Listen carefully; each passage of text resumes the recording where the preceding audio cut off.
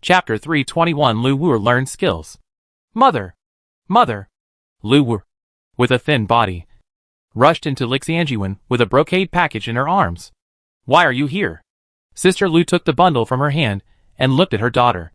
Lu Wu's face flushed, and she panted, Master brought back some grapes. And I brought some here for Mother and Fangwan to taste. Why are there so many? Sister Lu said nervously. It doesn't matter whether I eat it or not. But don't take it from Master Jin and Mrs. Jin. Mother! How could it be? This is my daughter's own share. Sister Lu asked in confusion. Really? Why are there so many? Where is there more? It has always been so much. Master planted it on his farm. So shouldn't he keep it at home? If Master was at home, he would eat it all. My daughter is tired of it these days. Although Zhang Yuni's fruit has never been out of stock, it is a bit exaggerated to say that he is tired of it. I was just worried that Sister Lu wouldn't eat. That's good. That's good. Sister Lu said with a look of relief. You didn't tell me. I asked Fang Guan and the others to help. You're not tired after carrying so much. Are you? It's okay. Master Jin is a great doctor. My daughter's body is much better than before. Lu Wu smiled innocently. Master Jin said that moving more will get better faster. And Master is boxing all day long. Sister Lu heard that moving more will help. And she couldn't help but worry. Isn't it tiring to work over there? No. Lu Wu smiled. Master Jin and Mrs. Jin don't like to ask people to serve them. But my daughter is just like at home. There's nothing to do. Sister Lu couldn't help but frown when she heard this. And said in annoyance, Why didn't you take me with you? I heard that you will have to stay there for several months. And you will have to wait for the birth of her child there. She is pregnant now and can't serve. This is such a good opportunity. Why didn't you take me with you? Mother, Lu Wu blushed immediately, pinching the corner of her clothes, mumbling, Master, pity my daughter's weak body. So he left my daughter with Master Jin to recuperate. Although she didn't go to Urji for the time being, and didn't have to serve in Xiangling's room. She couldn't help but hear the noise in the pavilion on the mountain. Sister Lu didn't care about that and complained, Girl, why are you so shy? This is an opportunity that you can't ask for. Which girl doesn't want to climb into a man's bed? Even Mother did. At this point, she realized that she shouldn't say these things to her daughter. And sighed, Forget it. Forget it. Now Mother is counting on you. Mother, daughter. Master asked me to serve my aunt. How can I compete with my aunt? Lu Wu still didn't dare to say the word compete for favor. Sister Lu said in a very stubborn tone, Hey, you kid. You also said that it was the master who ordered you to serve auntie. Everything has its priorities. Isn't it your duty to serve the master? Lu Wu was speechless for a moment, lowered her head, and was silent for a long time before muttering, But that also depends on the master's order. Alas, Sister Lu looked at her daughter, sighed, and said with a frown, You kid. You are much better now. Why are you still hunched over? You look so listless. No wonder the master didn't take you with him. As they were talking, the little actors in the courtyard started singing again. Sister Lu's eyes lit up, and she asked quickly, Did you just say that Master Jin and Madame Jin don't like to be served? Lu Wu nodded blankly, Yes. Why did Mother suddenly ask this again? That's good, Sister Lu said with a smile. Master will be back for a while. You must not be idle for the time being. Come to me every day and learn more from Fangguan, Lingguan and others. Learn what? Learn to sing opera? Lu Wu asked doubtfully. Bah! Sister Lu spat. Why learn those empty words? Mother wants you to learn some eyebrows and body movements from them.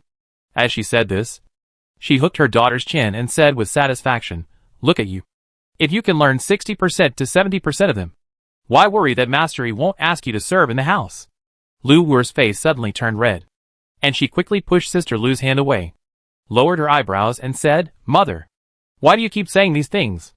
If you say more, I will go back. She pretended to leave, but was grabbed by Sister Lu and scolded, Mother. This is for your own good. You can't lose your temper. If you don't come tomorrow, I will ask someone to call you. She held the brocade wrapped in grapes in one hand, and Lu Wu in the other hand, half pulling and half dragging her to the place where the actors practiced. She waved at the stage and said, Come on. Wu brought you some fresh grapes. Come and try them. The little actors stopped rehearsing and swarmed over. They all said, Auntie, are you lying to us? Yes.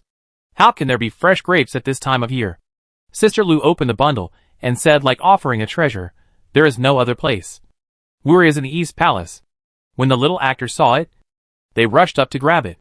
Sister Lu quickly covered it with her hands and took out a bunch of them. After giving each person a bunch, she smiled and said, Wu has good things for you. You must remember her kindness. At this time, it won't go bad if you leave it. First, each of you will have a bunch and eat it tomorrow. I have something to ask you for help now. Auntie, just tell me, the little actors said in unison. Sister Lu looked around and pointed at Fanwan and Lingwan and said, You are the best looking here. And Lingwan looks quite similar to Wu. From now on, you should teach her more and follow their example. If she can learn 70% or 80% of them, you will have to eat for her in the future. These days, opera fans are very picky. As the saying goes, 1 minute on stage takes 10 years of hard work off stage. Although these actors are not very old, they can act vividly. Most of the dramas of this era require makeup, and facial expressions are sometimes inconvenient to show, and they are completely expressed by eyebrows and body movements. The so-called eyes are flowing and eyebrows convey emotions, which is nothing more than this.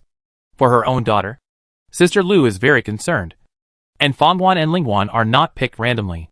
One of them plays a Zhengdan role, and the other plays a Xiaodan role. Let's not talk about their appearance for the time being. Their posture, manners, and gestures are also appropriate.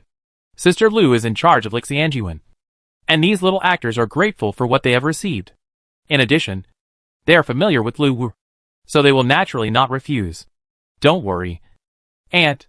We will take care of this. Fanwan is bolder and smarter. And she teased, Aunt asked Wu to learn this from us. Is it to seduce the mastery in the East Mansion? Actors are of low status. Although they are not very old, they never shy away from such sensual pleasures. There are even male actors and female actors who pretend to be husband and wife. Lu Wu had never seen this before, and her face turned red immediately. Bah! Sister Lu spat. What do you know? In this family, the maids in the room have always been used as concubines. Wu is learning these things to fulfill her duty and please the master. Haven't you seen Shirin in Baoyu's room? Now she is receiving monthly allowance from the aunt. Oh! Fang Guan cleared her throat and smiled. It turns out that it was Aunt Lu who came in person. If we have no place to stay tomorrow, I hope Aunt will take us in. Originally, the little actors were bought in to celebrate Yuanchuan's marriage. Now that the marriage has changed, how can Jiamu and Wang Furen want to be reminded of the past? It has been almost a year since they were bought into Ronghua Mansion, but they have not even been invited to sing in a play, so they can't help but feel a little worried. It's different from eating grapes and laughing here.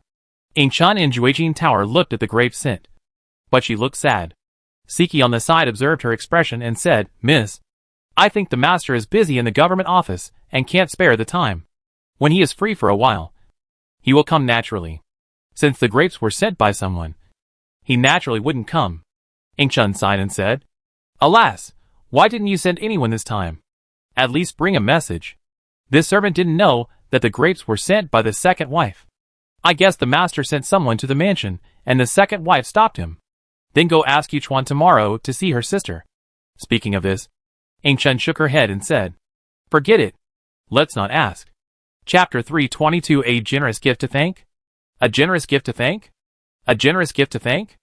In the guest house of Waquan Villa, Zhang Yuni sat on the edge of the bed, rubbing the generous gift that Wang Furen had brought, and couldn't help laughing, since the second master is so polite.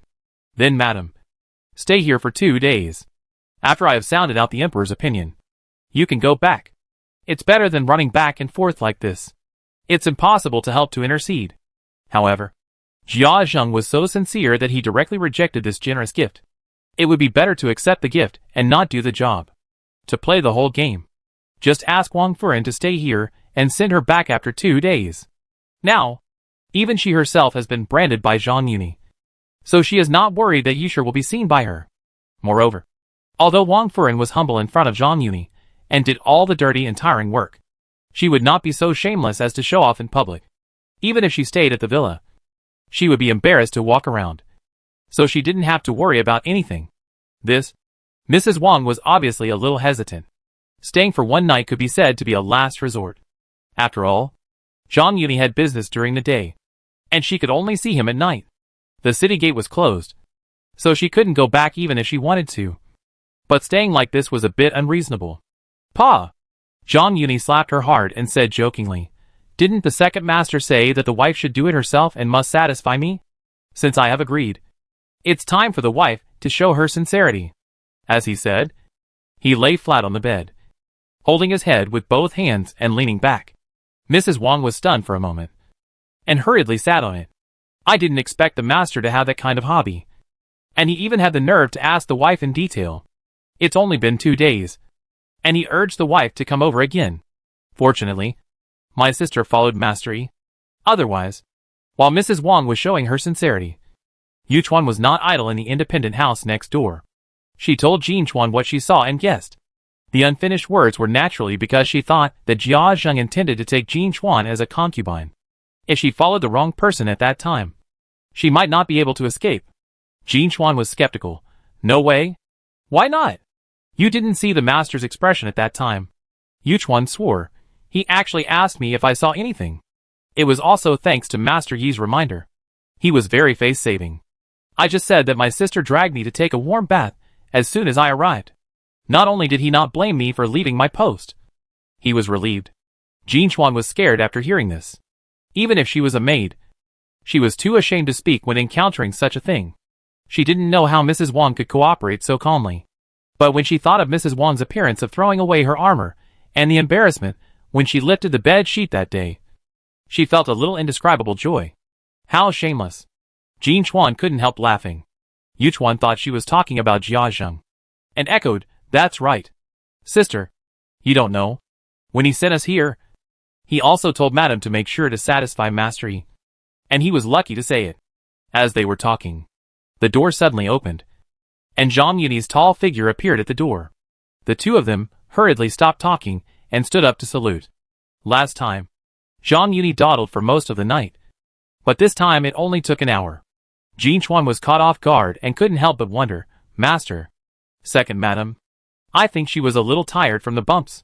Last time, Madam Wang was either lying or kneeling, which didn't consume much energy, but this time she actually squatted for half an hour, and it was inevitable that she couldn't hold on." As Zhang Yuni was talking, he hugged the two of them and sat on the bed. He leaned his head close to Yu Chuan's ear and said, "I just told my wife that you can stay here for 2 days, so you don't have to travel on the road tomorrow." Last time, the reason why he confiscated Yu Chuan, who was delivered to her mouth, was just to appease her emotions. This time, there is no need for this. Although he kept Madam Wang to stay for his show, how could he not make good use of such a thing? This made Yu Chuan think that he kept Madam Wang because he was worried about her health. Jin Chuan heard the meaning and quickly stood up and said, "Thank you for your consideration. Master, let Yu Chuan serve you, and I will go out first."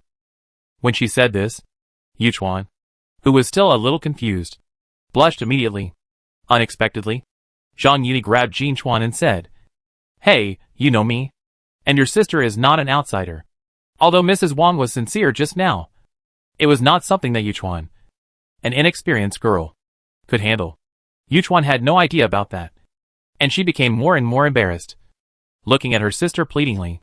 Although Jin Chuan knew that Zhang Yuni also had good intentions, she could not stand her sister's pleading eyes. She hesitated for a moment, then said with a stiff face, "The second wife is a guest from afar, so we must greet her well. Otherwise people will say that we neglected her. My sister still has to serve the master, and it won't work if there is no one there. Didn't the master say that the wife couldn't stand the bumps and was a little tired? I was originally the wife's maid, so why don't I go and wait first? And the master will come over later. If the wife is not physically fit, I can help her a little." Just now, when she chatted with Yu Chuan, she was a little tempted and wanted to see how Mrs. Wang would lose her armor. Now, in order to avoid embarrassing her sister, it is a good way to kill 2 birds with 1 stone. Thinking of this, she did not forget to add, "Although my nightgown is a little tight for the second wife, it can barely fit.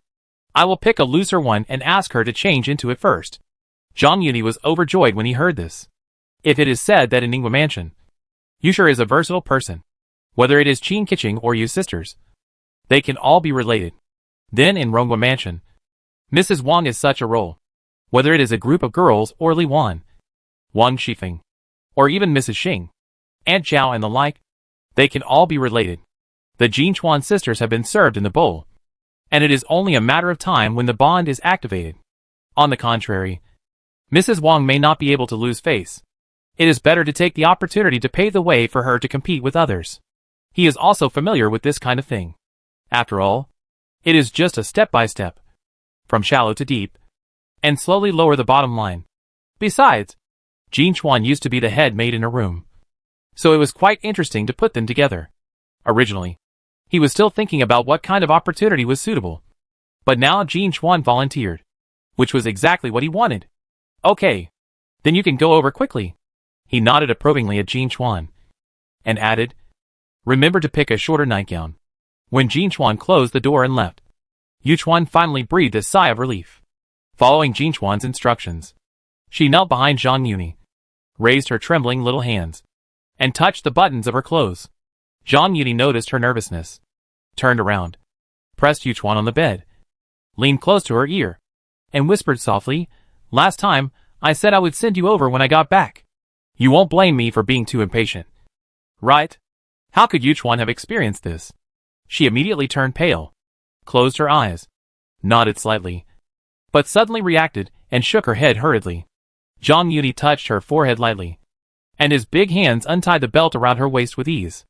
Jinchuan returned to her room, picked a suspender skirt according to Zhang Yuni's instructions, and was about to rush to Mrs. Wang's place. But she saw a plate of grapes on the table. She gently peeled off the purple-red skin, revealing the crystal-clear flesh inside, opened her bright red lips, and took a bite. Soon, the juice overflowed and overflowed from the corners of her lips. She stretched out her tongue and rolled up the juice hanging at the corners of her lips. Looking at the suspender skirt in her arms, she couldn't help but raise the corners of her mouth. Chapter 323, Get Away With It. When Zhang Yuni had stripped the second wife of Ronghua Mansion of her dignity, Jia Zheng in Ronghua Mansion had already been impatient. He had never thought that Zhang Yuni would push his luck further, and thought that he was making excuses. So Mrs. Wang had to persuade him to stay there and slowly work hard. Considering the possibility that Zhang Yuni would not help, he could not help but start planning a retreat. This thought, instead of being disappointed, he felt a little regretful for letting Mrs. Wang come again. As the saying goes, it is better to rely on yourself than on others. Although Yuanchun is his daughter, relying on his daughter's marriage to slap a group of colleagues in the face is ultimately suspected of climbing up the social ladder. Last time, when Mrs. Wang mentioned Zhang Yuni's proposal, he didn't have time to savor it carefully, and only came to his senses after thinking about it carefully. He was fond of idle talk and had a high opinion of himself. He always felt that the Ministry of Works was full of trivial matters of construction and strange and lewd skills, and it was difficult to display his ambitions and knowledge. If he could take this opportunity to seek a noble job and make a splash, it would be worth his life. As for Yuanchuan's marriage, how could it be worth mentioning in front of his ambitions? If he was not worried that sending someone over would cause trouble, he could not wait to urge Mrs. Wang to come back. In this way, after 4 days of suffering, Mrs. Wang finally came back. Because of the previous experience, Mrs. Wang had already realized that she was a generous gift. Not only did she prepare a change of clothes, but she also brought 2 sets of underwear that she was ashamed to wear. Jia Zheng only thought that what she put in her bag was a so-called generous gift, so he fooled her. However, although she stayed there for several days, the 2 sets of underwear were not put to use. Instead, when Jinchuan found them, Zhang Yuni took them away as spoils of war. With the experience of the last time, Yuchuan saw Jia Zheng rushing in a hurry, and did not foolishly stop him, but stood outside Rongqi Hall from a distance. As soon as Jia Zheng entered the door, he asked eagerly, "How is it?" Although there was no embarrassment of being broken into the room last time, when thinking of what she had done in the past few days. Facing Jia Zheng's questioning, Mrs. Wang's cheeks were unconsciously hot.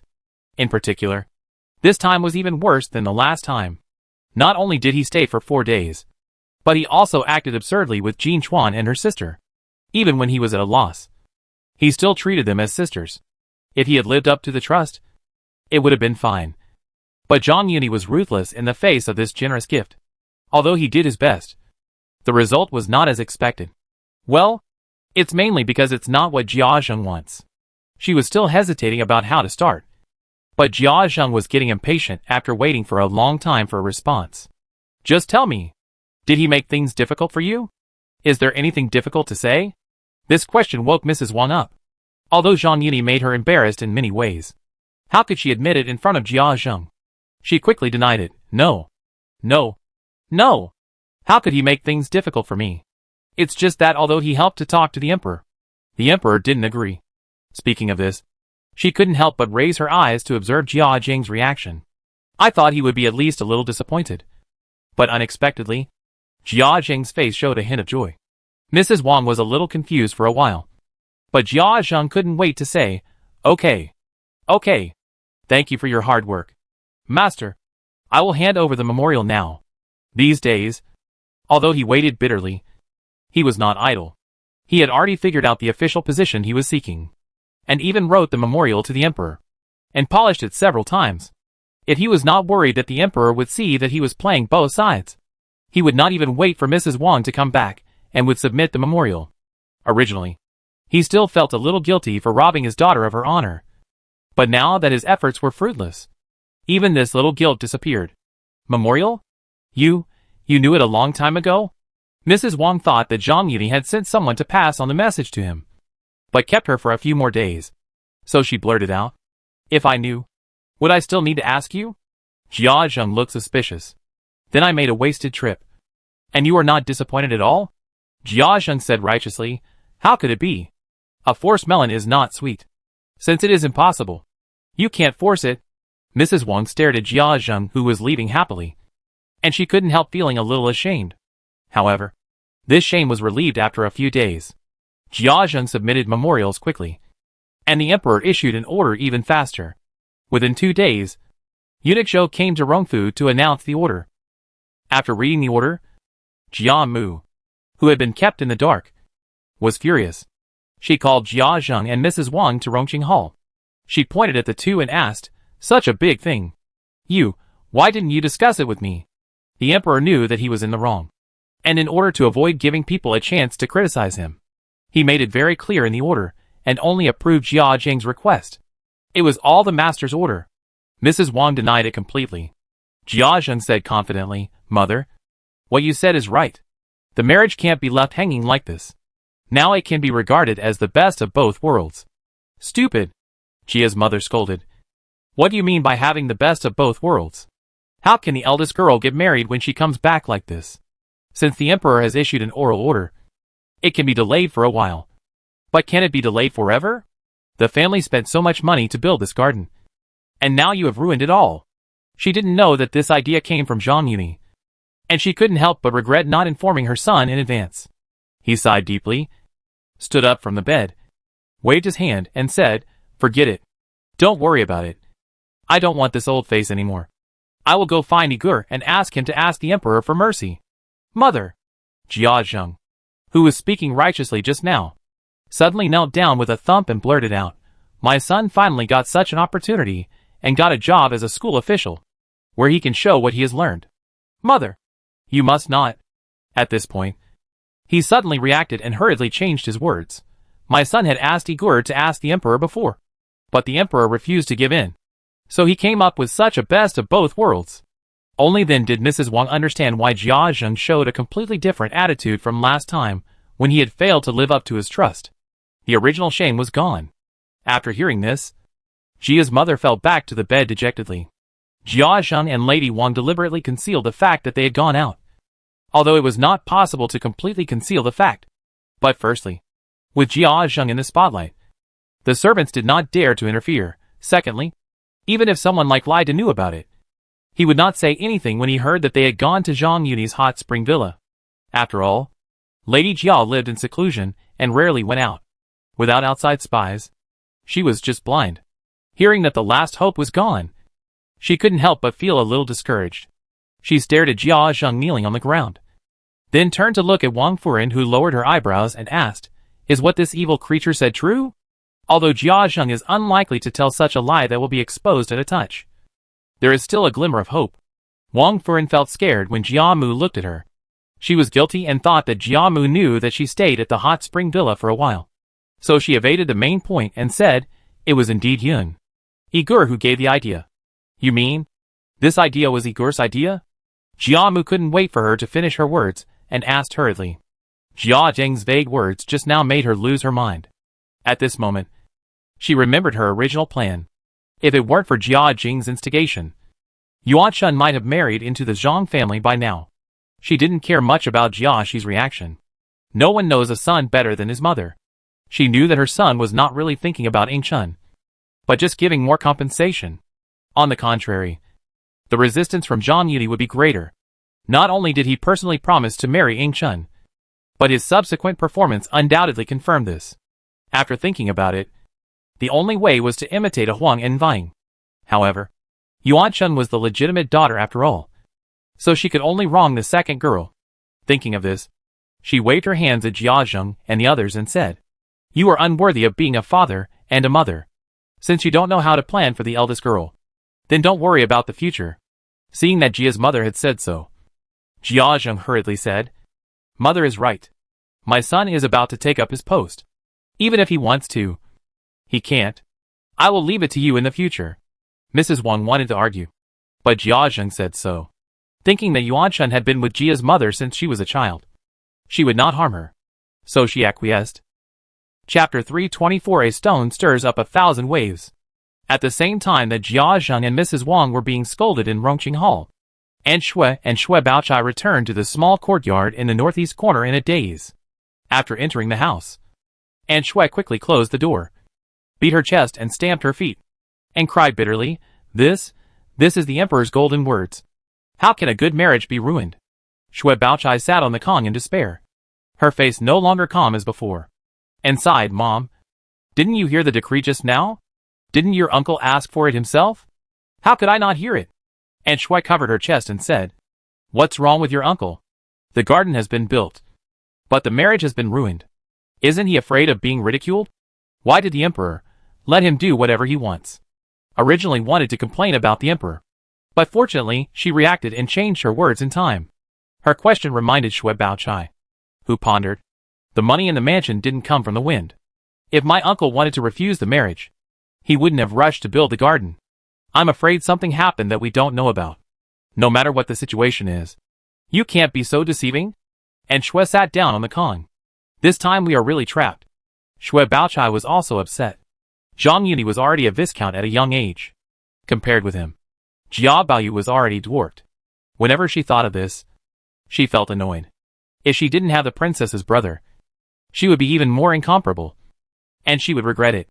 However, seeing that An Shui was anxious, she had to force a smile and comforted her.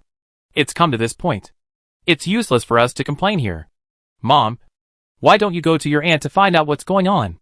What's the point of worrying about what's going on?" An Shui felt irritated. She raised her hand and tore open her clothes, revealing a large white patch. She said angrily, "Even if there is a hidden secret, your aunt kept it a secret before.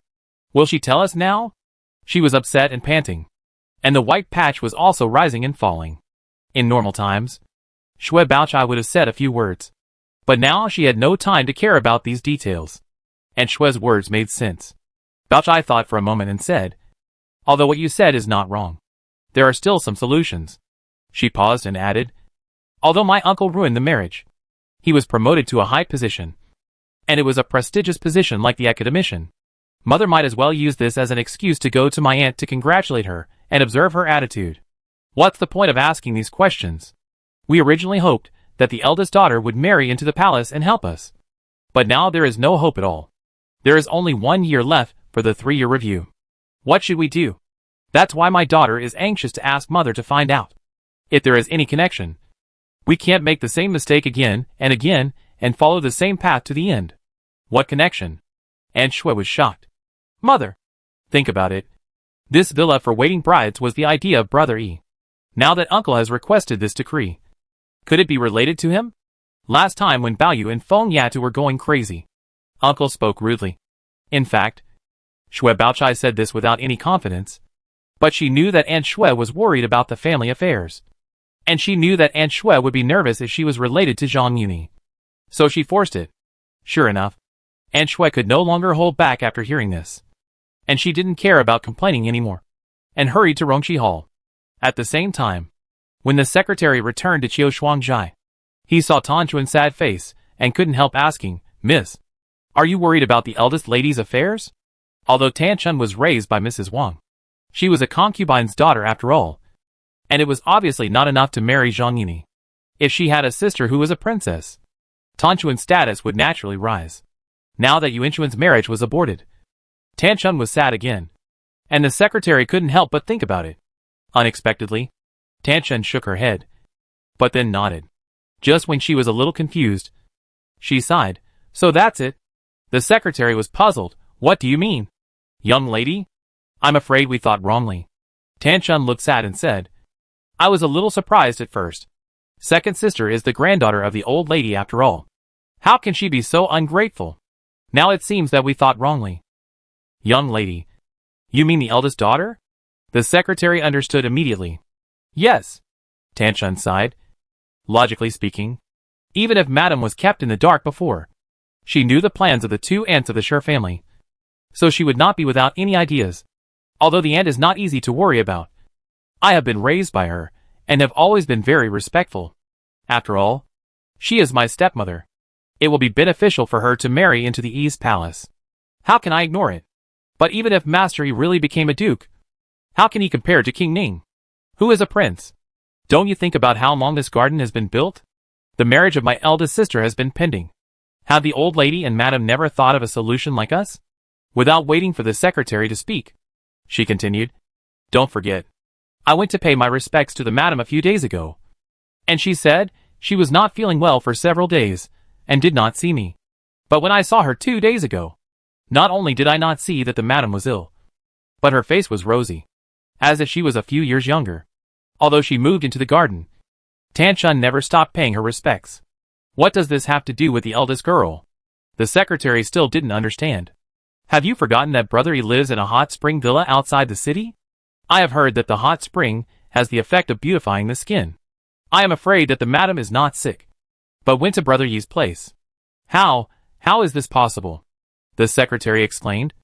"The Madame is going out for such a big deal. The old lady and the master." At this point, the voice stopped abruptly. Tan Chun sighed. "Yes, without the consent of the old lady and the master. How could the lady stay overnight outside? It just happened that she came back a few days later, and the decree came down for her sister to return to the mansion to get married. And the master was also arranged to be a noble post outside." "Miss, are you saying that the lady followed the old lady and the master's wishes to go to mastery? That's why there was today's imperial decree," Tan Chun said solemnly. "Whether it is true or not, after the new year, when the eldest sister returns to the mansion, it will be almost certain to see how the old lady and the lady arrange it. Then how can we compete with the eldest lady?" the maid said dejectedly. When Jia Min was still in the mansion, the maid had heard about the pump, but she had never seen it in person. But they saw clearly how Yuan Chun was treated in the mansion. Whether it was Ing Chun or Shi Shangyun, it was hard to tell who was better. But when she thought about the fact that she was competing with Yuan Chun, sure she couldn't help but feel a little daunted. But Tan Chun shook her head and said, "That may not be the case." "Ah?" Seeing the confused look on the face of the secretary, Tan Chun explained, "Although the old lady and the Madame have made a big plan, they still need the approval of Brother Yi.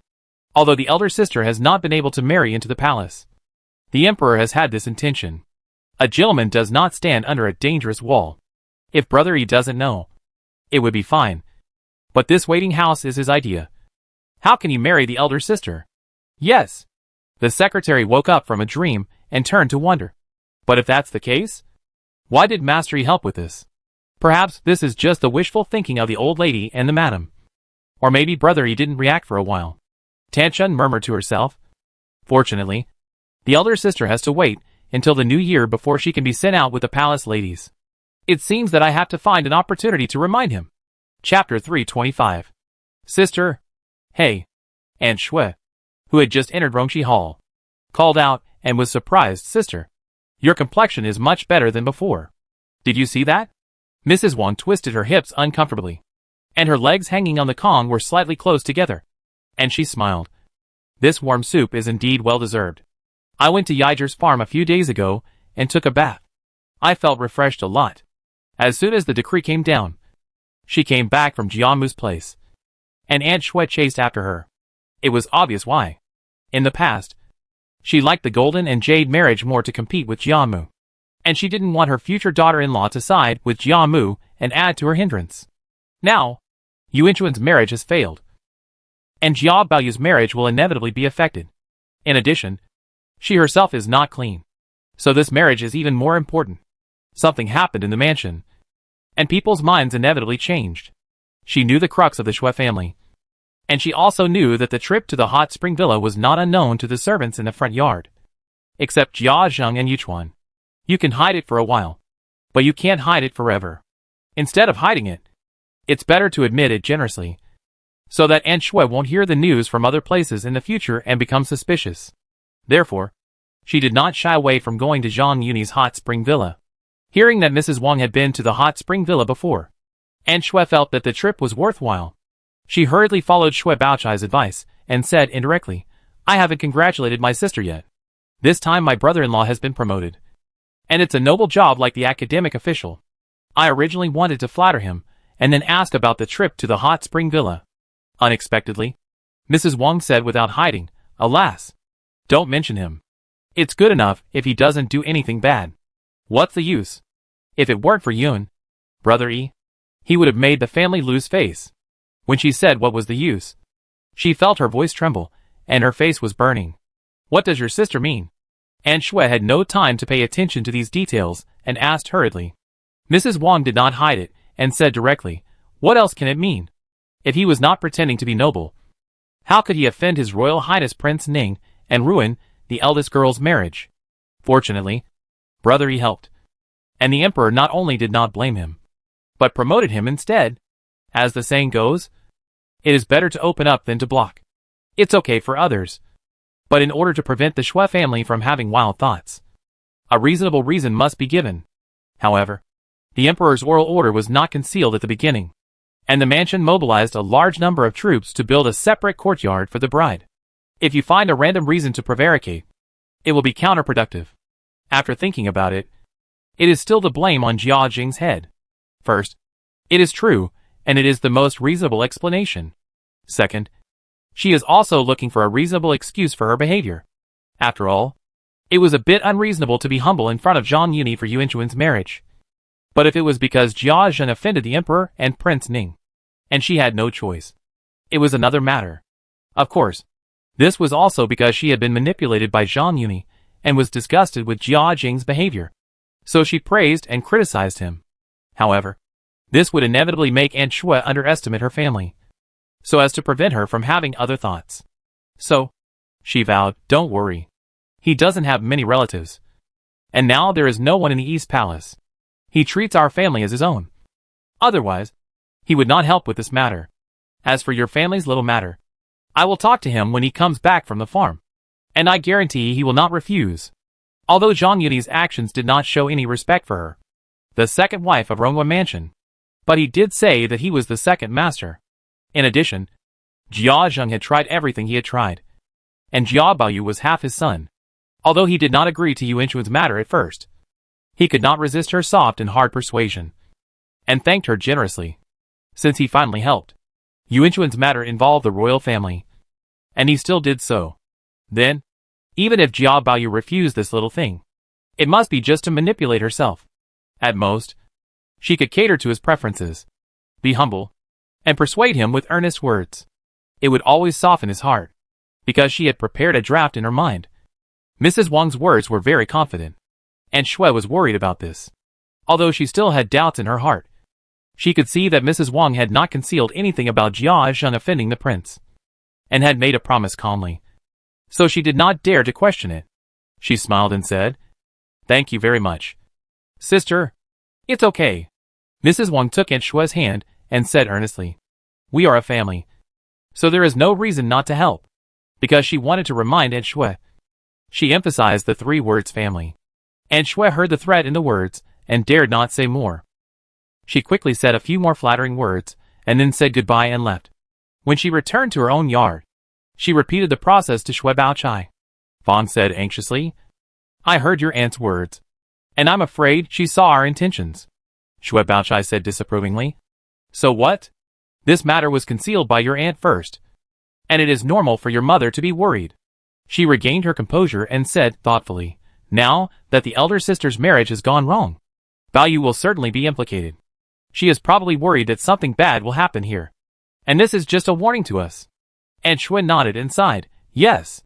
She has seen the weakness of our family, and is threatening us with this. Speaking of this, a trace of guilt flashed across her face. Although Shui Baochai hid her thoughts very deeply, and never revealed them, she could more or less see some clues.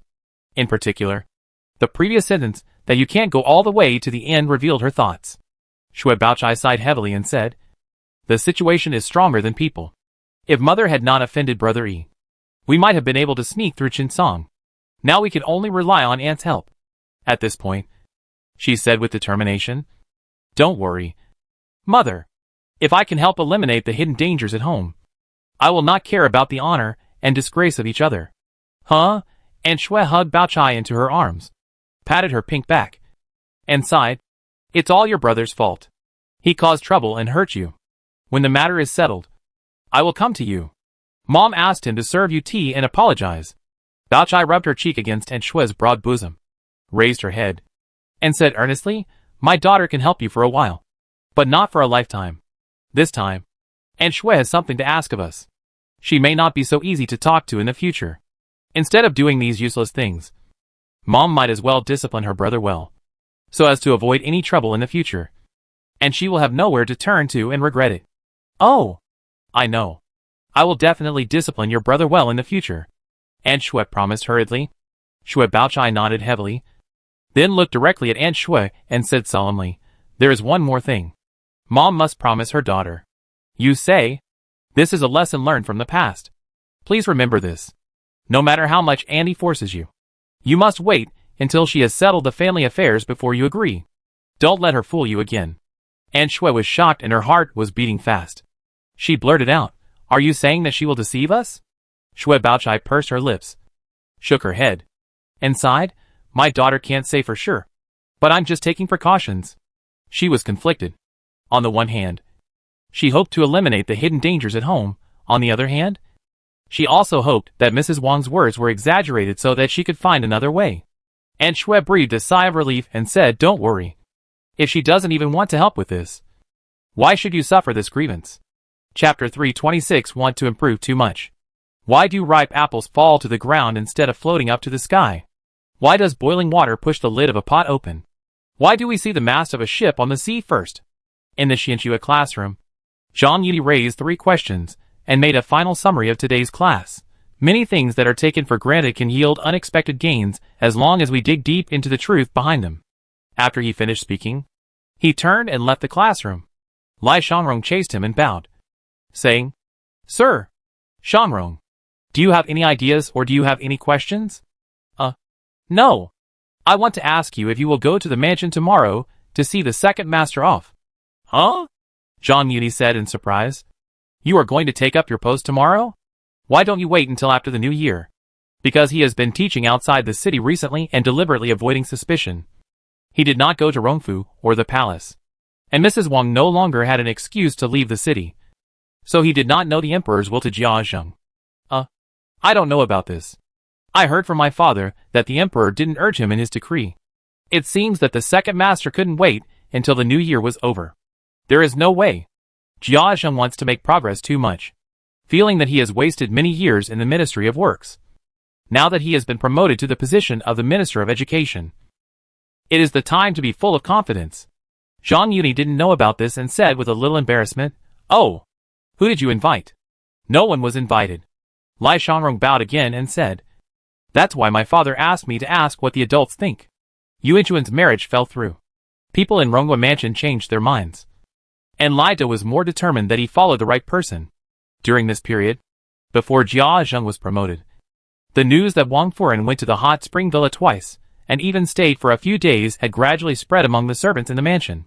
These servants did not dare to spread any gossip, but they all connected Jia Zheng's promotion and demobilization with Wang Furen's itinerary.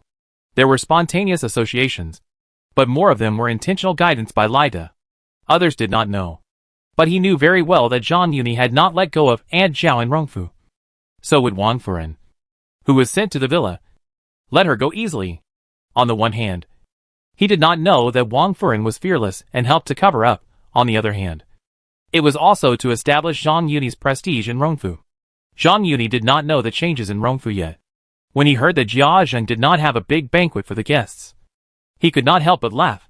Jia Zheng was not Jia Lian, so he could face it calmly. He was the benefactor of his promotion this time, and he could not avoid him as long as he invited guests. Although there is no big banquet for guests, we are not outsiders. We don't know when he will be back, so we have to see him off. Jia Zheng wanted to be a coward, but Zhang Yuni was still thinking about his own bad taste. So how could he do what he wanted? Besides, since Jia Zheng was leaving, Yuan Shun would probably come back. Zhang Yuni was still quite curious about this imperial concubine in the original book. Hey! Then I will also take a day off tomorrow. Just after he finished speaking, a report came from outside. Sir! Eunuch Zhou from the palace is here. Please come in. Zhang Yuni hurried out to greet him. As soon as he left the classroom, Zhou Xiangui took the lead to bow. Sir Zhang. Zhang Yuni greeted Eunuch Zhou. It's windy outside. Please go inside and sit down. After welcoming Zhou Xiangui into his duty room, Lai Shangrong served him the brewed tea.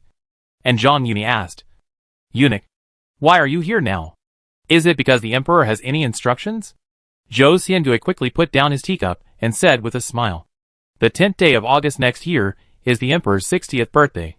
Now the weather is good, and the guano production has increased. The country is rich, and the people are safe. In addition, the inner court is becoming more and more abundant. So the emperor wants to hold a longevity festival. Huh? Zhang Yuni was a little confused by what he said. For things like the longevity festival, even if the inner court pays the bills, it should be reported to Prince Zhongxuan. He only makes money, but does not manage the accounts. Could it be that he thought the people in charge of the palace and the Ministry of Rites were not good enough and wanted me to help him organize it? Although he had seen some singing and dancing evenings on TV in his previous life and had some inexplicable yearning for the profession of director. What if he messed it up? He was just thinking about it here. But Zhou Xiangui waved at Lai Shangrong and said, I have something to say to Lord Zhang. You? Go out first. Lai Shangrong heard the hidden meaning, fearing that the emperor had something to say to Zhang Yuni in private, and did not dare to delay, and immediately bowed his head and left. After Lai Shangrong left, Zhou Xiangui smiled and said, the emperor knows that you are smart and can do things that ordinary people cannot do. He wants you to think of an auspicious sign and wait until the Wanshou festival. Zhang Yuni suddenly realized that the emperor did not want him to be the director of the Wanshou festival, but clearly wanted him to offer auspicious signs so that he could get a good start on his birthday. He thought for a moment and said, please go back and report to the emperor. I will make careful preparations and will not disappoint the emperor. He had already thought about this matter during the spring plowing ceremony last year and this year. To achieve great things with little money, you can use grafting technology to make a fruit tree that bears several kinds of fruits. To show off, you can make an iron lump to deal with it. However, he has not yet decided how to choose. Anyway, there is still more than half a year, so he can make preparations for both situations. I thought that after the matter was explained and a few more pleasantries were exchanged, Zhou Xiangui would go back to report. Unexpectedly, he was not in a hurry to leave. Instead, he drank a sip of tea and said, according to the rules, all government offices should prepare tribute programs for the emperor's birthday. Your Excellency will have auspicious signs to present at that time. Although you don't need to prepare separately, this is also a great opportunity to ask for good luck and make the emperor smile. If you have any difficulties, just let me know. The singing and dancing troops in the palace are at your disposal. Hearing the goodwill in the words, Zhang Yuni said sincerely, thank you for your advice, eunuch. He then changed the subject, however. The emperor must have been tired of the singing and dancing troops in the palace. Right? Jia Zheng wanted to make progress, and he didn't want to, but the two of them were going in opposite directions. Zhang Yuni would naturally not miss the opportunity to please the emperor. Your Excellency is really thoughtful, but I am the one who made a fool of myself. No. No. Yuan Yi is grateful that the eunuch is willing to tell Yuan Yi these heartfelt words. Zhou Xiangui bent down and leaned his head in front of Zhang Yuan Yi and said, I heard that the opera troupe in Prince Zhongxuan's mansion is unique. There is a Qi official in it, and his singing style is even better. However, I am afraid that he also needs to prepare. And I am afraid that he will not easily give this prize to others. A gentleman does not take away what others like. I can't steal the prince's limelight. There are not many entertainment programs these days. Nothing more than song and dance drama. Plus some storytelling. He does have an original such as The Legend of the White Snake. But it is difficult to achieve a blockbuster effect after the book is published. In addition, the story is too long. So it is not suitable for performance during the Wancho Festival. Some well-known modern songs, and even choreography, may not suit the taste of the ancients. Drama is simple. Just choose a good troupe. But he himself is not good at it. It is difficult to distinguish between good and bad. And he is not prepared in advance. Instead of thinking about it here, it is better to find another way. Even if it is just to make the emperor laugh. It is worse than being lost in the crowd. Since it is such a big thing to celebrate the emperor's birthday, I have to think about it slowly. After I think it over, I will bother you. Although he did not intend to adopt Zhou Xiangui's suggestion. Sometimes others sent gifts to him. But if he did not accept them, he would offend them. Therefore, Zhang Yuni made up his mind that no matter whether he could get it or not, he would ask Zhou Xiangui for 2 people.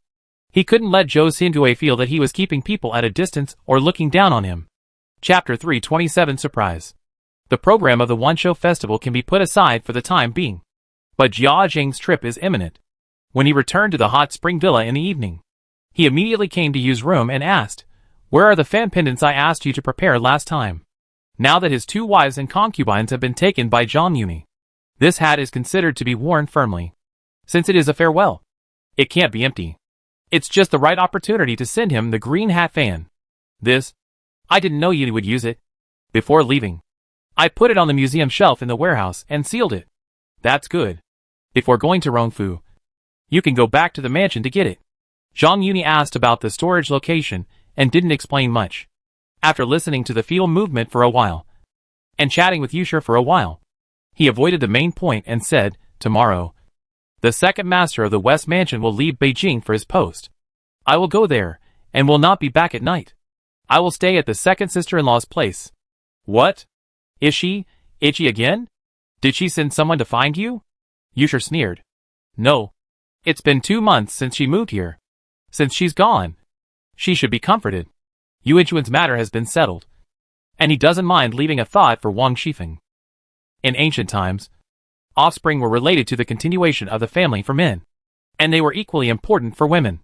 Women without offspring, even if they were the main wives, could not enter the ancestral hall after their death. This is easy to understand. The so-called coffin refers to the coffin, and the spirit is the tablet placed in the ancestral hall. If you don't have offspring, who will offer sacrifices? Therefore, the ancients attached great importance to offspring, regardless of gender, considering both her life and her death. Even if she raises the son of a concubine by her side, at least she can bear the title of the legitimate mother, so that her family will not be wiped out, and she will not become a lonely ghost after her death. It is true that Yusher and Wang Shifeng did not get along well, but that was a thing of the past. After all, they had fought together. They might have been jealous and secretly competing with each other, but they would not trip each other up in such a major event and make an unsolvable feud. However, this time, he was not just for Wang Shifeng. There were also Li Wan, Ying Chun and others who needed to be appeased. And he would also take a look at Yuan Chun. In addition, although Gu Wenhui would also send the daily affairs of Tiango Injiwen over, there were many things to do at the end of the year, and it was more convenient to go back to handle matters such as assessments. So, this time he went back. Not just to stay for 1 day, but to treat Ronghua Mansion as another villa. Because he was worried that Jia Zheng would leave in a hurry. He got up early, said goodbye to Qin Keqing, Yu's sisters, and a group of maids, and boarded the carriage back to the city. When the carriage entered Ning Mansion, he got off and went straight to the warehouse. In a box on the antique shelf, he found the fan pendant. And then he picked a folding fan from the imperial gift and put the pendant on it. As soon as he stepped out and locked the door, he heard someone behind him say sadly, "Master." Zhang Yuni turned around and looked. And suddenly his eyes brightened. He said with a warm face, "Wu, what's wrong with you?" He came to Lu Wu, held her cheeks with both hands, and stared at her eyes that were faintly tearful and seemed to be able to speak. "Master," Lu Wu lowered her eyelids and cried, Please save Fangwan and the others. The old lady said that they are no longer needed and want to send them all away. Although there are many wealthy families who keep actors. The original intention of buying these little actors was to celebrate Yuanchuan's wedding. Now, Jiamu thinks that they have brought bad luck.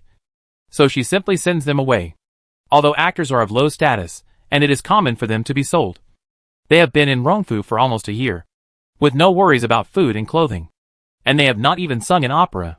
How can they be willing to give up such a good life, and go out to make a living, and live a hard life? If there is no one to turn to, it will be fine. But now, Lu Wu, who is of similar age and has lived together for a long time, seems to have climbed up the high branch. And there was a joke a while ago. So they tried their best to beg her. Zhang Yuni lived outside the city, and Lu Wu was also anxious. It happened that Zhang Yuni returned to the mansion at this time, and he immediately came to plead for mercy after hearing the news. Zhang Yuni said calmly, I thought it was something. Okay. I know. As he said that, he pinched Lu Wu's pointed chin and pretended to be angry. I kept you here so that you can take care of yourself and go to the aunt's room to serve as soon as possible. Don't put the cart before the horse, because you are worried about such a small matter. If you get sick, I will be angry. In order to help the group of little actors who are half teachers and half friends, Lu Wu also risked everything. And just now, he was able to put his knowledge into practice. However, she was still a little unfamiliar and had never had such an experience before. Having her chin pinched by Zhang Yuni, she was already at a loss. Now she heard his tone of dissatisfaction, and she became even more panicked. She dodged and said, I know I was wrong. Since I know I was wrong, you must punish me. Before Lu Wu could react, Zhang Yuni's free hand had already gone behind Lu Wu and gently patted her on the back. Looking at the little girl bending her waist, putting her hands behind her back, and hurriedly hiding them behind her, she looked aggrieved and shy. Zhang Yuni said proudly, Since you are a first-time offender, I will only give you a light punishment this time. He continued to persuade her. Serving in the aunt's room and serving the master is not an easy job. Don't be distracted by these trivial matters. Get well soon and don't let the master and aunt wait for too long. I haven't slacked off. Lu Wu hurriedly explained. Master Jin said that I need to move more. I often go to my mother's place recently and learn some from Fang Guan and others. At this point, she reacted and quickly changed her words. I also learned a few lines of opera. If the master likes it, I will sing a few lines for you. Oh! Zhang Yuni looked at Lu Wu with interest. No wonder she looked so sad and walked so gracefully just now. It turned out to be because of this reason. He rubbed Lu Wu's chin and said with a smile, You don't have to sing now. When you get well, go to the aunt's room to serve, and give the master a surprise. If you sing well, the master will reward you generously. Then Fangwan and the others. Because Zhang Yuni did not express his attitude seriously, Lu Wu mentioned learning from the little actor just now. Although it was for explanation, it also meant to plead for them. Zhang Yuni's hand that was pinching her chin slipped, and he embraced her slender waist, patted her waist gently, and then embraced her while walking and said, Since we were pleaded for them, how could the master not help them? He paused and said, however, Since the master has promised you, don't let the master down. Get well soon. The master is still waiting for you to serve in the room. How had Lu Wu ever experienced this? The Ning and Rong mansions have always had the tradition of keeping people in the room, and they are very sensitive to serving in the room. At this moment, he held her in his arms again. She felt the numbness in her waist spreading throughout her body. Her legs and feet became weak, and she leaned into his arms involuntarily. Chapter 328 Killing and Heartbreaking. After pacifying Lu Wu, Zhang Yuni moved to Rongfu. He ran into Jia Mu and others saying goodbye to Jia Zheng. Why are you here? Jia Zheng, who was so cheerful just now, looked at him with a wary face, like a mouse seeing a cat. Although he didn't know the real reason for Jia Zheng's reaction, this reaction was exactly in line with the attitude of a cuckold. Zhang Yuni was quite satisfied and jokingly said, Why? Isn't the uncle welcome? Jia Zheng obviously realized that he was overreacting and quickly denied it. How could it be?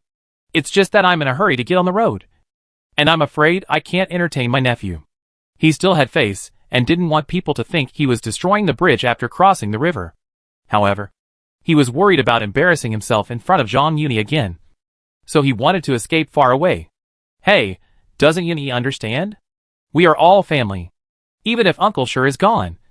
Doesn't he still have his wife? He took out a folding fan with a green fan pendant from his arms and handed it over, saying, I didn't prepare anything for Uncle Sure's appointment this time. This folding fan and the fan pendant were given by the Emperor himself. So I gave it to Uncle Sure. We are all family. I will take care of everything in the mansion. Uncle Sure doesn't need to worry. Just go. Because it is not clear whether Jia Zheng can see the mystery of the fan. He specifically pointed out that it was a gift from the Emperor, just to remind him to keep it well. Hearing the 3 words family, Jia Mu felt relieved, while Lady Wang and Aunt Zhao looked at Jia Zheng with a guilty conscience. Aunt Chun, who was standing aside, was shy. Wang Shifeng and Li Wan looked at him with resentment in their eyes. Only Tan Chun frowned slightly, with a trace of anxiety on her face. Jia Zheng had not thought about his ulterior motives. When he heard that it was a gift from the Emperor, he became more cautious. He took the fan with both hands and did not dare to delay any longer. He said hurriedly, Then I'll have to trouble you to take care of me. I'll leave first. Let the old lady and the lady entertain you well. Hey! Why didn't my uncle bring a maid to serve me? Zhang Yuni couldn't help but wonder when he saw him getting on the car alone, with only a dozen servants and errand boys accompanying him. Jia Zheng actually lifted the curtains when he heard this, and bowed in the direction of the palace, saying with a sense of satisfaction, This time I have been ordered by the Emperor, and I should be diligent in government affairs. How can I be content with pleasure? Translation. Jia Zheng's words are probably equivalent to, Women will only affect the speed of my progress. Zhang Yuni almost laughed out loud. But it was just the Emperor's compensation, and he had the nerve to say it out loud. After Jia Zheng finished speaking, he didn't dare to delay any longer, and hurriedly urged the driver to drive the car. Although he had a light car and a few people, he was leaving Beijing for his post after all, and he had loaded several cars with boxes of all sizes. When the group sent him away, Jia Shi and the crowd suddenly came over with a licking face. Yuni, the Imperial folding fan.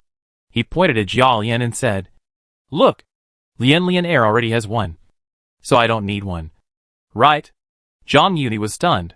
He had no interest in being a fellow traveler with Jia Shi, but he and Mrs. Xing were eager to get close to him. He overlooked that there was such a green-haired turtle. When Jiamu saw him whispering in front of Zhang Yuni, she was worried that he had some bad ideas again, and quickly scolded him. Yuni hasn't been invited into the room for tea. Why are you pestering him? Zhang Yuni waved his hand and said, It doesn't matter. The eldest master is just coveting the Imperial folding fan, and he will give one to him later. Jia Shi was so happy that he nodded and bowed. Zhang Yuni scanned the crowd and didn't see any unfamiliar faces. He turned to Jiamu with some disappointment and said, Oh, right. Why did I hear that the old lady wanted to send away the little actors in Lixianjuan? I still have use for them. So the old lady should take back her order. Although he didn't know the current situation of Rong Mansion, he knew without thinking that Yuanchuan's marriage was ruined, and people in Ronghua Mansion must be uneasy. He wanted to add fuel to the fire of uneasy people's hearts. Although the little actors were a small matter, they could be seen from the small details. Rejecting Jian Mu's opinion in public would let the servants in the mansion recognize who was the towering tree in this mansion. What's the use of these actors? Jian Mu was obviously a little embarrassed. Zhang Yuni was just forcing others to do what was difficult. He said calmly, Yesterday, the Emperor sent someone to tell me to prepare a program for his birthday next year. I thought about it, and thought that the Emperor might be tired of the singing and dancing troops in the palace. It would be better to be creative, and bring my story of Tang Bohe and Qiuxiang to the stage to let the Emperor see something new. Using tiger skin as a banner is his specialty. Although the Emperor did not ask him to prepare a program, he also ordered him to prepare auspicious signs. It was wrong to put the wrong name, and Jiamu had no way to verify it. At this point, he turned to Lin Daiyu and others and smiled.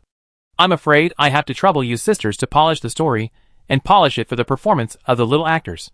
He had been struggling with what kind of program to prepare. Just now, Lu Wuer pleaded for the little actor, and she couldn't help but think of the dream of the Red Chamber performed by the little actor in her previous life. However, the story is not convenient to be put on stage. In addition to the length of the show, we can put Flirting Scholar on stage. This story is a comedy, suitable for performance at birthday celebrations. If we omit some inappropriate plots, the show will not be too long. Ancient people listened to operas and focused on singing, movements and postures. However, the adaptation of Tang Bohu points to Autumn Fragrance can play to its strengths and avoid weaknesses, focusing on the plot. At the same time, you can also indulge in the addiction of being a director. Choosing a young actor is not only pleasing in terms of age, but also killing two birds with one stone. Although the young actor is not very old, he can completely beat 99% of the actors in the previous life in terms of lines and acting skills. The reason why the 1987 version of Dream of Red Mansions is so classic is that in addition to targeted training and the credit of the crew, it is also inseparable from the selection of a large number of opera actors. 1 minute on stage, 10 years of hard work off stage. Whether it is the eyes or the expression, you will not see the slightest artificiality. Actors do not need to worry. After all, there is no chance to start over on the stage, and the actors can be familiar with every scene, and he has the template of his previous life in his mind. When he thought that the one-shot that the national teacher in his previous life could not complete was advanced by him by hundreds of years, he was a little complacent. Hearing this, the confusion on Jia's face disappeared, and she smiled and said, "What's the big deal? Since it's for the emperor's birthday, we should prepare carefully. To be honest with you, the eldest girl is well versed in music, and she must have seen some of the world in the palace these years. When she comes back, she can also help you and help you train her. Now the sisters all live in the garden, and she will live in the Grandview Tower when she comes back in a while. I think that Lin's place is not spacious enough, and she is weak, so you can go to her place to tell stories and rehearse in the future. This is really a pillow for him when he is sleepy. He was just worrying about how to contact Yuan Shun, and Jia's mother fed it to him." He immediately said, "That's great. Yesterday, Eunuch Zhou said that I can choose any of the singing and dancing troupes in the palace. It's a pity that I can't even be considered a half-baked one, since the eldest lady is well versed in this. I have someone to check. When she comes back from the palace, I will trouble the eldest lady to help me choose 2 musicians." After listening to the conversation between the two, Mrs. Wang felt that her eyes went dark and she almost lost her balance. Before that, Jiamu took away Yuanchuan's future arrangements. At that time, Mrs. Wang only considered that she would not harm Yuanchun and did not argue with her. Not long ago, they also discussed using Zhang Yuni as Yuanchuan's backup. After hearing what she said, how could she not know what she was planning? If there was no trip to the hot spring villa, she would naturally agree with both hands. Now, she has been deeply involved in it, and she can't tell her daughter. She had a hard time saying it, so she had to think about doing Zhang Yuni's work in private. Chapter 329. The Cuckoo Takes Over the Magpie's Nest. "Master." Zhang Yuni was talking happily with Jia's mother, when An Zhao suddenly rushed out from the crowd and said sadly, "I heard that Master opened a fairy school, and Master entrusted the family to Master. Please help Wanner so that he can also go to the fairy school." "Who do you think you are? How can you talk here?" Before she finished speaking, Mrs. Wang said sternly, "Come here. Take her away quickly." "Master." Aunt Zhao looked at Zhang Yuni helplessly like a frightened rabbit. Among the Rongfu, the one who was most reluctant to let Jia Zheng leave Beijing for his post was Aunt Zhao. Although Mrs. Wang had Jia's mother above her, it was the wife's job to discipline the concubines. In addition, Jia's mother was old and lived far away, and distant water could not save nearby fire, even if she got the news afterwards. It was too late. Even if Mrs. Wang might not dare to kill her, Jia Zheng will be away from Beijing for a long time. She was afraid that when he came back, he would be crippled if not dead. She reacted immediately when Zhang Yuni spoke up for the little actor, because she was worried that Zhang Yuni was out of reach and might not be able to take care of Jia Zheng's family affairs. She did not dare to expect him to protect herself, but only hoped that he could protect Jia Huan. She had also heard some gossip about Jia Zheng's promotion recently. As long as Zhang Yuni was willing to let Jia Huan enter school, Mrs. Wang would have to consider Zhang Yuni's face even if she was not worried about Jia Huan speaking up for her, because she didn't know that Mrs. Wang was in Zhang Yuni's hands and could only breathe in front of him. She didn't care about her status and brought up what Jia Zheng said before he left. Her worries were not unreasonable. Mrs. Wang did plan to wait for Jia Zheng to leave Beijing and slowly deal with Aunt Zhao, the thorn in her side. Although she was confident of her close relationship with Zhang Yuni, she was worried that he would really accept Jia Huan into the school, which would increase his relationship with Aunt Zhao and her son. So she pleaded for him. Therefore, she interrupted Aunt Zhao's words at the first time. Originally thought that only Grandmother Jia would speak for Aunt Zhao. Unexpectedly, before Grandmother Jia opened her mouth, Zhang Yuni smiled and said, "It doesn't matter. There are no outsiders here. She just loves her son. Why should Madam care about those etiquette? Since my uncle asked me to help take care of the mansion. Brother Huan is naturally included. But Brother Huan is too useless." How? Mrs. Wang quickly turned her back to everyone and took the opportunity to give him a look. Zhang Yuni turned a deaf ear to it and waved his hand, saying, "This is a good thing. The emperor ordered me to open a fairy school. Now that everything is in ruins, it is the time to recruit talents. Brother Huan can at least read and write, and at least his foundation is better than that of a literate craftsman. How can Madame belittle him? Besides, there are also children of noble officials in the capital who are admitted to the school. It would be great if our mansion..." Speaking of this, he paused, looked at Mrs. Wang, and smiled. "Brother Bao is very talented. If he can be admitted, it would be great. It would also save people from saying that I am a fairy apprentice with a name. And even the children of the mansion are unwilling to enroll." He was very clear about Aunt Zhao's worries, and he naturally had to help her, so that she would not say anything she shouldn't say, in front of everyone. He couldn't comfort her, so he had to say these words with great righteousness.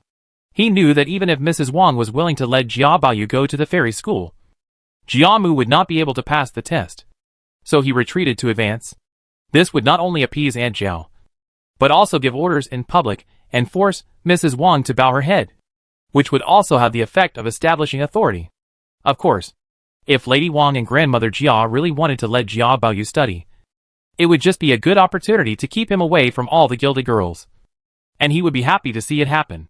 Lady Wang didn't know that Aunt Zhao had already climbed up this tree, and she thought that she really had this consideration. In front of everyone, it was inconvenient to coax her, so she had to remain silent. Grandmother Jia didn't take it as an offense, but looked at Zhang Yuni with great relief. Even if Zhang Yuni didn't speak, she would say a few words for Aunt Zhao. However, she didn't want to argue with Lady Wang in front of the servants, which would make people laugh. Zhang Yuni's willingness to take the lead solved her trouble. So he smiled and said, "Yuni is right. Since we are a family, we should help each other. However, I can't bear to let Baoyu go. So it's the same if I let Huan go instead of his brother." Zhang Yuni nodded and shouted to the distance, "Shan Rong." Lai Shan Rong bent down and ran over. "I'm here. Brother Huan's admission procedures are in your hands. Go and ask the school to send 2 sets of student uniforms." Lai Shan Rong bowed and said, "Yes. I'll do it right away." Seeing Zhang Yuni and Jia Mu singing the same tune, Jia Huan's admission was finalized. And Shui and Shui Baochai looked at each other. Zhang Yuni waved his hand, and when Lai Shangrong took the order and left, he said to Aunt Zhao, "The admission procedures can be completed today. But now that the new year is approaching, there is no rush to enroll. It will not be too late to ask him to go after the 15th. You can go back with peace of mind. And I will go and give him some advice when the robes are delivered. It has never been Master Yi's style to do good without expecting anything in return." He was already looking forward to what Aunt Zhao would say. It must be said that Jia Zheng was lucky. If Aunt Zhao was coquettish and outward, then Lady Wang was charming to the core. The wife and concubine had very different styles, but distinct characteristics. He secretly guessed that Jia Zheng probably never brought the two of them together. It seemed that he had to think of a way to find an opportunity for the two to meet each other frankly as soon as possible, to resolve their past grievances, and to enjoy the blessing of having 2 wives that Jia Zheng had never experienced. Aunt Zhao saw that he was going to defend her despite Lady Wang's opposition, and her eyes were filled with gratitude. Hearing that she would have to give Jia Huan some advice later, she immediately understood, licked her lips, and threw him a wink. Lai De, who was standing by, immediately stepped forward and said, "Then wait for Shan Rong to deliver the robes, and I will report to you." Zhang Yuni nodded with satisfaction, and then turned to Jia Mu and said, "There is still a lot of work going on at Tiango Injiwan, and my place is still a mess. I am afraid I will have to trouble the mansion to stay for a few days, so as not to run back and forth in and out of the city." As soon as these words came out, everyone's expression suddenly became complicated. The frowns on Wang Furen and Tan Chuan's face were relaxed a little, and Li Wan and Ning Chuan's eyes were unconsciously brighter. "Oh, It's no trouble to invite a distinguished guest who can't even be invited. Wang Shifeng heard the words, and the resentment on her face was immediately swept away. She quickly took over the conversation and said, Lian Er was still saying a while ago that he was very negligent last time and wanted to find a chance to make amends. She glared at Jia Lian, and the latter immediately agreed, yes. Why don't you live in my place?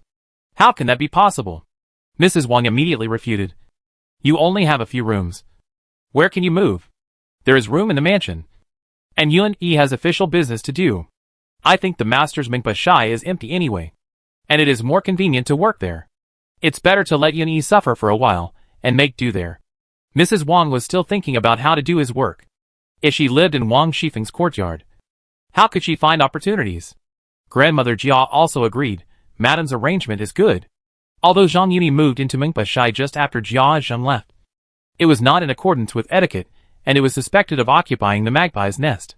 But she thought that Mrs. Wang saw her intention, and wanted to show goodwill to Zhang Yuni. So she moved Jia Zheng's study to Zhang Yuni temporarily. So she was happy to see it happen. As soon as Grandmother Jia and Mrs. Wang spoke, Wang Shifeng was not good to say. So she had to look at Zhang Yuni, hoping that he would come forward. She thought Zhang Yuni asked to stay overnight just because of her. And she hoped to eat alone. How could she know how many debts of love Zhang Yuni had? And she hoped to share the love with him. How could he be willing to waste it on her alone? She could only ignore Wang Shifeng's eyes and said, Madam is right. I do have a lot of official business to deal with. And it is indeed more convenient to live in the study.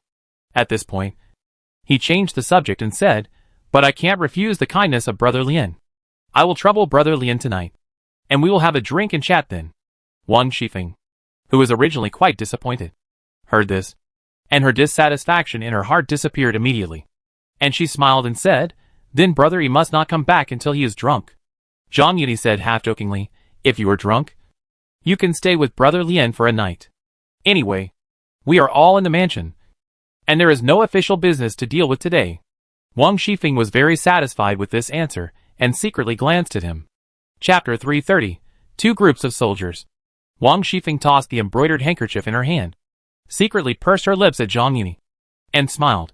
Brother Yi has been talking for a long time. I'm afraid he must be thirsty. Let's go to the old lady to have some tea. As she said this, she turned her back to the crowd, pursed her lips at Zhang Yuni, and smiled. Zhang Yuni couldn't help licking his upper teeth and smiled. It's just right to tell my sisters about my ideas. Jia's mother slapped her forehead and smiled. Look at me. I'm old and confused. But Feng Girl is still thoughtful. As she said this, she took Jia Boyu and led the way. The group surrounded Zhang Yuni like stars surrounding the moon, and did not pay attention to Tan Chun, who was left at the end. She whispered a few words to the secretary, passed the Xiangnan Hall, and then separated from the main group, went directly through the Nei Gate, and went to the backyard. After entering Rongqing Hall, Zhang Yuni took the tea served by Yuan Yang and touched Yuan Yang's hand with his fingertips. Yuan Yang's hands trembled with shame, and she almost spilled the tea. Zhang Yuni quickly picked up the tea bowl and took a sip of tea, taking the opportunity to hide his embarrassment. Brother Yi, tell me quickly, how do you plan to rehearse? Hey, where's the third sister?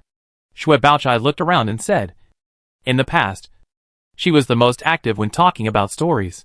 What happened today? The sisters asked Zhang Yuni how he was going to rehearse. And then they realized that Tan Chun had disappeared without a trace. Lin Daiyu pondered and said, The third sister is the most careful. Every time Brother Yi tells a story, she has a record when she goes back. Maybe she went back to get the manuscript. Who knows? Shi Shangyun said. Since it is a birthday celebration for the emperor, many plots are likely to be different. Especially the part about the prince's rebellion.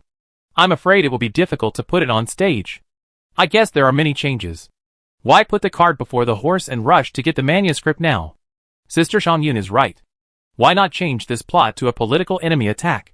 Zhang Yuni pondered for a moment and said with a smile, Since Tang Bohe will have a fight later, why not change the identity of Master Hua to a provocation between nobles? Brother Yi is thoughtful. Sitting next to Grandmother Jia, Jia Bayu looked at everyone talking at the same time, and he only hated that he could not get a word in. He comforted himself in his heart that although Zhang Yuni stole the limelight, he was just an outsider and could only live in the backyard. Unlike himself, who could live in the garden with his sisters. Lin Daiyu suddenly suggested, we still have to wait for the third sister. So she won't complain that we don't wait for her. Why don't we send the little actors first? While we are all here, we can select a few important roles first, so that they can get familiar with the lines as soon as possible. What do you think, Sister Lin? This is a good suggestion. Zhang Yuni immediately applauded and turned to Wang Shifeng, sister-in-law. Please send someone to Lixianjuan. Yuan Yang hurriedly said, it's really troublesome for the second lady to send someone over. So I'd better go. At the beginning, Mrs. Xing asked her to follow Ying Chun, but was rejected by grandmother Jia. She thought she would marry into the palace with Yuan Chun, so she gave up the idea. Just now, Zhang Yuni teased her, and while she was upset, she also aroused her long-buried thoughts. She used the excuse of going out to get some fresh air. And by the way, she also helped Zhang Yuni and did her part. Then please ask Sister Yuan Yang to go to Qiu Shuangshai and urge the third sister, Tan Chun, who everyone was thinking about, did not return to Qiu Shuangshai, but stayed in Aunt Zhao's room. Aunt, brother, you will come to remind Huaner later. You must remember to ask him to go to the garden tomorrow night. Aunt Zhao said unhappily, if you want to meet him, just tell him yourself. Why do you need me to pass on the message? Tan Shen shook her head and said helplessly, in front of everyone, how can I have the opportunity to tell him these things? Speaking of this, she hesitated for a moment and asked, Aunt, where did you meet Brother Yi last time? Why are you asking this? Aunt Zhao felt a little guilty. Tan Shen explained patiently, Brother Yi has to go to the government office tomorrow. Now the weather is short. I'm afraid it will be dark when he comes back, and it will be inconvenient for him to go to my room. Aunt Zhao was unmoved and said, then just tell me a place and I will pass on the message to you. Why do you have to ask me this? If I meet with a man in the middle of the night and someone sees me, how can I face people? I know it even if you don't tell me. It's either the Qintang thatched cottage or the Jade Emperor Temple. What do you think it is? Since you know it, why ask me? Aunt Zhao said unhappily. That's the only way for Brother Yi to return home. I think the places I've been to are always safer. But I'm just asking you for confirmation. Tan Shen paused, then said, don't worry, Aunt. If I can fulfill my long-cherished wish, I will never forget you and Brother Huan. Aunt Zhao hesitated for a moment and said, it's in Qintang thatched cottage. Before leaving, Tan Shen did not forget to remind her, I'll go first. Aunt, don't forget it. Before that, Aunt Zhao mentioned that Zhang Yuni looked at Jia Huan differently. She didn't think so. Just thought that Zhang Yuni said a few polite words for Jia Jing's sake. Today, seeing that he refuted Mrs. Wang in public and wanted to let Jia Huan enter school, she couldn't help but believe it a little. At the same time, she was more confident about her own plan. However, despite this, Zhang Yuni did not avoid Yuan Chun as she expected, which made her a little confused. To be safe, she took the opportunity to sneak away and asked Aunt Zhao to help pass the message. She was not so quiet that she could not even say a word. However, she knew very well how Jia Mu felt about Yuan Chun, since she intended to match Yuan Chun. If she let her see her thoughts, she would be warned like Ying Chun. It would be more convenient to pretend that nothing happened and act first and report later. After leaving Aunt Zhao's courtyard, she did not go to Rongqing Hall, but went straight to the main gate of Deguanyuan. She always made plans before acting, and knew that if she suddenly sneaked away, she would be questioned when she returned. So she had already found an excuse. After separating from the crowd, she and the secretary went in two groups, asking her to go back to get the manuscript of Tang Bohu's love for Qiuxiang, while she went to find Aunt Zhao. Arriving at the gate of the garden, after a while, she saw the secretary, like a thief, lowering her head, taking 2 steps at a time, and rushing over here in a hurry.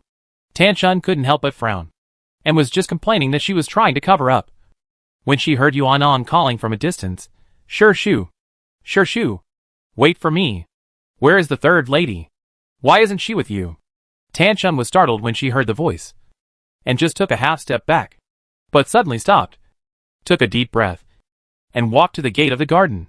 She gave the secretary a look, and then smiled at Yuan An, who was following the secretary, saying, Sister Yuan An wants to see me for something? Why is the young lady here? Yuan An said in confusion, pointing to the little actor behind her, and explained, Master Yi and the girls asked me to take the little actors over to plan the roles. and asked me to go to Qiushuangshai to invite the young lady over. Fortunately, I saw the secretary coming out from a distance. Otherwise it would be a wasted trip. As she spoke, she looked at the secretary and said, "Are you deaf? I called you so many times. But you didn't hear me?" Tan Chun stepped forward and said, "Sister Yuanong misunderstood? Because I was in a hurry. I told her not to delay on the way. I guess she was afraid that I would wait for a long time and didn't pay attention to her. Why didn't the girl go back with her? I was going to go back with her. But halfway." At this point, she hesitated, leaned close to Yuanyang's ear, bit her ear and said, "I had a stomachache halfway. So I let her go alone." "Go back." Yuanyang suddenly realized and said with relief, "I was wondering why I didn't see the girl. And she was so anxious." Tan Chun was embarrassed and said implicitly, "Brother Yi is still with the old lady. Sister, you have to keep it a secret for me. Don't make me lose face." Yuanyang understood and said, "Don't worry. How can I say these things in front of Master Yi? I will just say that I saw you halfway." After that, she turned around and told the little actor to keep the secret. Then she and Tan Chun rushed to Rongqing Hall. Chapter 331, Digging a Trap. Sister 3 has indeed gone back to get the manuscript. Seeing Tan Chun coming back, Shui Baochai laughed first. Tan Chun quickly interrupted and said, "Just now I thought about it. This prince's rebellion is not good for the emperor's birthday party. Why not change someone?" "Hey," Shui Baochai laughed. "Sister 3 has the same idea as Brother Yi." Tan Chun was happy in her heart, but lowered her head and said inconspicuously, "Sister 3 is just daydreaming. Brother Yi, please forgive me." Zhang Yuni quickly retracted his glance at the little actor and said with a smile, "Sister 3, if you have any other ideas, you might as well say them all out. In front of Lady Jia and Mrs. Wang." Tan Chun deliberately restrained herself and said hurriedly, "Sister 3, my sister is stupid. It's not easy for her to think of this one. How can she have any other ideas?" She quickly changed the subject and asked, "Just heard Sister Yuanong say that she wants to draft roles for the little actors?" Zhang Yuni nodded, then looked at the little actors openly. Pretending to be poised, "The master wants you to go to the palace to present gifts on the Wansho festival. If anyone is afraid, you can say it now. But don't be stage frightened and ruin things. For the actors, performing on stage is a compulsory skill. The only difference is that the stage is moved to the palace, and they perform in front of the emperor. However, this opportunity is a rare opportunity for them. Even if they perform well, they may not have a chance to get rid of their status. In addition, they were originally worried about being driven out of the house. So they asked Lu Wu for help. They learned from Yuan Yang that Zhang Yuni arranged it this way. How could they not know that it was Lu Wu who helped them to ask for mercy? They were grateful and immediately said in unison, "Don't worry, Master. We will not embarrass you." Although Jia's mother agreed to keep the little actors, she couldn't help but think of Yuanchuan's marriage when she saw them. She still felt uncomfortable and said, "I'm a little tired. I'll go back to the house to rest. You guys can play here." After saying that, she got up and went back to the house. Madame Wang and Li Wan wanted to stay, but they saw Zhang Yuni chatting and laughing with a group of golden hairpins, and they couldn't interrupt. They were a little upset and simply left together to avoid exposing their tracks. Aunt Shui and Madame Xing saw that they had done the same, so they had to get up as well. After seeing off Jia's mother, Madame Wang and others, Zhang Yuni asked the little actors to introduce themselves one by one. He paid special attention to Fan Wan and Ling Wan, the two with the most outstanding looks. Fan Wan's cheeks were as red as rouge, and her eyebrows and eyes were fuller and more charming, which made her stand out among the actors. Ling Wan's appearance was no different, except that there was a trace of sadness between her eyebrows. As expected, she was 60% similar to Lin Daiyu. He had prepared a plan in his mind and pointed out the roles. Tang Bohu is romantic and suave. I think Fan Wan is suitable. But you originally played the role of Zheng Dan. Maybe you can play it well? Among the little actors, only Wen Guan, O Guan, and Bao Guan played the role of Xiaosheng. Even if the unnecessary roles were removed, it was obviously impossible to arrange them. In addition, she and Ling Wan had the most outstanding appearance, and she had the deepest friendship with Lu Wu, so no one thought it was inappropriate. Fan Guan was not a timid person, and she immediately showed her joy and said, "Don't worry, sir. We will occasionally play together." Zhang Yuni nodded approvingly and said, "As for Qiuxiang." He paused for a moment, pretending to think for a moment, and then said to Lin Daiyu and others, "Let Lingguan perform." "What do you think?" Wang Shifeng looked at Lingguan when she heard this. Although she didn't hear the whole story, she also heard the general idea when Yuan Yang went to tell the little actor, and everyone talked about the adaptation of the story. She raised her eyebrows and smiled. "This child looks like a person. You can't tell." Bao Chai knew it in her heart, so she just smiled and refused to say it. Bao Yu also guessed it, but didn't dare to say it. Sure, Shangyun said frankly, "It looks like Sister Lin." Everyone couldn't help but smile when they heard this. Only Jia Baoyu glanced at Shangyun and winked at her.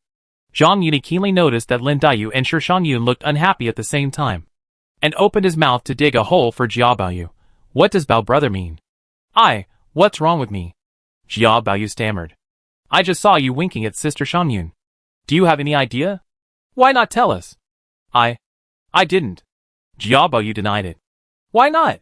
Sure Shangyun was not happy and said angrily, "I am not as good as Sister Lin. I shouldn't make fun of her. Just say it directly. Why do you have to glare at me?"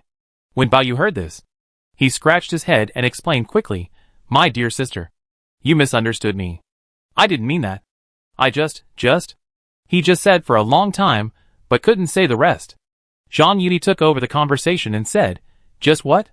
It's just a similarity in appearance. There are no outsiders here. What's wrong with it? Do you think Sister Lin can't make such a joke? Or do you think there's something wrong with me letting Lingguan play Qiu Xiang?" He paused and said righteously, "Sister Lin, if you feel it is inappropriate, you can tell me directly. I don't think it is inappropriate. Let's not say that this is just acting. Although Qiu Xiang is a maid, she is talented and has a good ending in the end. You messed it up like I intentionally offended Sister Lin." This undoubtedly hit Jia Baoyu's heart, and he avoided the topic even more. Seeing him hesitating, Lin Daiyu also said angrily, "I am not so petty. But some people are self-righteous. No wonder people always say that I am petty. It turns out that the root cause is here. It was originally a joke among sisters. I also made fun of Sister Yun. I love 3, 4, and 5. And I can't tell them apart. Why can't people say it?" Seeing Zhang Yuni, Lin Daiyu and Sure Shangyun pointed their spearheads at Jia Baoyu at the same time. Shui Baochai frowned and remained silent. Tan Chun, who was standing by, showed a happy expression on her face. And contrary to her usual behavior, she did not speak up for him. As for Yingchun and Shichuan, they were even more indifferent, and did not care about the matter. Jia Baoyu saw that he was in trouble with both sides. Although the sisters did not express their positions clearly, no one spoke up for him, and he felt bad. He saw tears rolling in his eyes, and he was on the verge of making a scene. Wang Shifeng was afraid that Jia's mother would be unhappy if she knew, so she hurried to smooth things over and said, "Bao Yu, don't be angry. It's just a joke. Don't disturb the old lady's rest." As she said this, she winked at Shiren and said, "Quick, send Bao Yu to the lady. Don't let him delay Yun Yi's arrangement of the Wansho festival program." Jia Baoyu finally got together with the sisters, and he was unwilling to leave. Wang Shifeng had no choice but to personally take action. Pull him, and take him away from Rongqing Hall with Shiren. Chapter 332. The listener is interested. After Jia Baoyu left, the Rongqing Hall became more harmonious and lively, because the plan was to shoot the whole scene in one shot, and there was no camera transition on the stage. The plot connection had to be done well to ensure the fluency of the story, due to time constraints, in addition to some preparation for the two-way rush of the male and female protagonists. The main focus was on the two scenes of literary and martial arts fighting. As for martial arts fighting, Zhang Yuni did not need to worry about it, as the little actors could arrange a set of evenly matched and exciting fighting. As for literary fighting, Zhang Yuni copied the couplets from the movie in his previous life. After lunch, the general framework had been drawn up. Zhang Yuni saw Lida appear at the door and said calmly, "I remember that Mr. Zhen had a doctor's order that Sister Lin needs to walk more after dinner. We have been making a fuss for a whole morning, and everyone is a little tired. Why don't we send the sisters back to the garden to rest first?" Since he had already spoken, the girls could not say anything more. Zhang Yuni escorted the person all the way to the gate of the garden, and only turned his head after watching the figure disappear in the garden. Lida immediately bowed and said, "My lord, everything has been arranged. All the things in Mingpa Shai have been replaced with new ones.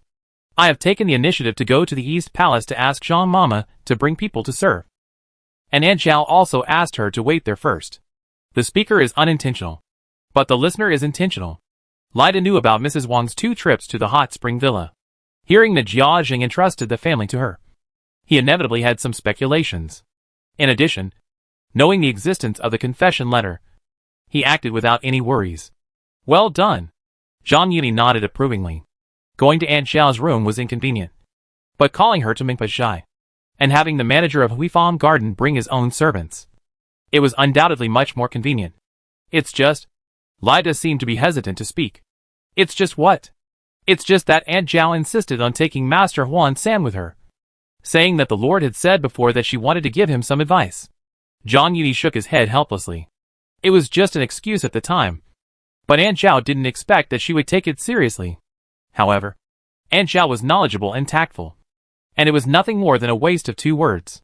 By the way, go back and tell Lingzhou that the Lord has been busy with official duties these days, and ask them to go find them when he is free. Lida bowed and responded quickly, Hey, I will ask my wife to go there later. He owed too many debts of love, and even with his talent for time management, he still felt that it was not enough. It was fine tonight. After all, he had said before that he would go to Jiao Lian's place and not return until he was drunk. There was no need to worry about someone coming to the door. But it might not be the case in the future. He didn't worry too much about others, because they were all dirty anyway. So if he ran into them, he would just make the best of it. But Inchan was the only one who couldn't let her see his other side. Lida was also a witness in Wang Shifeng's courtyard, and he also knew something about Ingchuan's affairs. Therefore, he was asked to pass the message first to appease the other party, so as to avoid the collapse of his character. Master, Zhang Yuni stepped into Mengpa, and Aunt Zhao pulled Jia Huan over with a flattering face. Why don't you thank Mastery quickly? Jia Huan had a pointed face and monkey cheeks, was thin and wretched, and the blue and white school uniform on him was out of place, and there was a kind of funny monkey wearing a crown. But Aunt Zhao was full of relief, and a look of hope for her son to become a dragon flashed in her eyes. Originally, she begged Zhang Yuni to let Jia Huan enter school, just hoping to seek taboos for her son and make Mrs. Wang have some scruples. But when he heard that the children of noble officials and officials were also admitted, he could not help but have more expectations for his son to become a successful person. However, Jia Huan had always been casual. He was already reluctant to go to school when Aunt Zhao forced him to go. Now he was brought in for a lecture, and he was even more reluctant. He ignored Aunt Zhao's cautious smile and stood there, looking around, as if he had never carefully observed Jia Jing's study. He said nonchalantly, Brother E, can I put my name on it? What Brother E? Zhang Yuni shouted. Jia Huan shrank his neck in fear. Zhang Yuni said impatiently, the admission procedures have been completed. You are a student of Xinxue. Naturally, you should regard yourself as a student. Once a teacher, you are a father for life. Since my uncle asked me to take care of you, if you are still so casual and flaunting after going to Xinxue, don't blame me for being ruthless. Hearing that he was a father for life, Aunt Zhao couldn't help but imagine, and a hint of confusion appeared in her eyes. Just as she was imagining how to consolidate the father-son relationship, her sleeves suddenly tightened. Jia Huan grabbed her sleeves and said with a wronged face, Mother. Aunt Zhao couldn't bear it, so she looked at Zhang Yuni in a flattering way, but was glared back by him. She quickly shook her sleeves and scolded, Why are you yelling? Master Yi is doing this for your own good. Didn't you hear him say? Once a teacher, always a father. Can he still harm you? That's enough. I'll scold you again when you go back. If you can't bear to discipline me, I'll discipline me when I get to the Immortal Academy. Huh? Aunt Zhao kept responding. She saw that Zhang Yuni was a little impatient, and was afraid that her son would mess around here, spoil his interest, and completely wear out the affection she had worked so hard to win. She pushed Jia Huan and winked at him, saying, You go back first. I'll discuss it with Master Yi. Jia Huan couldn't wait any longer, and ran away immediately after hearing that. After he left, Aunt Zhao was no longer restrained. She was not Madame Wang, and she had already heard what Zhang Yuni meant. She took the initiative to step forward, took his arm, and said seductively, Your madam, you've been worrying about Huaner. I'll help you relax. Does that actor really look a bit like Lin Girl? While Aunt Zhao was working tirelessly, Madame Wang was also taking great pains. However, Unlike Aunt Zhao who worked so hard for Jia Huan, she did it for herself this time. Seeing what grandmother Jia was up to, she felt like she was struck by lightning. Although she was deeply involved and couldn't extricate herself, she also had a deep understanding of Zhang Yuni's character. Jia Zheng was willing to be a coward, so she had nothing to be ashamed of. But if she asked Lady Jia to complete the matter, and it was spread that she was involved with her son-in-law, she would be too ashamed to face anyone. Originally, she was a little puzzled when she heard Jia Baoyu complain about being targeted by Zhang Yuni. But when she heard him tell her what happened, she had a little more guesswork. Lady Jia had no way to express her grievances. If she wanted to stop this marriage, the best way was to cut off the fire from the bottom of the pot. Therefore, when she heard that Zhang Yuni was targeting her son, she was not angry but happy. However, she didn't care much about those actors, and didn't look at their appearance carefully. How could it be false? My son was not the only one present. If Madame doesn't believe it, she can just call her over to see it. Jia Baoyu had no idea of these hidden secrets, and couldn't help complaining. Why does Madame keep asking about these insignificant things? My son thinks he is deliberately instigating and targeting me. My son had good intentions, and wanted to remind Sister Yun. But he said that, instead of being a favor, I was treated as a nobody. The East Palace is next door, and he has a place to live. So why keep him at home? Stop talking nonsense, Mrs. Wang scolded. Don't forget that the master asked him to take care of the family before he left, and he might have told him to discipline you. If you provoke him, be careful that the master will come back and make you suffer. Madame Wang was also worried when she noticed that Jia Baoyu was hostile to Zhang Yuni. She didn't count on Jia Zheng anymore, and she hoped that Zhang Yuni would help this cheap son for her sake. Although she had earned some fleeting love with Zhang Yuni, but she could make up for her shortcomings with more than she had. If Jia Baoyu continued to act recklessly, she would not only fail, but also suffer. She knew that Jia Baoyu was most afraid of Jia Zheng, so it was most appropriate to put the blame on him.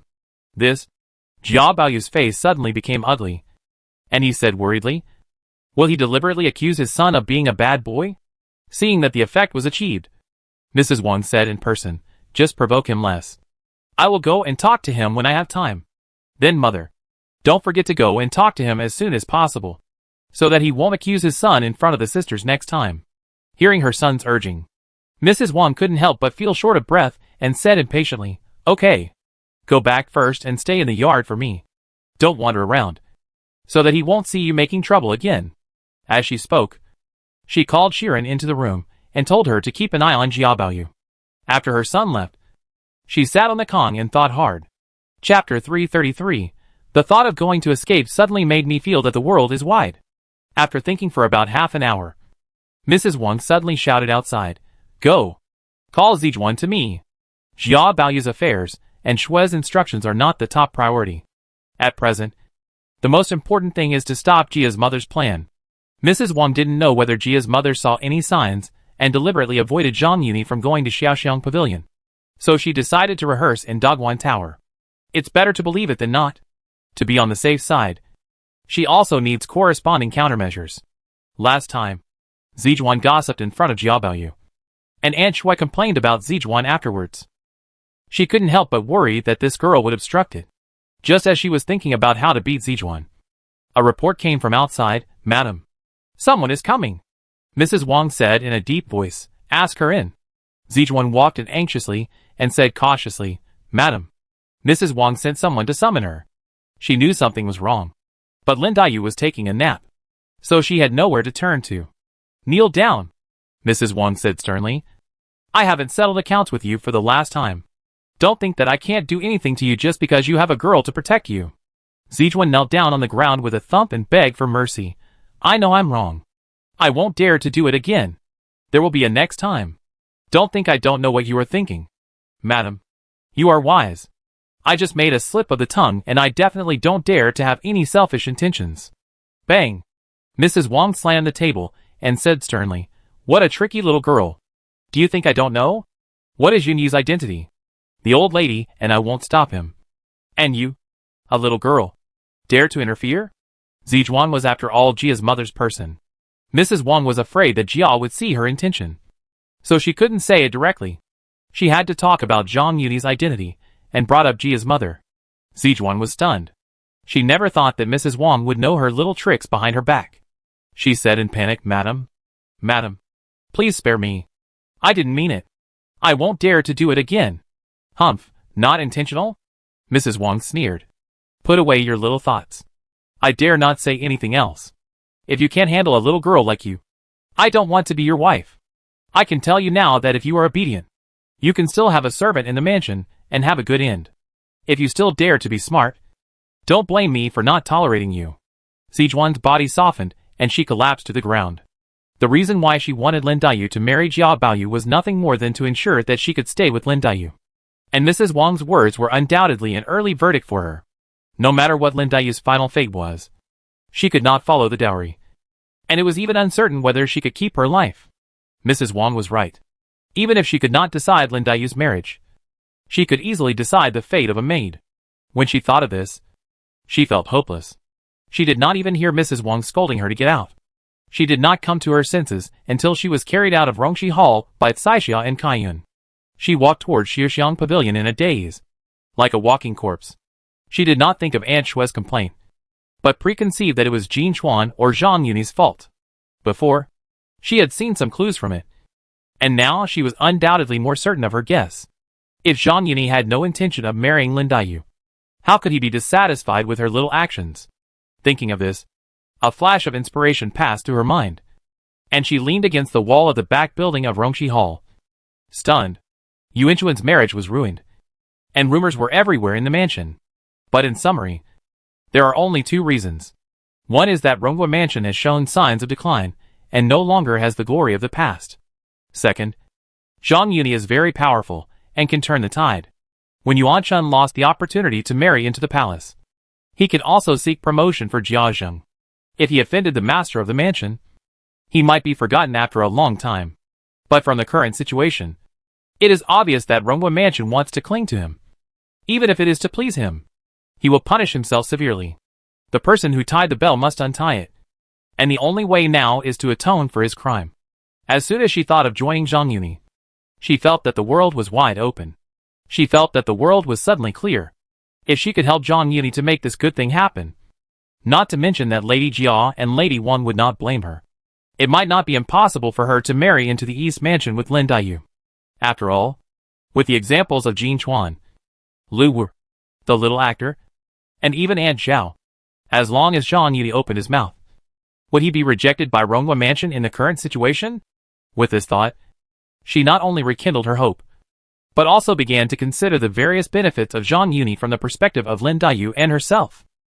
At a young age, she was in a high position and was deeply trusted by the emperor. Not only did he care for Lin Daiyu, but he was also very doting on the aunts and maids in the mansion. This was in sharp contrast to Jia Baoyu, a playboy who was greedy for pleasure, only knew how to hide in Lady Jia's arms, and had no ambition at all. She took a deep breath, no longer being thrown out of the decadence of Rongxi Tang, and walked towards Xiuxiang Pavilion with a clanging footstep. In Mengpashai, Zhang Yuni held Aunt Zhao's hair tightly, took a breath, and then said in a deep voice, "Did she tell you why she asked me to meet her?" Aunt Zhao swallowed a few times, then raised her head, tears in her eyes, and muttered, I don't know. This girl is very scheming. Even I don't want to say a word. However, from what she said, it's still the same reason." Zhang Yuni snorted. He was not completely clueless about Tan Chuan's intention to meet. Yuan Chun hadn't returned home yet, and Grandmother Jia couldn't wait to arrange for her to live in the Grandview Tower and set the rehearsal location there. How could Zhang Yuni not see her intention? There is a difference between legitimate and illegitimate children, and Yuan Chun has been raised by Grandmother Jia since childhood, sacrificing Aunt Chun to fulfill Yuan Chun's wish. I'm afraid there will be no hesitation. The reason why Tan Chun was so anxious to meet him was probably because she saw what Grandmother Jia was up to, and seeing that he had not rejected Grandmother Jia's arrangement, she was worried that Yuan Chun would snatch him away. However, Tan Chun probably didn't expect that although he didn't intend to let Yuan Chun go, he didn't want to act according to Grandmother Jia's idea. Although Yuan Chun's marriage with Prince Ning was ruined, they had been engaged after all. Moreover, the construction of the Grandview Garden was also his work. Accompanying the emperor is like accompanying a tiger. If he married Yuan Chun, there was no guarantee that the emperor would not think too much. The reason why he pushed the boat along with the current was nothing more than wanting to conceal the truth. Secretly move through Chinsong. And use the same trick on Yingchun on Yuanchun. Unexpectedly, the unintentional planting of willows led to the shade of willows. But it actually brought mud with the radish, which made Tanchun unable to hold back and jumped out impatiently. Thinking of this, he couldn't help but feel a little complacent. Only 2 years after traveling through time, he has become a favorite in Jinchai's eyes. And the young ladies in Rongwa Mansion are obsessed with him. Even, they don't hesitate to stage a drama of sisters fighting for husbands. Although Tanchun is not as easy to fool as Yingchun, she is strong without desire. Since she has something to ask for, things will be much easier to do. It's just a matter of spending more time. Thinking of this, he waved to Aunt Xiao, who was still busy downstairs, urging, "Okay, now that it's clean, you go back first. The master has to go to Lian Er's place to drink in the evening, so he needs to make up for his sleep." Huh? Aunt Xiao raised her head, licked the corner of her lips, covered the quilt, and climbed out of bed backwards like a dog. "By the way," Zhang Yuli called out, "go and tell the third sister that we will meet tomorrow night." Chapter 334. Don't blame your brother for being rude. Pinger pushed Zhang Yuli's restless hand away with difficulty, broke free from the chair, straightened her clothes, glanced at the sky outside the window, and urged, "Master, if you don't go over, Grandma will be waiting anxiously. The days are short in winter, and it's dark before the hour of you." Zhang Yuli said shamelessly, "She will have a hard time at night. Isn't it because she is afraid of ignoring you?" Pinger's pretty face blushed slightly, and she said shyly, "Master, you have me in your heart. I am satisfied. Grandma has been looking forward to having a child." Zhang Yuli smacked his lips, pinched Pinger's waist, and then said slowly, "Has she dealt with all the tailwinds outside?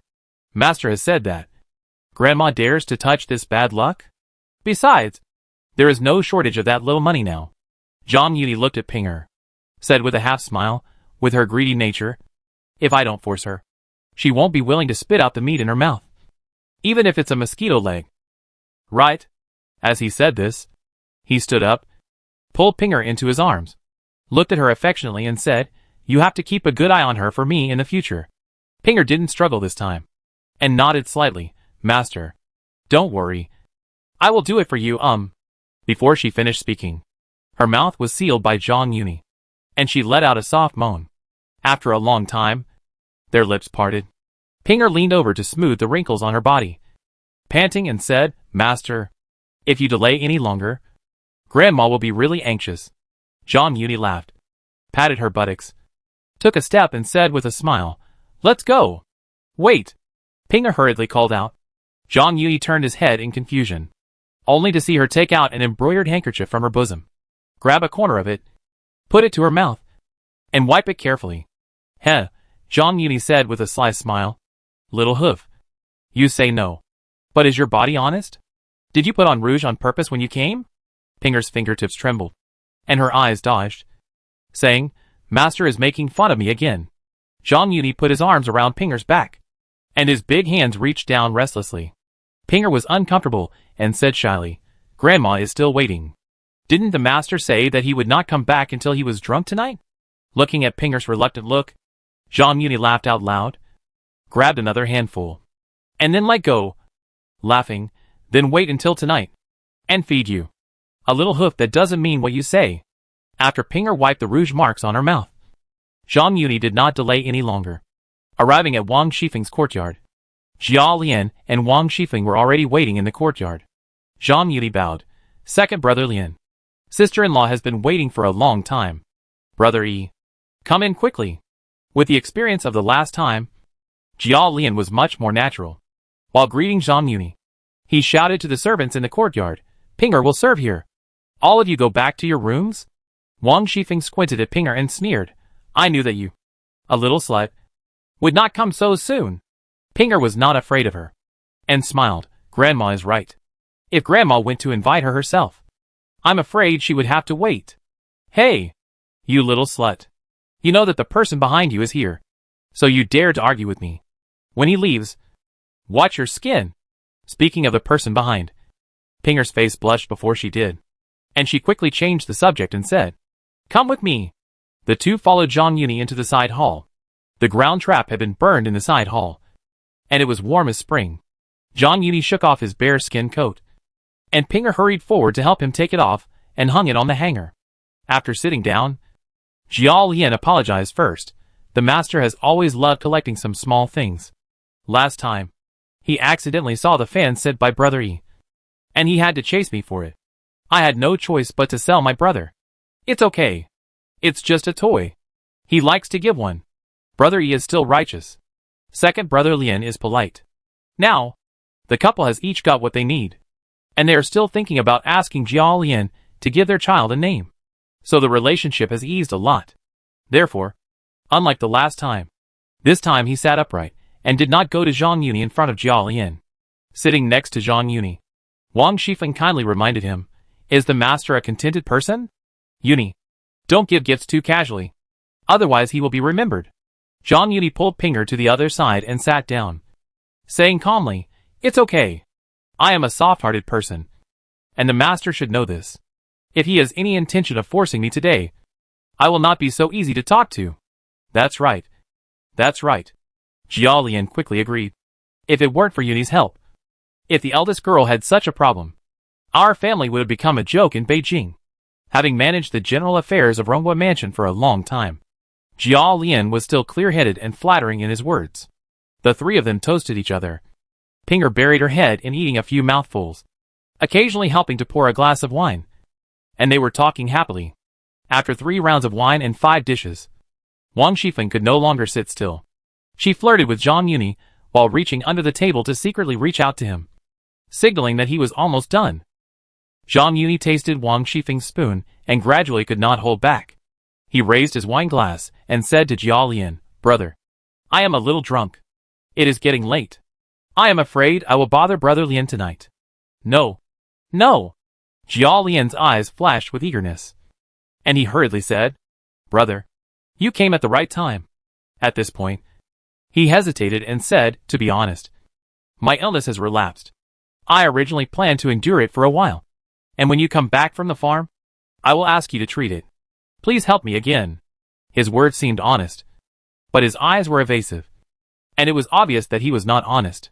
Wang Shifeng was furious, stood up angrily, and spat, "Bah, shameless thing. You did that kind of thing without telling me. And I didn't scold you. You still have the nerve to look at me now. It's okay to act in front of Jiao Lian and disgust him, but she can't bring herself to do it for real." Jiao Lian was indeed complaining without reason, but he, a cuckold, was actually addicted to it. Every time he thought of what he saw and heard outside the window of the back corridor and the side hall, he always felt that he was not satisfied. Last time, Zhang Yuni sent her back on the grounds of recovery. This time, in order to avoid repeating the same mistake, she simply took the initiative and spoke first on the grounds of recurring symptoms. His heart was touched, and he couldn't hide his embarrassment. But he didn't run away, but looked at Zhang Yuni eagerly. Zhang Yuni was also stunned by his request. However, the drama in front of the husband was exciting just thinking about it, and he pushed Pinger calmly. Pinger pouted, shook her head helplessly, and stood up and said, I'll go outside to wait." Wang Shifeng was frightened and said, "You won't." "Hey," Zhang Yuni raised his hand to interrupt, and said to Jiao Lian, "Treatment is not a problem, but we have to make it clear that if my sister-in-law is pregnant, Brother Lian must help to put her name on the list. In addition, let's make it clear, Brother Lian can only watch but not do anything." When he said this, Wang Shifeng froze. Jiao Lian, who was standing aside, showed a happy expression on his face and responded repeatedly, "Of course. Of course." It seemed that he was worried that Zhang Yuni was worried, and while speaking, he had already stood up from the stool and retreated far to the corner. Zhang Yuni stood up suddenly, walked around behind Wang Shifeng, and pushed her, who was still in a daze, down on the table, and said with a smile, "Then Brother Lian, please watch out. Don't blame me for being rude." Chapter 335 Hidden Danger. "Bah, did you team up with him to humiliate me on purpose?" Zhang Yuni said confidently, "Sister-in-law, you really wronged me. Before, I always did enough foreplay and drove him away, not willing to let him look at me more. If sister-in-law is willing to divorce him, I don't have to perfunctorily treat him." "Stop it. I won't be your concubine. Besides, A wife is not as good as a concubine. A concubine is not as good as a secret lover. And a secret lover is not as good as not being able to steal. You men are all the same. You tried every means before you got the upper hand. But now you teamed up with him to make fun of me. If I really go to the East Palace, I'm afraid I will get tired of it in 2 years. Wang Shifeng is still self-aware. Although divorce is not like divorce. The world today is not like the future. And with Zhang Yuni's current status, he can take her as a concubine, which is already a nostalgia. Since you don't want to divorce and want a child, you can still use him. If you offend him to death, he will quit. How dare he? Wang Shifeng scolded. Now that the eldest girl has made such a mistake, everyone in the mansion knows it. Thanks to your second master, he was promoted. He dared not quit with you even if he had the courage. That being said, it's not appropriate to dissolve or make enemies. You can't force someone to death just for such a small favor. Right? He was also for the treatment of the disease. So he had no choice. Zhang Yuni said shamelessly. Besides, didn't my sister-in-law enjoy it very much before? Pa, who enjoyed it? I was. Wang Shifeng was speechless for a moment, and couldn't find a way to shirk responsibility. At the hot spring villa, Mrs. Wang was frightened by the Jinchuan sisters and Qingwen, and the tension made Zhang Yuni have endless aftertastes. However, this kind of opportunity is hard to come by, and Jiao Lian happened to make such a request. So Zhang Yuni took advantage of it. Although Wang Shifeng and Mrs. Wang's situations are not exactly the same, the sense of tension and excitement is similar. At this moment, Zhang Yuni mentioned that Wang Shifeng could not help but be evoked with that strange emotion. Zhang Yuni observed her expression and immediately persuaded her. Sister-in-law is too dull this time. If you can have more scenes of asking him for help next time. Bah! Wang Shifeng blushed and spat. What next time? Don't be so foolish. He. Zhang Yuni grinned. I don't care. I'm just afraid that Brother Lien will come to us for treatment again. He dares? Wang Shifeng sneered. He was just in the side hall. Didn't you see? There was a big puddle in front of him. He couldn't even stand steadily. If it happened again, I'm afraid he would be completely ruined. Speaking of being unable to stand steadily, she couldn't help but think that she was the same. And even Zhang Yuni carried her back to the house. And her cheeks flushed. Zhang Yuni saw that she was a little loose, and quickly struck while the iron was hot. The sister-in-law means that if he dares to ask us, you also. Wang Shifeng blushed and said, who wants to talk to you about this? She didn't dare to dwell on this topic, and quickly interrupted, by the way, my brother sent a message a while ago, saying that someone in the south is now secretly doing the bird droppings business. Can you tell the emperor?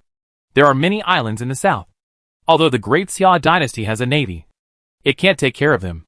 And most of those who can do this kind of business have intricate connections, and they will definitely make arrangements in place. For such things, they will only turn a blind eye. Speaking of business, Zhang Yuni stopped smiling and said seriously, our business is already enough to make people jealous. If we go to the emperor to complain now, wouldn't it be offending people for nothing? Wang Shifeng said with a painful face, but we have a share of that business. If they take it all away, what will we dig in the future? There is no business in this world that lasts a lifetime. You should be content with the money you can make. Zhang Yuni warned. I remind you, don't interfere in this matter. And tell your brother not to meddle in other people's business. If you finish digging in the future. Wang Shifeng wanted to persuade her again. Finish digging? Zhang Yuni sneered and interrupted. Even if you finish digging, it will take more than 10 or 20 years. By then, you will have other livelihoods. He didn't lie to Wang Shifeng. Although the demand for guano is huge, according to the transportation capacity of the great Xia dynasty, it is probably impossible to finish digging the guano on the southern islands in less than 20 years. Although eating alone is delicious, it is easy to become the target of public criticism, which is not worth the loss in the long run. With the guidance of a time traveler like him, the enlightenment education of immortal learning will not be fruitless even if the effect is poor. At that time, with the foresight of the time traveler, he can lay out some promising industries.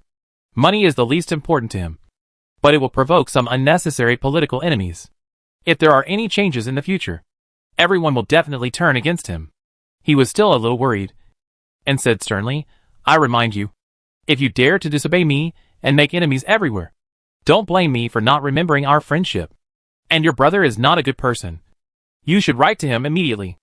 At this point, he paused and said, now that the business has been taken over by Tiango Injuan, he has nothing to do in the south. So ask him to come to the capital to avoid trouble. Okay. I don't care. Although Wang Shifeng was reluctant, she did not dare to disobey his wishes, and had to agree. This is the best.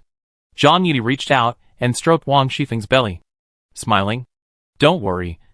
The master will never ignore you and the child. If the bird droppings business is gone, I will arrange other livelihoods for you. Slapping and giving a date. Zhang Yuni has already mastered it. What child? It's not even a horoscope, Wang Shifeng pouted. Then sister-in-law has to work harder. Zhang Yuni lay on the bed with his legs spread out, posing as if he was asking for whatever he wanted. Pinger. Wang Shifeng pushed Pinger, smoothed her messy hair, and said, come on. I can't do it today. You little slut. It's your turn. Knowing that Zhang Yuni would stay for a few more days, she was not in a hurry. Just now, the two were talking about business, and Pinger didn't interrupt. Now it was finally her turn, and she quickly sat on it. Unexpectedly, Zhang Yuni held her up, sat up suddenly, and said, I'll go outside to take a look. Don't let him peek again. I'll go. Pinger felt relieved, but she didn't want to show it too much. So she said quickly, it's cold outside. Don't go. I'm thick-skinned. It won't matter. Bah! Wang Shifeng said sarcastically. You want to humiliate me, and then you can't bear to leave Pinger. How can it be the same? Zhang Yuni ignored her, jumped off the bed, put on his cloak and walked out quickly, walked around the outside of the house, and then returned to the house. Seeing him return to the house, Wang Shifeng sneered, you are so suspicious. Don't you think about it? With his body, it's good enough that he can crawl back to the house without collapsing. How can he have the strength to eavesdrop outside? He. It's better to be careful. Zhang Yuni took off his cloak, threw it away, and climbed onto the bed with a sneer. Master is tired. Let me serve you. Pinger hurriedly threw herself into his arms, lying on him with her hot body, and after warming him for a while, she sat on him. The north wind whistled and the branches swayed. Jiao Lian in the side hall trembled with his legs, trembling and holding the door frame, slowly walked out of the side hall.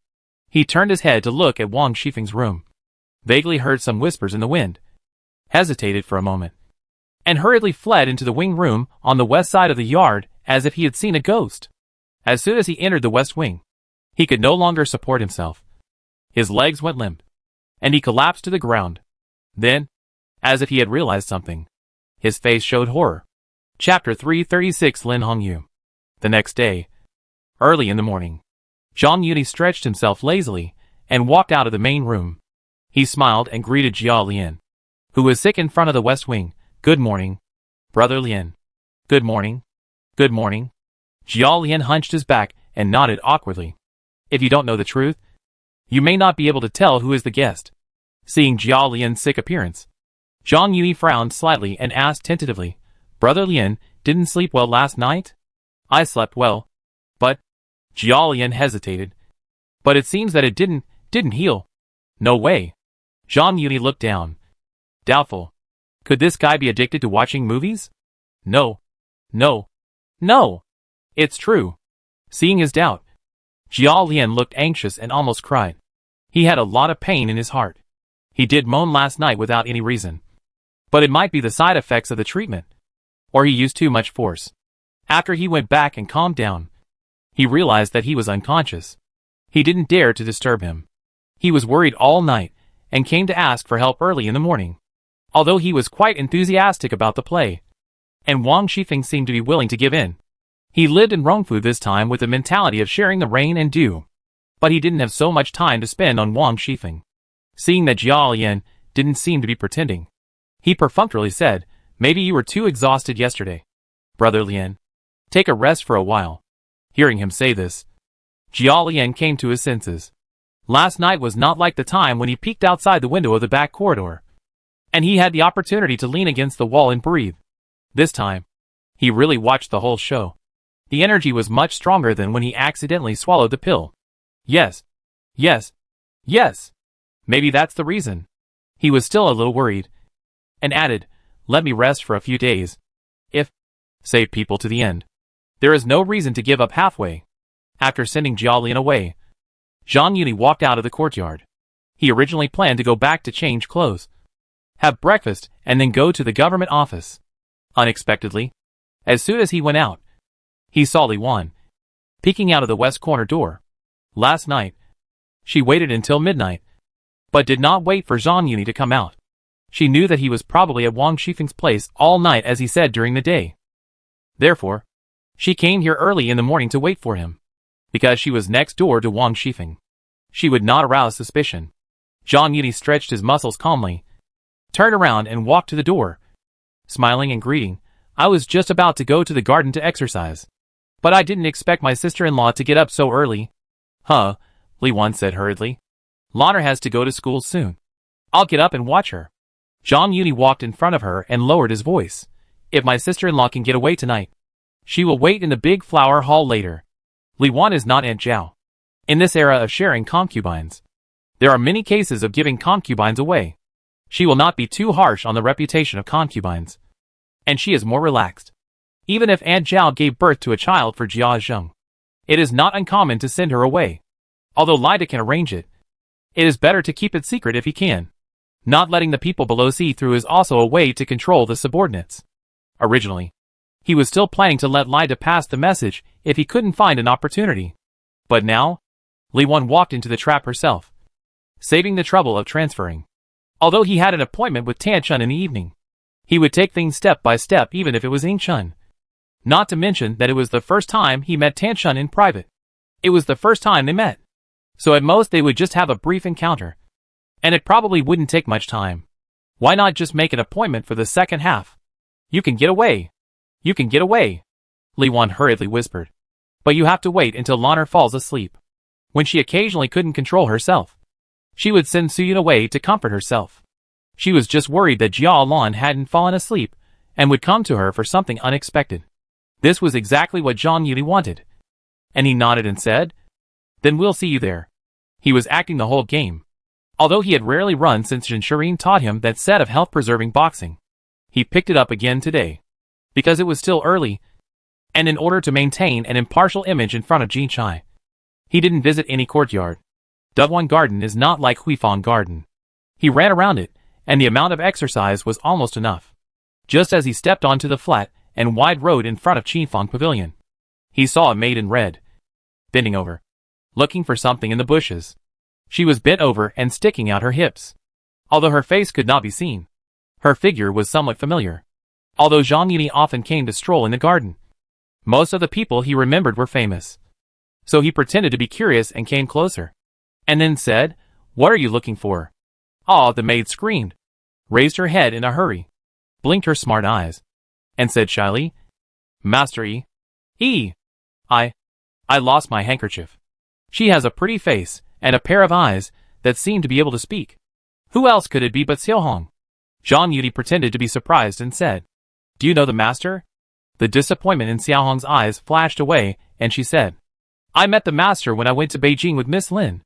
Zhang Yuni keenly grasped the change in her eyes, and suddenly realized, "Oh, I remember that you are Lin Zixu's daughter."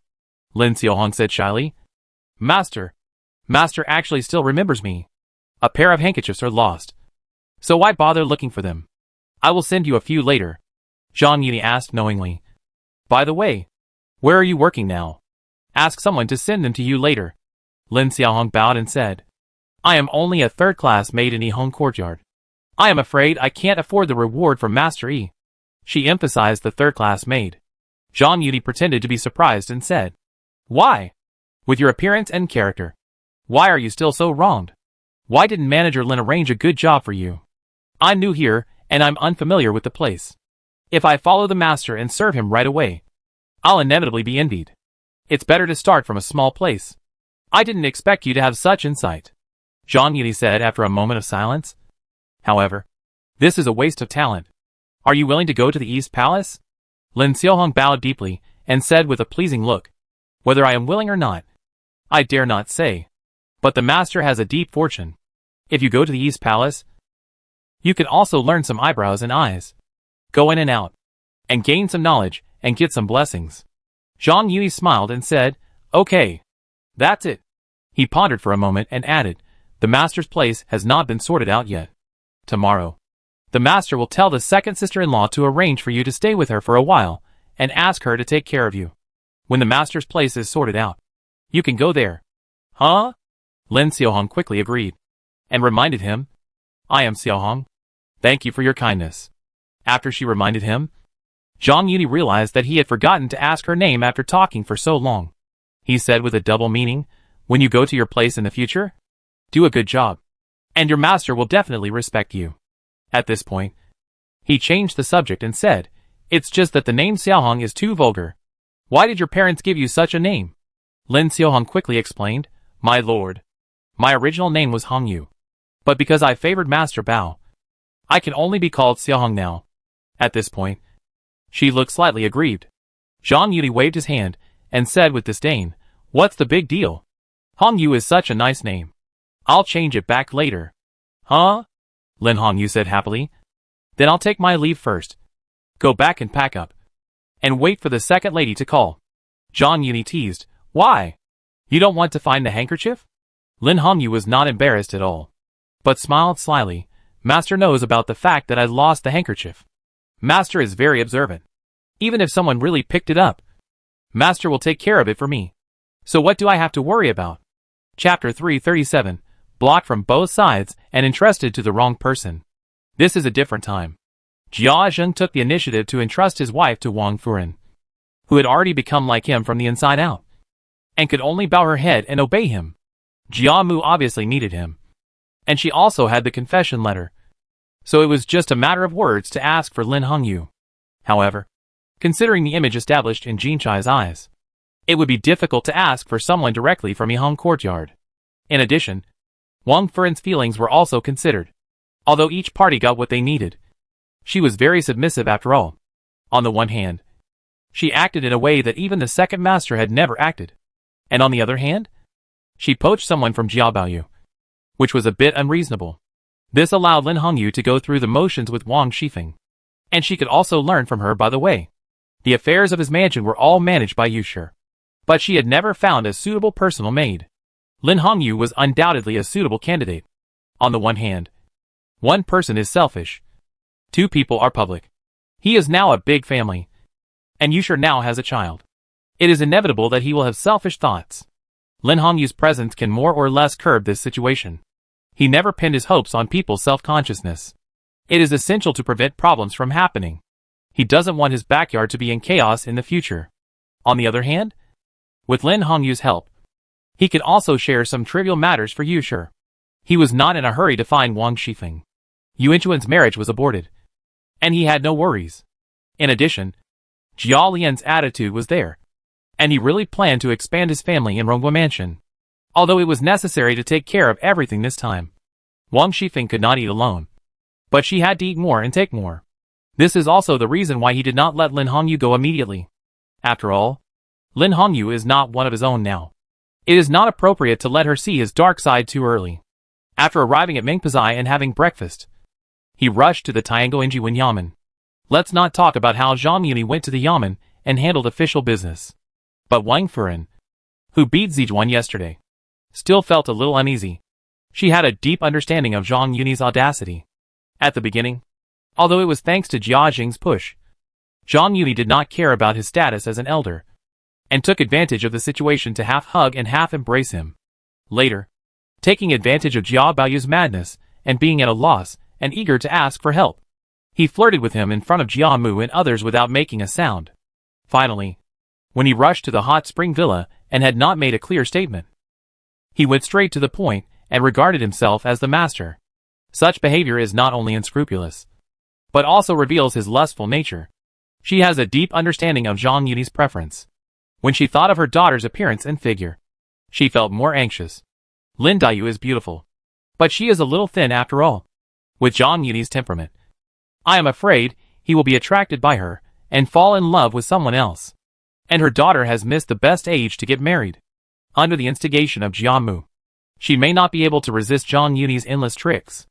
Although she is planning to cut off the firewood from the bottom of the pot, it will be too late if he secretly attacks Jinsong. Therefore, it is not safe to start with Lin Dayu alone.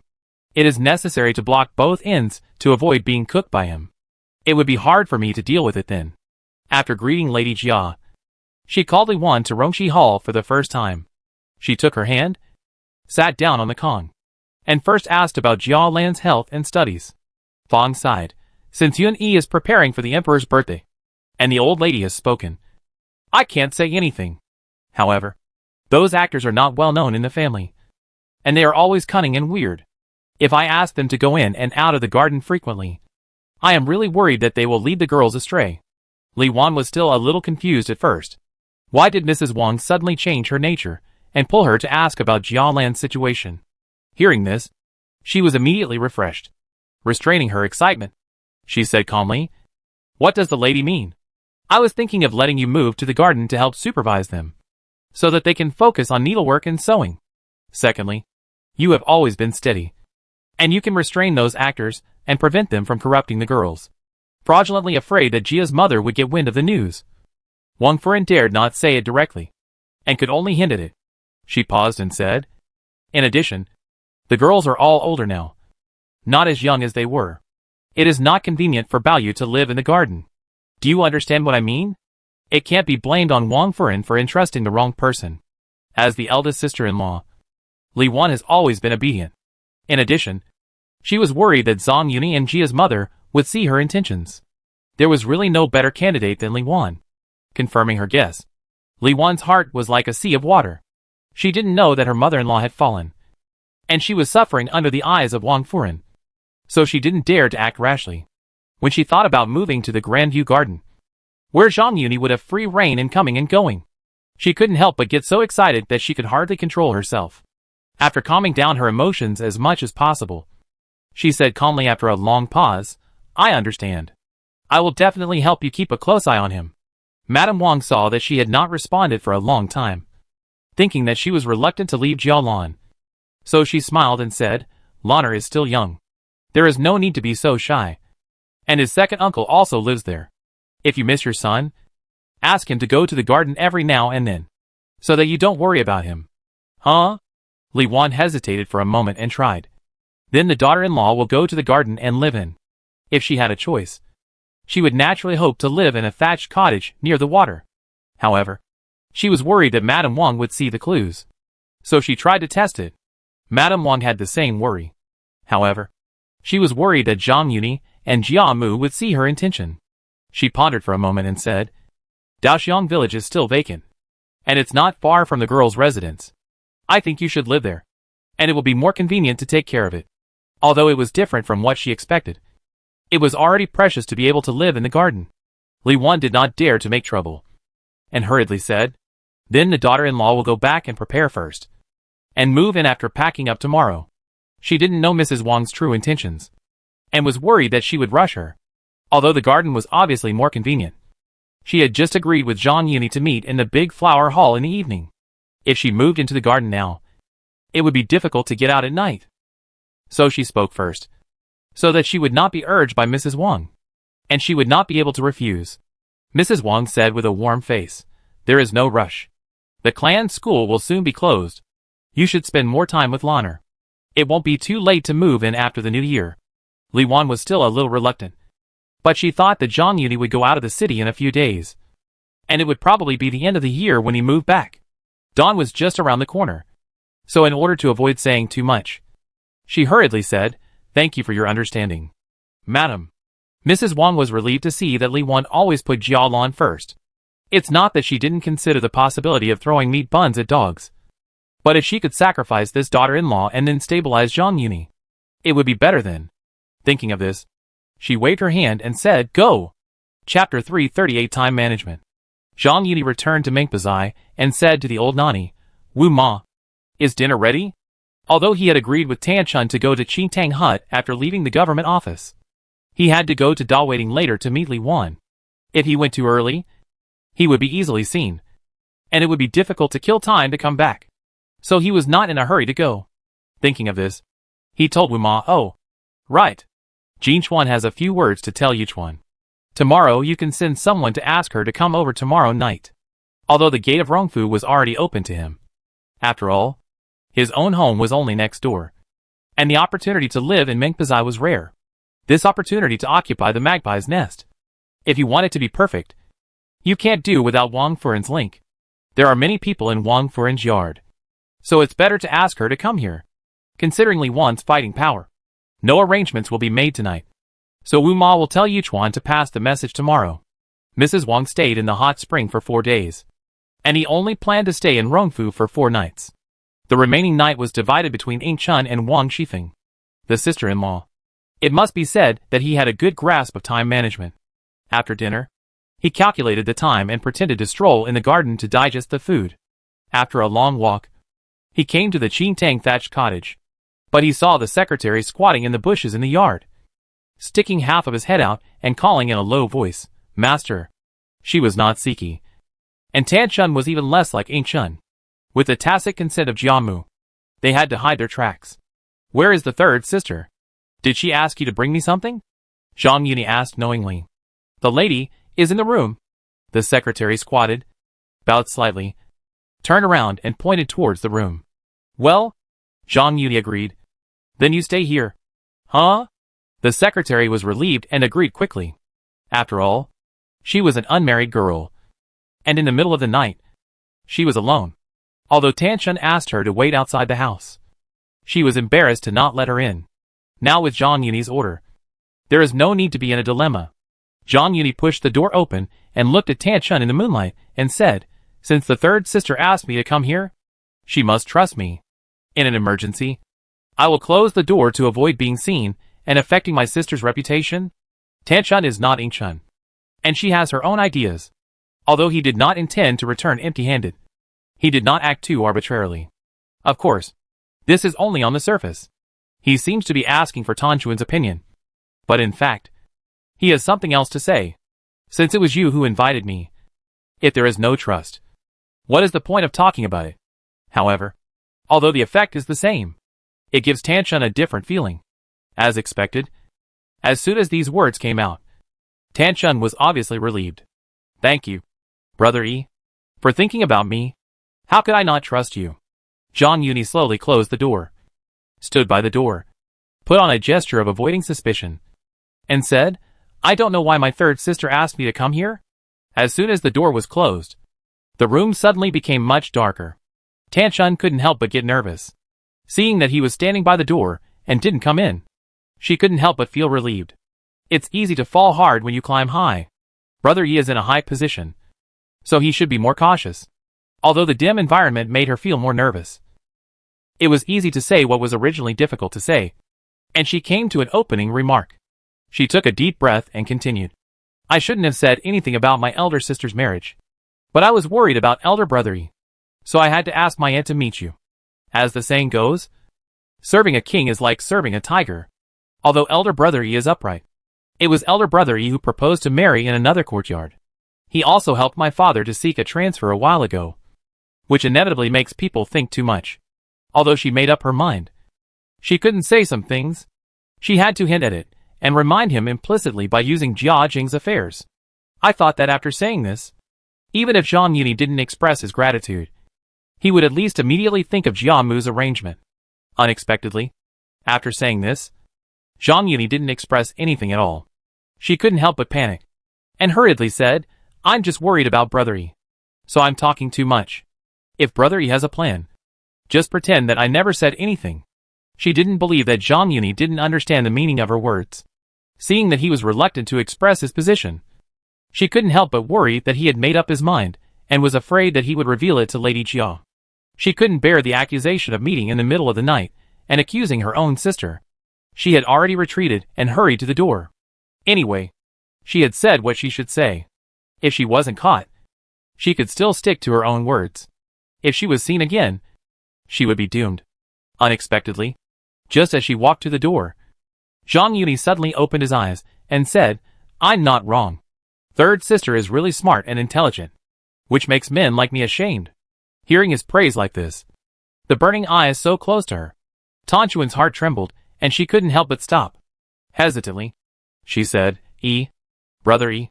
It's not that she didn't understand what Zhang Yuni meant, but she had learned from the previous experience and could not help but be more cautious. It's easy to get a fortune, But it's hard to find a true friend. Third sister really knows my heart. He stepped forward quickly and grabbed Tanchuan's hand.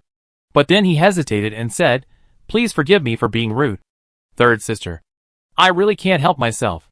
Although he kept saying that he was rude, he had no intention of letting go. Suddenly, Tanchuan's hands were held, and she felt her heart fluttering. She wanted to break free, but was afraid of ruining the atmosphere. So she had to stay stiff in place. What is more difficult to let go than to lose and then find? Zhang Yuni sees this mentality and deliberately spoke at this time. However, he didn't mean to push it any further. So he just held Tanchuan's hand and remained in a stalemate for a long time. Tanchun was obviously a little bit unable to hold on, and she slightly retracted her hand to ease the embarrassment and said, "Brother E, I hope you don't blame me for being too talkative." However, how could Zhang Yuni let her get away easily? He held her tightly and said, "You said what I was thinking. How could I blame you?"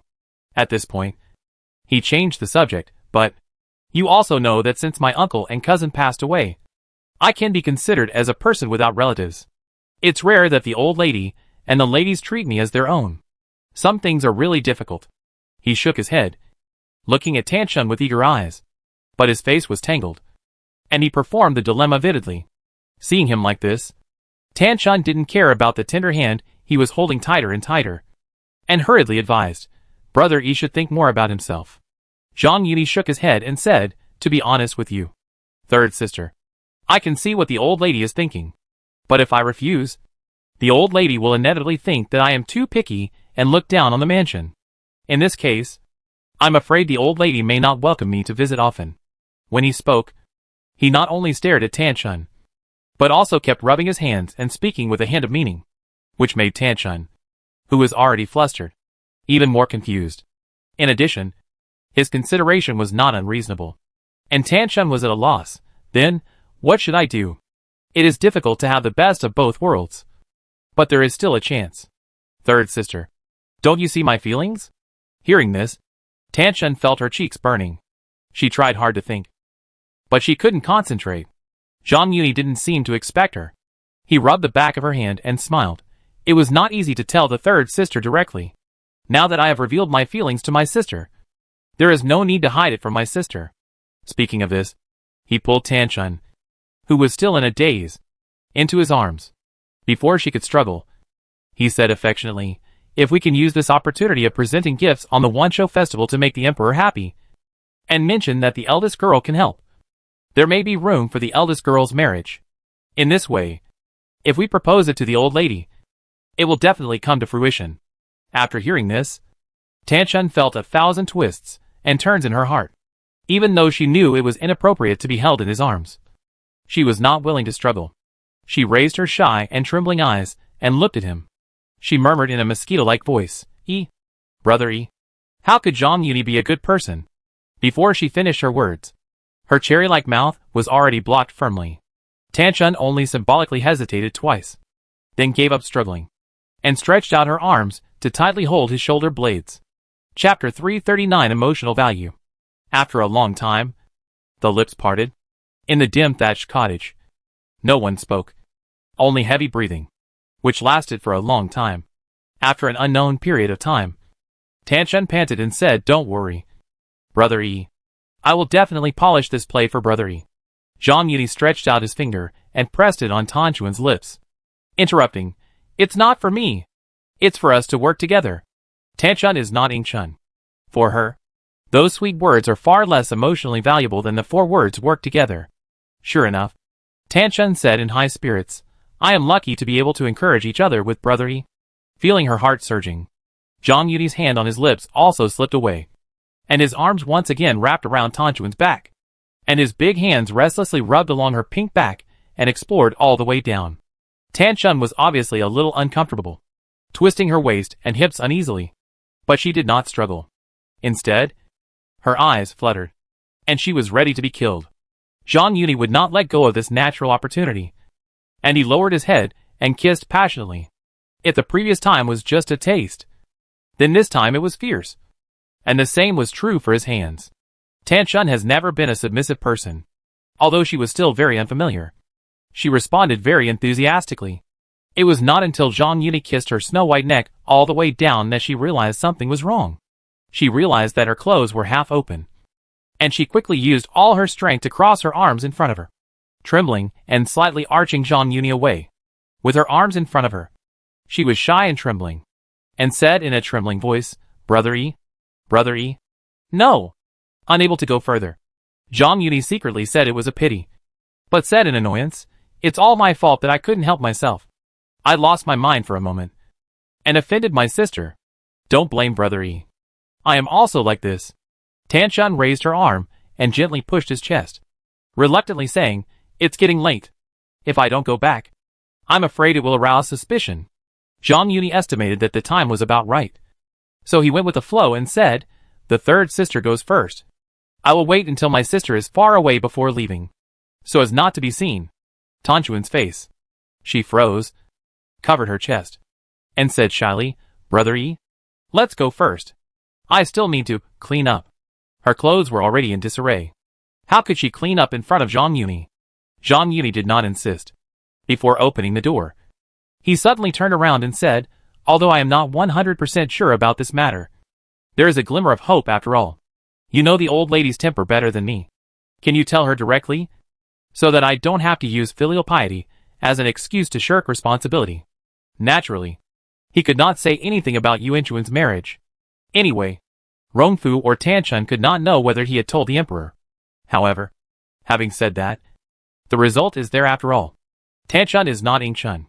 Although he took the lead today and let down her guard, she may not be suspicious after a long time. His move was purely a retreat to advance, further dispelling Tanchun's doubts. It would be difficult to shirk responsibility after the other party spoke up. On the contrary, if he proposed it first, even if Tanchun intended to go with the flow, he could use his words to guide her. Don't, Tanchun said hurriedly. The old lady loves my eldest sister the most. If she knew, even if she wouldn't urge Brother E to express his position, she would probably deliberately prevent me from meeting Brother E. Seemingly a little embarrassed, she added, If it affects the rehearsal of the Wansho festival, it will be more trouble than gain. Zhang Yuni nodded and sighed. Forget it. Anyway, the mourning period is after the Wansho festival, so there is no need to worry about not having an excuse. After that, he did not stay any longer and pushed the door open and walked out. After closing the door, he came to the courtyard and nodded to the shivering servant. Thank you for your hard work. Remember to take good care of your young lady. Although it has not snowed in the past few days, the road has frozen now. Don't let her fall. Inside the house, Tanchun, who was tidying up her clothes, heard the conversation outside and froze. She was thinking about it, and her soft hands tightly grasped her clothes and pressed them against her chest, without moving for a long time, until the somewhat flustered voice of the maid came from outside. Miss. Tanchun came to her senses after hearing this and hurriedly said, Wait. She'll be out soon. She hurriedly buttoned her clothes, smoothed the wrinkles in front and behind her, took a deep breath, pushed open the door, and walked out of the room. Miss, how is it? The maid hurriedly stepped forward to ask. Mastery has been out for a while. Why did Miss stay in there for so long? Tanchun blushed and answered irrelevantly, I worry too much. Brother E has already had a plan. Then, what did Mastery say? The maid was disrupted by her thoughts and hurriedly asked. Mastery didn't blame Miss, although it can be seen from Zhang Yuni's instructions that he was still a little worried. Tanchun pursed her lips, raised an arc at the corner of her mouth, and said, although it is a bit unnecessary, it is worth my painstaking efforts to understand Brother Yi's intentions. It is worth my painstaking efforts to be able to see my sister-in-law and relieve the pain of missing her. I stayed in the mansion temporarily under the pretext of staying in the big flower hall. Two figures like conjoined twins were tightly wrapped together, panting and groping each other. It was Zhang Yuni, who had just come out of Qingtang thatched cottage and seamlessly came to meet Li Wan. Li Wan had been away from home for a long time and was already eager to see him. And Zhang Yuni had already laid the groundwork in Qingtang thatched cottage, and the arrow was on the string. In a short while, the two of them had half opened their lapels and were almost frank with each other. Zhang Yuni promptly held down Li Wan's groping hand and said in a gentle voice, It's freezing cold. Sister-in-law, you should put on your clothes to avoid getting cold. Li Wan's face flushed immediately after hearing this. and she turned around in his arms without making a sound. Then, she leaned over and lay on the railing at the edge of the stage. Compared to Tan-chun, who needed to be intimate and prepared in various ways, a mature woman like Lee Won naturally didn't need to be so cumbersome. And it was best to get straight to the point. The two of them met each other in chess. And although they were fighting fiercely, they still had the energy to talk. Lee Won couldn't wait to report the good news. In the future, it will no longer be far away. After the new year, I will move into the garden to live. Oh, what's the matter? Madam came to me today and asked me to move to the garden after the new year. Zhang Yuni frowned slightly and asked calmly, why is she so kind? Zijuan was gossiping in front of Baoyu a while ago, and almost went crazy again. Li Wan told the story of Zijuan in a disjointed manner. And at the end, she said, Madam is afraid that he will always go to Lin Girl's place. And if something goes wrong, she asked me to keep an eye on him. Li Wan could not be blamed for misjudging Wang Furen's intentions. After all, in her opinion, no matter from which aspect, Yuan Chuan's marriage to Zhang Yuni was the best choice. And Wang Furen had no reason to obstruct it. She even used Baoyu as a cover, which made Li Wan misunderstand her. Zhang Yuni did not doubt Wang Furen's intentions. He knew that Wang Furen was interested in a perfect match. So he had a preconceived idea. So he smiled and said, then you have to keep a close eye on him. Don't let Madam down. Although he said this, he was thinking about how to destroy the perfect match. Although Wang Furen's calculations were loud, he did not intend to miss out on Chai and Dayu. He did not know that Zijuan had changed her mind, and thought that he could use Lin Dayu's strength to fight against her, and Xue Baochai would need to use some tricks. Chapter 340 Fighting for the Wind and Spying on the Secret. Because she had hoped for the future and was worried about being caught, and because it was freezing cold, Li Wan was not like she was last time in the Grand Flower Hall, where she had no food to eat and was demanding too much. However, even so, she still caught a cold. The next morning, she asked Suyun to ask for leave from Jiamu. No one else took it seriously, except Wang Shifeng, who was wary. She had planned to eat alone, but she didn't see Zhang Yuri show up last night. And then she heard that Li Wan had caught a cold, so she couldn't help but speculate. After lunch, she came to Li Wan's room under the pretext of visiting the patient. As soon as she entered the room, she pointed at Suyun and asked, Sister-in-law was fine yesterday. Why did you catch a cold today? Did you sleep too much last night and didn't take good care of her? Li Wan heard that something was wrong and quickly interrupted the conversation, saying, It's not Suyun's fault. I felt that the fire in the room was too strong yesterday, and I felt stuffy. I went to the yard to get some fresh air and caught a cold. Wang Shifeng would never believe it so easily. She laughed and said, Sister-in-law is too careless. If she felt stuffy in the room, she could just open the window. Why did she go outside to get hot? Frozen?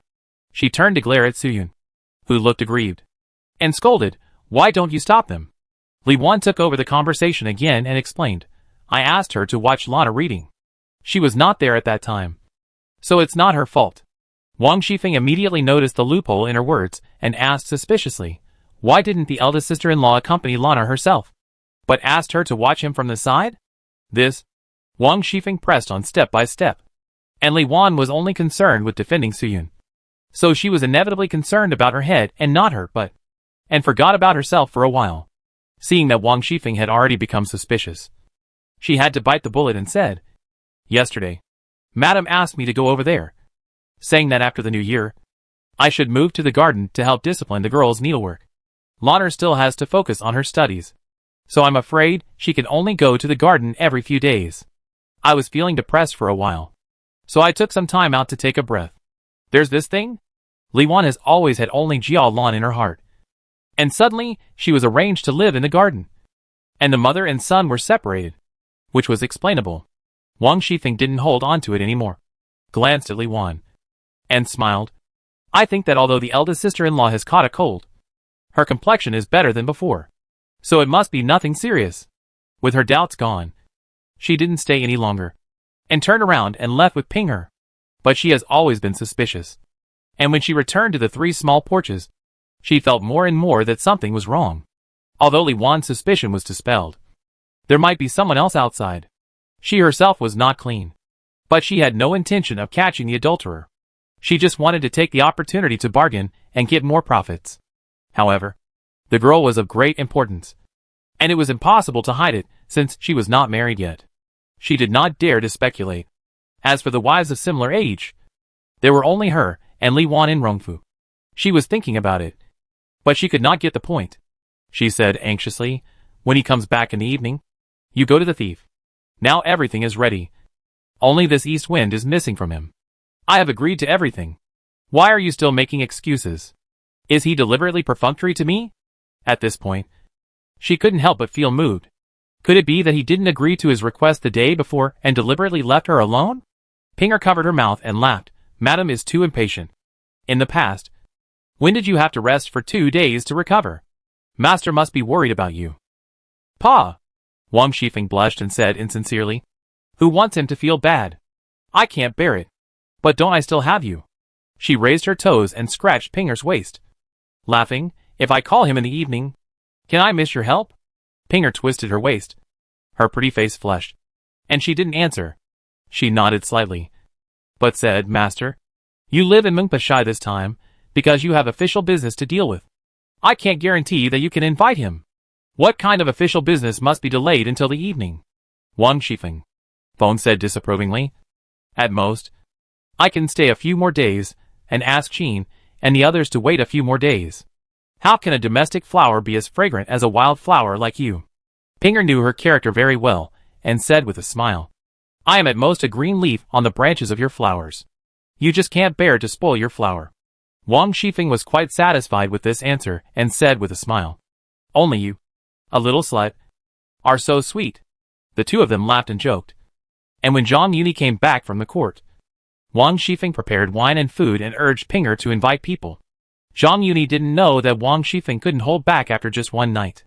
Back at Mengpashai, Yuchuan had been waiting for a long time. While eating, he said to Yuchuan, "Go back and tell Madam that I will send the servants in the yard away in a while. Tell her not to worry and come early." When Yuchuan took the order and went back, he called Wu Ma and asked her to arrange for the servants to go back to the house early. Wu Ma and the servants of Mengpazai were old people in Huifang Garden. They knew something about Master Yi's affairs and hurried down to make arrangements. Just as he had made the arrangements, Pinger had already walked in. "Master, Grandma has prepared wine and food. Please come over for dinner."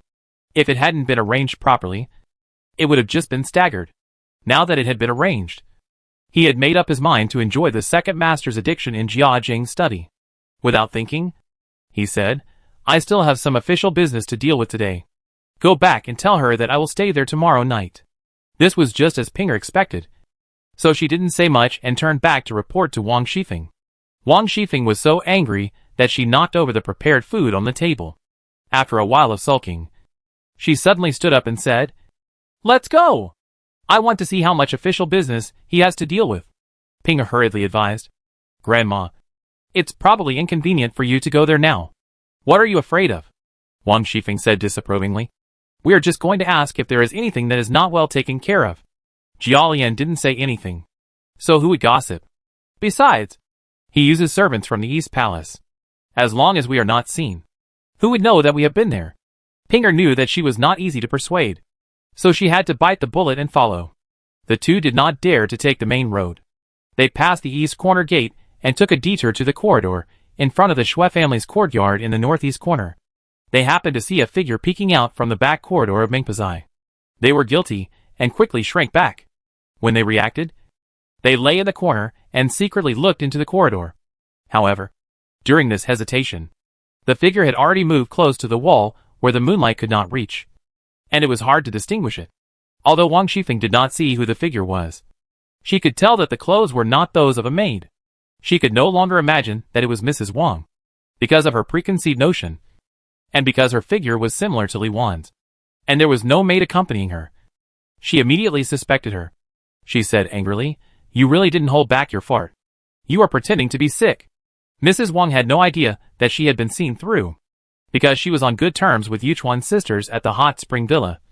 She was cautious this time and did not take her with her.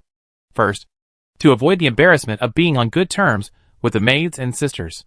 Second, if someone came to her at night, she could ask Yuchuan to help block them. Seeing that the figure turned to the door of Mengpashai, she hurriedly chased after it. "Grandma, Let's not go. Pinger chased after it anxiously. Wang Shifeng was not a tolerant person. Others were fine.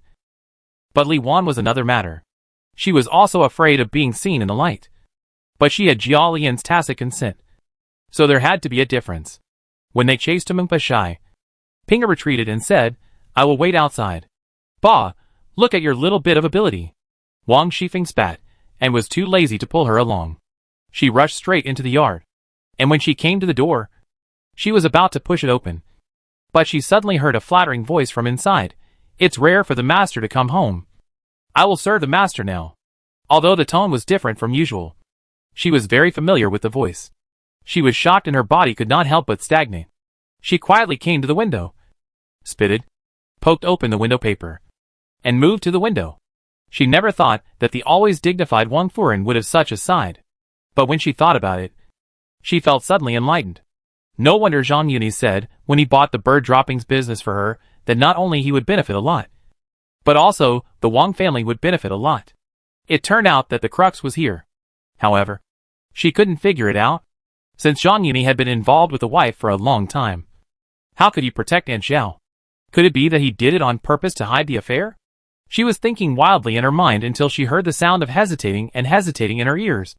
And then she realized that she had been distracted. At this moment, she had no intention of catching the adulterer. And she quietly left the yard. Grandma? Pinger was waiting outside the yard. Seeing that there was no movement in the yard, Wang Shifeng came out and couldn't help but be a little confused. You didn't.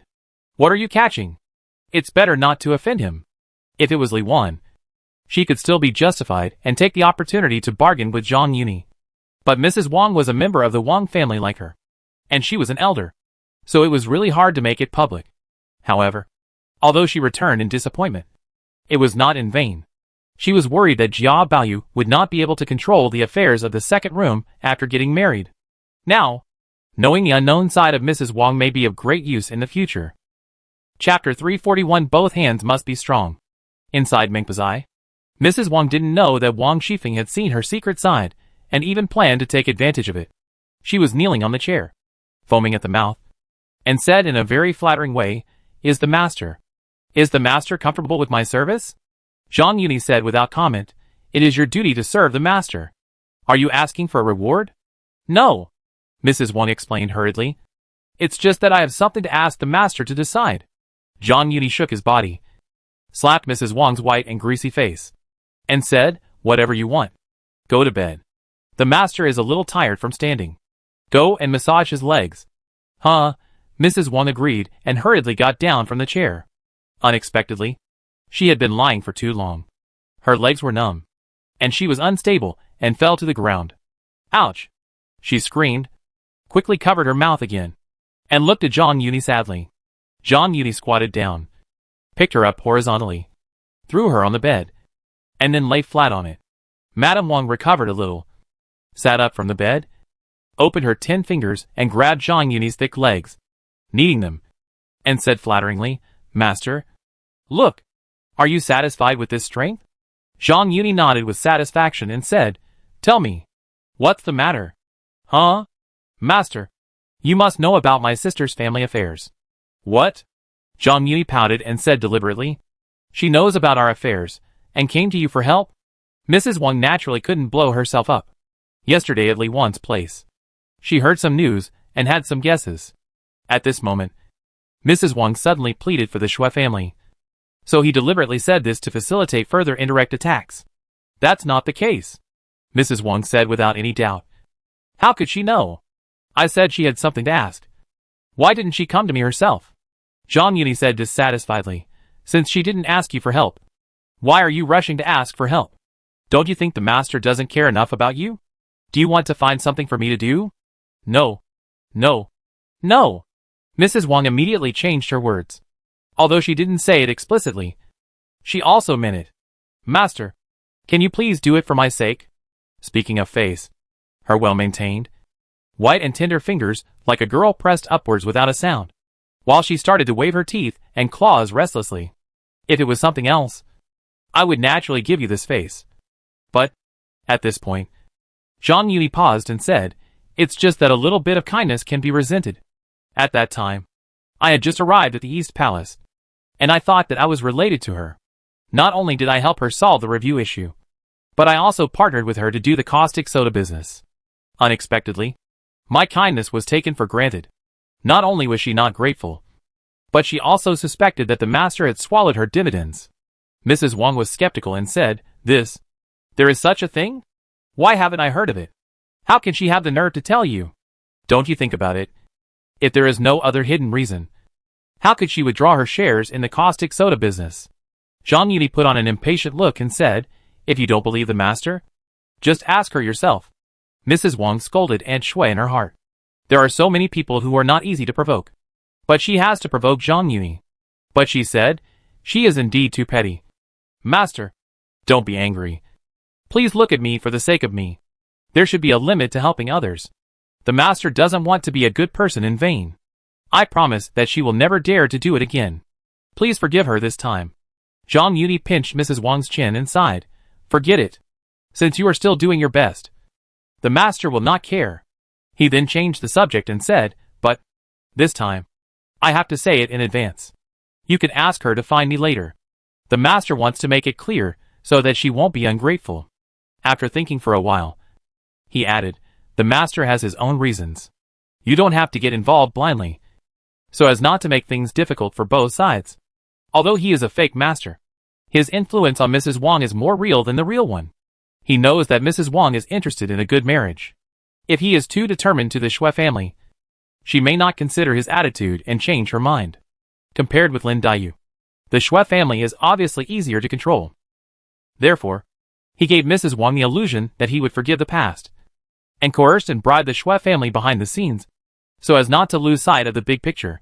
If he had not taken the initiative to go to the door and lost the opportunity, he would not have to go through so much trouble. He originally planned to use some means through the inner court to force the Shui family to submit. But now that Mrs. Wang has pleaded for the Shui family, she might as well let her be a mouthpiece. Mrs. Wang did not expect Zhang Yuni to say this, and she hesitated for a while. She had a deep understanding of Zhang Yuni's character. At the beginning, when Jia Baoyu was crazy, he dared to take advantage of the fire and grope in her hands in front of Jiamu and others, taking full advantage. Compared with herself, her sister is not only young, but also has fairer and more hydrated skin. Going there in person, isn't that like a sheep walking into a tiger's mouth? She didn't care about Aunt Shui's reputation. But it was hard to say whether Zhang Yuni would have a younger sister and forget his elder sister. Also, once the Shui family got close to Zhang Yuni, whether they would still listen to her was a question mark. However, she herself was not clean. Not to mention that this was just a guess. Even if Zhang Yuni really had this intention, what reason did she have to object? In that case, I will wait for her to find me, and then tell her what the master said. She thought about it, and only said this way to prevent Zhang Yuni from getting suspicious. But Zhang Yuni impatiently touched Mrs. Wang's lips and urged, I have forgiven the past for the sake of Madam. Why hasn't Madam said anything yet? Ya! In Lixiang courtyard, the little actors were stretching and kicking, preparing for rehearsal, and honing their basic skills. Lu Wu, on the other hand, was singing alone. After finishing the set of movements, Fang Guan pulled Ling Guan to Lu Wu's side and said with a smile, Why have you been practicing so hard these days? I heard that Master Yi has been living here alone these days. Is he going to summon you to serve him? Oh!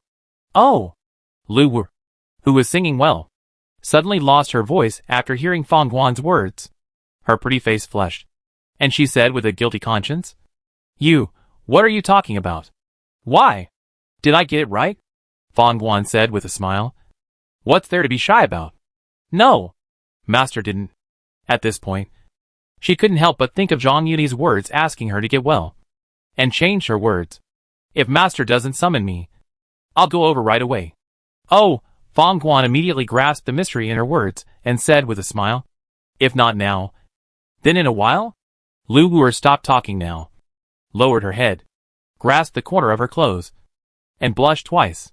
Fang Guan smiled knowingly and asked, By the way, I heard from the girls that this story was made up by Master Yi. Is it true? Speaking of this, Lu Wu was no longer shy and said, How can it be false? I heard from Sister Jean Chuan that Master Yi also has a story about the legend of the White Snake, which has been published as a book. Fang Guan heard this, pursed her lips, and fell into deep thought. Ling Guan spoke first. Oh? Then can you take a copy for us to see? Although actors are of low status, they can read and write because they have to memorize their lines. Then I'll ask when Anshin comes back. Hearing the conversation between the two, Fong Guan couldn't help but raise her eyelids and circle their faces. It is said that Ling Guan looks like Miss Lin. And I think you are not much different. Ah? This sentence came out of nowhere, and Lu Wu looked at Fong Guan inexplicably. Since ancient times, there have been many things with private goods in these stories. Isn't that the case with the West Chamber? Do you think Master Yi couldn't write about a lady openly? So he wrote Xiaoxiang as a maid? So he chose Ling Guan at first sight. Speaking of this, her eyes kept turning around Lu Wu and Ling Guan's faces, curled her lips, and smiled. I think not only you, the concubine, can't escape. Even Ling Guan may not, although there is a suspicion of being used as a substitute. For the maids and actors, there will be no dissatisfaction. But it is a rare opportunity. Although Fong Guan is not very old, she has been exposed to the opera world and is not picky about food. She said jokingly, Miss Lin is beautiful, but she is weak after all. I am afraid that Master will have to make up for it on you. Although they are both actors, it is still about her. Ling Guan's cheeks flushed when she heard it. Lu Wu lowered her head, thought for a while, and said in a deep voice, no wonder Master urged me to get well soon. Chapter 342 Role-Playing. The next day, before the sun rose, Madame Wang carefully poked her head out of Mingpa's eye, looked around, and then she leaned against the wall and tremblingly walked towards her yard. She finally found her room and closed the door.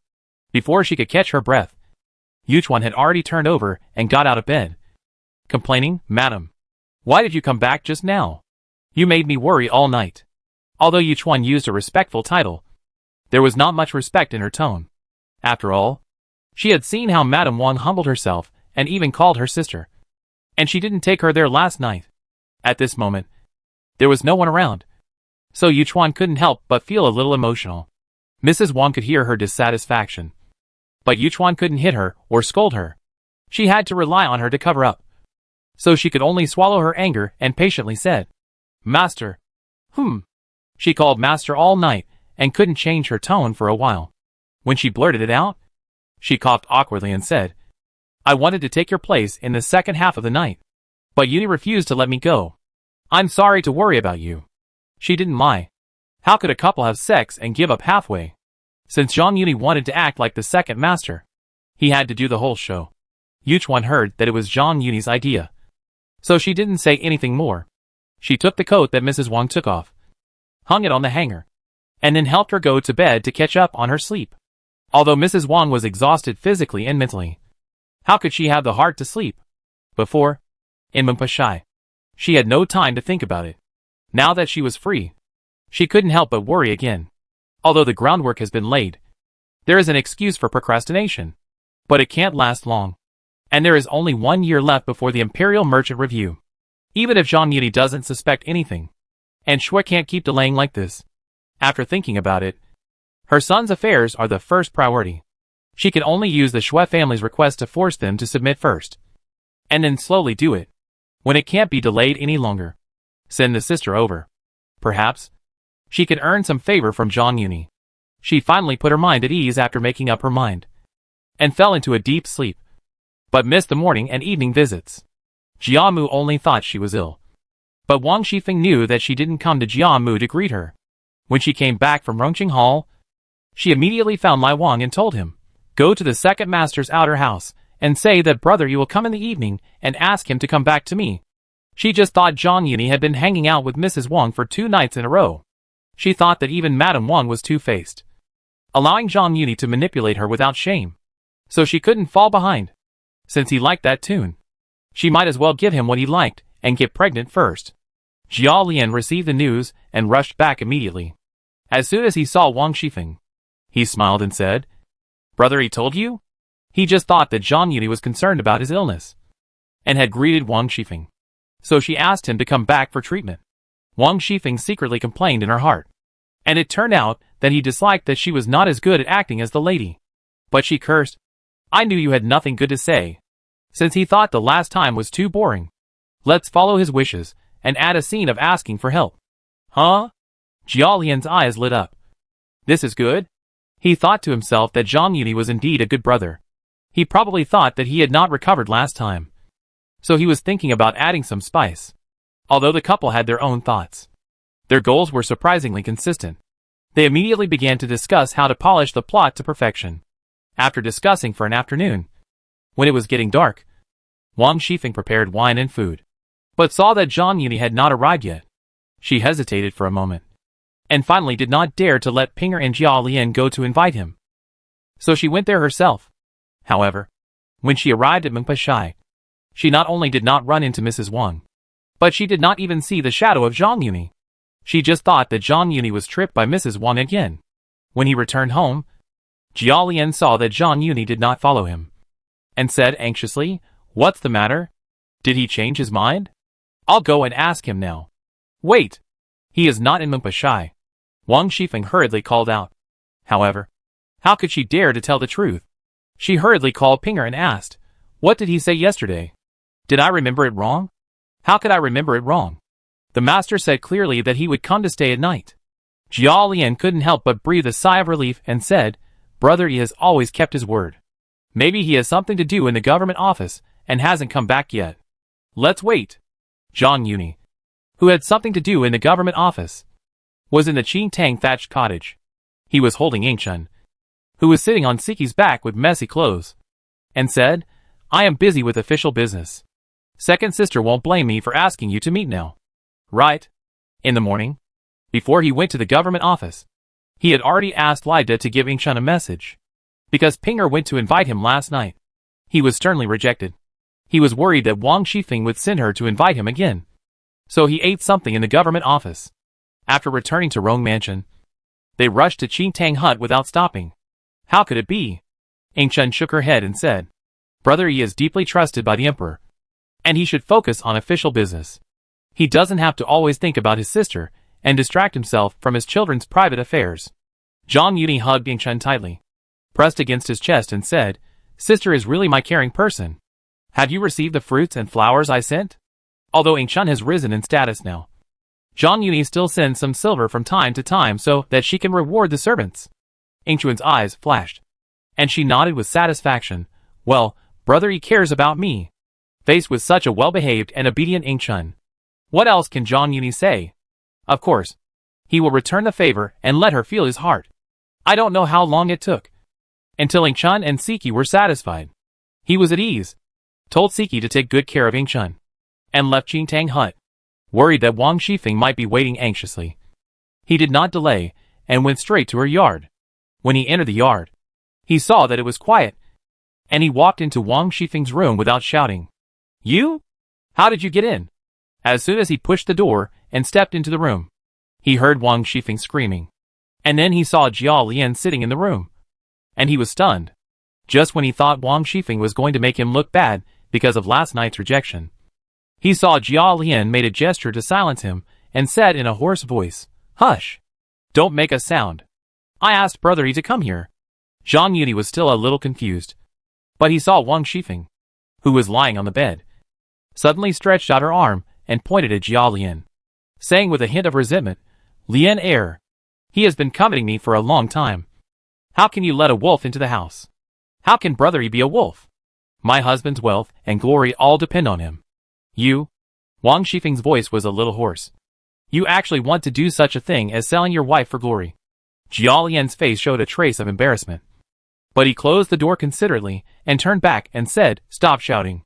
Don't let anyone hear it. Brother Yi promised me that he would not go out and talk nonsense. Just for my husband, for my husband. Please be patient for a while." Perhaps it was because he played the role in his true colors, but he performed the cowardly look to the fullest. Zhang Yuni never thought that there would be such a surprise. Looking at the two people who acted vividly, he couldn't help but raise the corners of his mouth and walk to the bed with a step that didn't recognize his relatives. He grabbed Wang Shifeng's hand pointing to Jia Lian, pressed it behind his back, and then pulled off the ribbon around her waist, with a smirk on his face, saying, "Sister-in-law, you don't want Brother Lian to lose his job." Chapter 343 Prelude. This big drama in Wang Shifeng's room put a perfect end to his trip. This 5-day and 4-night trip was far more effective than expected. Not only did everything that was expected happen, not only did he successfully solve the problem of the one-show festival program, but he also received surprises like Tan Chun and Lin Hongyu, especially Tan Chun, who gave her a big cake of joint efforts. Not only willingly served him to drive, but also took a lot of advantage in his words. Of course, what made him savor it the most was the role-playing of Wang Furen and Wang Shifeng, the aunt and nephew, because they were all acting in their true colors. Their acting skills were impeccable, and they were immersed in the situation, which greatly satisfied his bad taste. The only shortcoming was that Wang Shifeng's play was a bit wrong. If she could come earlier, Jia Zheng could cooperate in the play, even with Aunt Zhao as a bonus. It would have been more interesting. However, with Jia Zheng's body, I don't know if he can withstand such stimulation. Thinking of this, he took another mouthful of porridge, looked at Jia Lian with dark eyes and blue lips with a little concern, and asked with concern, "How is Brother Lian recovering?" Jia Lian's face flashed with embarrassment, and he said evasively, "Generally, it will be fine after a period of rest. If Brother Lian has any difficulties, just speak up. I will help you to the end, and will not give up halfway." Last night, Wang Shifeng acted hard, and he also tasted the taste. If Jia Lian had a request, he could stay for another day. Jia Lian complained in his heart, but he had to thank him. "I'm sorry for causing trouble to Brother Yi. Last time, he fell ill, although it was mainly because he was frightened, but also because of his physical exhaustion. Although he rested for half a year, he had taken in several concubines from Jia Zhen and Jing Sanjuan in the past half year, which made his already weak body worse. But he was seeking excitement and moaning without illness. So he was overexhausted and triggered his old illness. If he could use the same method as last time, slowly nourishing himself, although he could not recover completely, he could at least use it reluctantly. However, he was eager to achieve success. Not only did he not stop when he was satisfied, but he also took a more severe blow. Although it is said that strong medicine is used for serious illness, since it is a strong medicine, the side effects are naturally obvious. After 2 consecutive treatments, not only did he lose half of his body, but his face was also extremely ugly. It must be said that Jia Lian is still the one who cuts meat to feed the eagle and helps others. However, because he realized the seriousness of the problem, he did not dare to go with the flow this time. Seeing that Jia Lian was overwhelmed, Zhang Yuni did not force it. He secretly said it was a pity and turned to Wang Shifeng. "Sister-in-law, don't forget about Lin Xiaohong." "I know," Wang Shifeng said unhappily. "It's just a maid. You can just tell the lady directly. Why do you have to go through me?" Although the secret was not convenient to tell, she had seen Mrs. Wang shaking her head and tail in front of Zhang Yuni. Isn't this asking sister-in-law to help train her? Zhang Yuni did not hear her implication, and explained, "Sister-in-law has not found a suitable maid, and Lin Xiaohong can help her with a little training." Wang Shifeng was quite pleased to hear him say that. But she said, "Why bother so much? If she has limited energy and can't take care of it, just ask Pinger to go over tomorrow and help her. The things here are no less than what I have. If Pinger is not there to help, won't it be a burden for my sister-in-law?" Pinger is indeed a good candidate, but she and Wang Shifeng have a special relationship, and Wang Shifeng is not a contented person, so she may not use Pinger to interfere in the affairs of her own mansion. Moreover, there is also the factor of Lin Hongyu. How could Zhang Yuni agree? Wang Shifeng said with a dull look, "I don't know how long I can do this job as a housekeeper." "Hey! How could that be? Sister-in-law's ability is obvious to all. Who else can handle this mess in the mansion except you? So, Yuni, you support me?"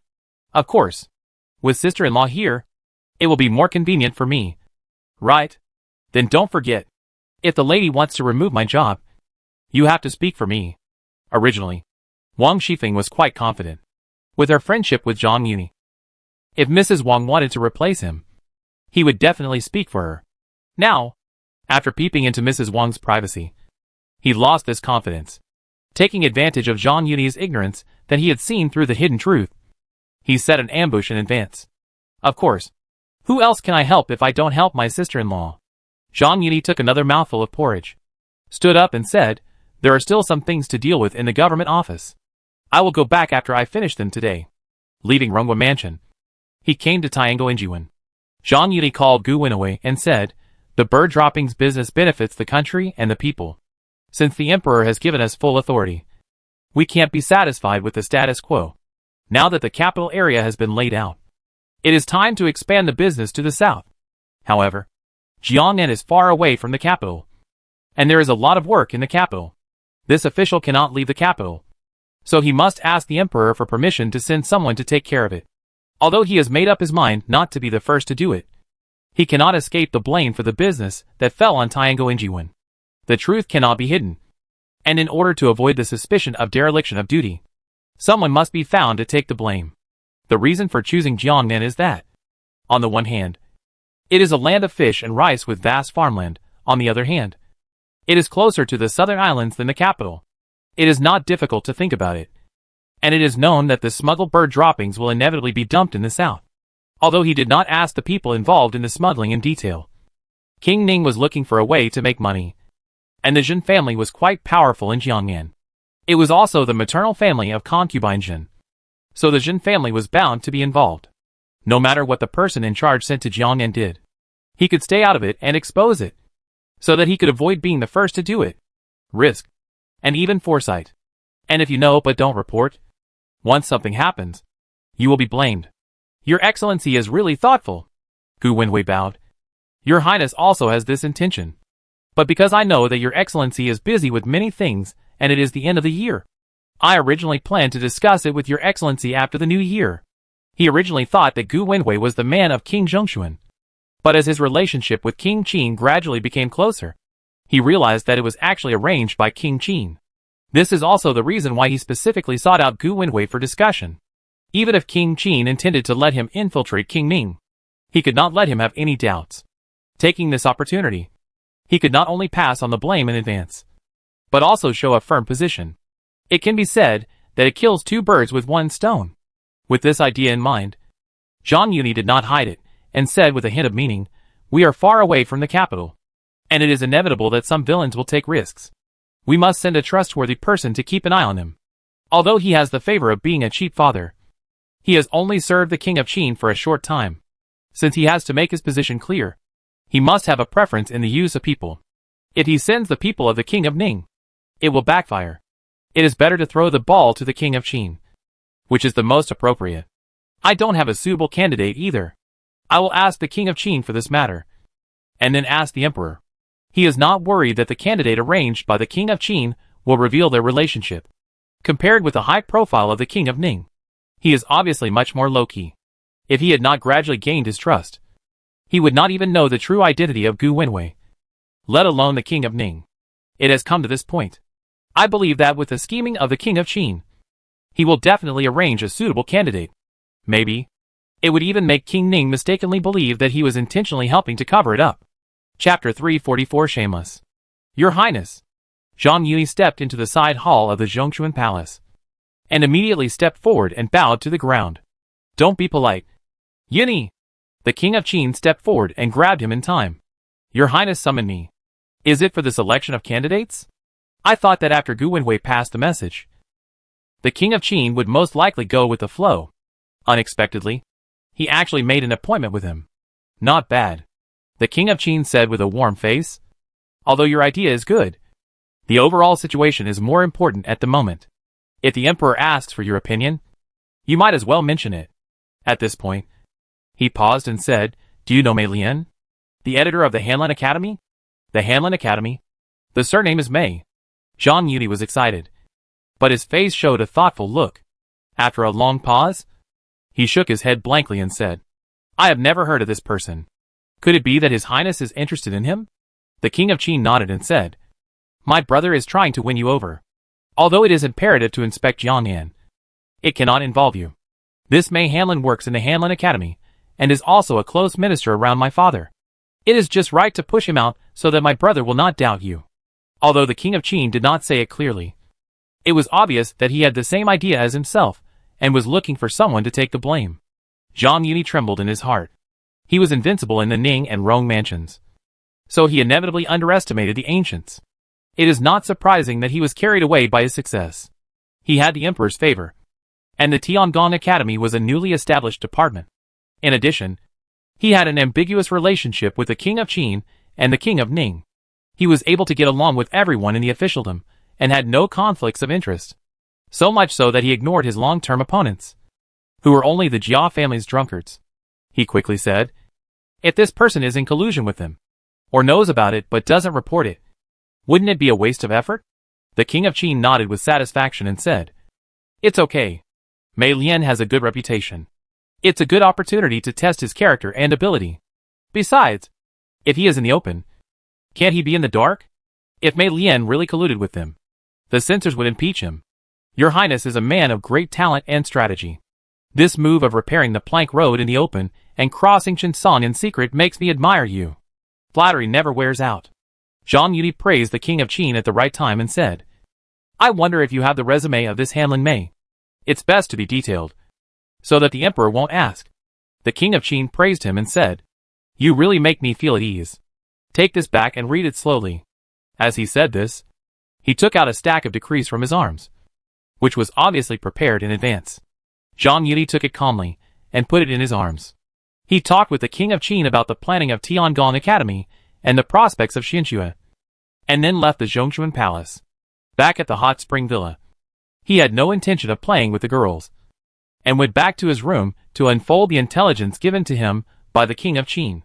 The Hanlin Academy is equivalent to the modern secretariat, and belongs to the emperor's close ministers. Since ancient times, there has been a saying that only Hanlin can enter the cabinet. As far as Zhang Yuni knows, Lin Ruhai was born in the Hanlin Academy. Those who can enter the Hanlin Academy often follow the emperor for a few years of experience, and then are sent out for training. As long as they do not make mistakes, most of them will be entrusted with important tasks after 3 to 5 years. Even, there are not a few who enter the cabinet directly. Hanlin not only has a fast promotion, but also has the right to meet the superiors without bowing and to report secretly. This is probably the reason why the king of Qin chose Mei Lian. First, there is no need to be too constrained. And second, the right to report secretly is also conducive to clearing Zhang Yuni's suspicion. After Emperor Zheng Qing had been in power for 10 years, he gradually became obsessed with practicing Taoism. The upper beam was not straight, and the lower beam was crooked. The Hanlin Academy gradually became a place to help him look up Taoist classics and search for methods of practicing Taoism to become immortals. And Mei Lian was selected into the Hanlin Academy during this period. The information about Mei Lian himself was quite detailed in the intelligence. However, Zhang Yuni's focus was not on him. Looking at the intelligence, there was a son named Mei Pai, who was only 15 years old, and was briefly introduced. Zhang Yuni couldn't help but secretly complain. Shameless. This Mei family really knows how to name. However, although there is no definite information, the surname Mei is not a big surname, and there are very few people who come from the Hanlin Academy. And Mei Pai's age is right. This Mei Hanlin is almost certainly the Mei family who is engaged to Shui Bao Qin. Unexpectedly, passing the buck can actually throw out such an unexpected surprise. Zhang Yuni couldn't help but be overjoyed. A man is innocent, but guilty of holding a treasure. If Mei Hanlin was also the king of Qin's man, he would have to worry about his actions since they were in the same camp. But now, he no longer has this worry. After understanding Mei Lian's situation clearly, he also had a general idea of how to recommend him to the emperor without making a sound. Although the Hanlin Academy is not as good as before, just like the emperor trusts eunuchs, those who know how to make the emperor happy will have a chance to succeed. Mei Lian has been in the Hanlin Academy for 7 or 8 years, but he has never been sent out. It's not because the emperor can't do without him, but because he is not good at flattering. You can say that he is seeking fame or that he is upright. In short, he pretends to obey the emperor's orders and searches for Taoist classics and methods of cultivating immortals. Therefore, he was disliked by Emperor Zheng Qing and was left idle. This is also the reason why he has no real power but a little reputation. Although I have seen Jia Zheng who is two-faced, it is hard to guarantee that Mei Lian is the same. Moreover, there are always two sides to things. If he was in Jiangnan, colluding with Prince Ning and local gentry, it would be easier to deal with. But if he is really upright and honest, and his reputation is well-deserved, it may not be a blessing in disguise. Although the king of Qin wants him to take the blame, it also implies a test. But if this pot is taken well, it may not be in the eyes of the king of Qin, even if he is bound to be suppressed by Prince Ning and the gentry in Jiangnan. Once the king of Qin succeeds to the throne, the situation will inevitably reverse. because he has already established a connection with the king of Qin. The opportunity that Zhang Yuni does not need is seen as a rare opportunity by others. Moreover, ups and downs in officialdom are common. Mei Lian had been idle in the Hanlin Academy for many years, and he had a good reputation, so he might not miss such an opportunity. Zhang Yuni hesitated again and again, but finally decided to give it a try. First, the king of Qin knew about Mei Lian's situation, and the king of Ning could not be kept in the dark and had no countermeasures. The Jin family was in Jiang'an, and they must have a close relationship with the Shui family. They might not do ideological work through the Shui family. In this way, even if Mei Lian did not sell this favor, it would destroy the relationship between the two families. Second, although Mei Lian was idle, he was a Hanlin after all. The second branch of the Shui family could not take the initiative to cancel the engagement, and he would not cancel the engagement whether he was for fame or was really upright. The Mei family was not Zhang Hua and his son, nor was it the Rong mansion. He could not use his power to suppress others, and he had no handle to make the Mei family afraid to act rashly. Therefore, letting go of this opportunity would be tantamount to waiting for death and missing a good opportunity. Only by seizing this opportunity and seeking variables can there be a glimmer of hope. Chapter 345 Forced to take over? With subjective initiative, Zhang Yuni did not delay and entered the palace the next day. Although the capital is important, it is still a long way away. If the bird droppings business is also spread out in Jiang'an, it can save time and accelerate the expansion of grain production. I am here to ask the emperor to make a decision and choose an honest and upright person to entrust him with an important task. It is not difficult to guide the emperor to choose Mei Lian. It is nothing more than starting from the ability to submit secret memorials and being upright and honest. Zhang Yuni can set an example in Rongguan Mansion. Emperor Zhengqing may have such an idea to put Mei Lian aside. It can be said that Mei Lian was sent out to do official business of the court. But it is another matter when he went to the inner palace for the emperor's own private affairs. However, Zhang Yuni has always been cautious. Although he used some rhetoric this time, Mei Lian was hated by the emperor after all. After finalizing the matter, he continued, I came to the palace today mainly to present gifts to your majesty for his majesty's birthday. Oh! Emperor Zhengqing immediately became interested and urged, Are you ready so soon? Tell me now. I have already prepared the auspicious signs. Please allow me to keep it a secret. You are keeping it a secret with me. Did you come to the palace today just to arouse my curiosity? Zhang Yuni scratched his head and said, In addition to preparing auspicious signs for your majesty, I have also prepared a play to make your majesty laugh. Emperor Zhengqing was fond of showing off his achievements, and was very concerned about his majesty's birthday. He just catered to his interests. Hearing that he was so attentive, Emperor Zhengqing couldn't help but praise him. You are so attentive. Seeing that the emperor was in a good mood, Zhang Yuni struck while the iron was hot and said, I have been an official for a short time and have not seen any famous actors. This play is a bit tricky, and the actors used are still young, just for the sake of celebration. However, we can no longer be careless about the musicians. Last time, I was reminded by eunuch Zhou. I would like to ask the emperor for permission to select 2 musicians from the palace. Although the acting skills of the little actors can beat 90% of the actors in the previous life, they are not good enough in front of their peers.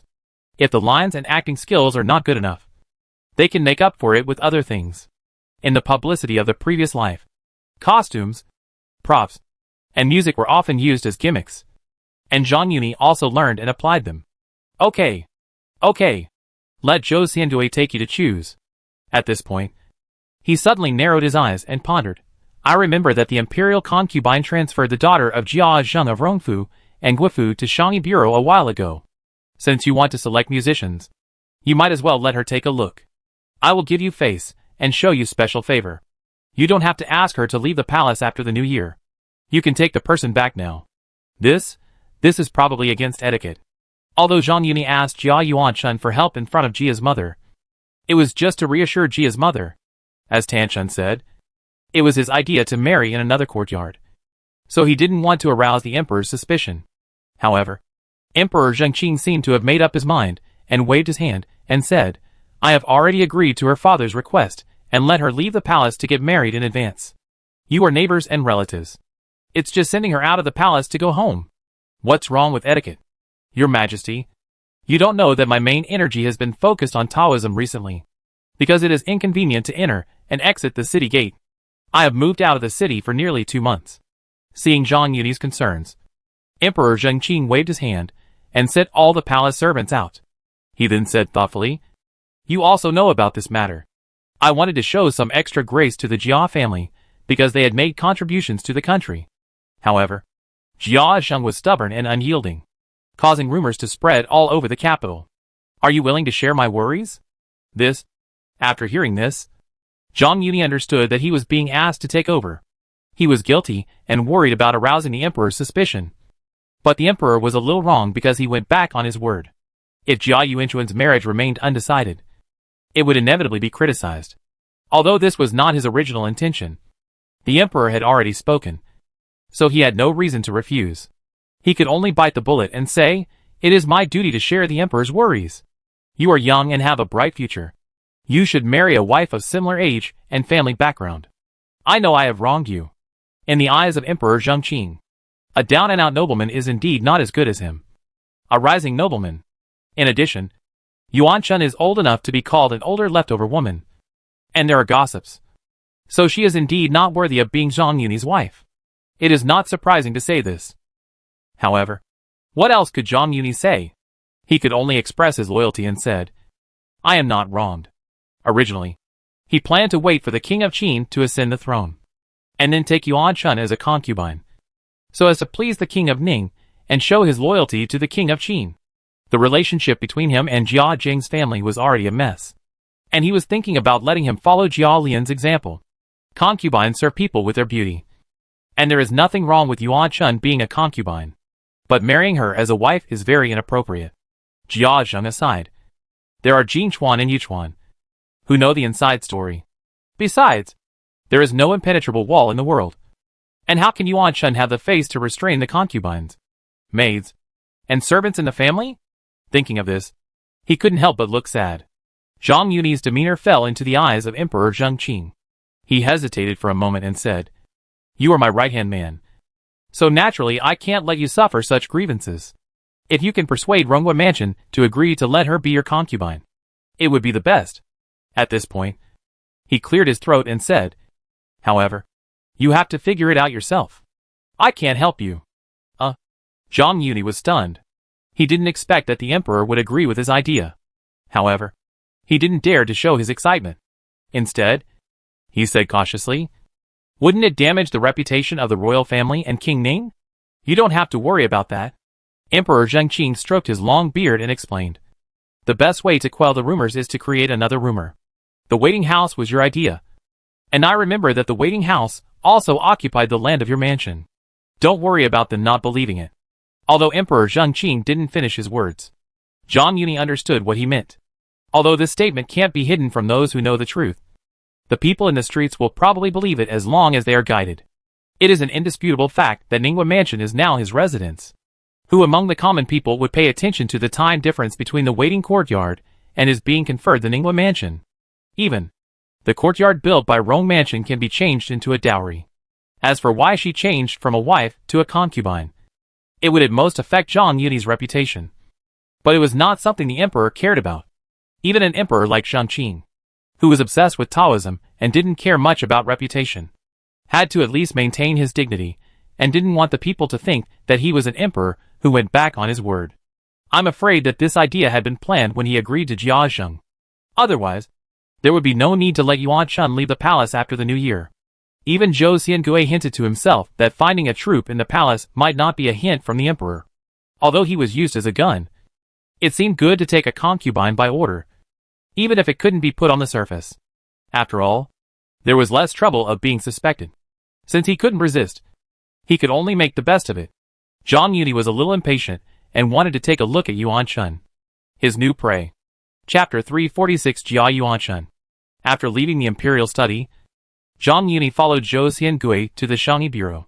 In the early days of the Great Xia dynasty, female officials almost covered all the affairs of the harem, including guiding the harem, collecting and distributing documents, managing the keys of the palace, rituals and music, daily life, court banquets, clothes and jewelry, feather guards, serving food, medicine, sweeping curtains, garden planting, candles and oil, needlework courses, food, firewood and charcoal, etc. However, because women are not like eunuchs, except for a very few who stay in the palace for a long time, most of them have to leave the palace to get married when they reach the age, so that the rights of female officials are gradually replaced by eunuchs. In the Zhengqing dynasty, as the emperor was obsessed with Taoism, female officials lost their hope of advancement. Few aristocratic families were willing to send their daughters to the palace, and gradually they were in name only, and were controlled by eunuchs. However, the female official system of 6 bureaus and 1 department was still retained. Arriving at the Shangyi bureau in a corner of the palace, Zhou Xiangui immediately shouted at the top of his voice, "Jia Si Le!" Jia Yuanchun is good at music and works as Si Le in the Shangyi bureau. A woman in palace dress in the hall immediately stood up and saluted, "Eunuch Zhou, why are you here?" As the emperor's personal eunuch and in charge of the Jingshifeng, Zhou Xiangui obviously has a lot of prestige in the palace. Zhou Xiangui did not answer, but said arrogantly, "Why don't you meet the Lord? A phoenix with feathers shed is worse than a chicken." Originally, Dai Quan had not been in trouble, and with Jia Jing's face, she would not be wronged in the palace. However, as the marriage was delayed, concubine Jin sent her to the Shangyi bureau on the pretext of sending her to the Shangyi bureau, which was a worrying situation. Jia Yuanchun was not aware of being careful, and bowed deeply to Zhang Yuni, saying neither servile nor overbearing, "Si Le Jia Yuanchun, meet the Lord." She had never met Zhang Yuni, and did not know his identity, so she had to follow Zhou Xiangui's instructions and address him as Lord. Knowing the emperor's intention, Zhang Yuni looked at Jia Yuanchun with the taste of examining prey. As a legitimate daughter, she was raised by Jia's mother since childhood and was trained to enter the palace. Even though her situation is worrying now, she is not as submissive as Ying Chun, nor is she as smart as Tan Chun, and she is not as cold as Shichuan, who refuses people. She is quiet and dignified, and she is generous and generous, which is quite in line with Zhang Yuni's impression of the image of a lady from a noble family. As for her figure, it perfectly combines the thinness of the Jia family and the plumpness of Mrs. Wang. Thin branches bear fruits, which are delicious and relieve heat. As Zhang Yuni thought about it, he couldn't help but raise an arc at the corner of his mouth. We are all family, so there is no need to be polite to the musician. After hearing this, Jia Yuanchun seemed to have thought of something, but still asked in confusion, "Who is the Lord?" Even though she was in the deep palace, the palace now has glass windows, so how could she not have heard of Zhang Yuni's name? After hearing her question, Zhang Yuni had not yet spoken, but Zhou Xiangui said dissatisfiedly, "The Lord is also your cousin. How come you can't even recognize the Lord? The Lord has to prepare a gift for the Wanshou festival, so you should stand your last shift and help the Lord select 2 musicians." Speaking of this, he looked around and said in a deep voice, "The emperor has just granted permission for the Lord to take you home in advance." He deliberately emphasized the word "take you home" and made it ambiguous. Zhang Yuni knew it well, but Jia Yuanchun blushed, and then a hint of excitement appeared on her face, and she murmured, "Go home? Could it be that my grandmother and the others are already outside the palace?" Zhang Yuni touched his nose and said, "The old ladies don't know yet. I just mentioned it to the emperor. I didn't expect the emperor to show special favor." Knowing the emperor's intention, he could only cooperate. "Sir," Zhou Xiangui bowed and said, "It's better to reminisce later. I will prepare a spacious carriage for you later so that you can reminisce on the road. How about choosing the musicians first?" Zhang Yuni nodded and turned to Jia Yuanchun and said, "Thank you, Sister Yuanchun." Although he knew that Yuanchun was 2 years older than him, the age of women in ancient times was a secret, so there was nothing wrong with him calling her sister. When Jia Yuanchun heard Zhou Xiangui arranged for her to ride in the same car with Zhang Yuni, she was stunned. Then she heard him address her as his sister, and her face immediately turned red. She said in a trembling voice, Sir, you are too polite. Sister Yuanchun, don't be so polite. Just call me Brother Yi. I don't know what kind of musician you want to choose." "Brother Yi? I am not very good at music. Why don't you explain it to me?" "Sister Yuanchun." Zhang Yuni had already planned the music. His play was mainly about the story, and he didn't intend to imitate the jingling on the stage. The scene where Tang Bohu and Qiu Xiang had feelings for each other could have some lyrical music, such as flute, and piano. And in the part where Tang Bohu confessed, He planned to use the percussion music in the movie. As for the fighting scenes, he planned to use Swana. He happened to have several Swana BGMs that were familiar to him in his previous life, especially the cupping magic song called Mahakala, which he just copied. However, although he had a plan in mind, he didn't mind talking more with Yuan Chun in the palace. First, he had to let the emperor know that he was trying to cooperate. Second, returning to Rongfu was in the spotlight, and Tan Chun and Ing Chun were eyeing him covetously, which might not be as convenient as in the palace. When it came to the music she was good at, Jia Yuanchun was less restrained and gradually began to talk freely. Zhang Yuni also took the opportunity to tell Yuanchun the general idea of the story, and the general idea of the music arrangement. I didn't expect Brother Yi to be so original and unconventional. It's just a way to please. I have to trouble my sister to select a few skilled musicians. Zhang Yuni simply omitted his name. Yuanchun blushed and lowered her eyebrows and eyes, and selected a few musicians. Zhang Yuni waved his hand, and said with a smile, "Let's go. I'll take my sister home." At the same time, in the imperial study, Emperor Zheng Qing was not idle either. He ordered Lu Bing, who had been summoned, "Remember to follow the arrangements I told you before, and make sure to make as much noise as possible. Don't worry, Your Majesty. I have already arranged the personnel when I came, and I guarantee that there will be Jinui to explain to the people along the way. Okay. Go quickly. You go, and keep an eye on the road. And remember to come back and report when things are done." Lu Bing received the order, and came to the palace gate. He saw Zhang Yuni helping Jia Yuanchun get on the carriage, and then got into the carriage without any hesitation. He hurriedly nodded to the two Jinui who were pretending to be civilians, and accompanying outside the palace, and then jumped on the horse, and fell far behind the carriage. Although Zhang Yuni came by car, since the emperor had Zhou Xiangu a hint, he had to follow Yuanchun into the carriage. On the contrary, he drove the maid Bao Qin, who followed Yuanchun into the palace, and several accompanying musicians, to his own carriage. Seeing Yuanchun sitting by the window, he did not sit in the vacant seat, but sat opposite Yuanchun by the window. Although the carriage was quite spacious, it was inevitable that the two of them sat face to face, and close to each other. When Yuanchun saw him sitting opposite her, she quickly put her legs together, slightly turned her body, and quietly moved her legs to one side. Her figure was already well proportioned, and this sideways movement gave Zhang Yuni a perfect observation angle. She was tall and straight, sitting upright, showing her exquisite figure to the fullest. When the carriage started, Yuanchun swayed her body involuntarily, as if a fruit tree with fruits hanging on it was dancing in the wind. Zhang Yuni couldn't help but tremble, worried that the ripe fruits would be overwhelmed. Chapter 347 Bait. Whose carriage is this? Why is it so grand? You don't know yet? This is Lord Zhang from Tiango Enjiwen, taking the eldest daughter of Ronghua Mansion home. Ah? The eldest daughter of Ronghua Mansion? Isn't that? Hush. How can rumors be believed? Don't you think about it? The emperor's words are golden. If it is true, why would he let Lord Zhang take her out of the palace? Yes. Yes. Yes. I heard that the courtyard built by Ronghua Mansion also occupied the territory of Ninghua Mansion. I'm afraid it was a rumor before. Now it seems more like it. It must be said that the emperor's ability to create momentum is not bad.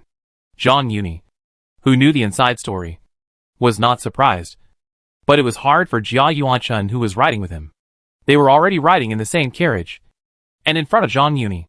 They heard so much gossip about the matchmaking. While feeling uneasy, they couldn't help but secretly raise their eyes and looked at Zhang Yuni sitting opposite.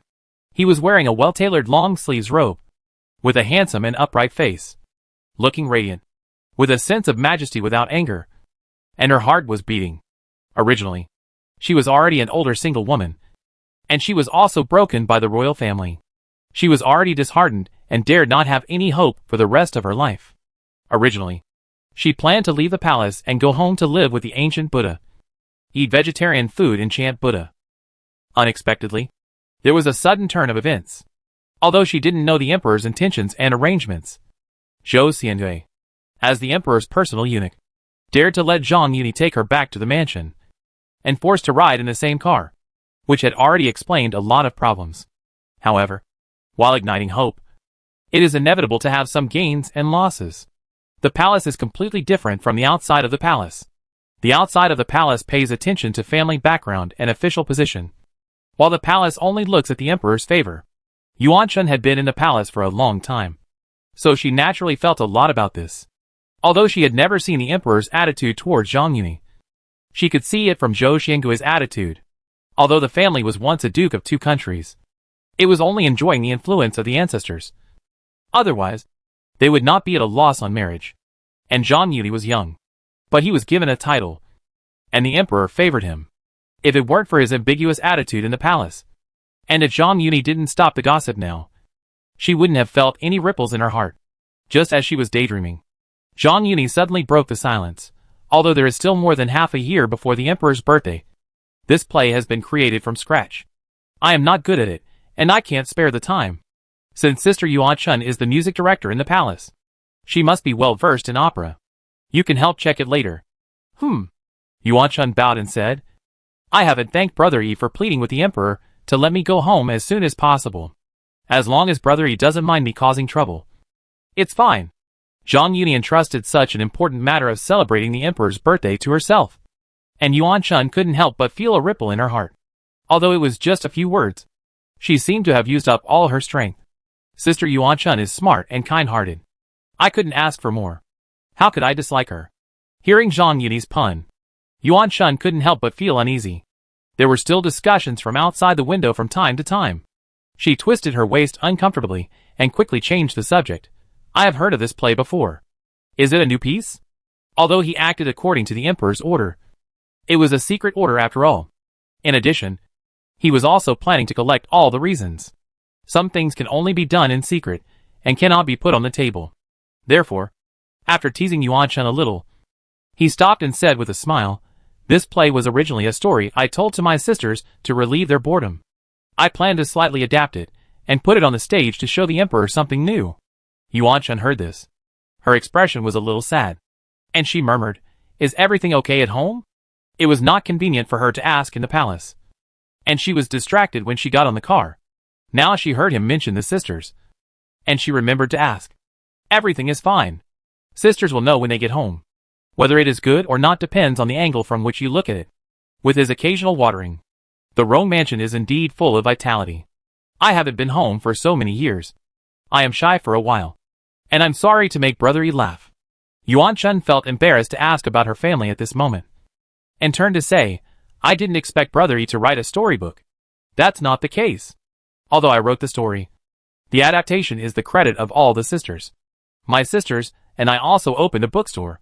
Zhang Yuni roughly recounted the process of opening Xiantai and publishing the book Legend of the White Snake, and then smiled and said, it's just a pastime for self-entertainment. He said it lightly, but Yuan Shun felt mixed emotions. Once you enter the palace, it is like entering a deep sea.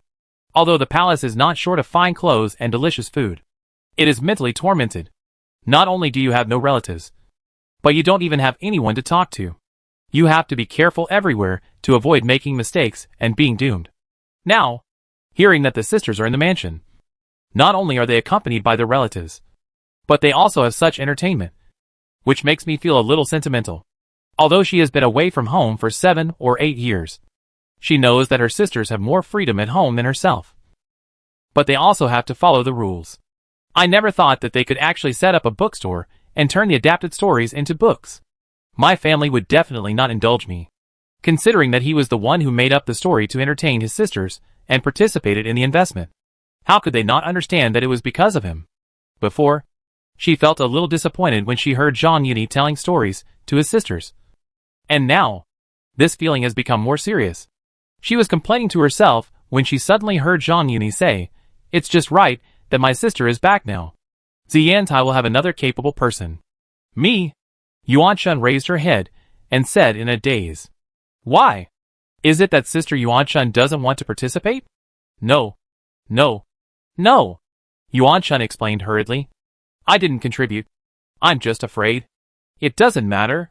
This was originally for the sisters to entertain themselves. When I founded Xiantai, I also agreed with everyone that I would pay and the sisters would contribute. Although Sister Yuan Shun was unable to participate in the adaptation of the Legend of the White Snake, the subsequent stories will not be left behind. Speaking of this, he paused and continued, however. The main thing now is to put the play of Tang Bohu and Qiuxiang on the stage. and I'm afraid I don't have time to adapt other stories for the time being. Although he didn't know Yuan Chuan's situation in the palace over the years, he had watched a lot of such palace dramas in his previous life. The palace maids and concubines in the play, although they were scheming against each other, always had hope. But since Yuan Chun entered the palace, Emperor Zhengqing has devoted himself to practicing Taoism, and there is no chance for them to intrigue against each other. The more you lack something, the more you desire it. It's just that girls in their teens and 20s, how can they not like to play? For Baochai and Tanchun, this attraction may be discounted. But for Yuan Chun, who has wasted many years in the deep palace and missed so many years of youth, this temptation is irresistible. However, there were not so many entertainment and recreational activities in ancient times as in modern times, and the girls from these wealthy families all had some elegant hobbies. So, he deliberately brought up the matter of Ji and Jai. Chapter 348 Return Home. While they were talking, the carriage had already entered the Ronghua mansion. Zhang Yuni was the first to lift the curtain and step out of the carriage. Seeing the courtyard full of people, Jia Mu stood in front of everyone with tears streaming down her face. He could not help but pause. He did not send anyone to Rongfu to report, which was obviously another arrangement by the emperor. He had no choice but to bite the bullet and continue to lift the curtain in front of everyone.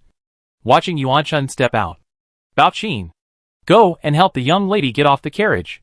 Mrs. Wang, who was standing behind Jia Mu, wiped her tears and hurriedly spoke first. Jia Mu also wiped her tears, turned back and glared at her, then turned to look at the carriage with burning eyes. The carriage bench had been moved. Yuan Chun stepped out of the carriage, and with the help of Bao Qin, she got off the carriage, walked quickly to Jia Mu, knelt on the ground, and said sadly, "Grandma, my granddaughter is unfilial." This unfilial word was so sincere that Jia Mu's tears seemed to break, and she choked and said, "Get up quickly. Get up quickly." Speaking of it, although Yuan Chun was born to Lady Wang, in terms of feelings, she was not as good as Jia Mu, who had always raised her by her side. Thinking of Yuan Chuan's rough experience, Jia Mu burst into tears. "It's all my fault. I made you suffer. This is fate. I will be satisfied if I can leave the place where I can't see people." "Yes. Yes." Jia Mu wiped her tears and nodded repeatedly. Seeing that Jia's mother was crying, Yuan Chun hurriedly comforted her. "My granddaughter has finally waited for her to go home. Why are you crying instead of talking and laughing?" She then greeted Lady Wang, Jia Shi, Lady Xing, and Xuan others, and then hesitated and said, "Father." Why? Although she was in the palace, Yuan Chun knew very little about her marriage. She even suspected that she had done something wrong, which led to the change. She didn't see Jia Zheng at this moment, and mistakenly thought that he didn't want to see her. Don't worry about him. Last month, the emperor transferred him out of Beijing to be the academician. He couldn't wait for years, so he hurried to take up the post. Grandmother Jia pulled Yuan Chun up, grabbed her hand, and said to Zhang Yuni, who had just got off the carriage, "Go and thank Brother Yi. The palace just sent someone to say that thanks to his intercession for you, the emperor let you come back early." "Old lady, you are too kind." Zhang Yuni waved his hand and said, "I happened to go to the palace to select musicians, and heard that the eldest girl was working as a musician in the Shangyi Bureau. So I mentioned it, in the palace and in the carriage." He didn't mind letting Yuan Chun accept this favor, but in front of Ing Chun and Tan Chun, he needed to try his best to avoid arousing their suspicion. As for Yuan Chun, he had said this in the palace, and now reiterating it in front of Jia Mu. It gave people the impression that he was not taking credit. Sure enough, after hearing this, Tan Chun looked at him with all her doubts, and her eyes became more and more burning. Originally, I thought Zhang Yuni would at least wait until the performance on the Wanshou festival before explaining it to the emperor. But unexpectedly, he took credit for Yuan Chun before the performance even started. On the other side, Li Wan was the same. She just thought that Zhang Yuni heard that Wang Furen would arrange for Yuan Chun to live in the garden after she returned home, so she couldn't wait to bring her back. But Jia Mu obviously didn't think so. She wiped her tears and smiled. "That's because you remembered it in your heart. And it's not in vain that her father entrusted the whole family to you before he left." Although Jia Mu didn't know the emperor's intention, she heard the message from the palace clearly. Since Zhang Yuni was willing to take the initiative to plead for Yuan Chun and took her back in the same car, she had more confidence. Although Jia Jing's request was true, There was a lot of ambiguity in his words. It could be changed in another way. Even if her father was replaced by the second master, it could avoid unnecessary misunderstandings. Yuan Chun followed Jia Mu since she was a child, so she naturally knew that she couldn't say such ambiguous words for no reason. Thinking of Zhang Yunyi's ambiguous attitude towards the rumors along the way, and entrusting the program of the longevity festival to him, she couldn't help but understand something. She was already shy and timid, and was suddenly pushed by Jia Mu from behind, and she staggered. After she stabilized herself, she realized that he was close to her. She bowed deeply in a panic and said in a trembling voice, "Thank you, Brother Yi." Zhang Yunyi had to pretend to be polite. "We are all family. Sister Yuan Chun, please don't be polite." Grandmother Jia's words were too obvious, and Yuan Chun was shy at this moment. Even Ying Chun, who was always dull, saw that something was wrong. She looked at the two people surrounded in the middle, and lowered her head in shame. Even Ying Chun saw the clues. How could others not see it? And Shui and Bao Chai looked at each other, and turned to look at Mrs. Wang at the same time. Last time Zhang Yunyi defended Aunt Zhao in public, they were still a little worried, but now they suddenly realized it. However, they were behind Mrs. Wang, and did not see that she looked as pale as death. Wang Shifeng, who was standing by, heard Mrs. Wang hurriedly ordering someone to hold the zither and help Yuan Chun get out of the car, with a joking look on her face. At this moment, after hearing what Grandmother Jia said, she couldn't help but frown slightly. The speaker has intentions, and the listener has more intentions. Before this, she had glimpsed the other side of Mrs. Wang. She was shocked, but secretly happy that she had bargaining chips. But after Grandmother Jia reminded her, she remembered that Jia Zheng entrusted the family to Zhang Yunyi before leaving, because she knew the relationship between Mrs. Wang and Zhang Yunyi. She couldn't help but pay more attention to some recent rumors in the mansion. At the beginning, she learned that Mrs. Wang stayed in Zhang Yunyi's hot spring villa for several days, and she only thought it was an affair. But thinking of Jia Zheng's words before leaving, combined with her own experience, she couldn't help but have preconceived guesses. The same scene fell into Jia Mu's eyes, but she was very satisfied, smiling and urging, "Yes, Brother Yi is right. We are all family. Don't stand here. Invite your brother Yi to the house to talk." "No. It's getting late. The city gate will be closed if it's any later. The eldest lady just came back, and she must have a lot to say. I'll go back now." For the scumbag, no matter how delicious the fruit of Yuanchuan's thin branches, it is impossible to give up a forest for this tree. Facing Jia Mu's undisguised purpose, he naturally needs to keep a proper distance. Hearing that he declined Jia Mu's invitation, Tan Chuan's eyes became more and more burning, and Ying Chun also raised her head unconsciously. "Why go back?" Jia's mother said. "It's not like I haven't stayed here before. Just stay in Mingpazai for another night." Although Jia's mother's proposal was very tempting, it was not the right time. Zhang Yunyi had made up his mind and said, "I have something to do in the fairy school tomorrow morning, so it's not convenient to stay in the city." The incident happened suddenly, and Tan Chun and Ying Chun must have a lot of questions to ask. Although he was confident in his time management, Wang Shifeng and Li Wan were still greedy and eager, and it was inevitable that there would be problems when they got together. Moreover, Tan Chun learned about the Qintang thatched cottage from Aunt Zhao last time, so in order to avoid the Shira scene, he naturally tried his best to avoid it. Hearing him talk about the government office, Jia's mother was unwilling, but she had to stop. Chapter 349 Night Talk. Because Yuanchuan's return home was not glorious, there was no big ceremony. She only had dinner in Jia Mu's courtyard and expressed her sorrow for leaving. Jia Mu sent everyone back to their rooms, leaving only Yuan Chun and Mrs. Wang. After sending away Yuan Nong, Amber and several other maids, she smiled at Yuan Chun and said, "What do you think of Yige?" "Grandmother, why are you asking this?" Yuan Chun turned her face away quickly. "Don't be shy. I don't believe you can't see it. This kind of thing has always been decided by the elders. But, in my current situation, to be honest, when Igor just moved into the East Mansion, your mother and I had this idea and even went to see you.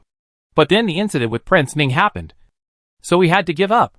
At this point, Jia Mu sighed deeply and said, "It's all our fault that you have been wronged. Don't blame Grandma. It's all my fault. I have brought shame to the family. But I can't figure out what I did wrong."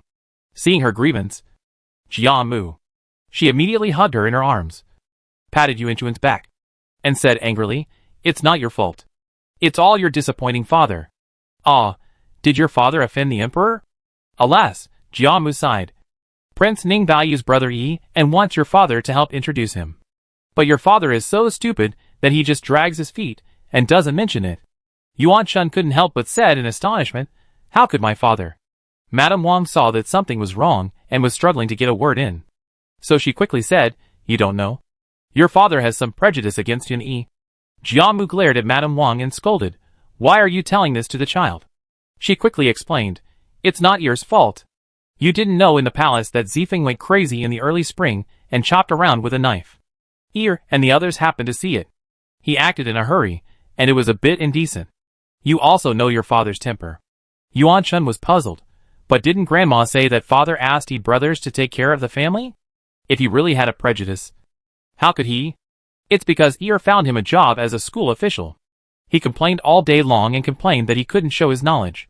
This time Yi helped him get promoted to school official, which also fulfilled his long-cherished wish. What else can't be solved? Jiamu smiled and said, "I forgot to tell you that he also asked your father to ask for permission and cancel the marriage. Although this is also the truth. It changed after Jiamu said so." Mrs. Wang thought it was not good. And regardless of Lady Jia's displeasure, she quickly interrupted and said, "I was worried that this matter would be delayed for a long time. So I went to ask him for advice." Mrs. Wang repeatedly tripped her up. And Lady Jia also figured it out. She didn't think too much about it, but just thought that Jia Zheng was narrow-minded, saying one thing in front of her and another behind her back. On the surface, he entrusted the family, but secretly gave some instructions. Originally, she kept Mrs. Wang, hoping that she could also help. When she realized that the situation was not right, she said calmly, "You go back first. The eldest girl stays with me. Go out and tell Yuanong and the others that they don't need to serve tonight, and ask them to rest early. The daughter-in-law will take her leave first." Although Mrs. Wang saw that Lady Jia intended to get rid of her, she had no choice but to get up and take her leave, and told Yuan Chun, "Rest early. Don't delay the old lady's rest. My daughter knows." Yuan Chun stood up and saw her off. When Mrs. Wang left, Jiamu pulled Yuan Chun and said directly, "Don't worry. Your father said before he left that I will decide your marriage, and they are not allowed to interfere." After all, she had just experienced a broken engagement. When she was mentioned about marriage in person, Yuan Chun couldn't hide her shyness and said, "But my granddaughter remembers that brother Yi is still years younger than me, and his current status is awkward. She is 2 or 3 years older than Zhang Yuni. Although she has never met him, she still has some impression of that cousin." Seeing Yuan Chun belittling herself, Jiamu said unhappily, "Don't worry about these. I will find a way. I have already arranged it. You will live in the garden when you return. Isn't he going to prepare a gift for the birthday? Help him more. Just get along with him. He is a man who values friendship and loyalty. Once he accepts your kindness, everything will be fine." Adhering to the principle of reporting good news, but not bad news, Jiamu naturally couldn't tell Yuan Chun about Ing Chun. Brother Yi has already said this in the palace. Even if the grandmother doesn't say it, the granddaughter will do her best. "Oh." Jiamu narrowed her eyes and said thoughtfully, "Tell me about the meeting in detail." Although it was inevitable to be shy to mention the details of the meeting, Jiamu obviously knew Zhang Yuni better, and Yuan Chun also wanted to know his attitude. So she bit the bullet and told the details of the meeting. Finally, she hesitated a little and asked, "Did Grandma arrange those people who talked about me on the way back?"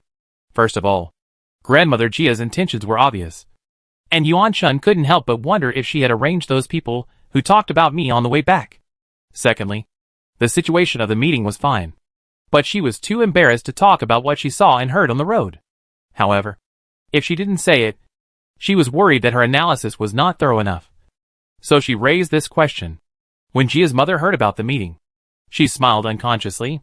When she heard people talking on the road, she immediately asked nervously, "What are you talking about?"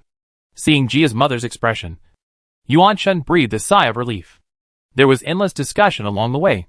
Although Zhang Yuni pretended to be deaf and dumb, he couldn't have not heard it. She could make such a guess, so he couldn't guarantee that he wouldn't have such doubts. However, she had no way of judging whether Zhang Yuni didn't want to embarrass herself, or was just going with the flow. Or was he the initiator? At this moment, she had cleared Gia's mother's suspicion, and she couldn't help but think wildly. Although this coincided with Gia's mother's thoughts, the first two possibilities were okay. If it was really his instruction, this method was really a bit despicable. While she was daydreaming, Grandmother Gia was already impatient and urged, "Speak up." Because she didn't know Zhang Yunyi's character, Yuan Chun also hoped that Grandmother Gia could make a judgment. She suppressed her shyness and told her all the gossip along the way. After hearing this, Grandmother Gia was immediately beaming with joy and clapped her hands and laughed. "So that's it. What did you think of, Grandmother? Why don't you understand?" Grandmother Gia said in a stern tone. "Didn't you say that the carriage and the accompanying guards were arranged by the palace? Brother Yi is polite and chaste. Without the emperor's tacit consent, how could he ride back with you?" These words can be said to be a wake-up call. As the person involved, Yuan Chun suddenly heard those gossips and had no time to think about them. When they got home, they were only concerned with talking about their parting feelings. But Jia Mu was different. Ever since she heard that something had happened to the marriage, she had been thinking about finding a way out for Yuan Chun. What she was most worried about was that Zhang Yuni would make excuses for the royal family. So, after hearing Yuan Chun's words, she immediately thought of this possibility. Jia Mu let out a long breath and laughed. The emperor knows that he is in the wrong, and is worried about people talking about him. Otherwise, even if Brother Yi doesn't stop him, how can those guards just eat dry food? Let them talk nonsense. Thinking of her previous suspicion of Zhang Yuni's character, Yuan Chun couldn't help feeling ashamed and guilty. She thought to herself that the emperor's arrangement was the most important, since things had come to this point. Even if it was inconvenient to tell the truth in the car, she should have told Jiamu after returning home. Why did she keep it a secret? Thinking of this, she couldn't help but wonder, but if that's the case, why didn't Brother Yi tell grandmother this? Jiamu was speechless for a moment. Yuan Chun didn't know what was going on, but she knew it clearly. Even if the emperor had the intention, he had already promised to marry Ying Chun. So how could he have the nerve to mention Yuan Chun again? She hurriedly helped to explain. How could he have the nerve to talk about this matter? Besides, his father's mourning period has not yet ended, and you have just returned. How can you be so anxious? At this point, Jiamu changed the subject and said, however, this matter cannot be delayed. Don't worry. I will ask him to come and ask another day, and we will definitely discuss a safe solution. With the emperor's instructions, Jiamu also had more support. It is always difficult to say that sisters share a husband. She planned to test Zhang Yuni's attitude first, and then bargain. So as to avoid this embarrassment, Yuan Chun thought that she wanted to discuss the marriage with Zhang Yuni, so she was embarrassed to ask. The two of them talked about private matters until the third watch, and then went to bed. Chapter 350 An Uneasy Night. While Jia's mother was trying every possible way to avoid embarrassment, some people were cheering for it. When Jiashi returned to the East Cross courtyard, he could not hide his joy and said to Mrs. Xing, "What do you think the old lady meant today? What else could it mean?" Mrs. Xing said unhappily, "I think she is partial to the second room and loves the eldest girl. You also see it?" Jiashi was not angry but happy, and couldn't help saying, "This saves me from finding excuses." Being threatened by Zhang Yuni with evidence of his crime and signing a written document to sell his daughter, he was worried about how to explain to Jia's mother. At this point, he became suspicious and pondered, "Do you think it was Brother Yi who told the old lady about that matter? So what happened today?" "This you ask me. Who should I ask?" "Of course I asked you to ask him. But you are going to expose your shortcomings and ask the old lady? This, what is there to ask? Since the old lady has this intention, she will find us sooner or later." Mrs. Xing couldn't help but cross her legs and shirked. That day, Zhang Yuni wanted to teach Jiashi a lesson. Not only did he act like a master in front of her, he also told her to report the humiliation she suffered truthfully. After all, Jiashi suffered a loss in silence. Even if he swallowed his anger, he still had some grudges in his heart. Now he sent the sheep into the tiger's mouth and asked her to find Zhang Yuni. She couldn't help but suspect that Jiashi was testing her. "What do you mean there's nothing to ask? The master asked you to ask, so there must be some other reason. You can't do that. Last time, he made such a big mistake, and he repeatedly told the master to take it as a warning and not to have any bad ideas again. Why do you still want to provoke him?" "Who said that, master? I want to provoke him. Jiashi slapped the table and frowned. I asked you to do something. But you refused. If not. At this point, he stood up from the chair, looked up and down at Mrs. Xing, and walked around, and said in amazement, I didn't expect that brother E, who is so young, would still like you. Mrs. Xing was frightened by his look. And when he brought up the old things again, she complained, Master, I was forced. We got the medicine. Hey! Jiashi waved his hand and interrupted. Master, I don't blame you. But I asked you to help Master to find out. You are not going to have ideas about him again. Are you? How could it be? Jiashi explained quickly. Although you can't have ideas about him, there is a lot to do with the old lady. Mrs. Xing said thoughtfully. You mean? If he hadn't mentioned the matter of the second girl to the old lady, the master would have used this as an excuse to bargain with the old lady. He became more and more excited as he spoke. And he couldn't hide his complacency at that time. He can legitimately take the second girl as a concubine. And the master can get some benefits from the old lady. It's killing two birds with one stone. Why not? Now, Mrs. Xing no longer suspected that he was testing her, and said unhappily, What do you mean by killing two birds with one stone? He has the document of selling your daughter in his hand, which is a done deal. Do you dare to regret it?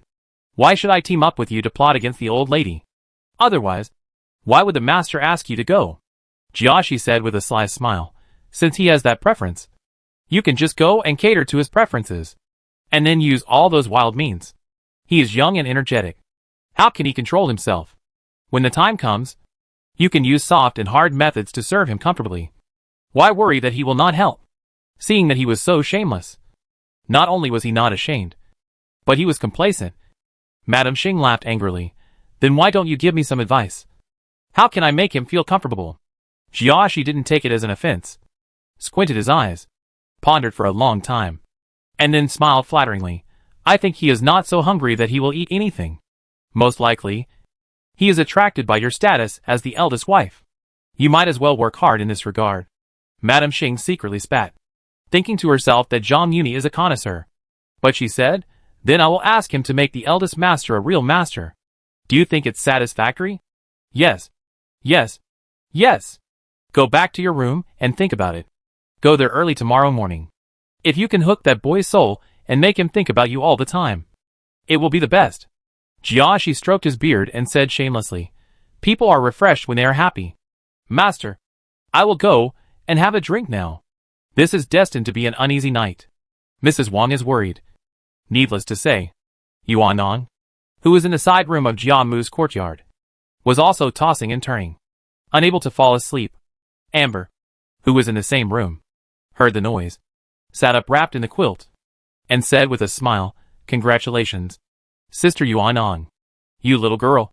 What should I congratulate? Yuanyang hurriedly turned his back to the wall. Amber smiled and said, Looking at the old lady's intention today, it is obvious that she intends to marry the eldest daughter to Master Yi. The old lady said that she wants you to marry with the eldest daughter in the future. So shouldn't we congratulate you for getting what you want? Grandmother Jia had intended to let Yuanyang marry with Yuan Chun into the palace, and there was nothing wrong with that. Therefore, she often talked about how she would go to the palace in the future. And naturally Amber, who was serving beside Grandmother Jia, could not hide it. She had been thinking about Yuanyang's job and thought that Yuanchuan's marriage was ruined and she would have a hard time getting married. But she didn't expect that things would turn out well. When she took Lin Daiyu back to Beijing, she saw some of Yuanyang's thoughts and deliberately mentioned it in front of Yuanyang. Yuanyang didn't care about being shy, and quickly wrapped herself in a quilt, sat up, and shouted, You girl! What nonsense are you talking about? How can we interfere? Amber said disapprovingly. The old lady has said that she wants my sister and the eldest daughter to marry as dowry. So what can't be said? If the eldest daughter wants to marry the prince, she has to be more cautious. Now it's a good thing to kill two birds with one stone. Why hide it? Yuanyang was afraid that she would go out and gossip. So she quickly shouted, What do you know? Originally, the old lady was worried that there were too many things in the palace, and the eldest daughter and Bao Qin couldn't handle it. So she sent me there. But now it's hard to say. This is also the reason why she couldn't fall asleep. Although Jiamu had said before that she wanted her to follow Yuan Chun as a dowry. The situation is different now. and it's inevitable to worry about gains and losses. After she said this, Amber couldn't help but worry. If Yuanyang missed the opportunity to marry as a dowry, there would be no chance to replace her. Let me tell you, the things in the East Palace may not be less than those in the Prince's Palace.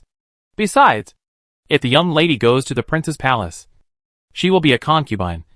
But if she goes to the East Palace, she will be the mistress. She vowed to cheer Yuanyang and herself up. And at the same time, she did not forget to give advice, even if the old lady didn't have this plan. As long as Master Yi opens his mouth, will the old lady still refuse his face?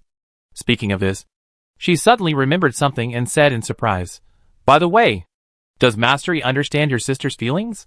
Yuanyang originally heard her words, and couldn't help but think of the scene of supporting each other in the snow, and was absent-minded for a while. Suddenly hearing her question, he immediately said with a guilty conscience, What are you talking about? I just think Master Yi is not an ordinary person. How can he be as bad as you say?" She was afraid that Amber would pester her endlessly. So she laid down on the bed and said, "Okay. It's late at night. If you don't sleep, you may not be able to get up tomorrow." After that, she pulled the quilt up and covered her head. Amber pursed her lips, looked at Yuanyang for a while, then shrank back into the quilt unwillingly. Chapter 351. Am I too gentle? After Mrs. Xing scolded Jiaxi, she went back to her room, but could not sleep all night. Since she married into the Ronghua mansion, she has been obedient to Jiaxi, even using her natal family's property to subsidize her. Unexpectedly, Jiaxi did not care about the old feelings at all. Last time, she could explain that the situation forced Jiaxi to swallow his anger. But this time, he sold his wife for fame. Moreover, the person he sold his wife to was a junior. Although she did get a little greedy last time, it was Zhang Yuni who forced her, and she was helpless, and she was at a loss at the time. This time, he actually delivered himself to her, and took the initiative to be humble. When she thought of this, she could not help but recall the memory of that day. While she was angry at Jiaxi's ruthlessness, she also had some small expectations. She tossed and turned until the 5th watch, and then she fell asleep. She slept until noon, and then she woke up slowly. After washing up, thinking that Jiaxi would not give up until he achieved his goal, she moved to the dressing table. She married Jiaxi at the age of 17. And the reason why she was able to marry into Ronghua Mansion was because of her beauty. Although more than 10 years have passed, she is no longer at the peak of her beauty. But her foundation is still there. And with proper maintenance on weekdays, she can still be said to have retained her charm. She was looking at herself in the mirror, thinking about how Zhang Yuni would be happy to see the prey and do whatever he wants to her. Suddenly, with a bang, the door was pushed open heavily. Jiaxi, with dark circles under his eyes and still hungover, said sternly, "Didn't I tell you to go there early in the morning? Why haven't you left yet?" Mrs. Xing couldn't sleep all night, but Jiaxi was in high spirits because of the good news. He took the 2 concubines and got drunk and had a ridiculous time until midnight. After waking up, she learned that Mrs. Xing had not set out yet, so she immediately rushed over to question him. Although Mrs. Xing had been obedient for many years, she knew Jiaxi's character very well. She saw that he was timid and was not afraid of him at all. She squinted at him and said, "Did you forget? Yesterday, the master said that there was something going on in the government office today. What's the use of me going there earlier if I can't see anyone? It's better to spend some time to tidy up and make him more interested." Because she knew that Jiaxi had something to ask of her and had something to rely on. And this was originally his intention. She deliberately called Zhang Yuni master in front of him, trying to take the opportunity to discuss Jiaxi. Jiaxi was stunned by her address. But then he slapped his forehead and laughed. "Look at my memory." He walked around Mrs. Xing and praised sincerely, "Yes. Yes. Yes. That's it. Just try your best to coax him. Do whatever makes him feel comfortable. And get used to calling him first, so as not to call him wrong and ruin his interest." Even though Mrs. Xing was deliberately disgusting him and had enough psychological preparation, she was still ashamed and angry after hearing Jiaxi's words. She waved her hand unhappily and said, "Then don't bother me here to clean up." "Hey!" Jiaxi did not leave, but sat down on the chair, crossed his legs and said, "You clean up yours. I can also check for you here." Mrs. Xing had no choice but to pretend that he didn't exist and put on makeup in front of the mirror. Jiashi sat leisurely aside, saying a few words from time to time.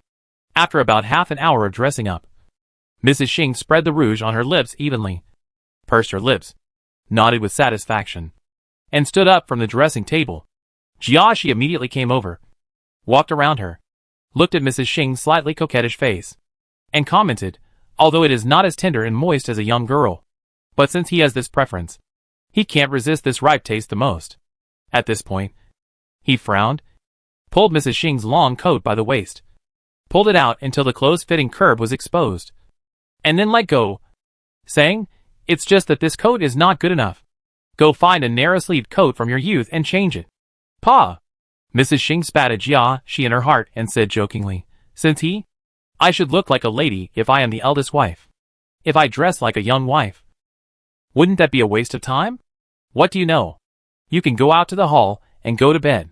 You should be dignified in front of others. Of course, the more you are, the better." "Oh!" Mrs. Xing laughed angrily. "If that's the case, can I still be so unrestrained and such a burden? That's hard to say." Jiashi frowned and pondered for a moment. "I think it's better to be prepared. You can bring one with you. He may not like this style.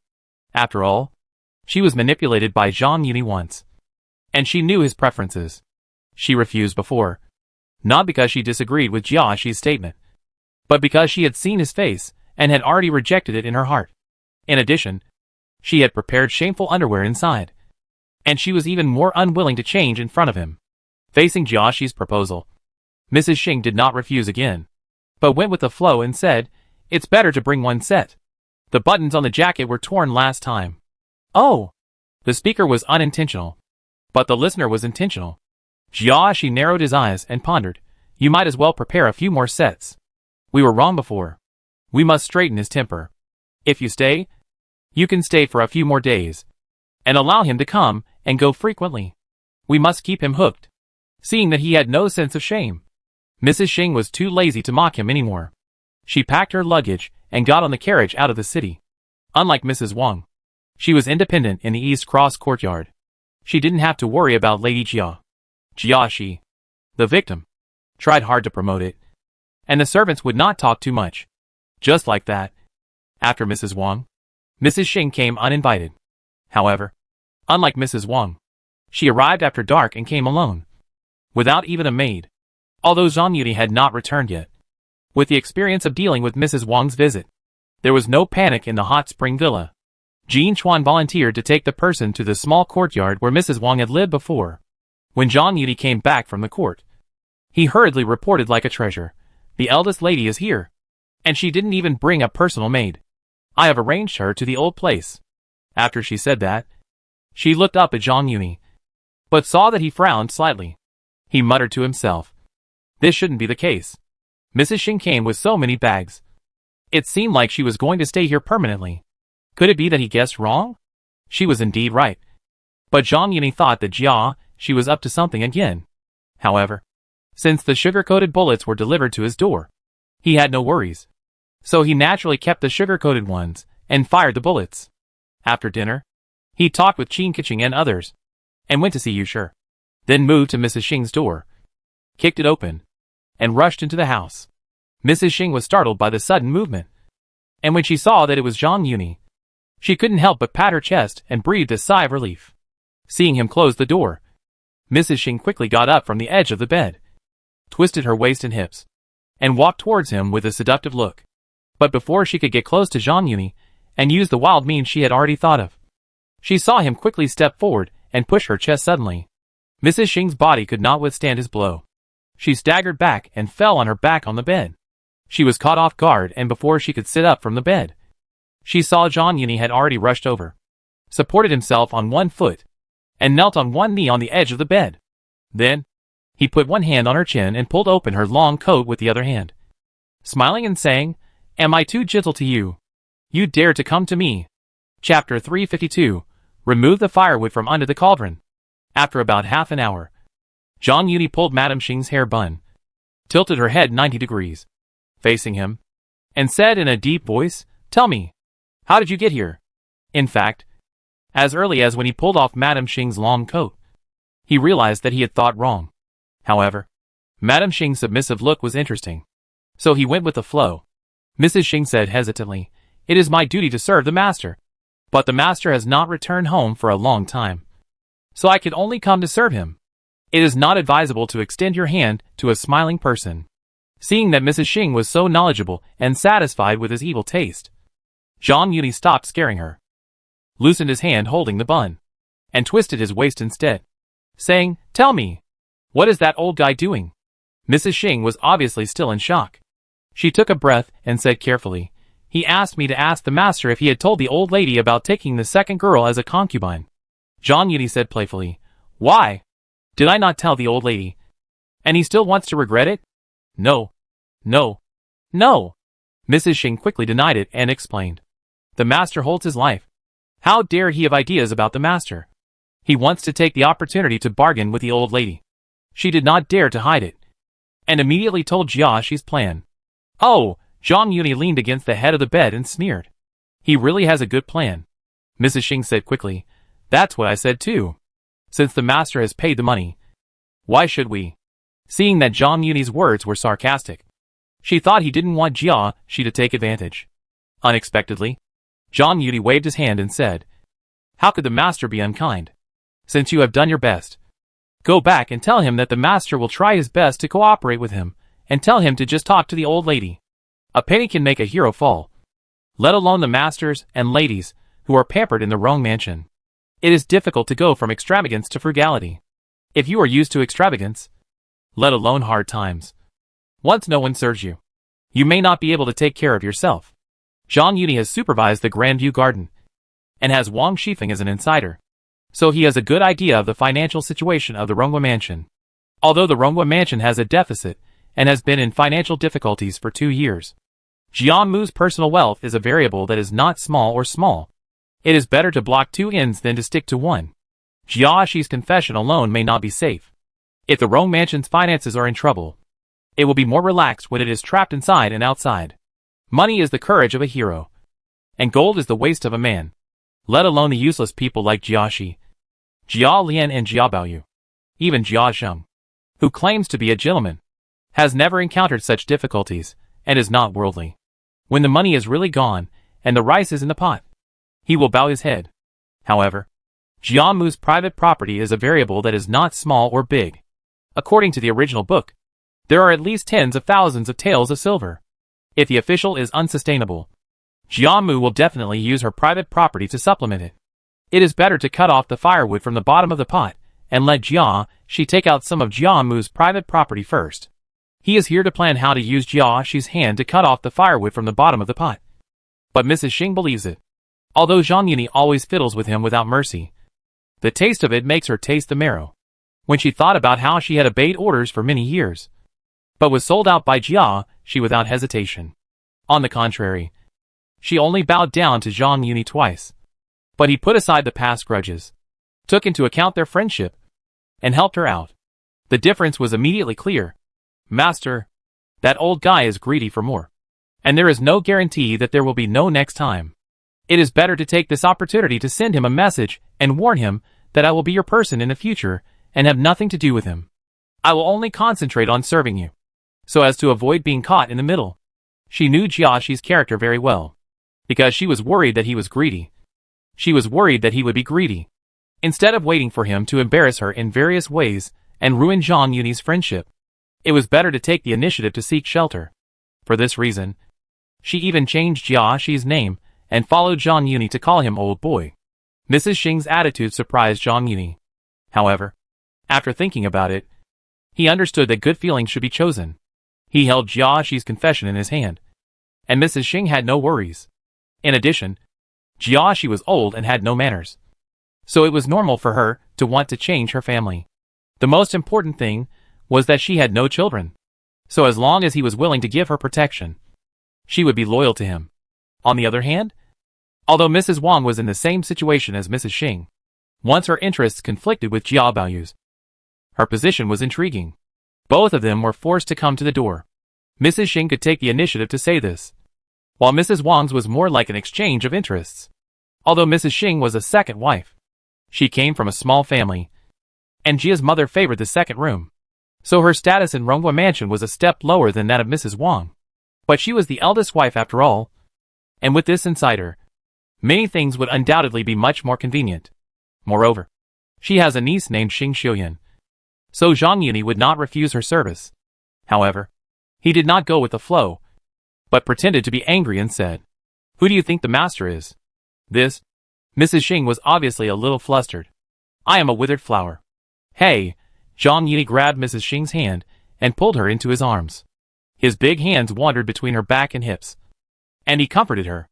"Since I have benefited from you and let you call me master, I will naturally not allow others to touch you and will protect you." After hearing this, Mrs. Xing breathed a sigh of relief. It would be better if Zhang Yuni did not provide shelter. If he told Jiaxi, she would be in trouble. She put her face on Zhang Yuni's chest and rubbed it, saying flatteringly, "Thank you, master. Please rest assured, I will only serve you in the future. Why don't you say you don't need me to teach you when you go back?" "I understand." "Yes," Zhang Yuni nodded and ordered. "If that old guy doesn't know what's good for him, just tell me. I will make him pay for it." This, Mrs. Xing hesitated after hearing this. "Why? Are you worried that you will be implicated?" Zhang Yuni asked. "Just relax. Don't worry if he has the guts. Even if he really wants to risk it, I can guarantee that you will never be implicated." He paused and said, "I won't hide it from you. Actually, my sister-in-law has been mine for a long time. She moved to the manor to live temporarily because she is pregnant. In addition, Qin." He also told the story of how Jia Jing intended to force Qin Keqing to death when the corruption case in the Ministry of Works broke out, and how he tried his best to protect her. At the end, he said, "My master always keeps his word. You can rest assured. If you want to make Mrs. Xing loyal, you must help her clear her worries. What she is most worried about is being implicated by Jiaxi. Although the situations of Qin Keqing and Yusher are different from hers, they can also have a soothing effect. Although Mrs. Xing still has doubts, she can only bite the bullet and say, 'I naturally believe in the master.' Nothing can be achieved overnight, and people's hearts will be revealed over time." Zhang Yuni did not hesitate. The hand that was stroking the back of the buttocks went around Mrs. Xing's armpits and held her back. The arm on the other side grabbed her knees and picked her up horizontally. Then, he got up from the bed, put on his shoes, opened the door, and went straight to the hot spring. He did not forget to comfort her. "The master just hit you a little hard, and you are tired. It's a good time to soak in warm water to relieve your fatigue. You rarely have the opportunity to serve the master. So stay here for a few more days, so that the old boy knows that the master has you in his heart." Chapter 353, Fighting. Jiaxi was used to ordering her around, and Mrs. Xing had never seen such tenderness and kindness. The more she lacked something, the harder it was to resist. Thinking of all the years of compromise, she couldn't resist the 2 times of being humble, which made Mrs. Xing sigh that all these years were wasted. Zhang Yuni also knew the importance of priorities, and he was reckless in the previous 2 times, which made her secretly glad that she made the right choice. It was different from the sneaky way he treated Mrs. Wang. The next day, Zhang Yuni called Yusher and Qin Keqing and confessed the interests. In front of Mrs. Xing, he comforted Yusher and said, "Now the eldest lady is also one of us, and there will be fewer obstacles to taking you as a concubine in the future." Although the extermination of the Qin family had little to do with the Rong Mansion, it was impossible to write 2 Jia characters in one stroke, so Qin Keqing could not help but vent her anger on the Ronghua Mansion. Therefore, for such things, they are happy to hear about it. As for Yusher, what she cared about most was whether she could change her family status, since she could help Li Wan to matchmake. After what Zhang Yuni said, she would naturally not care too much about having another Mrs. Xing. Mrs. Xing was a little embarrassed at first, but Yusher and Qin Keqing did not make fun of her, but chatted with her warmly. She often pulled Zhang Yuni over, letting her eat more and take more, making her feel the long-lost warmth, and she was reluctant to go back. However, the good times did not last long. She stayed for 5 or 6 days in a row until the 23rd of the 12th lunar month. She was chatting with Yusher and Qin Keqing, when Jin Chuan suddenly reported, "The old lady sent someone." Mrs. Xing was startled, and then she remembered her identity, and said anxiously, "This? What should I do? Could it be that they are here to find me? Is there any other way?" Yusher was not a good person, so she was a little worried. Qin Keqing said calmly, "Don't panic, madam. since the master asked you to come. What can you do even if he knows? If you go out now, it will make people feel guilty. As the saying goes, you should catch two people when catching an adulterer. Let me go and see the situation first. Having said that, Madame Xing was inevitably nervous, like an ant on a hot pot, circling around in the house. After a while, Qin Keqing came back, and she hurried forward and asked, "What's the matter?" "Nothing. It's from Lai Dejia. The old lady said that the new year is coming soon, and she sent her to ask uncle when he will go back." Speaking of this, she paused and said, "However, from what Lai Dejia said, the old lady might be for the eldest girl." Hearing this, Madame Xing couldn't help but breathe a sigh of relief. And then she remembered why she came. And then she thought that tomorrow was the little new year, and she had to send off the kitchen god. She didn't dare to delay, and didn't care about Qin Keqing and Yosher's retention, and hurriedly packed her things. Seeing that she was determined to leave, Qin Keqing smiled and said, "Madam, why bother packing? Why not leave your gifts behind and come back when you have time? You don't have to bring them with you."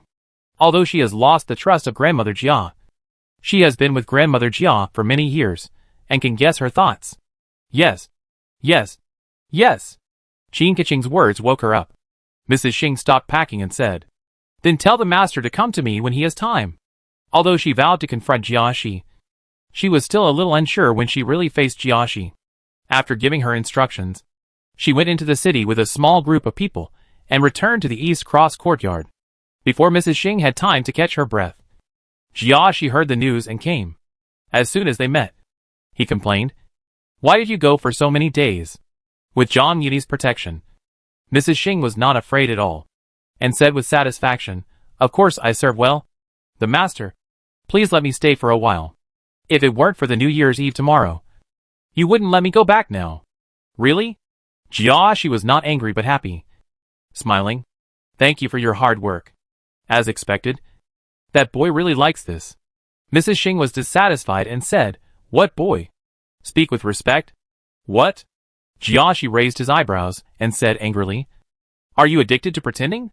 When he got angry, it immediately evoked Mrs. Xing's muscle memory, and she couldn't help shrinking her neck.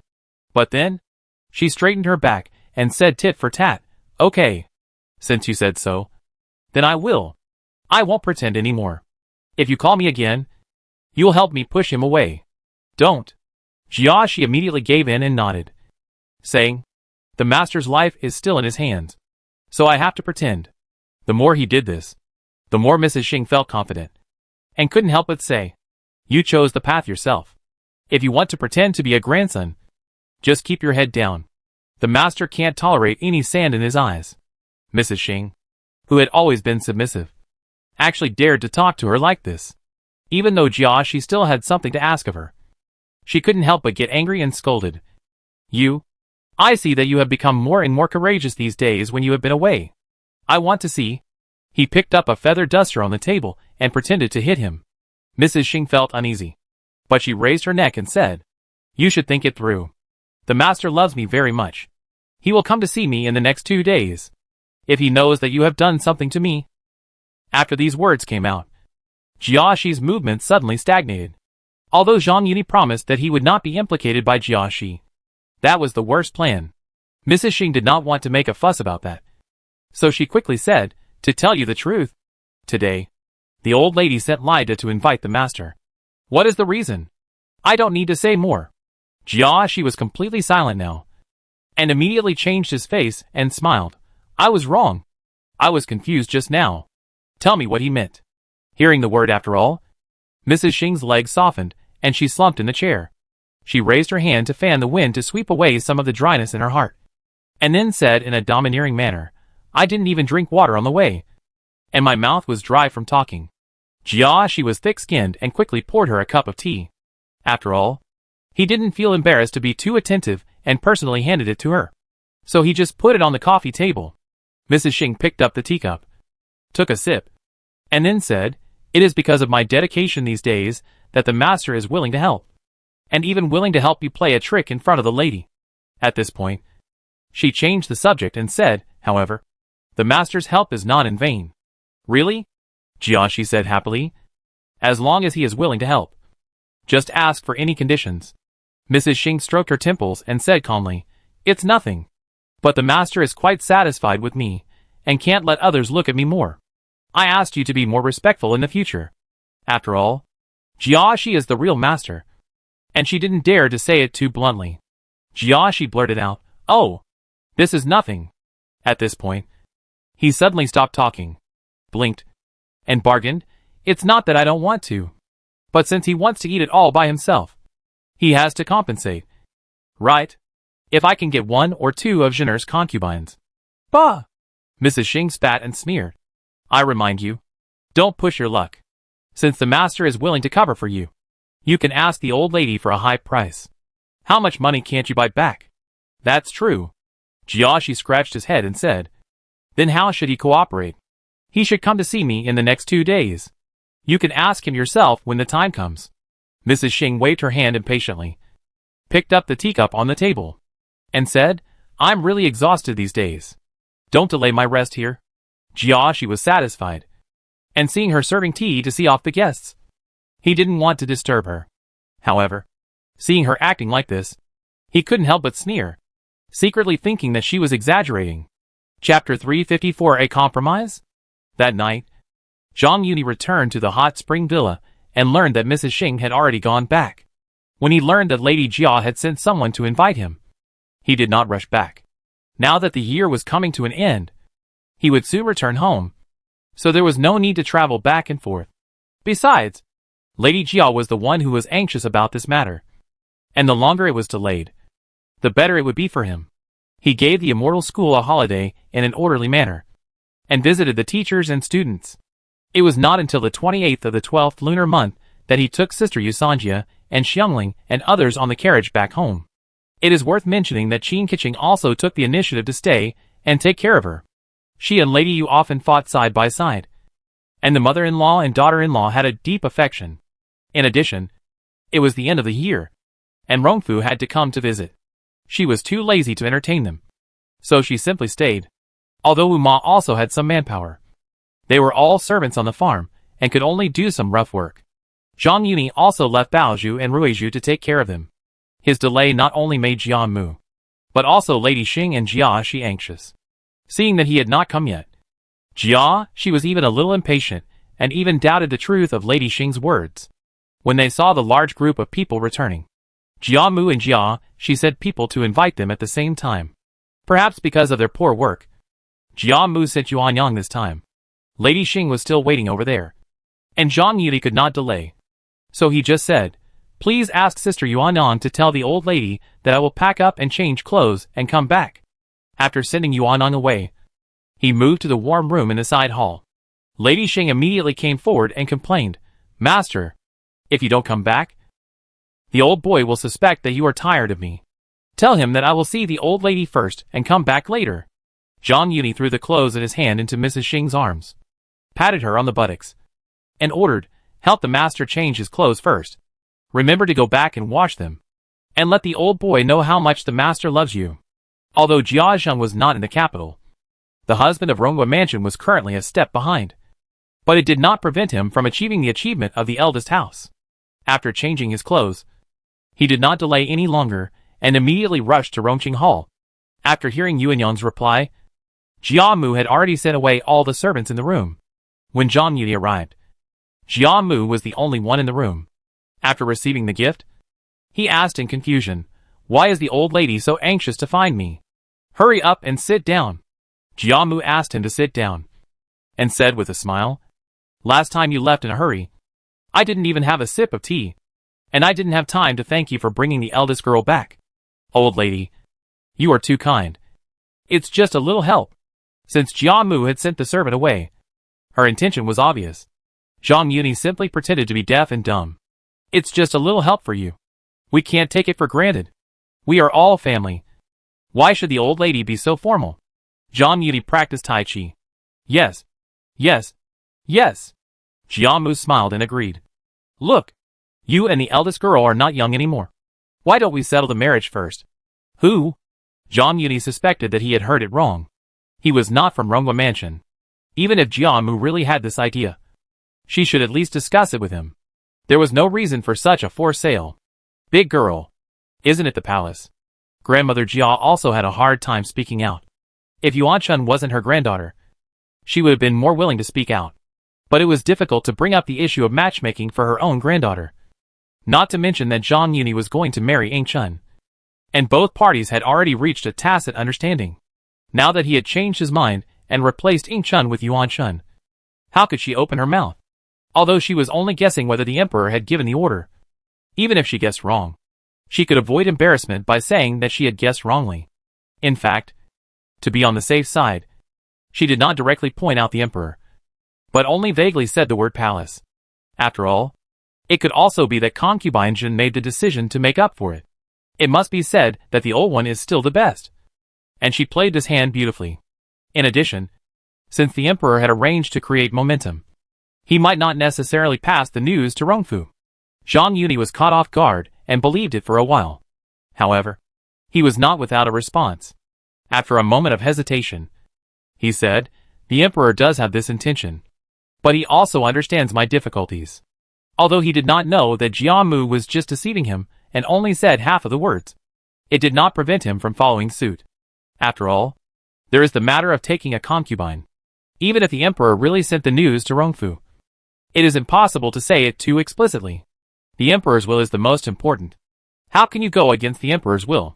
Although Jia Mu complained, she was relieved in her heart. For her, this was already good news. Although it is not possible to make a final decision, as long as the emperor's intention is confirmed, there is no worry that Zhang Yuni will not be persuaded.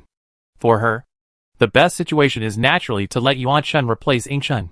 Therefore, after confirming the emperor's intention, she immediately used the emperor's will to pressure others. Zhang Yuni said calmly, "Old lady, you are too serious. I just reported the difficulties to the emperor.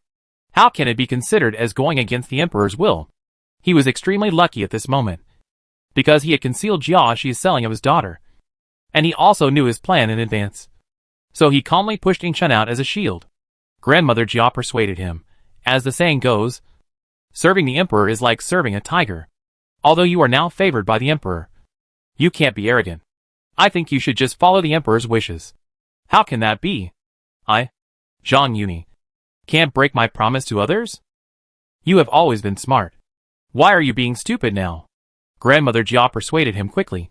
This is a matter between our two families. As long as we are willing, who will say anything to you? Does the uncle mean the same thing? Zhang Yuni pretended to be embarrassed. Don't worry about the eldest master. I will explain to him. The emperor's will is the most important, and he will definitely not object. This, Zhang Yuni pretended to be entangled for a while, shaking his head like a rattle, and said, "No, no, please take back your order. Old lady, I have only met the eldest girl once, but I have a crush on the second girl. After that incident last time, we decided to spend our lives together. How can I let her down?" Grandmother Jia didn't expect Zhang Yuni to be so stubborn and go against the emperor's will for Ying Chun. If it were possible, she would naturally not want to embarrass her granddaughter as a concubine. Now that she saw that Zhang Yuni was deeply in love with Ying Chun, she could only settle for the second best. Forget it, Jia's mother sighed. In this case, why not let the second girl marry with her sister? This way, we can have the best of both worlds, satisfying the emperor's wishes and fulfilling your sincerity. This, although a Huang and vying have existed since ancient times, how can this be done? What virtue and ability does Yuni have? Zhang Yuni looked tangled, and after a long pause, he said, "Besides, there is a difference between the old and the young, and the eldest girl is the legitimate daughter. Could it be?" Before he could finish, Jia Mu interrupted him and said, "Of course not. The eldest daughter should be the concubine, since they are the legitimate and illegitimate children." Seeing Zhang Yuni was silent, she pondered for a moment and added, "They are sisters. The eldest daughter will not treat her harshly. You are affectionate and righteous. Even if she becomes your concubine, it will not be unfair to her. That being said, I have made a promise to the eldest master. How can he agree? I will explain to him and will not embarrass you. Then, madam, please let me think about it." At this point, Zhang Yuni stopped and said, "If the eldest master really doesn't care, it's not impossible. But I am not yet fully in mourning for my father. and I have explained my difficulties to the emperor last time. Please give me some time. Madam. He only thought that the emperor had sent someone to inform Rongfu, and it was impossible for him to pretend to obey the emperor, so he could only make a fuss about his wife and concubine. The time is not right yet, so the only way is to use the strategy of delaying. First let Jia Shi empty Jia Mu's private money, and then wait for Rongfu's finances to have problems. Jia Mu also said, this is what I should do. Chapter 355 Achievement. After leaving Rongqing Hall, it was already past midnight. It was getting dark, but he did not linger in the mansion. He went straight out of the east corner gate and came to Jia Shi's east courtyard.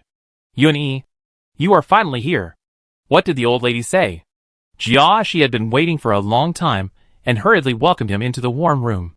Zhang Yunyi did not answer. After entering the warm room, he asked, where is the first wife? Here she is. Here she is. Mrs. Xing, who rushed over after hearing the news, pushed the door open with her wet hair twisted into a circle. Zhang Yunyi shrugged his shoulders, put on a lot of style, and shook his cloak. Mrs. Xing immediately understood and stepped forward to help him take off the cloak and hung it on the hanger in the house. Go and prepare the wine and food. Jia Shi looked at this scene and was obviously embarrassed. He took the opportunity to cover up his embarrassment by giving orders. No need. Zhang Yunyi waved his hand and said, I won't bother you with the food. Then he changed the subject and said, however, the eldest lady left in a hurry. I haven't seen her for a few days. She is really missed. As he said this, he waved to Mrs. Xing, who immediately came to him.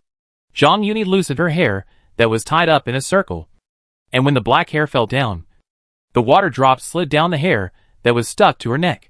He held Mrs. Xing's slender waist with an anxious look on his face, leaned to her neck, sniffed it fiercely, and said with a wicked smile, the eldest lady smells so good. Master, Mrs. Xing said coquettishly, raised her hand and put it on his shoulder. Jia Shi looked at his nose, looked at his heart, lowered his head, and his eyes wandered between Zhang Yunyi and Mrs. Xing for a while, nodded and bowed. Then I will. Zhang Yunyi waved his hand to interrupt and said, I'm afraid the old lady will come to see you soon, so don't delay. Let's talk about the business at the same time. Hey! Hey! Jia Shi immediately put on an appearance of listening attentively. Zhang Yunyi ignored him, but instead held Mrs. Xing's buttocks behind her, lifted her up, and came to the table. After putting Mrs. Xing on the table, he lifted up the hem of his clothes, held her thighs around her waist with both hands, and approached her. Mrs. Xing was originally very flattering, but now she was a little flustered and embarrassed. Master, there are outsiders here.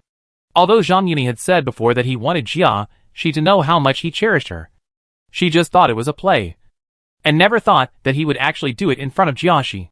Hey, Zhang Yunyi ignored Mrs. Xing's coyness, and didn't even look at Jia Shi, who was embarrassed, and pretended to be pretentious. Who told the master to love you so much and can't wait for a moment?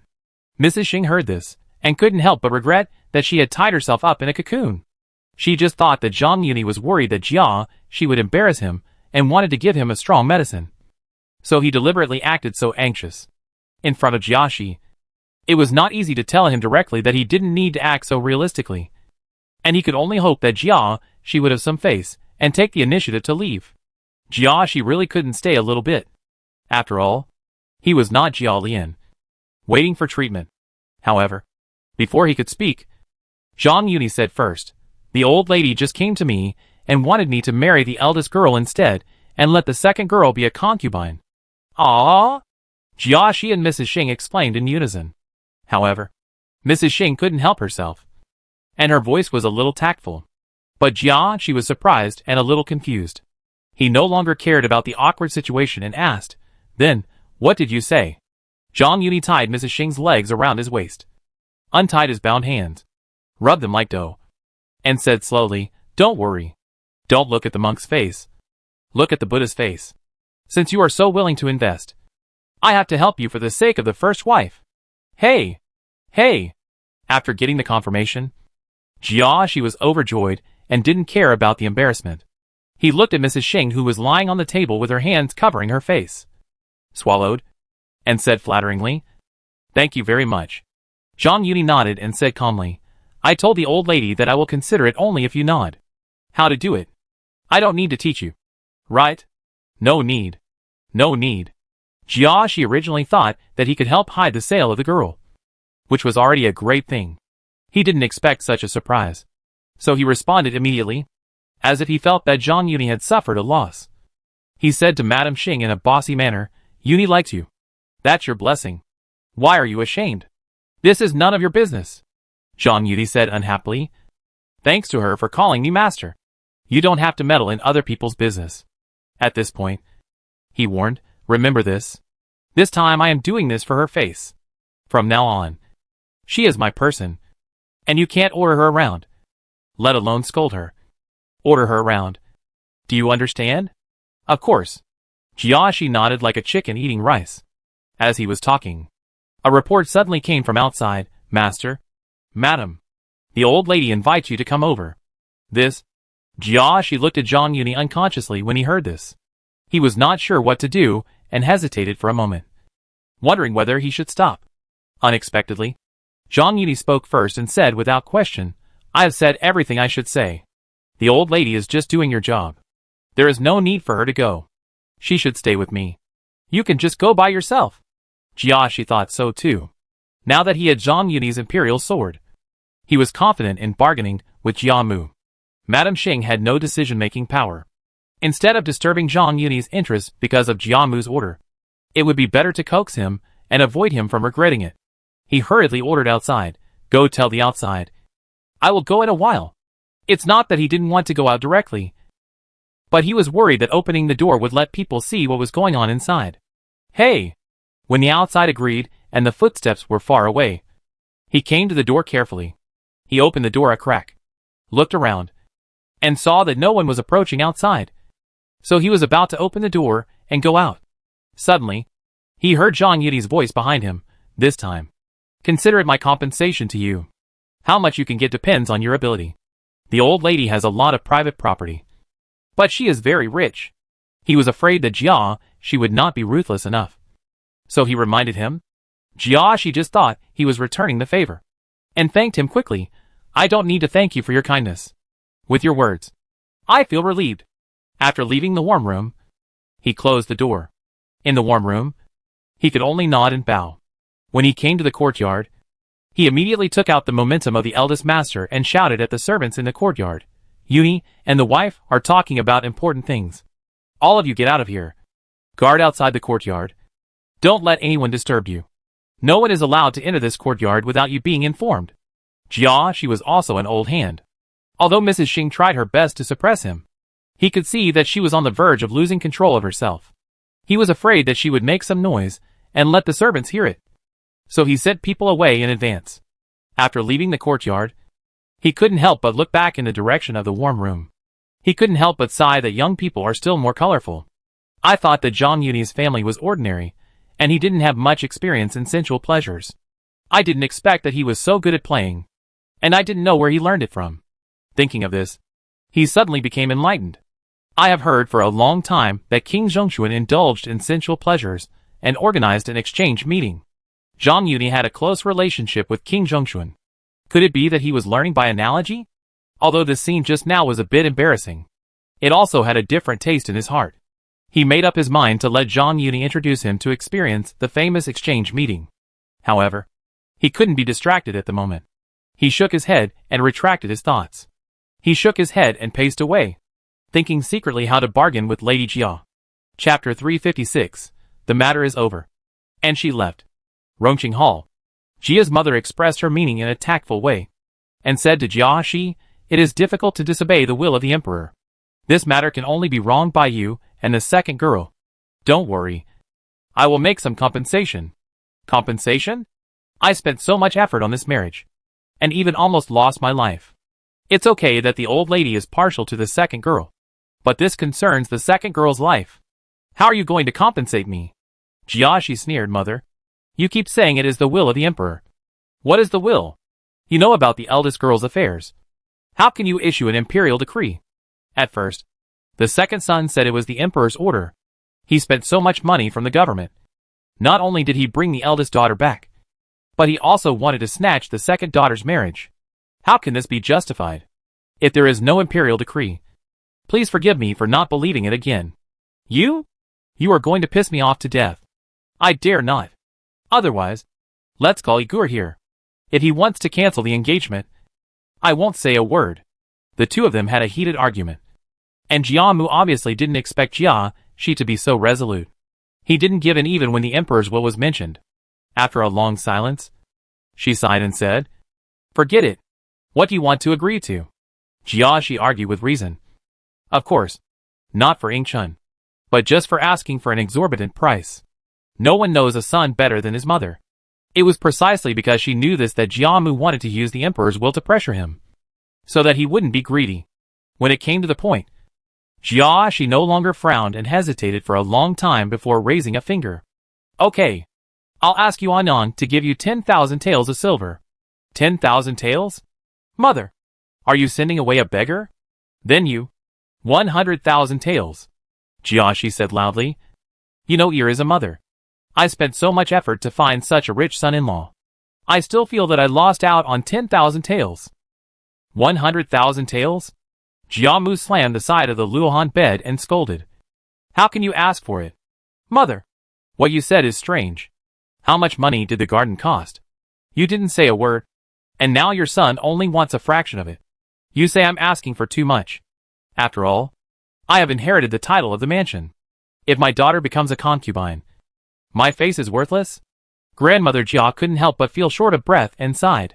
I only have 50,000 or 60,000 taels of silver in total. Where can I get 100,000 taels? She took a deep breath and continued, besides, this silver has to be reserved for Baoyu's marriage. And it can't all be given to you. The remaining 50,000 taels can be taken from the government. Anyway, if it is kept in the government, it will benefit others. You are going to empty the family's coffers. Mother should tell the second son this. You can also save this money. The two bargained, but Jia Shi insisted. And after a lot of arguing, Grandmother Jia had to give in.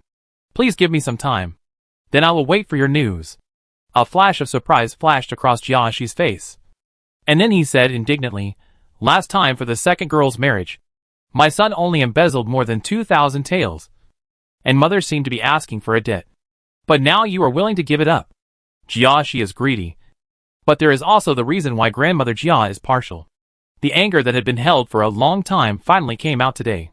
He left Rongqing Hall with a proud look on his face and returned to the East Cross courtyard. Passing by the side courtyard where Zhang Yuni was entertained, he saw several servants gathered at the door. Jia Shi was a little unhappy and said, "Why are you still here?" Several servants were confused. Didn't the master tell us to wait outside? What? Jia Shi exclaimed. He hasn't come out yet? The master doesn't allow us to disturb him. And we dare not go in. Or, several servants pointed to the courtyard. And the meaning couldn't be more obvious.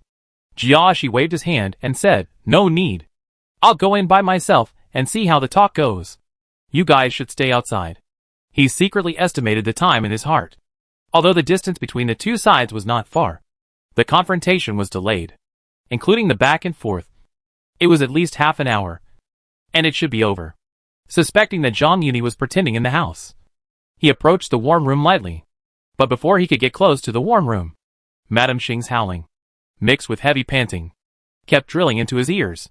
Surprised, he quickly bent over and arched his back, came to the window, licked the window paper, and leaned over the hole. But before he could take a closer look inside, a burst of lewd smell came to his nose. He quickly took a deep breath and looked inside. I saw that Madame Xing in the room was breathing out more than breathing in, lying on the table like a dead pig, only begging for mercy.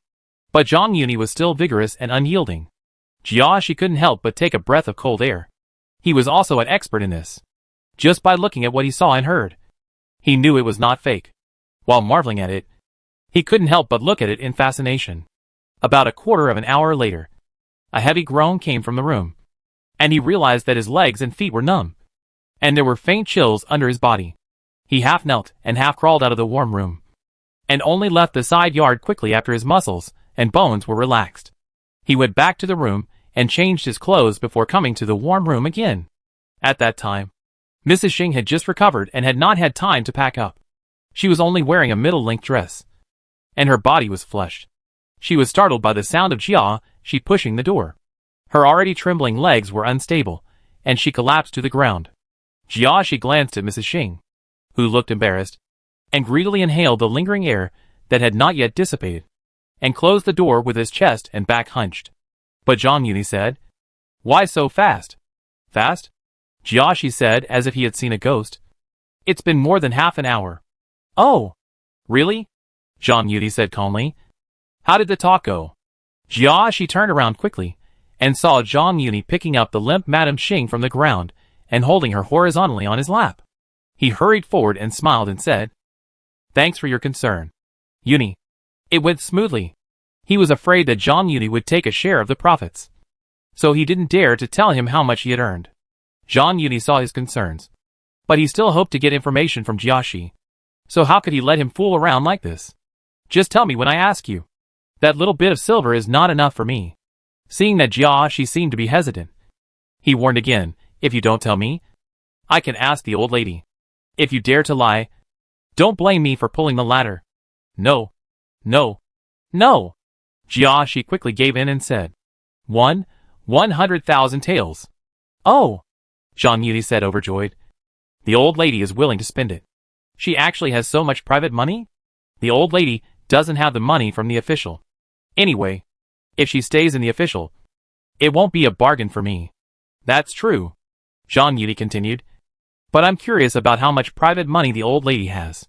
Although as long as Wang Shifeng can find out how much of the 100,000 taels of silver was used by the government, it is possible to calculate the private money of Lady Jia. But he never listens to one side of the story. The old lady has given a lot of subsidies and rewards over the years, and there are only 50,000 or 60,000 taels in total."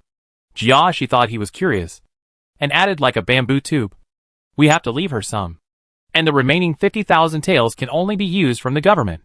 "Good." Hearing that Lady Jia's private money had been squeezed dry, Zhang Yuni was overjoyed and clapped his hands behind Lady Xing, then raised his hand to hook Lady Xing's chin, and said meaningfully, "If that's the case, then we are even. Don't worry." Jiashi hurriedly came over. He approached and said flatteringly, "I have a little thing. I want to ask Yuni for help." Since Jiashi was quite capable, he asked with a squinting look, "What is it?" "I heard that you have a good relationship with Prince Zhongshuan.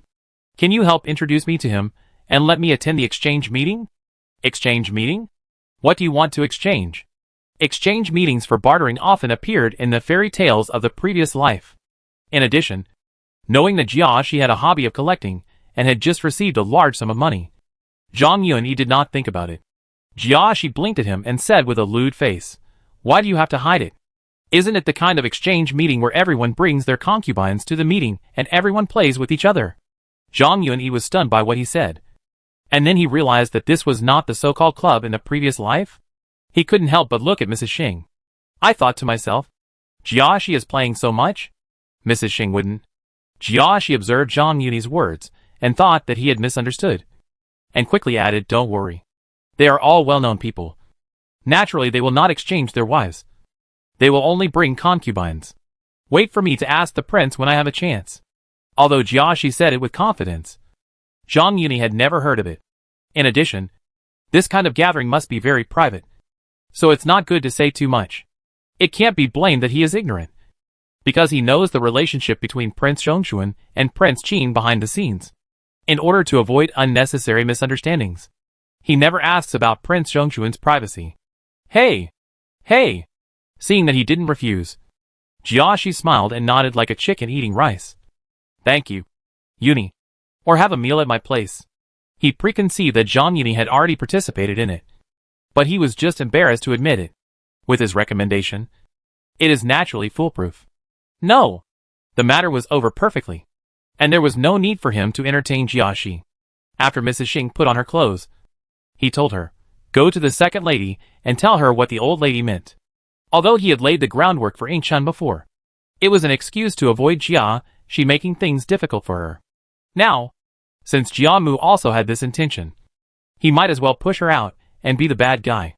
Yingchen was not valued in the mansion. First, Jiashi sold his daughter, and then Jia Mu was obviously partial to her.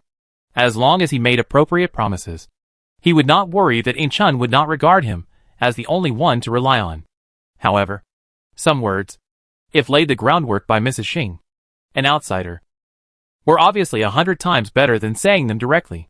Just now, when Jia Shi went to Jiamu to bargain, he had already given Mrs. Xing instructions. There was no need to repeat the instructions, so he left the East Cross courtyard and went straight back to the mansion. Chapter 357 Grandmother Jia's Preparations for a Rainy Day. When Zhang Yuni was trying to find out how much of Grandmother Jia's money she had spent, Grandmother Jia also called Yuan Chun and comforted her. Now you can rest assured. I have just asked Brother Yi, and it is indeed the Emperor's intention. If there was no news of marriage with Prince Ning, even if Yuan Chun missed the best age to get married, it is not impossible to find a reasonable marriage with the family background of Ronghua Mansion.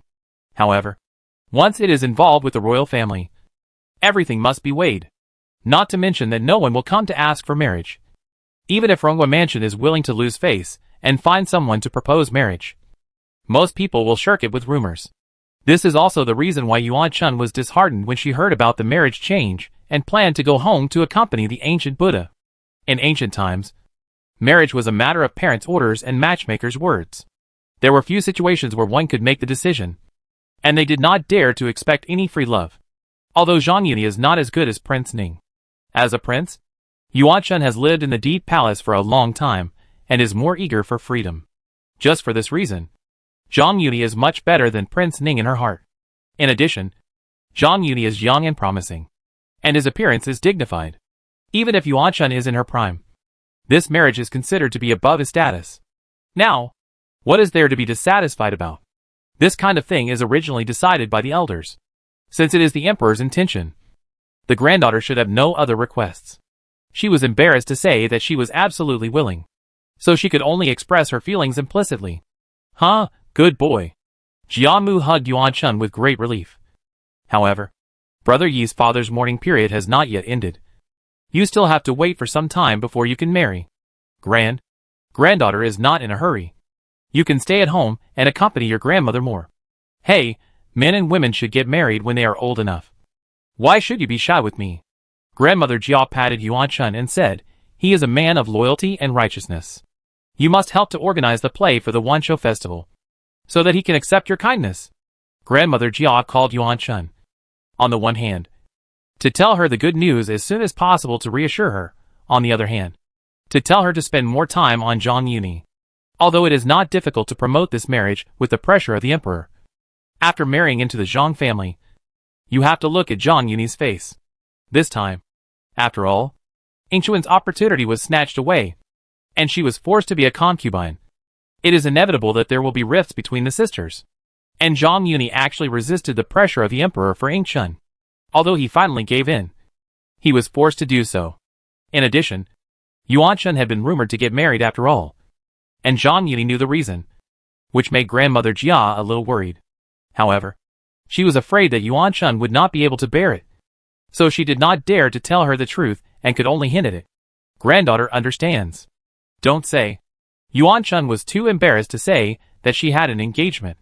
After a pause, she changed her words and said, don't mention that Brother Yi had pleaded for her. Even if Grandmother didn't tell her, she would do her best. In this way, I am relieved. At this point, Grandmother Jia changed the subject and said, however, this may not be enough. Remember to invite him to talk more. This, Yingchuan's cheeks were flushed, and she said with embarrassment, Grandmother, what do you mean? Granddaughter has already had such rumors, so she should be cautious to avoid melon fields and plums. How can she? Hey, Grandmother Jia said disapprovingly. Why can't it be okay? Your Majesty. She wanted to say that the Emperor had already made an order, but she remembered that it was the Emperor's oral order before. So she quickly changed her words and said, since the Emperor is willing to help, why should we care about what others say? Besides, who dares to gossip in our own family?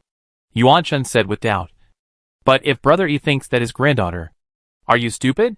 Jiamu said unhappily. I didn't ask you to invite him openly. Isn't there a cover for the Wanshou festival?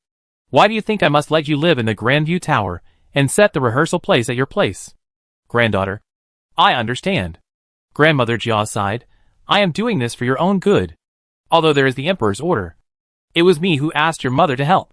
He knows this very well, and may not be upset. You must remember to follow his lead, and don't let him feel dissatisfied. Hearing grandmother Jia's patience, Yuan Chun did not dare to slack off. She kept it in mind and said, "My granddaughter is unfilial, and has caused my grandmother to worry. It would be best if you could understand my painstaking efforts." Seeing that Yuan Chun's thoughts had been convinced, grandmother Jia changed the subject calmly.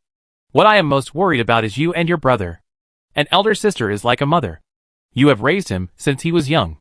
Although you have been in the palace for so many years, we are still siblings. Has he visited you recently to accompany you and talk?" Yuan Chun avoided the main point and said, "Don't worry, old lady. Your younger brother is the smartest. He often comes with the sisters and helps with strategies." Jia Baoyu was not a shrewd person. She could see that the reason why he often went to the Grandview Tower was not because of the deep sibling love. He even cared more about the little actor than her. His sister, however, Jia's mother was obviously looking forward to it. And Yuan Chun couldn't bear to make her sad. But she didn't want to lie, so she had to avoid the main point. On the one hand, she hinted that he would only go with his sisters. And on the other hand, she mentioned that Jia Baoyu would help to make plans, so that Jia's mother could rest assured. Hearing Yuan Chun's words, Jia's mother felt relieved. She patted her shoulder and sighed, "That's good. That's good."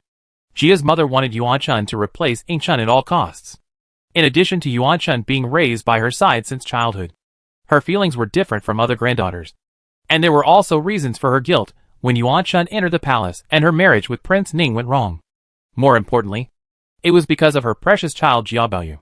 If Rongwa Mansion had not built the Grandview Garden, with the family background of the mansion, even if Jia Baoyu could not be allowed to spend extravagantly, he could still be guaranteed to have no worries about food and clothing for the rest of his life. But now, even if she added her own pocket money, the total amount was only more than 100,000 taels of silver.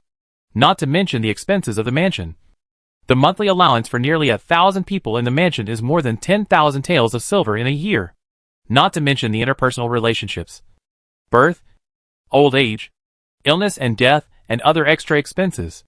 Although there are ancestral fields in the south, and the farm to supplement, it is still not enough to make ends meet.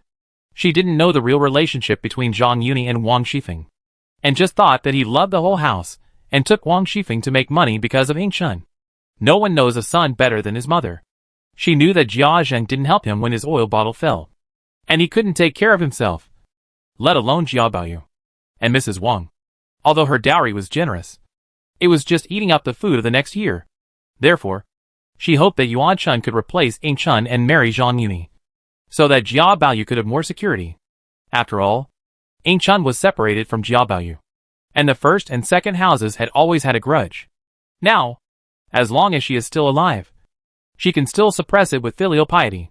But once she is gone, it will be a blessing that the family does not fall apart and scatter like monkeys when the tree falls.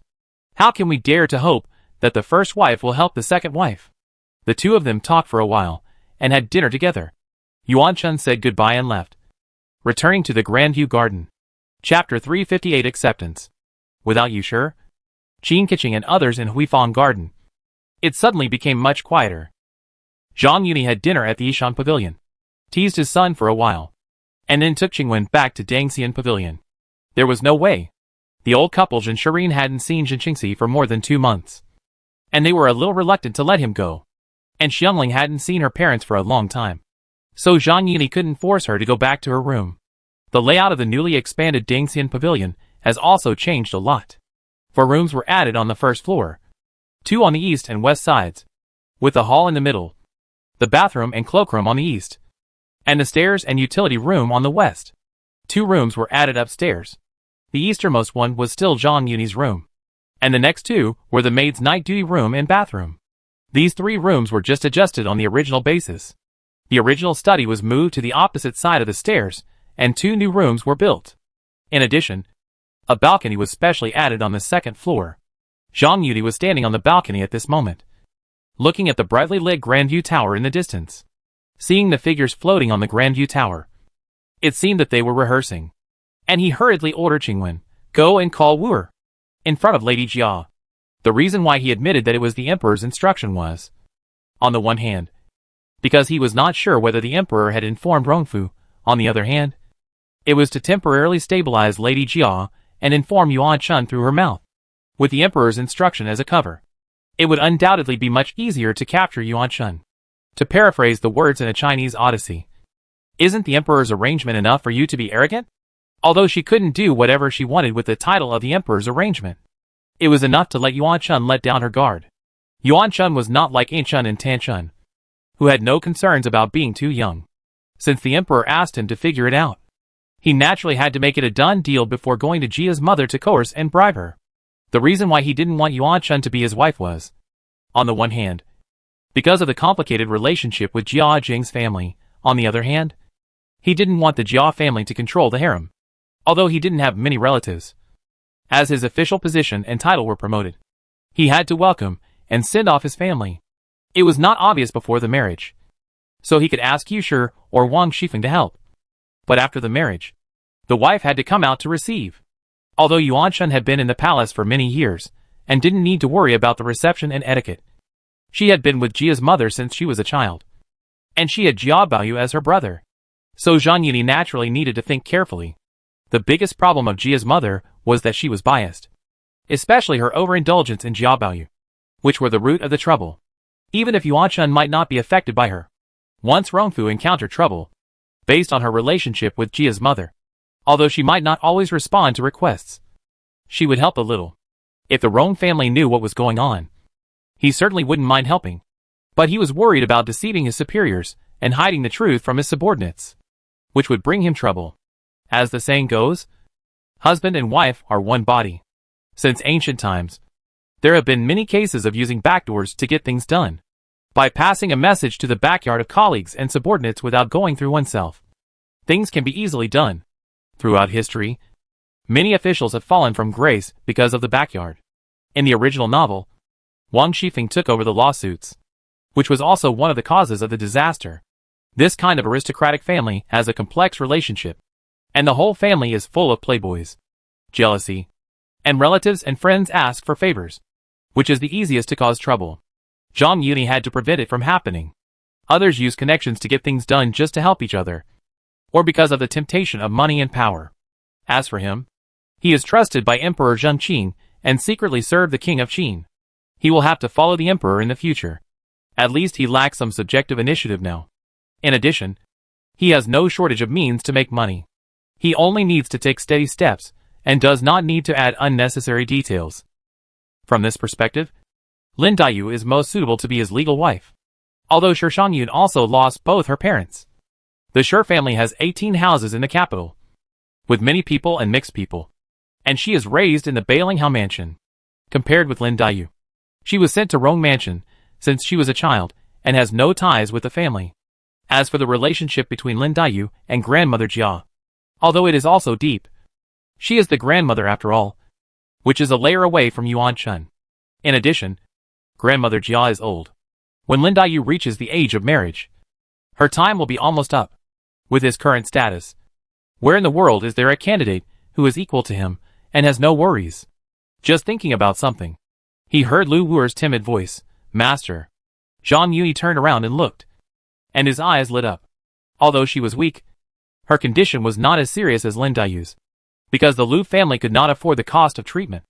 After recuperation for half a year, Lu Wuer had long lost her sick look and became more and more charming.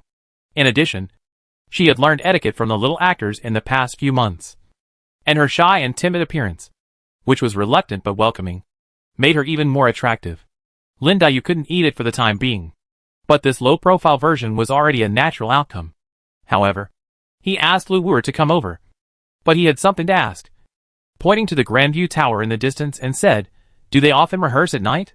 Lu Wuer was stunned when she heard this. The last time he pleaded for the little actor, Zhang Yuni had implicitly expressed that he wanted her to sleep with him. When he returned home today, he immediately called her over, and the look in her eyes just now made her think wildly. Unexpectedly, he actually made a feint and asked about the rehearsal. "Have you not been to Lixianjuan recently?" As she was thinking about it, she heard Zhang Yuni's voice again, and she realized that she had been distracted, and hurriedly replied, "I went there. In the past, we practiced during the day, but I didn't hear that we had to practice more at night." After hearing this, Zhang Yuni couldn't help but raise the corners of his mouth slightly. revealing a satisfied smile. Although he couldn't get a glimpse of the whole picture, since there had never been a rehearsal at night before, and there was suddenly an extra rehearsal today. Needless to say, he also thought that it was probably because Jiamu had communicated with Yuan Chun, so that she had more sense of ownership. So she worked day and night without any complaints. Lu Wu'er stood behind him and waited for a long time. Seeing that Zhang Yuni only looked into the distance but didn't speak, she pursed her lips and hesitated. If the master has no other instructions, I will go back first. After hearing Lu Wu'er's voice, Zhang Yuni came back to his senses, turned around and looked at her up and down, and said with a smile, Baozhu, Ruizhu didn't come back with her. Qingwen can't serve alone, so you stay and help her share the burden. As he said this, he took Lu Wu'er into his arms, hugged her back to the house, closed the balcony door, and glanced at Qingwen, who was lying on the bed making the bed. He held Lu Wu'er in his arms and came to the bed. He sat on the edge of the bed, and the hand holding her slender waist slipped away. He stretched out his other hand and pulled Lu Wu'er standing in front of him, saying with a smile, Didn't Wu'er say that she would sing for me? Tonight, I will let you check what you have learned recently. Lu Wu'er didn't understand what was going on. She blushed, lowered her head, cleared her throat, and was about to sing. Unexpectedly, Zhang Yuni suddenly pulled her into his arms, and then carried her to the bed, but turned around and hugged Qingwen, who was lying on the bed, and smiled at Lu Wu'er, who couldn't open her eyes. Wu, don't be anxious. Let Qingwen show you a demonstration first. Lu Wu'er began to have misunderstandings, and so did Qingwen. Now that she had eaten the big pot meal, she naturally would not reject it as before. She symbolically struggled twice in Zhang Yuni's arms, and then demonstrated in a serious manner. The furniture in the newly renovated house was inevitably a little awkward, and the creaking sound, accompanied by low humming, spread throughout the house. Chapter 359 A Good Play. In the Dengxian Pavilion, Zhang Yuni pretended to listen to a play to do something improper. The good play on the Dogwan Tower was in full swing. It was late at night, and the drums and music were loud, so the sound could not be covered up. When she heard the noise, Tanshun was the first to get restless. She came to the Dogwan Tower with the servant, bowed to Yuan Chun, and said with a smile, Sister, why are you working alone and not calling your sisters? Although Yuan Chun had been home for nearly a month, Zhang Yuni had been staying outside the city and had not set foot in Rong Mansion. Although she could see that Tanshun was quite enthusiastic about the rehearsal, she did not understand the reason. A flash of embarrassment flashed across her face, and she explained, I just had a sudden impulse. It was cold in the 12th month, and it was difficult to walk at night, so I didn't think of bothering my sisters. Tanshun sneered at her explanation. She didn't practice early or late, but Zhang Yuni arranged it as soon as he came back, and deliberately left out a group of sisters. The real intention was too obvious. She immediately said with a sarcastic tone, How can you say it's troublesome? Brother Yi has always taken good care of us sisters, and it is our duty to share his worries. Besides, we can't sleep even if we want to rest during the rehearsal at night. Right? Why don't we come and help? Although she was older than her sisters, she came alone and didn't call her elder sister. In addition, her tone was not good, and Yuan Chun couldn't help but frown secretly. So she tried to test, Sister, you are right, but I was not thoughtful enough and disturbed my sisters. I will ask them to keep their voices down during the rehearsal at night. Although she could understand Tanshun and her love for Zhang Yuni, they were half-sisters after all. If there was a quarrel between the two women and the sisters, it would be really difficult to end. However, since it concerns the reputation of a girl, she cannot just believe everything she hears, but must carefully distinguish. Therefore, instead of giving up, she deliberately provoked Tanshun. But before Tanshun could speak, Ainchun came over and said, Sister, don't worry about me. You have worked so hard. How can I be lazy? Ainchun was inferior to her sisters in literary talent, so she rarely participated in making plans. However, in the evening, Mrs. Xing suddenly came to Juejin Tower and told her bluntly that Jiamu planned to let Yuan Chun replace her as Zhang Yuni's wife, and she could only be a concubine. Although she was miserable, Zhang Yuni had laid the groundwork before, and she was used to being submissive. Even though Siki kept complaining, she still kept the peace and even stopped Siki from asking Zhang Yuni. If she had not participated in the past, it would have been fine. But now that she had the awareness of being a concubine, seeing that Yuan Chun, the first wife and the eldest sister, worked day and night. She did not dare to be lazy. When she heard the noise, she hurried over. However, Xilingzu was not as close as Quishuang's high, so she was a little later than Tanchun. Second sister is here. Tanchun smiled brightly when she saw Ingchun, and immediately stepped forward to hold Ingchun. The enemy of my enemy is my friend. Although she had been worried about Ingchun before, she hoped to help each other now. Yuan Chun did not understand the situation. Seeing Ingchun, who had never come forward, had made an exception and came, and seeing Tanchun greeted her warmly, she thought that Tanchun had passed on the message, and her doubts were slightly dispelled.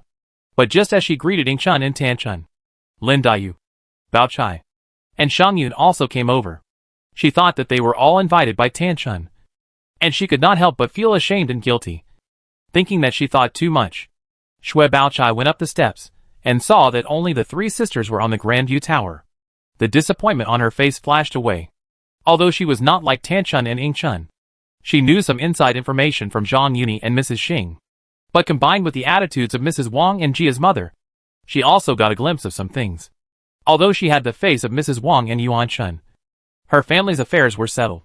But it was better to ask for help from oneself than to ask for help from others. She could not stay out of it. Knowing that Zhang Yuni would return today, she only thought that Yuan Chun rehearsed overnight to check the results for Zhang Yuni. So she dragged Shi Shangyun here to earn some favors. Compared with her, Shi Shangyun seemed a little shy. Originally, Jia's mother did not refuse the request of the two aunts. She was quite enthusiastic about writing and rehearsing the storybook. But when Yuan Chun returned home, she felt a little discouraged when she noticed Jia's mother's attitude. If Shui Baochai had not forced her, and she had some expectations in her heart, she might not have been embarrassed to come. As for Lin Dayu, she couldn't stand Zijuan's nagging. Zhang Yuni always took good care of her, so she followed. Seeing all the sisters coming, Yuan Chun said a little embarrassedly, "I have been away from the palace for so many years. It's a rare opportunity to be so unrestrained. I didn't expect that I disturbed the rest of you sisters. Come and sit down." "Sister, what are you talking about?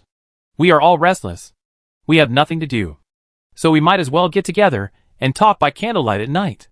Being able to put the compiled storybook on the stage is not only a pastime, but also our honor. But, if we make such a fuss, I'm afraid that the eldest sister-in-law will complain to the old lady and the madam tomorrow. When the old lady and the madam blame us, the eldest sister will help us to bear the brunt. This was originally my idea, so I don't want to implicate you, because they all had their own concerns. The sisters tacitly did not mention anyone, and instead began to discuss the details of the rehearsal. For a while, they expressed their own opinions. Although they occasionally disagreed, they were in harmony. As the fuse of all this, Zhang Yuni was intoxicated by the gentle countryside and had no idea what was happening in the Grandview Tower. Qing is dying, and Lu Wu has a good figure, so they can barely put together a Lin Dayu. Although it cannot be compared with the main character, there is also the fun of double putting. However, it must be said that the effect of learning opera is remarkable. Although Lu Wu is still a little green, after learning, her figure is soft and her voice is melodious. While Zhang Yuni was quite surprised, he couldn't help but think of Ling Wan, who was also quite similar to Lin Dayu. As the saying goes, 1 minute on stage, 10 years of hard work off stage. After all, Lu Wu is still young, but Ling Wan has been immersed in it for a long time. In addition, she does not have the same physical weakness as Lu Wu, and learning opera is also beneficial to the body. Her physique and development are better than Lu Wu, so she is a good alternative. Chapter 360. Let's talk business first. Even though the family lived in two different places, Zhang Yuni could not get excited about the new year. But without Yu Shi, Yu Sanjia and Xiangling were not in charge, so they had to ask his opinion on a lot of things such as ancestor worship. After arranging various matters, it was already noon. After lunch, Zhang Cheng, Zhang Dehui, and Lai Shun also came to the mansion. The year-end summary report is indispensable. Other things are fine, just reporting various expenses and revenues. Instead, he focused on asking about the progress of Ji Yinjai's work, because the cost of Xian paper was too high. When publishing The Legend of the White Snake, he considered making bamboo paper as a substitute, and ordered the purchase of several farms to grow bamboo. Now that the bamboo is growing well, It's time to start the follow-up work. You don't have to be busy during the new year. After the 15th, we will take over 2 paper-making workshops. Polish the new technology first, and start mass production after the quality is guaranteed. Yes, boss. Jean Dehué agreed. Hesitantly said, our Legend of the White Snake has been copied by other bookstores recently. Do you want to inform Châtillon Prefecture? No need. Just copy it. Let them copy enough first. And when bamboo paper is made, it will be difficult for them to come to us if they copy it again. Boss, you are wise. Jean Dehué flattered him. After explaining the paper-making, he turned to Zhang Chengdao. Remember to keep an eye on what I told you last time. It is best to choose fruits that can bear fruit in August. The auspiciousness of the Wanshou festival is related to his royal favor, which is the top priority. Don't worry. Sir, I understand the importance of it. I have already grafted more than 10 plants according to your wishes, just in case something goes wrong. That's great. Zhang Yuli nodded and said, however, after presenting them to the emperor on the Wanshou festival, remember to destroy all the spare ones. In fact, this kind of fruit growing on a tree with many kinds of fruits is good for coaxing the golden hairpins. However, things are precious because they are rare, and since they have been presented to the emperor, they cannot be used indiscriminately. In addition, such flashy things have no reference value, so there is no need to keep them. After the instructions were completed, it was time to distribute dividends. At the beginning, in order to win people's hearts, he promised to give Zhang Cheng and Jean Dehué a 10% dividend. Although Jean Dehué also handed over the business for a period of time when the Shui family withdrew their shares, he still kept his promise. Only some adjustments were made in the distribution of dividends. Zhang Cheng has been with him the longest and has learned the grafting technology. He alone gets half of the 10% dividend. Jean Dehué did not immediately join the Shui family when they withdrew their shares. Later, Zhang Yuli handed over the caustic soda work to Lai Sheng, so he took 3 points of the remaining half, and Lai Sheng took 2 points. Although the 3 of them shared 10% of the dividends, the plate was too big, and even Lai Sheng got more than 2,000 taels. Lai Sheng was okay. After all, he had been the housekeeper of Ning Mansion. But for Zhang Hua and Jean Dehué, it was a considerable income, and they had to be grateful. After sending the 3 people away, Qingwen came to report, Second Madam is here. Well, how is Wu? Tomorrow is New Year's Eve, and there are a lot of things waiting to be dealt with. I didn't take care of Lu Wu in the morning. Just when I was able to go to the field at noon, I clamored to move to the next door. Qingwen curled her lips and added, I think she is worried that she will suffer again if she sleeps in the house at night. Suffering? Zhang Yuli scratched her nose and said with a smile, she doesn't understand the meaning of it. I see why you have never cried out for suffering. Qingwen blushed and lowered her head and dared not speak. Moving to Huifan Garden, she saw Wang Shifeng and Pinger standing at the door of Tianxiang Tower. She winked at him and said, the old lady asked me to ask when Brother Yi is free so that we can arrange. Last year, he was just a guest here, and his visits to Rongfu were also the same as those of Ningfu. This year, he is the real owner, so he has to check the schedule. Now is different from the past. He is in charge of Tiango Injiwen and Xianxue, plus the officials of Zhongshuan Wang and Shuntianfu. So he has to move around. It is indeed difficult to grasp the time. So he simply said, when the old lady and others come, you can decide. I will do the same as last year. I will go there for a day of fun during the Lantern Festival. Even if someone comes from Rongfu, he can take time to receive them. But if he goes to Rongfu, there will be no one at home to receive them. Wang Shifeng smiled and said, that's great. After she finished speaking, she looked at Qingwen, who was following behind her, and pointed to the house, saying, why hasn't Qin come back yet? I brought something for her. Come in and take a look. And don't forget to tell her later. Zhang Yuli knew that she was not interested in wine. So he said to Qingwen, I'll talk to the second madam. You go and see Wu. When Qingwen turned to leave, he stepped over the threshold of Tianxiang Tower, grabbed Wang Shifeng's slender waist, and took her into the house. Hugging Wang Shifeng with her back against the wall next to the door, he touched her all over and said, the second madam was able to let go in front of Lian Air. Why can't she let go now? Wang Shifeng didn't know whether she was embarrassed by his words or was being needed. Her cheeks flushed. Pa! She spat. But her body was very honest and tightly pressed against him. Her arms hooked around his neck. twisting uneasily, exhaling sweetly. It's all because of you, my enemy, who keeps thinking about those crooked ways. And you get the advantage, and then you smear me. Wang Shifeng didn't know whether it was intentional or unintentional. This coyness happened to be a good opportunity for speculation. Zhang Yuni couldn't help but be fascinated, straightened his back, and said with a sly smile, "Hee hee hee. Then let's not take the crooked way today." After that, he leaned over and got close to Wang Shifeng's neck, and arched down along the white jade neck. Wang Shifeng was intoxicated at first, but when she felt the cold wind blowing through her collar, she slapped him and scolded him. "You're going to die. In broad daylight. What's wrong with broad daylight? Brother Lian still has to beg me. Besides, doesn't sister-in-law always complain that I only give a little bit every time? Isn't it enough?" Wang Shifeng had been with him for a long time, and had long understood the meaning of his puns. She pushed him and said unhappily, "You're just playing tricks on me." Pinger, who was standing by, covered her mouth and laughed. "Master, Grandma's relatives haven't come this month, so I'm afraid she won't be able to use your benefits for the time being. It's not certain yet. You little slut is always so rude." "What? Didn't you invite a doctor? Isn't this just a matter? And it's the new year, so I plan to wait until I'm done with this period before I see."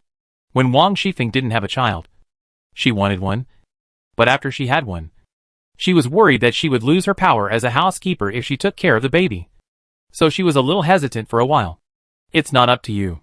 I'll ask Mr. Jin to show you later." Wang Shifeng nodded and did not refuse. This was also one of the purposes of her trip. Although she was worried about the power falling into someone else's hands, she was also concerned about whether she was pregnant.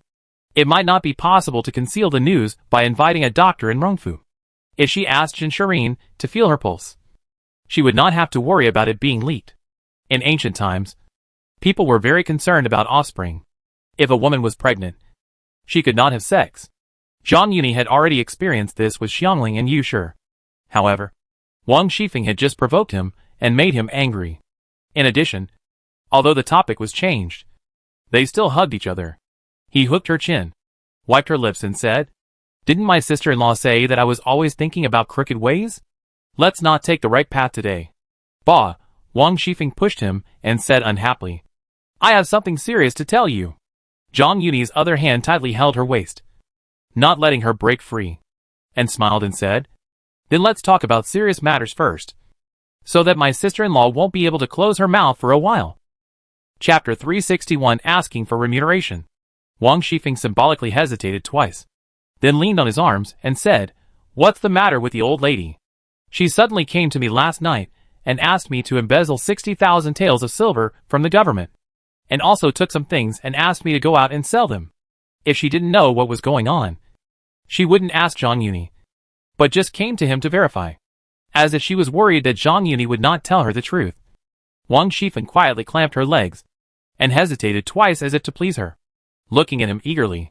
Hearing Wang Shifeng ask this, Zhang Yuni forcibly suppressed the charm in his heart and said seriously, "Since the old lady needs it urgently, you can give it to her. Why are you asking me?" He remembered that She said that the 100,000 taels were half from the government and half from Jia's mother. But now Wang Shifeng said that 60,000 taels were embezzled. Obviously Jia's mother kept it privately. So, while arguing with Wang Shifeng, he tried to inquire about the details indirectly. Coincidentally, Wang Shifeng also had the same idea, and pretended to complain, "Of course I have to give it. But the official income plus the income from the farm this year is only more than 100,000 taels of silver. Half of it was used up at once. I don't know how to make up for the family's food, drink, and defecation next year. Since I am in charge of the family, I can't be completely ignorant. Right? But it's not easy to ask the old lady about this matter. I do know a little." Zhang Yuni smiled and said with a double meaning, "If my sister-in-law wants me to spit it out, it's not difficult." "Pooh!" Wang Shifeng's cheeks flushed, and she spat, saying unhappily, "I knew you were a heartless person with bad intentions." Although she complained, her long legs with even bones and flesh moved up and down very hard. Zhang Yuni raised his mouth with satisfaction and said with a smile, "You know what the old lady meant originally. But now she wants the eldest girl to replace the second girl, so she has to make some compensation." He didn't want to comment on how the money in Rongwa Mansion was spent. knowing how much money was left in the government. His goal had been achieved and there was no need to hide it anymore. Although Wang Shifeng knew that it was mostly for Yuan Chun. She only thought it was to buy her dowry. But she didn't expect it to compensate Jia Shi. Hearing this, she was shocked. Her legs were tightened. She took a breath and said in surprise, "Why so much?" Zhang Yuni also took a breath and grinned. "A lot?" he thought to himself. "There are still 40,000 taels you don't know about." But Wang Shifeng reacted after hearing what he said, and said with a little doubt, "That's not right.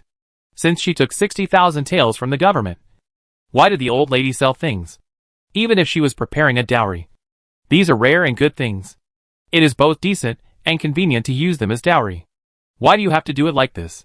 Tell me, what good things are there?" Zhang Yuni didn't care what Jia's mother sold.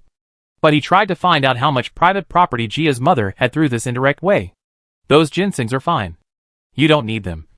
But the duck cheek fur and pheasant gold fur are rare and good things. The old lady has kept them in the box for many years.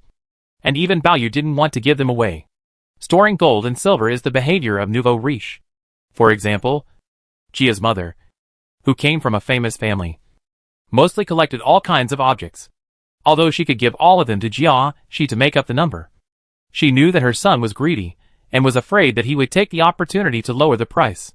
So she picked out some easy-to-sell and priced items, and asked Wang Shifeng to sell them. In the original novel, Jia's mother later gave these 2 fur coats to Jia Baoyu and Shui Baoqin respectively. Hearing that Jia's mother took them out to sell, Zhang Yuni was very happy. So he asked indirectly, "Why did you sell such a good thing? Is the old lady short of money and crazy?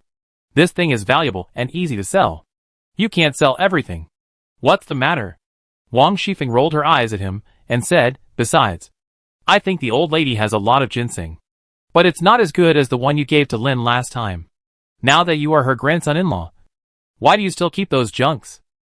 The speaker is unintentional, but the listener is intentional. Just now, he was attracted by the golden pheasant fur and the duck cheek fur. When he heard Wang Shifeng mention ginseng, he remembered that it was mentioned in the original book that when Wang Shifeng had a miscarriage, Mrs. Wang asked Jia's mother for ginseng. She asked for 2 taels, but found that it had lost its medicinal properties. Now he might not be able to sell it. So he was happy. Suddenly, he felt something tight under his body, and saw Wang Shifeng raising her hand and drawing circles on his chest, twisting like a water snake, while saying, "The golden pheasant fur coat and duck-cheeked fur coat are rare and good things. Instead of letting outsiders get them for free, you might as well buy them." Zhang Yuni secretly complained. After all this time, is she trying to sell them to him? Although it may be suspected of aiding the enemy, Jia Mu can still sell it. After all, it is a famous item in the original novel. As long as the price is right, it is not impossible to collect it. So he bargained, "I don't need this. The crane cloak awarded by the emperor is still gathering dust in the warehouse." Wang Shifeng nudged him in the arms and flattered him, "You don't need it. But I'm thinking about our child. I looked at those 2 pieces, and they're a little too small for you." Damn! After all the trouble, he wanted to spend money but couldn't bear it. So he came to pay for it himself. What? Could it be that the second madam can't afford it? That's not the case. As a father, you should show some appreciation. Besides, if I buy it, the old lady will inevitably think that I'm bargaining for it. It's better for you to buy it and say that it's a gift from someone else. Then you can sell it to someone else, and the old lady won't say anything. Seemingly worried that Zhang Yuni would not agree, she quickly added, "If you are willing, pack these 2 pieces together. And the price is 8,000 taels of silver. I don't want the golden pheasant fur, as long as you leave the duck cheek fur for our child." Speaking of this, Wang Shifeng turned to Pinger and said, "Quick, show it to me." Okay. Wang Shifeng brought all her worries directly. In the original novel, although Shang Yun mocked that the duck cheek fur coat was made of wild duck feathers, it was more of a case of sour grapes. Although her words were true, it was the tuft of fur on the head of the wild duck that was not only waterproof, but also colorful, which was really good. To make a fur coat, there were no less than 1,000 wild ducks, and we had to count the fox fur material lined with gold and silver threads, as well as the labor and so on. This was the case with the duck cheek fur coat, let alone the sparrow gold fur coat. 8,000 taels for the 2 pieces, which was indeed very fair. Anyway, it was for his own child. Not cheap for outsiders. And he could also lower the price of Jiamu. So he was happy to do so.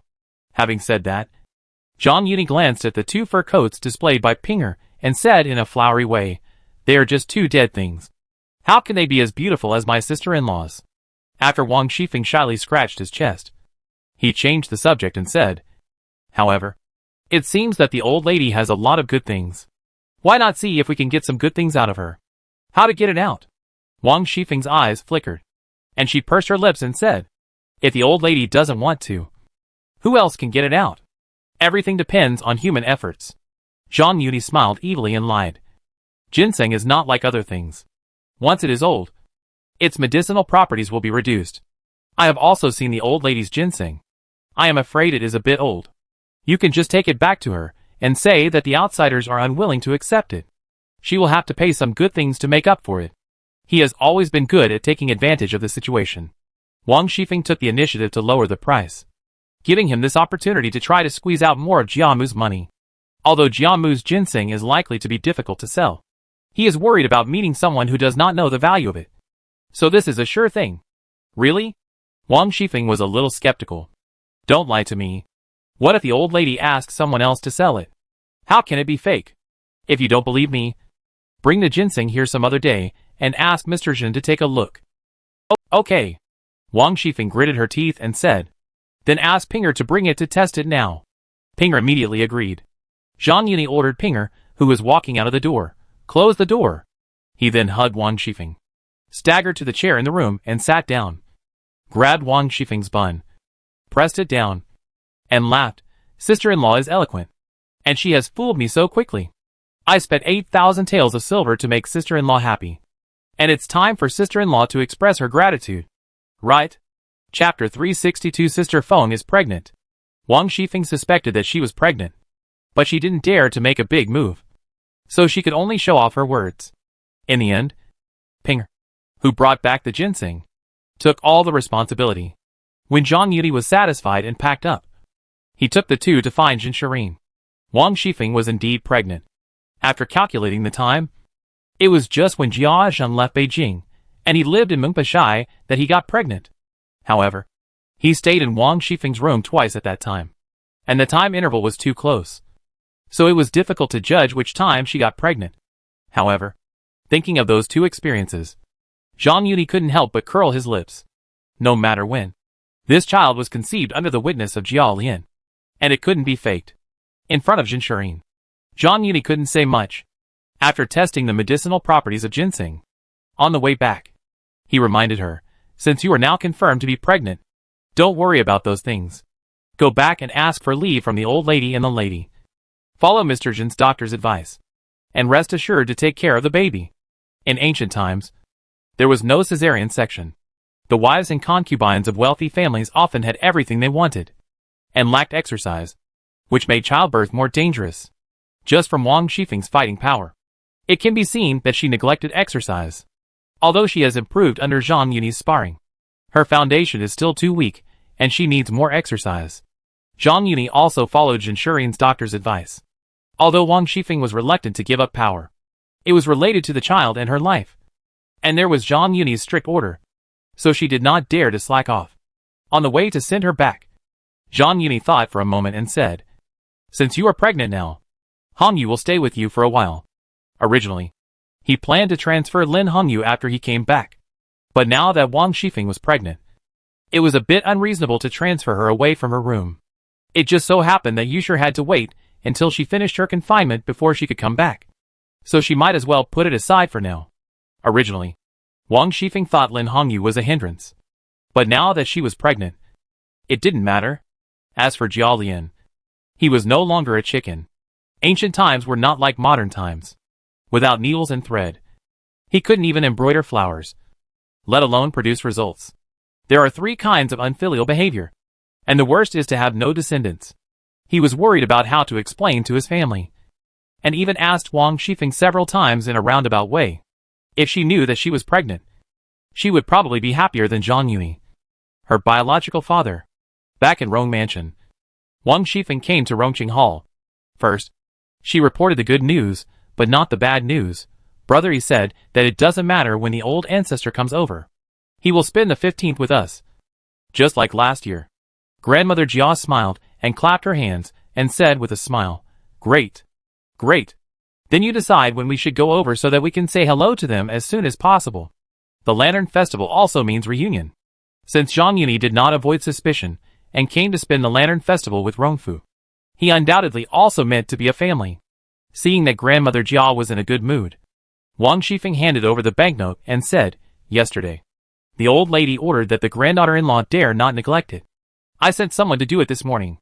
A total of 8,000 taels were sold. But the medicinal properties of this ginseng are not good enough. I asked several medicine shops, but they refused to accept it. Grandmother Jia's smile disappeared, and her brows were deeply furrowed, saying, Why are you so anxious? Why don't you ask a few more shops? Hearing that ginseng was difficult to sell, and the prices of the golden pheasant fur and duck cheek fur were a little different from expectations, it was inevitable that she was unhappy. Wang Shifeng explained, The old lady has ordered that the granddaughter-in-law dare not neglect it. Now is the end of the year. If we don't act quickly, I'm afraid we will have to wait at least half a month. And the granddaughter-in-law is pregnant now. Oh! Jia's mother turned her slave into a happy woman and said, It's only a matter of time. Why didn't I hear you mention it yesterday? In ancient times, people attached great importance to offspring, and Jia's mother was no exception. She must have gotten pregnant during the days when the master left Beijing. It's only been more than a month. My menstruation is not regular, so I didn't take it seriously. In addition, it was the end of the year, and there were many things to do in the mansion, so I didn't dare to let the old lady and the ladies worry about it. I was a little worried today, so I asked Mr. Jin to check her pulse. Because she was guilty, she did not dare to say that it was during the days when Zhang Yuni stayed, but only said that it was before and after Jia Zhang left Beijing. Originally, Jia Mu was still a little confused, given Wang Shifeng's style of doing things. How could she only sell it for 8,000 taels? Hearing her say this, she thought that she was worried about the baby in her belly and wanted to get the job done as soon as possible. So she didn't haggle over the price. In addition, she was pregnant, so she couldn't bear to blame her. She waved her hand and sighed, Forget it. Since you are pregnant, you should take good care of it. Let Madam worry more about the affairs of the mansion. After sending Wang Shifeng away, Jia Mu couldn't help but feel upset, as Zhang Yuni expected. Although she had a lot of personal belongings, most of them were objects. In order to avoid being disgraceful, it is not appropriate to sell off those scattered bottles and jars of low value. You can only find a few but find high-value items. This is also the reason why she chose ginseng and 2 fur coats. At present, the fur coats sold for 1,000 taels less than expected, and the ginseng is difficult to sell. So she is in a dilemma. It's not that she doesn't have a suitable one. If those Hanlin scholars knew about Huinyang's necklace, they would definitely flock to it. However, she originally had 3 sets. And for Yuanchuan's marriage, she gave 2 sets to concubine Jin. Now she only has this 1 set. And she loves it like a treasure, and is reluctant to sell it. After much thought, she called Lida over first, picked 2 relatively recent ones, and handed them to him, saying, I heard that ginseng will lose its medicinal properties if it is left for a long time. You should take these 2 ginsengs and ask outside to see if they can still be used as medicine. Originally, Lida was the most suitable person to sell his private property, but Jiamu no longer trusted Lida as much as before, and was worried that he would leak the news to Zhang Yuni and make him look down on her family. So she gave it to Wang Shifeng. Now, she thought of Lida again. Of course, because of this concern, she deliberately changed the sale to medicine. Tomorrow is New Year's Eve, and it is getting dark now. How could Lida go far away instead of near? I found Jinshurine immediately. Jinshurine had just tested it and said after just 1 look, Kai Yuni brought Lian's second wife to ask about it. And it is indeed unusable. Hearing that Wang Shifeng was consulted before he was consulted, Lida knew clearly that Jiamu's trust in him was no longer as good as before. He took the ginseng back and pretended not to know that Jiamu had entrusted Wang Shifeng before, and only told Jinshurine's words truthfully.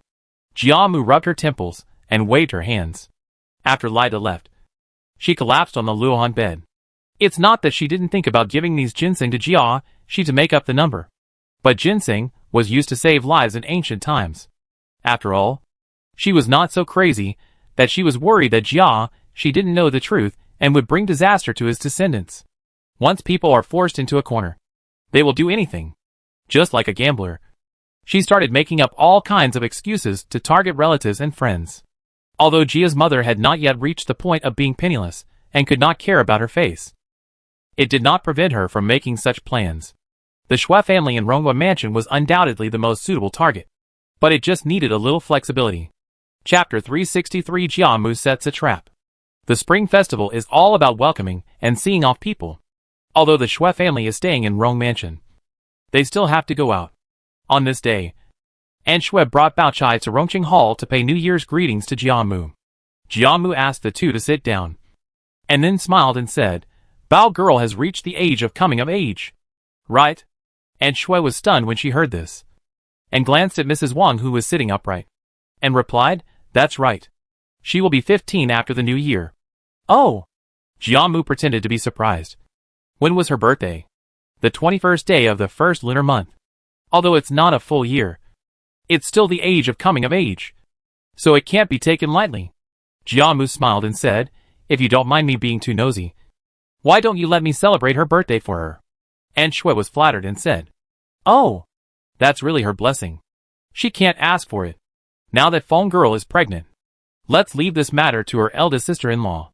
Grandmother Jia hesitated and said, "I think in previous years, no matter whose birthday it was, everyone gave their own gifts. This is also vulgar and feels a bit strange. Today I'm going to come up with a new way, which is not strange and can be laughed at. I wonder what Annie thinks."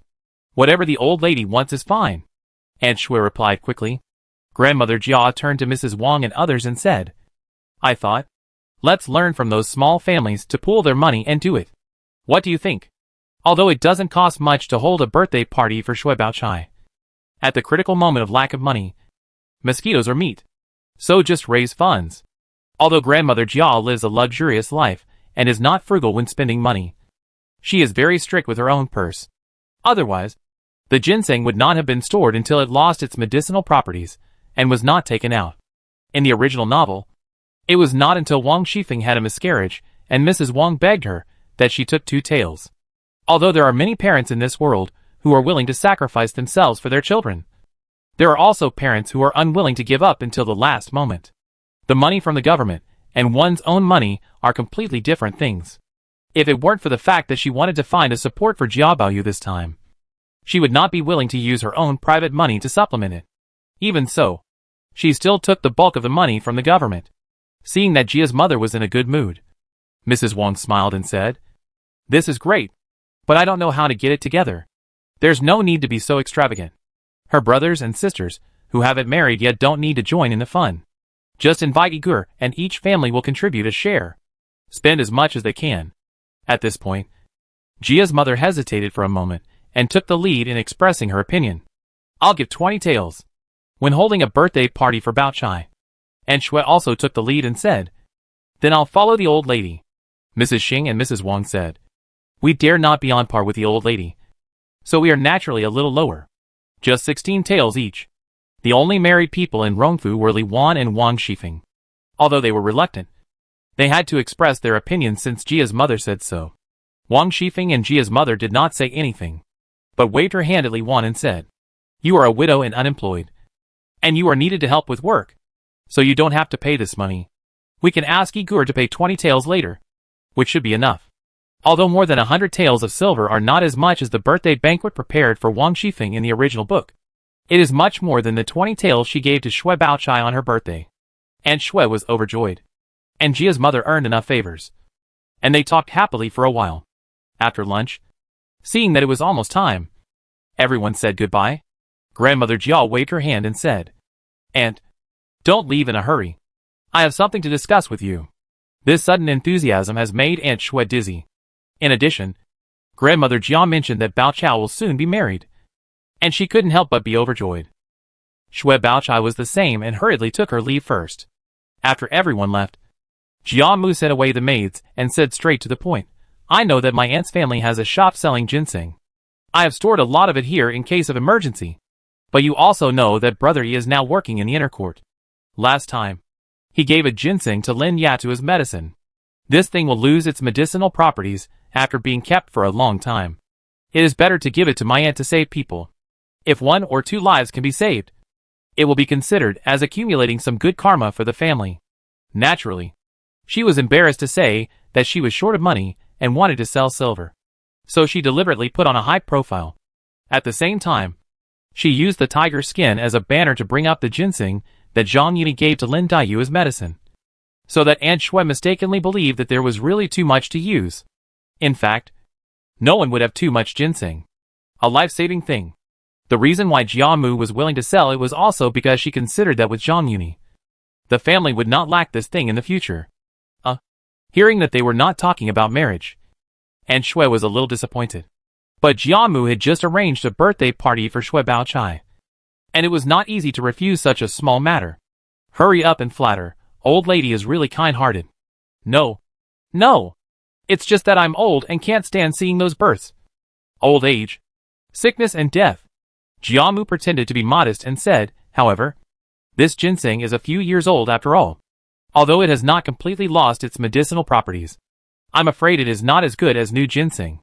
If Aunt Madam is worried, find someone to test it, so as not to hurt people instead of saving them. I'm not greedy for those few taels of silver, so the price can be a little cheaper. It's not too late to settle it after it's sold out. After all, they live under the same roof, and they see each other every day. Jiamu was embarrassed to openly cheat the Shui family. However, she had the Shui family in her hands, and she was sure that even if Aunt Shui found that the ginseng was problematic, she would not return it. Therefore, she retreated to advance, and even let the Shui family not rush to pay the bill. Aunt Shui did not doubt it, and hurriedly said, "Why don't you believe the old lady? I wonder if the ginseng..." "Madam, wait a moment." Jiamu got up from the Luohan bed, moved to the counter, opened the ginseng in the box that was as thick as 7 or 8 fingers, and said, "Madam, you are also an expert. These ginsengs are less than 100 years old. They are worthless if they are placed outside. I also want to accumulate good karma for my descendants, so I am too lazy to care about it. I will just round it up and calculate it according to 10,000 taels of silver. Madam, go back and weigh it yourself and calculate it again. How about estimating the price yourself?" Although she said that she didn't value money, she kept talking about it. Aunt Shui was not someone who would listen to the hidden meaning, so she said quickly, "Just do as the old lady said. Although this ginseng is easy to sell, not many people can afford it. I will send the silver later so that you don't forget it." It's not Aunt Shui's fault for being fooled. As a royal merchant, the Shui family runs a ginseng business. But Aunt Shui is not the shopkeeper after all. Although she is familiar with ginseng, her relevant knowledge is more inclined to distinguish the authenticity and age. As for the medicinal properties, it is a bit difficult to ask. Although the medicinal properties of Jia's mother's ginseng have been lost, it looks good. Otherwise, she would not have kept it like a treasure. In addition, Aunt Shui never thought that Jia's mother would cheat her like this. Therefore, she immediately made the decision. "That really puts my mind at ease," Jia's mother said. "Madam, please take all the ginseng back now." Chapter 364. Each takes what he needs. Runghua Mansion. Small courtyard in the northeast corner. Shui Baochai, who was waiting for news, saw Tongxi and Tonggui following Aunt Shui into the room with a pile of boxes, and couldn't help wondering, "Mother, what is this?" "Hey, don't mention it." Aunt Shui waved her hand and told Tongxi and Tonggui, "Put the ginseng on the table. You go out first." "Ginseng?" Shui Baochai's face flashed with suspicion, but she didn't rush to ask. After Tongxi and Tonggui put the ginseng box on the con table, they said goodbye and left. Aunt Shui shook off her big woolen clothes, revealing her heavy and delicate body inside, and tremblingly came to the Kong and sat down heavily. She pointed at the ginseng on the table and complained, "I thought the old lady had changed her tune, but she asked us to clean up these unusable things for her. Why are there so many?" Shui Baochai opened the box inside. "Why don't you keep these things and sell them? What do you think?" Aunt Shui sighed. "You have seen the ginseng that Igir sent last time. Now the old lady's intention is obvious. How can she care about these in the future? People will inevitably have preconceived ideas." Runghua Mansion did not tighten its belt. Aunt Shui never thought that Jiamu was selling all the things she had. On the contrary, she thought that Zhang Yini sent new ginseng with better appearance. And the ginseng that could not be used up was eliminated. These old goods with poor appearance were eliminated. That's true. Xue Baochai lowered her head, fiddling with the box on the table, pretending to be nonchalant. How long will it take to sell so many? The price of ginseng in the Great Xia dynasty was not as high as that in the Qing dynasty, when it was often 1 or 2,000 taels per caddy. However, the lowest grade of the 5th grade ginseng costs 500 taels of silver per caddy. Although Jiamu's ginseng is not the best, it is of high quality. Even if ordinary people sell everything they have, they can't afford ordinary ginseng, let alone this kind of good ginseng. Even if they are rich and powerful, they can only buy a few coins or taels when they need it. And that's enough. The amount they can afford is small, and the amount they use is not large. So the delivery speed will naturally be much slower. So Xue Baochai sighed like this. And Xue was naturally very clear about this, and couldn't help shaking her head and sighing, what else can we do? It's rare that the old lady has something to ask us. So are you going to refuse? Fortunately, there is no problem with selling these things. At worst, we can't buy such quality plants from the inner court for the time being, and sell these plants first. Speaking of this, she suddenly remembered the matter of paying the money in advance, and hurriedly said, oh, right. Pay the old lady the money first, and after the new year, ask the shopkeeper to come and take it to the store to sell slowly. Xue Baochai frowned and said, since it is consigned to the family, why do you pay the money first? Since the old lady has taken the lead in preparing for your birthday, it can be said that she has done a good job. Zhang. And then he said that it was only priced at 10,000 taels, and asked me to take it back and sell it at my own price. What else can I do? She hugged Xue Baochai and sighed, although we should talk business. We don't have to do this. But isn't this a last resort? The old lady obviously intends to marry the eldest daughter to Igor. Although your aunt will help with our family affairs, the eldest daughter is closer to the old lady after all. It's better to coax her at this time to avoid unnecessary trouble. At this point, she looked at the ginseng on the table and smiled. Besides, this price is still suitable. We are not without profit. We are just using cash to cushion the problem. If it weren't for the fair price and the profit, it's hard to say whether Aunt Xue would be willing to advance the money. Xue Baochai was silent when she heard this. Aunt Xue was telling the truth. There is no reason not to prepare goods when doing business. The Xue family is said to have $1 million fortune, although there is some water, including fixed assets. But thanks to Zhang Yuni, the imperial merchants in the inner court have added 2 more specialties, sugar and glass. With these 2 more incomes, the Xue family's business is now more prosperous than in previous years. Although it is painful to think of the caustic soda business every time, it is not short of the flow of 10,000 taels of silver. Not to mention that there is still profit in it. Thinking of this, Xue Baochai nodded and said, since mother said so, let's do as mother said. And Xue patted her pink back and told her, you should send the silver to her now, so as to please her. Well, daughter understands. Xue Baochai agreed and went to the inner room to get the silver note. With 10,000 taels of silver note, she came to Rongqing Hall again and handed the silver note to Jiamu, saying, mother is worried that she will be busy during the new year and is afraid that she will forget it. So she specially asked me to send it to the old lady first. Jiamu was short of money, but she was not stingy with praise. She also asked Baochai what kind of opera she liked to listen to and what she liked to eat, so that Li Wan could prepare it at the birthday party.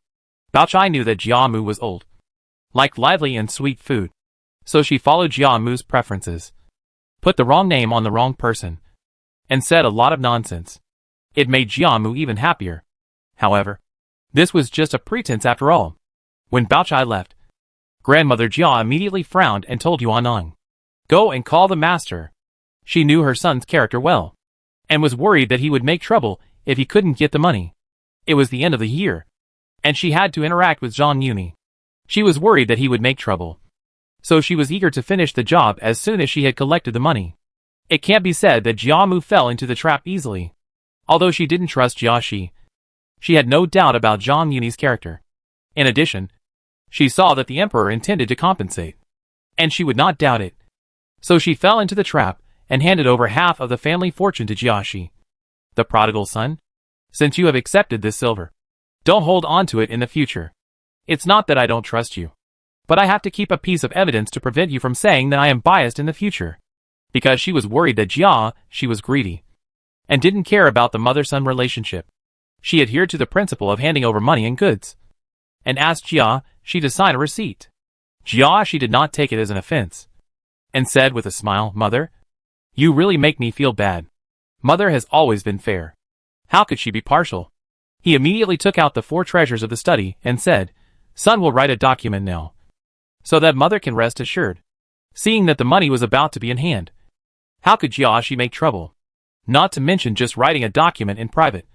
Even if he found a few more middlemen to witness, he would not refuse, and signed and sealed it very readily.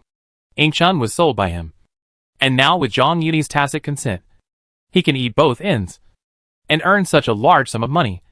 He would laugh in his dreams. He was afraid that the night would be long and dreams would be more, so he was eager to take the money and leave, so that he could go out and have fun, without delaying for a moment. "Brother E, then you go and tell her." Jiamu pondered. "Remember, just say that the eldest and the young are legitimate and illegitimate. And if you want the second girl to marry, you can only wrong her a little." This was something that had been discussed long ago, and Jia, she would naturally not make it difficult. "Don't worry, Mother. I'll leave the matter of the second girl being my concubine to my son." The two of them got what they wanted, and it was a case of a loving mother and a filial son. Chapter 365 Preparations. When Jiaxi left with the banknotes, she was satisfied. Jiamu blew the ink off the paper and put it away. She ordered outside, "Go and call the eldest girl." Although the date of the visit had been set, Zhang Yuni had been home for several days, but had never set foot in Ronggua Mansion. On the one hand, Jiamu complained about Yuanchuan's delay in doing things, and on the other hand, she was also worried that Zhang Yuni might be dissatisfied because of Yuanchuan's replacement marriage. At this moment, Jiaxi had solved the problem and had no worries, so he couldn't help but urge Yuanchun again. "Brother Yi has been back home for some time. Why haven't you invited him yet?" "Grandmother, Yuanchun secretly complained in her heart. She didn't mean to delay and ignored Jiamu's words. However, although Jiamu's reasons were good, since she was under the guise of accepting the results, she had to rehearse in front of Zhang Yuni. With the previous experience, she was worried that if there was any commotion, her sisters would come over. Although Yuanchun hesitated to speak, she was shy. As a person who had experienced it, how could Jiamu not see it? She shook her head and said with a smile, "The emperor's arrangement is the most important." "You child, what is there to be shy about?" Before, she was already ashamed of doubting Tanchun, and she didn't want Jiamu to think that her sisters were getting in her way. So she followed the topic and said, "That being said, my granddaughter has only met Brother Yi once. If my sister saw him at my place, I would be too ashamed to see anyone." Jiamu was stunned when she heard this, and felt like she had shot herself in the foot. At the beginning, the golden hairpins were moved into the garden to facilitate Zhang Yuni's contact with Ingchun. Now, it has become the reason why Yuanchun is deterred. Yuanchuan's words are not without reason. As the eldest sister, she should set a good example for her sisters. If the sisters see it, it is indeed a bit inappropriate. However, moving Ingchun and others out of the Grandview Garden will not only make it more obvious, but it may also cause dissatisfaction from Zhang Yuni. There are always more solutions than problems. After a little hesitation, Jiamu came up with a plan. "Well, when you go back later, you should announce that you are not feeling well.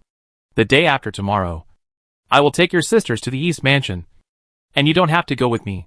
Yuanchun immediately understood what Grandmother Jia meant, but she was still a little hesitant and said, "But, Grandmother, you are guests in the East Mansion.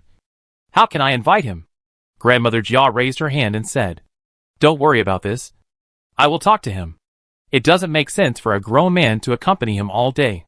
You just need to wait until noon and call the little actors to rehearse with you. When he arrives, he will send him away. Then you can talk to him again. Once you are new, you will be familiar with him. When he comes to our house on Lantern Festival, you can show him closer. Your sisters will not feel awkward when they see him in the future." She explained her plan to Yuanchun, and Yuanchun was relieved to see that Grandmother Jia had considered it carefully. However, she felt ashamed when she thought of such a scheming. "Grandmother, I heard from my sisters that he always came to tell stories every now and then. I guess it's the end of the year and he's busy, so he can't spare the time. Why not wait for a while?" "You can't do it," Grandmother Jia said without question. Just follow my instructions. Yuan Shen thought Zhang Yuni was busy with the new year. But Jiamu thought he was dissatisfied with the substitute marriage. But she didn't know that Zhang Yuni did it on purpose. It's not that he didn't find a good excuse, didn't know how to appease Ing Chun and Tan Chuan's emotions, and deliberately avoided the Shura field. On the contrary, in his view, this was just a small matter that could be easily accomplished. Needless to say, Tan Chun saw Jiamu's intention long before Yuan Chun returned home. And Zhang Yuni also made a big pie of working together to promote Yuan Chun's marriage again. Later, the emperor arranged for him to take Yuan Chun home and organize the program of the Wanshou festival, which undoubtedly confirmed his statement. As long as he continued along this line of thought, Tan Chun would naturally not be suspicious. And Ing Chun, who was submissive, had been prepared for the previous concubine, and the relationship between the two was just a matter of finishing touches. And the contradiction was transferred to Jia Mu and Jia Shi. He only needs to wait for a while, take advantage of her anxiety, and then use his eloquence to break through the shackles and make Ing Chun regard him as her only support. This is also one of the reasons why he has never set foot in Ronghua Mansion since he returned home. Another reason is that he is worried that Ing Chun and Tan Chun will see him and wait for him. Although it is not difficult to appease the two, Ing Chun and Tan Chun must have a lot to say to him. As long as Zhang Yuni shows up in Rongfu, they will rush to find him. But Tan Chun learned about Qin Tang Hut from Aunt Zhao. If the two met in the hut, even if Ing Chun would not be suspicious, Tan Chun would definitely be suspicious. Therefore, he delayed going to Rongfu and arranged to go to Rongfu on the Lantern Festival, so that Rongfu would go to his house first, so that he could take this opportunity to appease them one by one. It also avoids the chaos of the two meeting each other. After all, Ronghua Mansion is not as good as his own home, so it is easier to arrange. Of course, there is another advantage to this, which is to show enough attitude to make Jia Mu believe his previous unwillingness to marry. After all, Yuan Chun's age and situation are there, and he is the one who holds the initiative, so he can completely show an unwilling attitude, since he has made up his mind. He wants to cook the rice into a fait accompli and force Jia Mu to compromise. Only by letting Jia Mu and Yuan Chun worry and make mistakes in a hurry can he have an opportunity. Seeing that Ronghua Mansion was going to come over the next day, Zhang Yuni called Jin Chuan again that night and ordered, "Tomorrow, when the old lady and others come, you remember to follow my instructions and take the opportunity to take the second and third girls to the two idol courtyards of the eldest sister-in-law and Rongge respectively." He didn't know that Jia Mu also had arrangements, and thought to himself that there was a sun room in Huifang Garden, which was just right for sunbathing and resting. Therefore, they were led to the backyard and separated. Baozu and Ruizhu were not there. Qingwen was arrogant, and most of them were unwilling to cooperate in doing such things. Lu Wu was inexperienced, and Zhang Yuni was worried that she would make mistakes. As for Jin Chuan, she was not afraid of being bitten by lice. She had not only seen Wang Furen and Xing Furen, but also bowed her head and listened to him. She knew what he did very well. She was used to it, and would not be nervous and cause trouble. Moreover, she had a great grudge with Rongfu, which was just right for this job. It was indeed as he expected, knowing that her master was treated as a guest of honor by the two masters of Rongfu, and even generously sent the two ladies to the door and let them do whatever they wanted. Jin Chuan was not surprised at all. Patting her chest, she assured, "Don't worry, Master. I will be there tomorrow and will definitely make arrangements." Chapter 366, Fighting for Welfare. Because she was planning to help Yuan Chun, Jia Mu did not get up early. Instead, she came late with the whole family near lunch. As soon as they met, Jia Mu explained, "You know, Phone Girl just got pregnant. Now she is not even asked to handle the chores in the mansion. In order to avoid bumps and bumps, she was not allowed to follow. Zhang Yuni secretly complained that the children were all my own, so I naturally knew. But he said, the old lady is thoughtful. The first 3 months need to be most cautious." "Yes. I forgot that you are quite experienced now." Jia Mu smiled and nodded.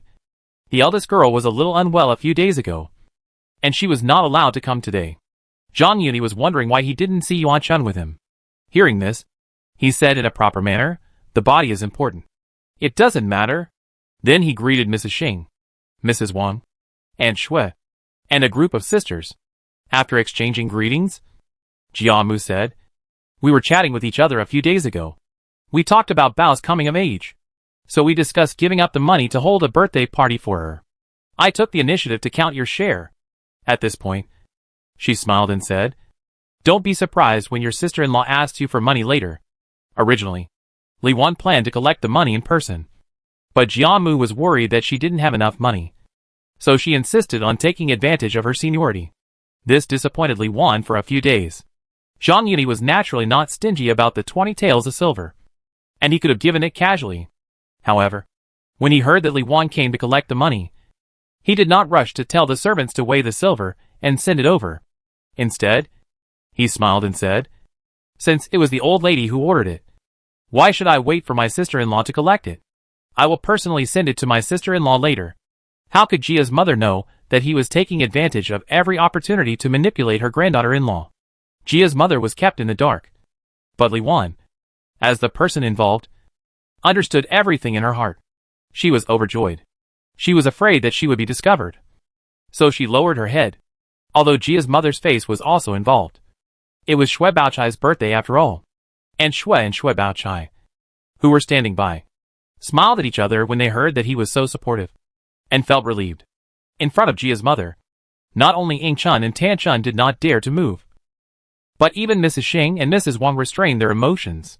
The meal was neither salty nor bland. After washing his hands and rinsing his mouth, Zhang Yuni said, "The old lady hasn't come for a long time.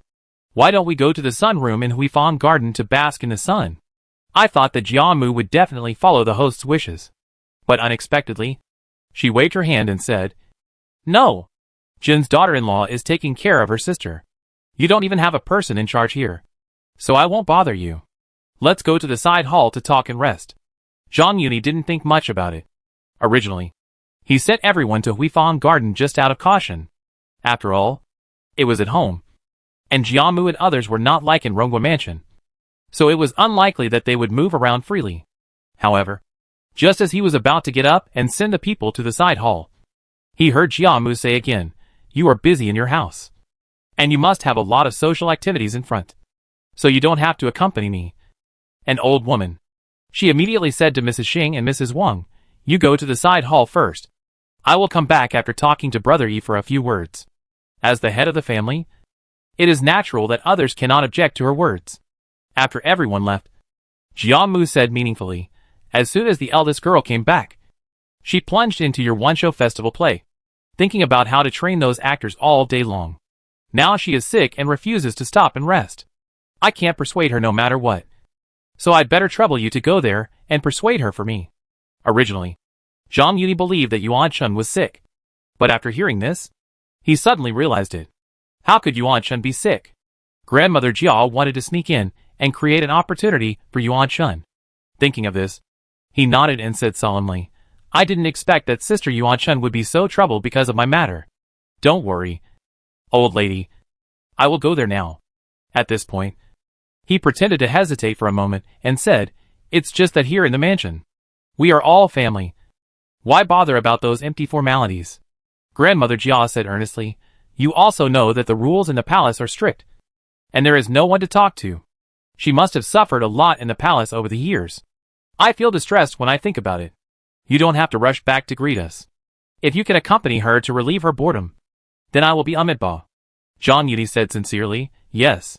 I didn't think it through. It's still early for the birthday party. I shouldn't be so anxious. Don't blame you. Don't think too much. She has no relatives in the palace and is very depressed. She has always liked these things. It's just right to have something to do to kill time." Grandmother Jia waved her hand and said, "Okay. Go quickly. Don't delay." "Well," Zhang Yuni agreed, but said, "I'll send the old lady to the side hall first." Seeing that Zhang Yuni didn't refuse, Grandmother Jia was not in a hurry at this time. On the way to the side hall, she still praised him. "It's hard for you to be so young and in a high position, but you are still not arrogant or impatient. If Baoyu had half of you, I would wake up with laughter in my sleep." Zhang Yuni didn't take Grandmother Jia's courtesy seriously. If she really wanted Jia Baoyu to become a talent, she wouldn't be so doting. Therefore, he only said modestly, "Old lady, you are too kind." Of course, he was not polite, and had to send Jia's mother to the side hall before going to see Yuan Chun. It was because the plan could not keep up with the changes. Jia's mother made such a secret move. So he had to change the plan temporarily. Although he could find an opportunity first, and then go to see Yuan Chun after appeasing In Chun and Tan Chun. But if Jia's mother asked Yuan Chun afterwards, she might not be able to notice the time difference in between. Besides, everyone had just moved to the side hall at this moment, and it was not easy to find an excuse to come out for a while. It would be better to go to see Yuan Chun first, appease Jia's mother's heart, and then find an opportunity to take advantage of. However, he had just instructed Jin Chuan last night. If he didn't let her know, he was afraid that it would cause a misunderstanding. He had to send Jia's mother to the side hall first before he had the opportunity to tell her that the plan had changed. There was no General Liao Hua in Shu to serve as the vanguard, and there was no female family member in charge in the mansion. So Xiangling, a concubine who had given birth to a child, had to take up the main responsibility. As her maid, Jin Chuan naturally had to accompany her. Just now, Jiamu asked him to talk, so they had to send Wang Furen and others to the side hall. After sending Jiamu to the side hall, Zhang Yuni winked at Jin Chuan in the room. After she came out, Fawn ordered, "Don't make any arrangements for the time being. I have to go to the eldest lady. You stay here.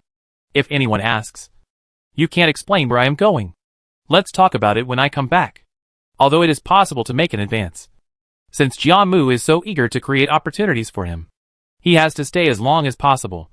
Firstly, not to disappoint her kindness, and secondly, to seize this rare opportunity and strive for more benefits. Chapter 367 Personal Demonstration. After entering Huifang Garden, Zhang Yuni finally understood why Jia's mother refused to take a rest here. Following the faint sound of drums and music, he stepped into the Grandview Garden and went straight to the Grandview Tower. Yuan Chun saw him going upstairs and waved to the stage. Waiting until the drums and music stopped, she stepped forward, bowed gracefully, and asked knowingly, "Why is Brother Yi here?" A narrow-sleeved long coat in the color of water and moon, gorgeous and elegant, matched with her skin as white as jade. It was even more dazzling. How could there be any sign of illness? Especially this long coat. The waist is very fitted, perfectly outlining the already curvy figure. Although Yuan Chun did not look sick, Zhang Yuni still looked concerned and said, "The old lady said that Sister Yuan Chun was not feeling well. Why don't you take a good rest? If Sister is exhausted because of me, how can I feel at ease?" Exposure of the feigned illness would only end in a bad mood and make Yuan Chun embarrassed. Since Jiamu and she had done such a good foreplay, he naturally followed their way of acting. Yuan Chun saw that he believed it, and a blush flashed across her face. She hurriedly said, "It happened a few days ago, and it's much better today." She hesitated for a moment and said, "I originally thought that after the new year, Brother Yi would be free, and then ask you to come and correct it. Since you are here today, why not see the effect of the rehearsal?" Although Jiamu pointed out a clear way for her, Yuan Chun was ashamed to be alone with him right away. She thought about starting with the topic she was good at and narrowing the distance between them. This coincided with Zhang Yuni's idea. He pretended to hesitate and said, Then let them continue. However, if my sister is not feeling well, don't force yourself."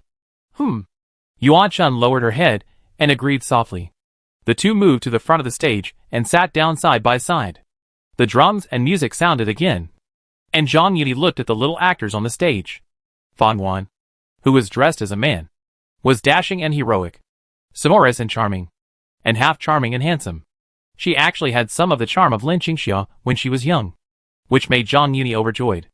And Ling Wan's pretty face, which looked like Lin Dayu, had a touch of sadness, eyebrows and eyes like smoke, and I felt pity for her. She portrayed Qiuxiang, who was in love with Tang Bohu, vividly, because it continued from the previous part. The stage suddenly played the part where Tang Bohu sneaked into Qiuxiang's room and revealed his identity. But Qiuxiang refused to believe it and thought he was a lecher. Seeing this, Zhang Yuni suddenly waved his hand and stopped the little actors on the stage. "But what's wrong?" Yuan Chun turned her head and asked. Zhang Yuni did not comment, and said to the little actors, "Miss, we are tired, so we will stop here today. You can go down first." Hearing that he had dismissed the little actors, Yuanjuan's cheeks flushed slightly, and she lowered her head and dodged her eyes. When the little actors filed out, she couldn't help but feel a little more nervous, and asked again, But what's wrong with the performance? Well, Zhang Yuni paused for a moment and suddenly asked. Did the old lady tell you what the emperor meant? Yuan Chun held her breath and felt that her ears were full of the sound of her heartbeat. But she nodded silently. Her mind was blank, and she didn't understand why they suddenly mentioned marriage when they were talking so well. She didn't know what Zhang Yuni would do next. Unexpectedly, when she was thinking about it, she heard Zhang Yuni suddenly exclaimed, "Yes! That's the expression!" This exclamation immediately woke Yuan Chun up, and she felt ashamed. But Zhang Yuni seemed to have not seen it, and continued to talk. They are inexperienced. No wonder, sister. Tang Bohu is a romantic talent, and the word romantic clearly explains his essence. Although Fang Wan looks very good, she didn't get the essence of it. He pondered for a moment, and then said, it's just that when she saw Qiu Xiang, she didn't show enough eagerness. And Ling Wan is the same. She failed to perfectly interpret the shyness of Huichuan. This, although Zhang Yuni was talking about the shortcomings of Fang Wan and Ling Wan, combined with the previous exclamation, Yuan Chun felt even more ashamed. But Zhang Yuni was still talking about the pot, and continued, Sister Yuan Chun must have seen the problem. Your expression just now is just right. You might as well follow this idea and guide Ling Wan in the future. Although the government is busy, and there is not enough time to be a competent director. But he is a producer after all. So it is okay to indulge in the director's addiction occasionally. Although, with his status, he can summon Fan Wan and Ling Wan at any time. But that would make it less interesting.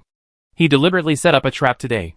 And Yuan Chun would surely bring his words to the little actor when she instructs him later. By then, under the guise of training the two's acting skills, it would be a piece of cake to fiddle with some unspoken rules. However, this is a later story, and his attention is still on Yuan Chun. Since my sister already knows what the emperor means, there is no need for us to be shy about anything. You just performed Qiu Xiang's demeanor very well. Now let me show you how to be Tang Bohu. Hearing that he was going to demonstrate it himself, Yuan Chun couldn't help but lower her head, suppressing her inner shyness, and slowly raised her head.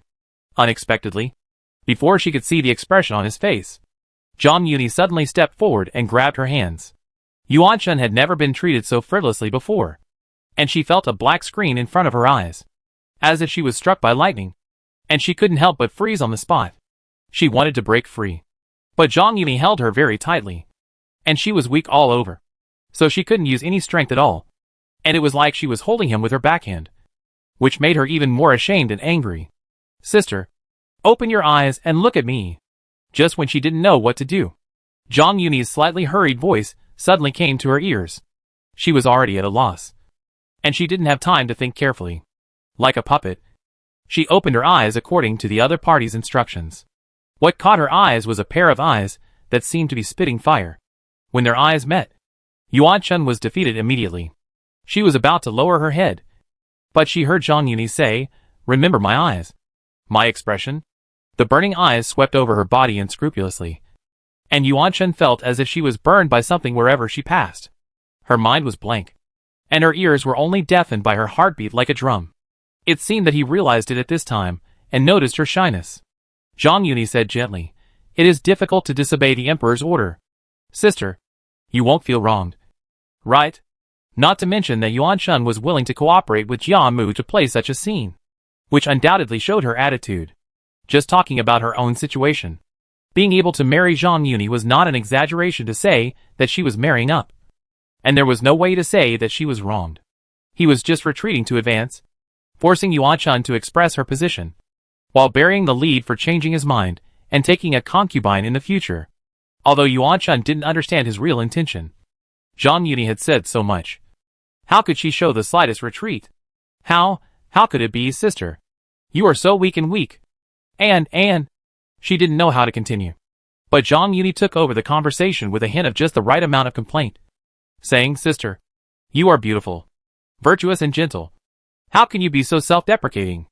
Even though Yuan Chun was just making excuses and didn't really belittle herself, she couldn't help but feel a little nervous after hearing Zhang Yuni's praise. She trembled and said, "I." Just after she said a word, she felt the back of her hand being rubbed by her thumb. The numbness was as unbearable as if thousands of ants were scratching her heart. For a moment, she couldn't continue and couldn't say a word. Chapter 368 Mirror Room. Zhang Yudi was a man who would push his luck further. Seeing that Yuan Shun had acquiesced to his frivolity, how could he stop there? He rubbed Yuan Chuan's hand for a long time. When her breathing became increasingly rapid and her chest rose and fell, he showed a trace of shame at the right time and said, while the iron was hot, to be honest, although I was demonstrating to my sister just now, how can I be sincere without true feelings? Yuan Shun had never heard such a direct and affectionate confession. In an instant, she felt a trance. Zhang Yuni keenly grasped the moment when her mind lost control. And with a strong pull, he had already hugged her in his arms. Feeling the pressure of the surging chest, Zhang Yuni's restless big hands quickly went around Yuan Chuan's back and stroked the beautiful curves from top to bottom as if to comfort her. He said with guilt, although we should start from love and stop at courtesy, I really can't help myself. Please forgive me. Sister. After all, Yuan Shun is already in her early 20s and has just tasted love. How can she resist? In addition, Zhang Yuni's big hands, like a branding iron, penetrated her thick winter clothes and ironed her back, which made her even more upset. She had to pretend to be an ostrich, burying her head in Zhang Yuni's shoulder and pretending not to hear, although there was an imperial order. After all, they only met twice. Zhang Yuni knew not to rush and was not too radical. Every time he explored the low-lying area behind Yuan Shun, he stopped at the right time, did not touch the sensitive core area, and did not kiss her. I don't know how long it took. Yuan Shun pushed Zhang Yuni hard, lowered her eyebrows and eyes, and said shyly, Brother E, your belt hits me. Although Yuan Shun thought that the marriage was a done deal, and she enjoyed this kind of intimacy, she still hadn't gotten married. At first, she could explain it as being caught off guard and a little absent-minded, but she was too embarrassed to keep it up. However, the excuse she made really made Zhang Yuni laugh and cry. What kind of belt is that? He curled his lips, not embarrassed at all, and quietly moved his tightly fitted body slightly to make Yuan Shun feel better. He said with a hint of meaning, Sister has lived in the deep palace for a long time and doesn't know human love. I'm afraid it may not be possible to learn the essence of it in one go. After the new year, when I have free time, I will come over often. At this point, he paused and said, I'll discuss it with you. The reason behind it. Although Yuan Shun didn't know his true intention, she knew that he was looking for an excuse to get in touch with her, and she couldn't help but feel ashamed and happy. I'd like to trouble Brother E to give me more advice. At this point, she couldn't help but say timidly, I believe that with Brother Yi's guidance, this play will definitely be very colorful during the Wansho festival. Zhang Yuni was originally under the guise of telling a story, and did not correct her mistake.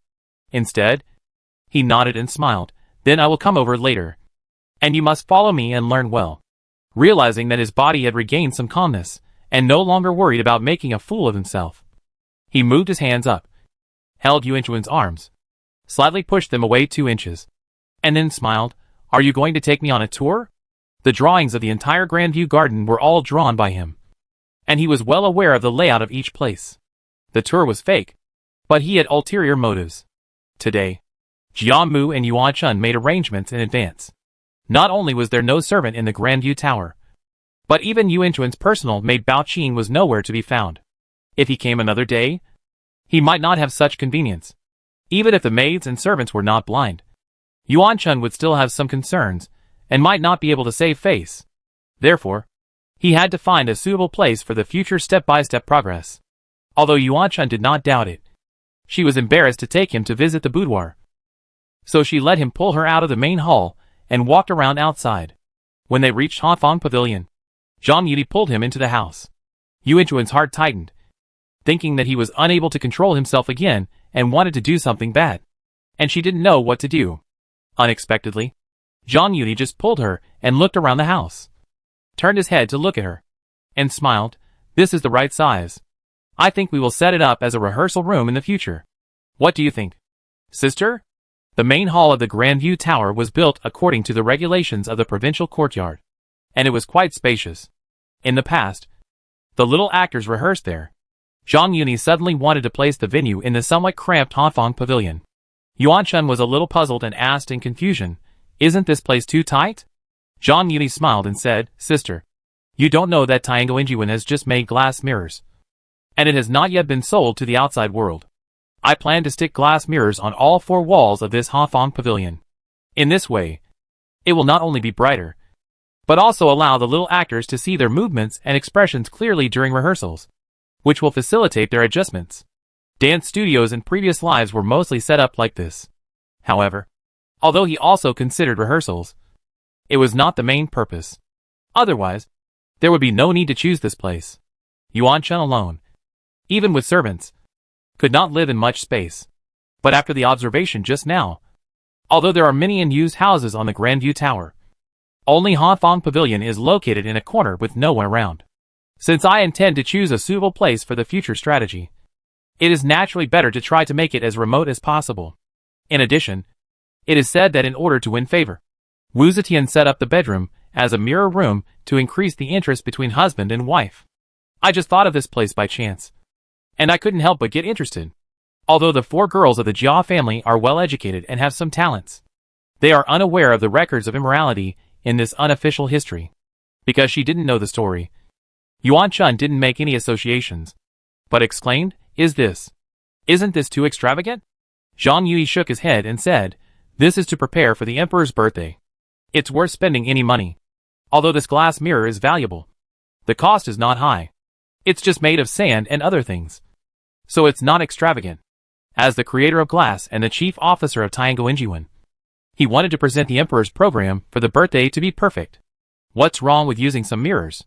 Yuan Chun didn't worry about the expenses after hearing this, but explained, Brother Yi really has the means to turn decay into magic.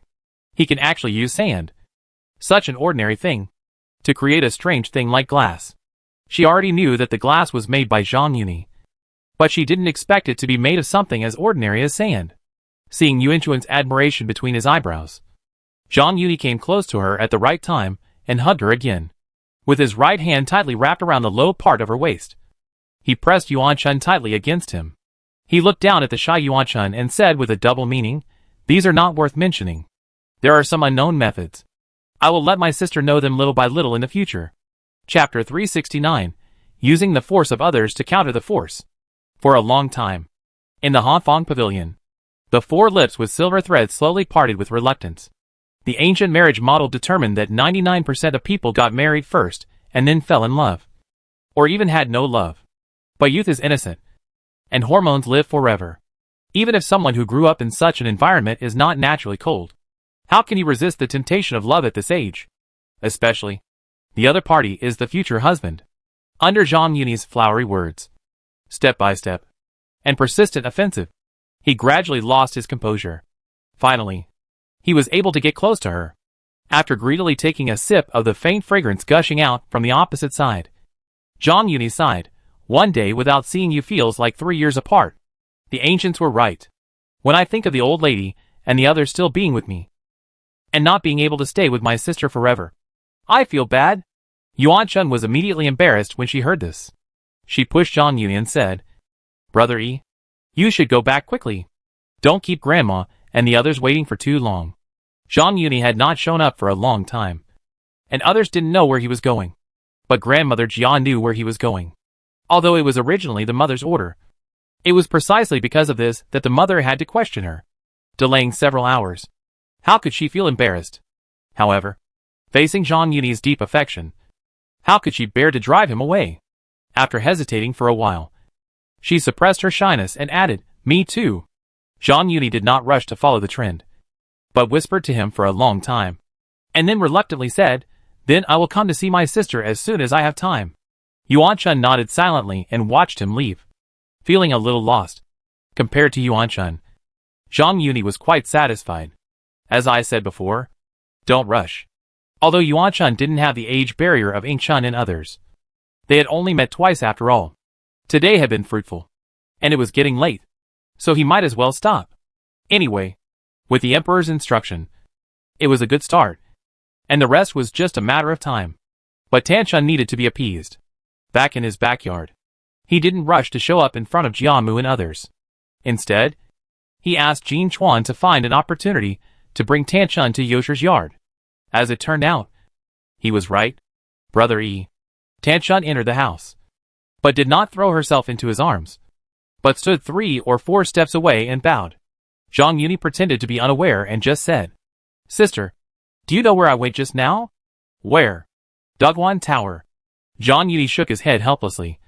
"Sister, don't you understand? You and I were right at the beginning. The old lady really meant that. Not only that, she talked to me about this matter years ago.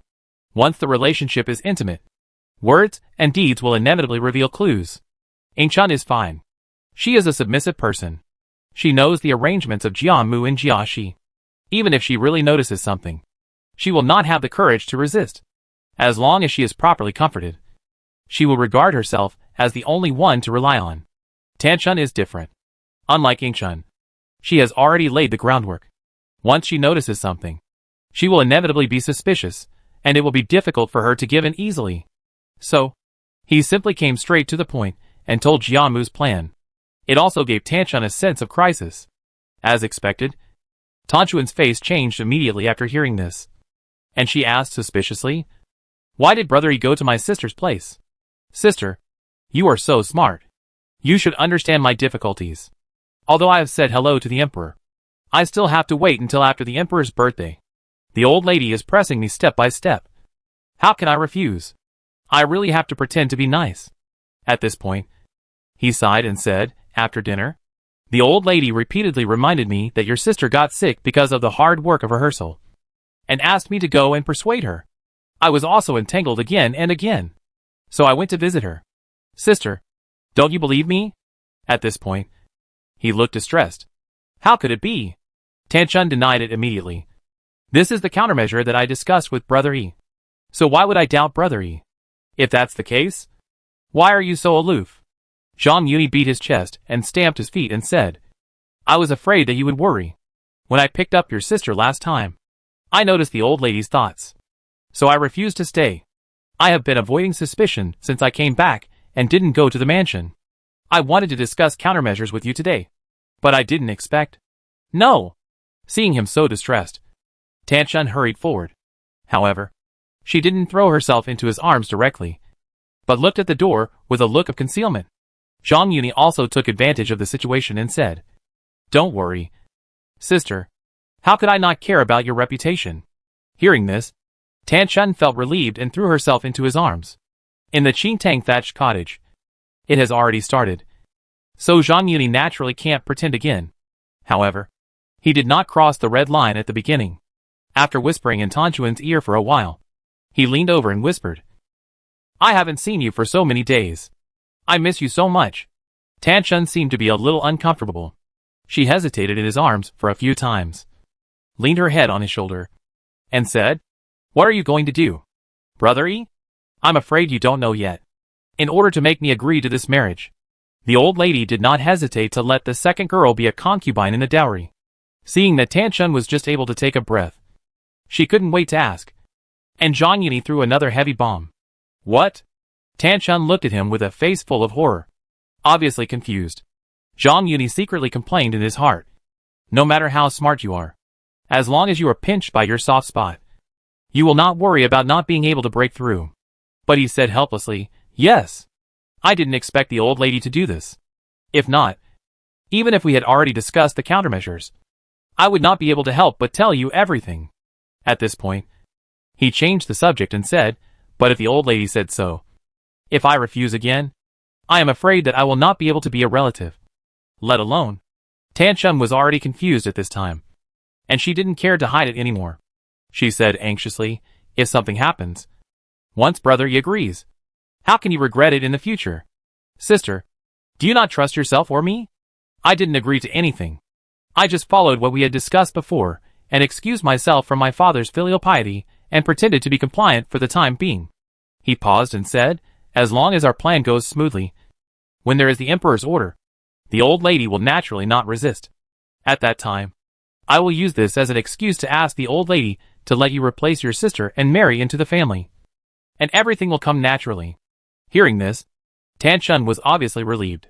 He then tried to test her. "The old lady loves you so much, and she is the legitimate daughter, and the second sister is the concubine. So aren't you tempted, Brother Yi?"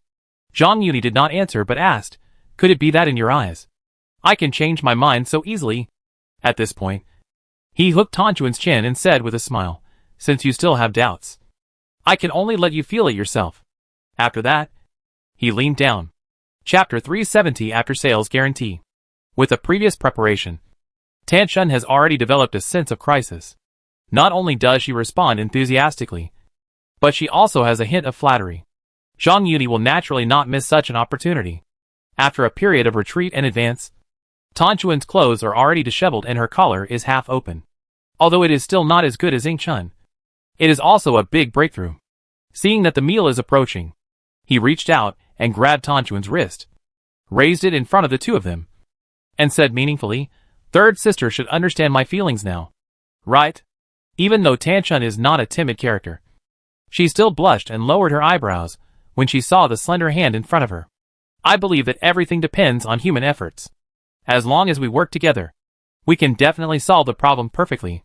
Zhang Yuni made another big promise at the right time, and then changed the subject. "However, we can't let the old lady know for now, so as to avoid unnecessary trouble."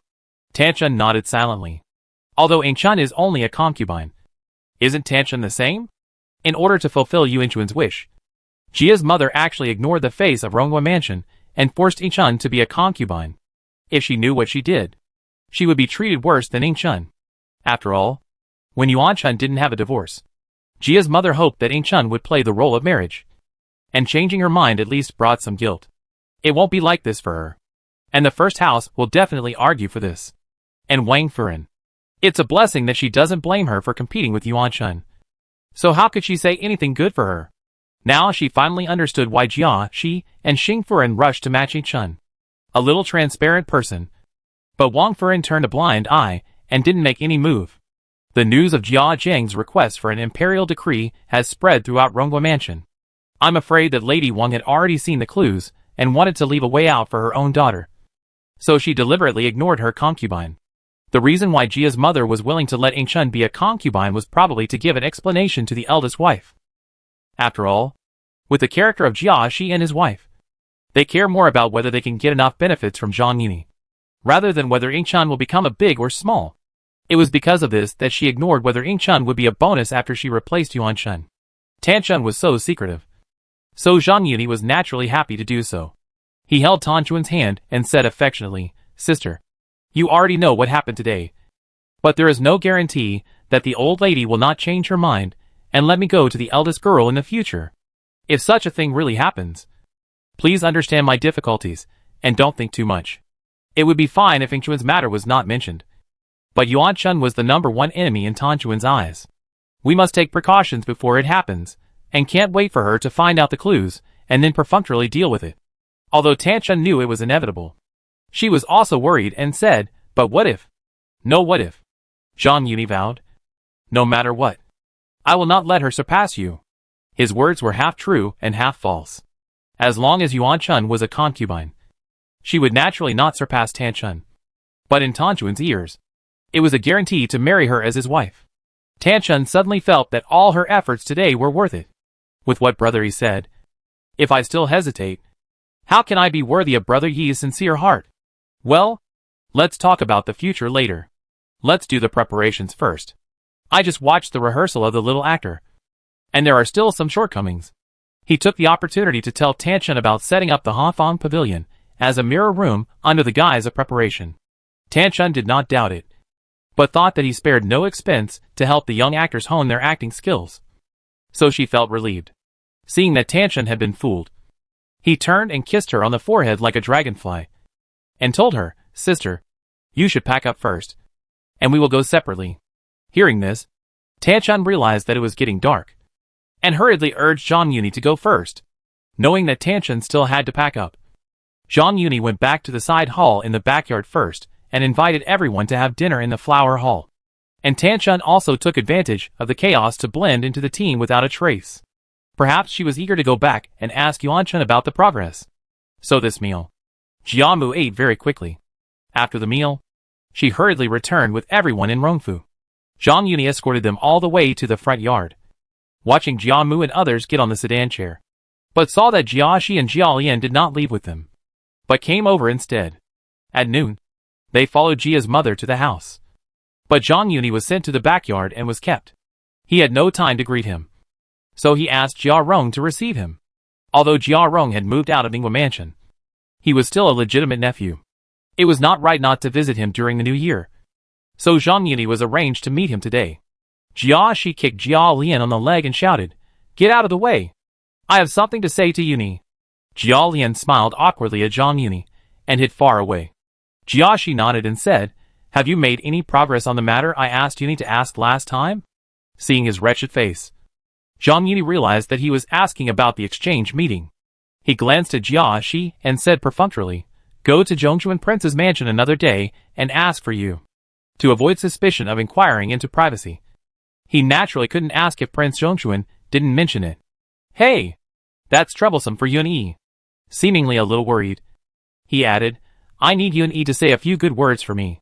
If there is any threshold for joining the club, I will try my best to do it. At most, I will buy a few more concubines. Don't worry. I dare not cause you trouble.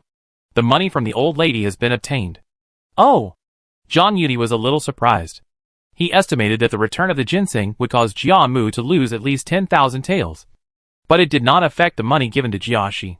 Although this amount of money is not enough. Who knows if she is deliberately crying poor to fool Jia Shi? The fool. So that he won't be greedy? He secretly remembered it in his heart and waved his hand and said, "Okay. I'll remember this matter.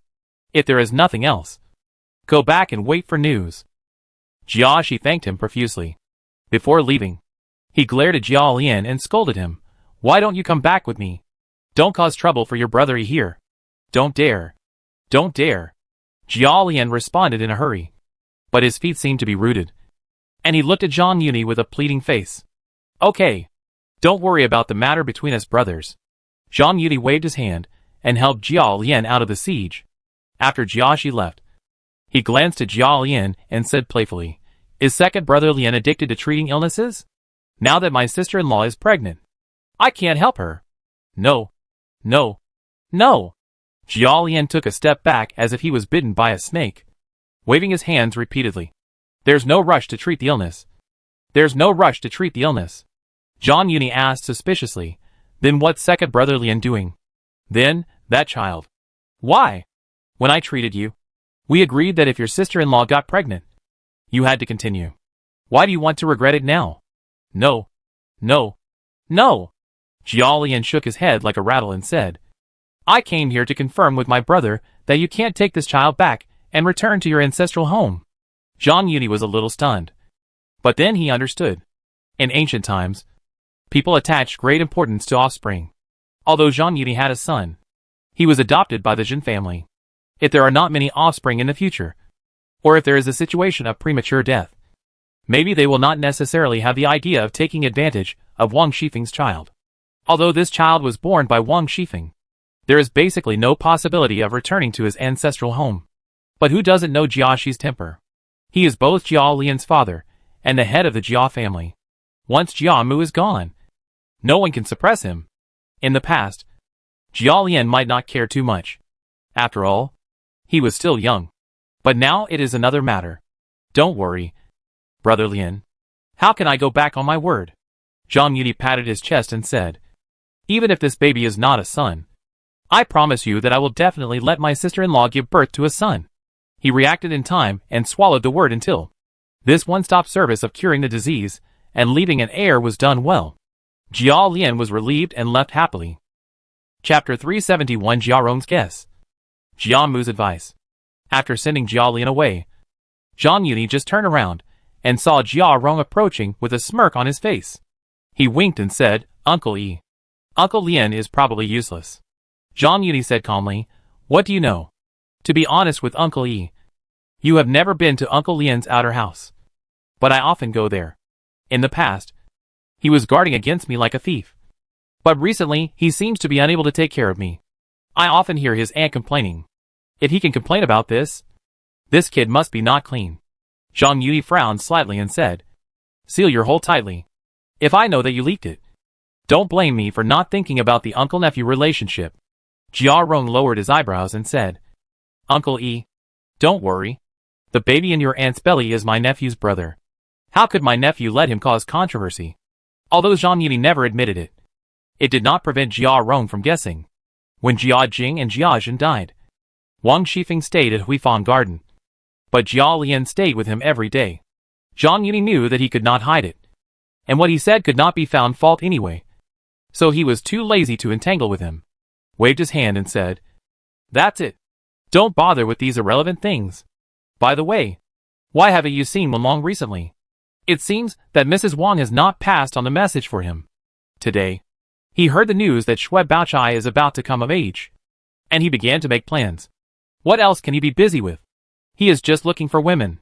He has been close to Feng Ziying recently. They often go to Jingxianjuan together. I have also been there twice." Jia Rong tried to probe. He complained to me that he blindly believed the master's words and offended Uncle Yi. He also regretted it. If you can put aside the past grudge, I will host him another day.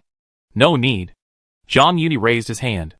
He was only after Shui Baochai, so he had no interest in dealing with Shui Pan. Jia Rong obviously misunderstood, and a sinister look flashed across his face as he said, "Then how about your nephew avenge your anger for Uncle Yi?" Zhang Yuni knew that this kid was not a good person, and he even dared to plot against his own father. So he quickly warned him, "Don't mess around. After all, we are relatives. I just asked a question to my aunt and Baochai today, so don't meddle in other people's business. Or how about your nephew to trick him for Uncle Yi, and give him a small punishment and a big warning?" Jia Rong obviously didn't believe him. If we talk about relatives, who can be closer than his cousin Jia Zhen? To be honest, Zhang Yuni was quite tempted by Jia Rong's proposal. Starting from the identity of the Shui family as an imperial merchant, it may not be possible to let him control it. But if Shui Pan has problems, and Shui Baochai will have no choice but to give in. However, this Jia Rong kid doesn't know the seriousness of the matter. If he makes a big mess, he will shoot himself in the foot. Don't you understand what I say? Zhang Yuni looked at Jia Rong coldly. He was afraid that Jia Rong would act on his own. In order to dispel his idea, he added, "There is no one in charge in the West Mansion now. If there is a mess, I will have to come out to cover it. Please help me keep an eye on it. Don't let him cause trouble, and cause me any trouble." This really worked. Jia Rong said thoughtfully, "Uncle Yi, don't worry. Nephew understands." Shui Pan was deceived by Jia Zhen, and complained to Jia Rong a lot. Combined with the time when the incident happened, Jia Rong couldn't help but make associations. Zhang Yuni is obviously not a person who lets bygones be bygones. Otherwise, he would not have instructed him to take action against Jia Zhen. But not only did he let the Shui family go, he didn't even punish them, and didn't reduce the share of glass and sugar. At this moment, he heard that Shui Pan had committed a crime, and he had to cover for him, which inevitably led to more speculation. The rabbit doesn't eat grass near its nest, which obviously has nothing to do with Zhang Yuni. Otherwise, he wouldn't have accepted Yushir, Xin Keqing, and Wang Shifeng. However, he couldn't figure out for a while whether Zhang Yuni was doing it for Aunt Shui's sake or for Shui Baochai's sake. At the same time, Jia Mu, who returned to Rongfu, also called Jia Yuanshen, after sending the servants away. He couldn't wait to say, "Tell me quickly, how was the talk with Brother Yi this afternoon?" Recalling everything that happened in the afternoon, Yuanshen felt like she was in a dream, and things happened too quickly. When she reacted, they were already close, and they were teaching each other mouth to mouth. When she thought of this, her tongue felt numb, and she couldn't speak clearly. She could only say vaguely, "Everything is fine. What's wrong with you, kid? Tell me something."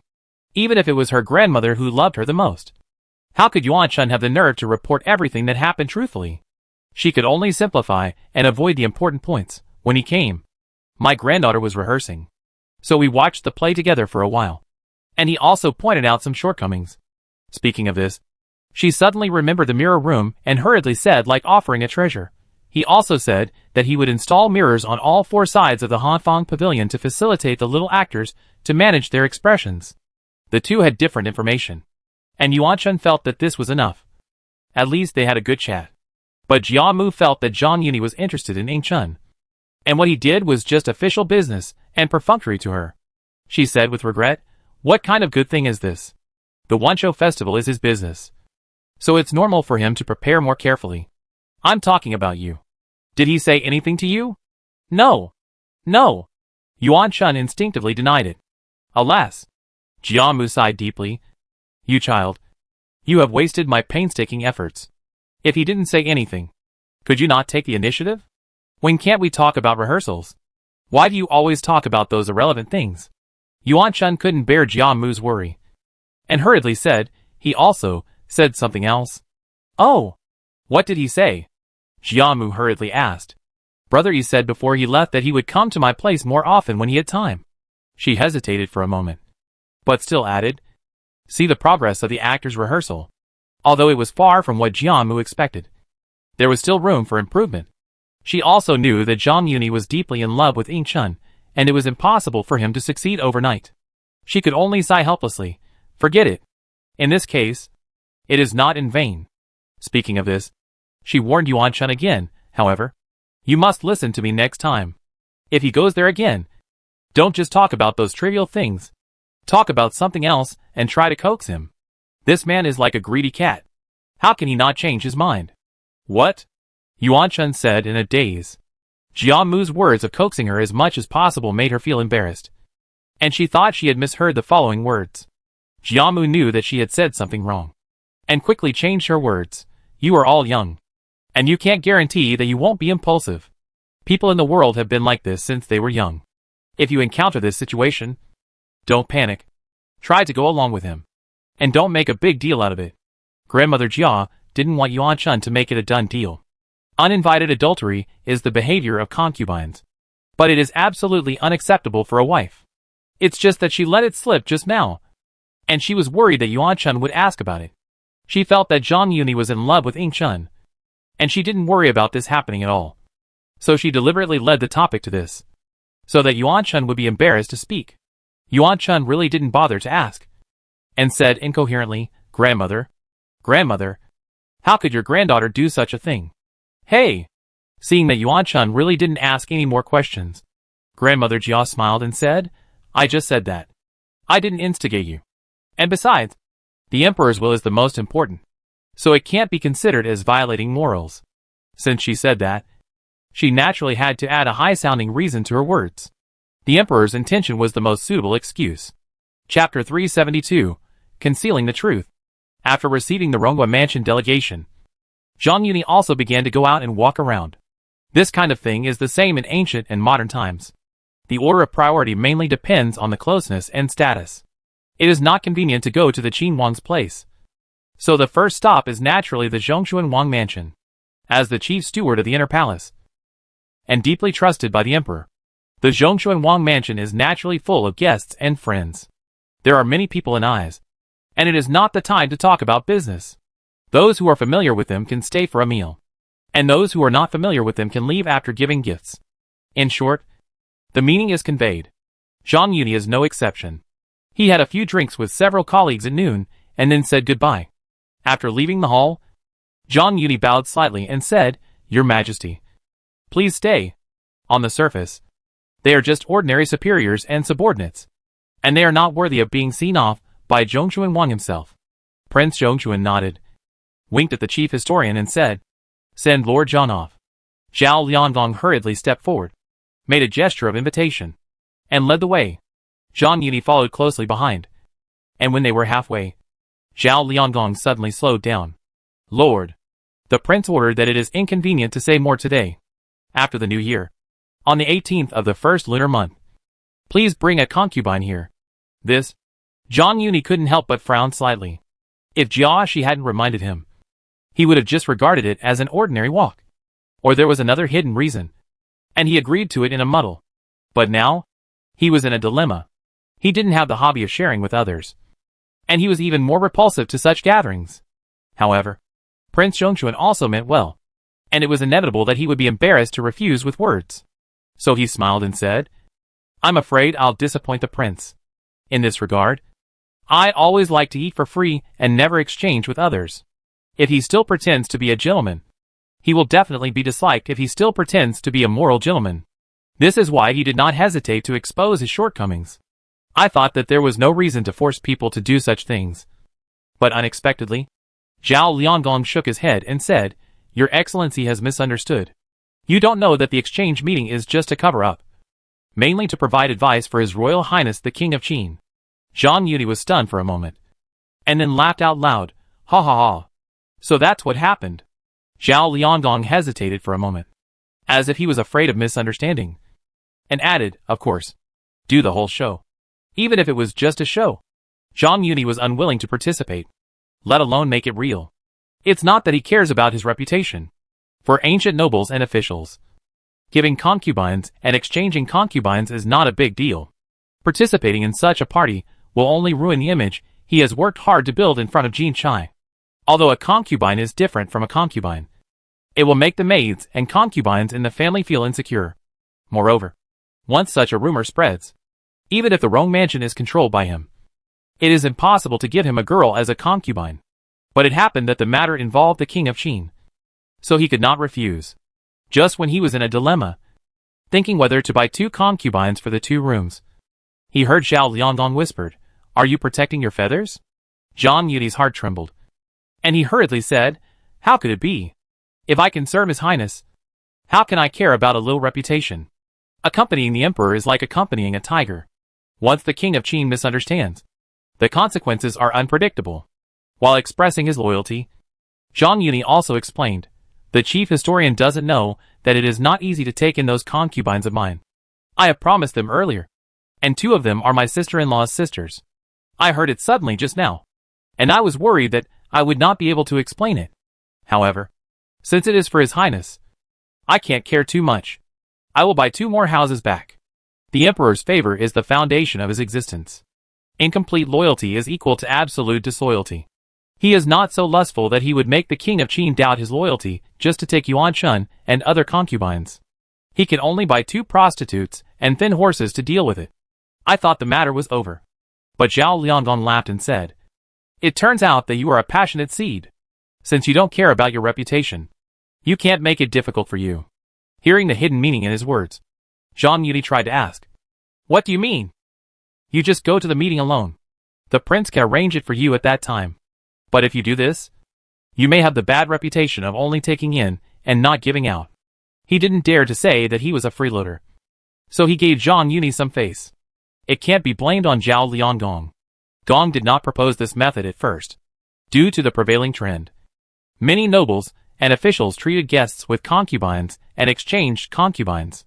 Even the story of exchanging horses for concubines can be passed down as a romantic and bold illusion. People like Zhang Yuni are indeed too petty, not in line with the current mainstream values, and easily despised by others. If he had not been outspoken before and liked to eat and take for free, Zhao Liangong would not have made this proposal. Choose the lesser of 2 evils, although his reputation will be affected, and even let him be suppressed by Jiao Lian. He has heard a lot in his previous life that Mr. Lian never takes advantage of others for free. But in the end, he preserved his affectionate image in front of Jin Chai, and also retained the possibility of taking the girls of the Jia family as concubines. In addition, if he refused at this moment, it would obviously be inconsistent with his solemn statement just now that he could do anything for the sake of the king of Qin. Therefore, he immediately said with gratitude, "Thank you, Zhao Chan, sure. I will remember this favor." Although the style of the king of Zhongshuan may not care about these details, Zhao Liangong will most likely shirk that it was his initiative. But even so, for him, it is also an overstepping of power, and it is impossible to help for nothing. Zhang Yuni knew this very well. "Your Excellency is too kind. It's just a small favor." As the chief official of the king of Zhongshuan's mansion, Zhao Liangong is naturally very tactful. He did not rush to make any requests, and sent him to the carriage very enthusiastically. After getting on the carriage, Zhang Yuni restrained his smile. It's not that he was worried about the subsequent impact. It's just that this so-called exchange meeting is obviously a meeting of important figures of the king of Qin. He has served the king of Qin for more than a year and a half, but he was not invited to join until now. I'm afraid that the king of Qin had some reservations about him before, and the timing is also worth pondering. Although he still holds a nominal position in the Imperial Observatory, and does not need to observe mourning, he is still not fully filial to his father. If he only marries a wife and concubines, it is not a big problem. However, participating in such a gathering can be a big or small matter. The king of Qin invited him to join the game at this time. If you say there is no deep meaning in it, Zhang Yuni will never believe it. However, this is not entirely bad news. It is more reassuring to use it when the leader has a handle in his hand. This is particularly obvious in ancient times. There are many people in high positions who are self-defiled. As an emperor, the least feared thing is officials with problems. But the kind of people who are famous but have no way to start. If he holds a large army, then he will not be far from death. Fortunately, he has no worries in this regard. No matter how big the problem of personal morality is, it will not cost his life. After thinking this through, he put his worries aside and began to consider who in the court is from the king of Qin. At present, he only knows that the king of Zhongshuan is important. Chapter 373 Self-Knowledge. While Zhang Yuni was visiting the Zhongshuan Palace, the Shi family arrived in Rongqing Hall. After some greetings, the young people left. The two aunts of the Shi family looked at each other. And finally Mrs. Shernai spoke. What I talked about with the old lady in the East Palace last time. You see? After hearing this, Mrs. Wang immediately looked at Grandmother Jia. You dare to think. But Grandmother Jia slapped the armrest of the Luohan bed and said with displeasure, times have changed. In the East Palace, Brother Yi was only a third-class general. But now he is a viscount. Although young girl was born in the Shi family, she is not a proper daughter of the marquisate. And she has lost her parents. How can I still say this? At the beginning, Grandmother Jia only hoped to use the Shi family to crack down on Jiaxi. But now there is no need for this. However, after all, they had verbally promised. So it was not easy to say that they would arrange for their own granddaughter.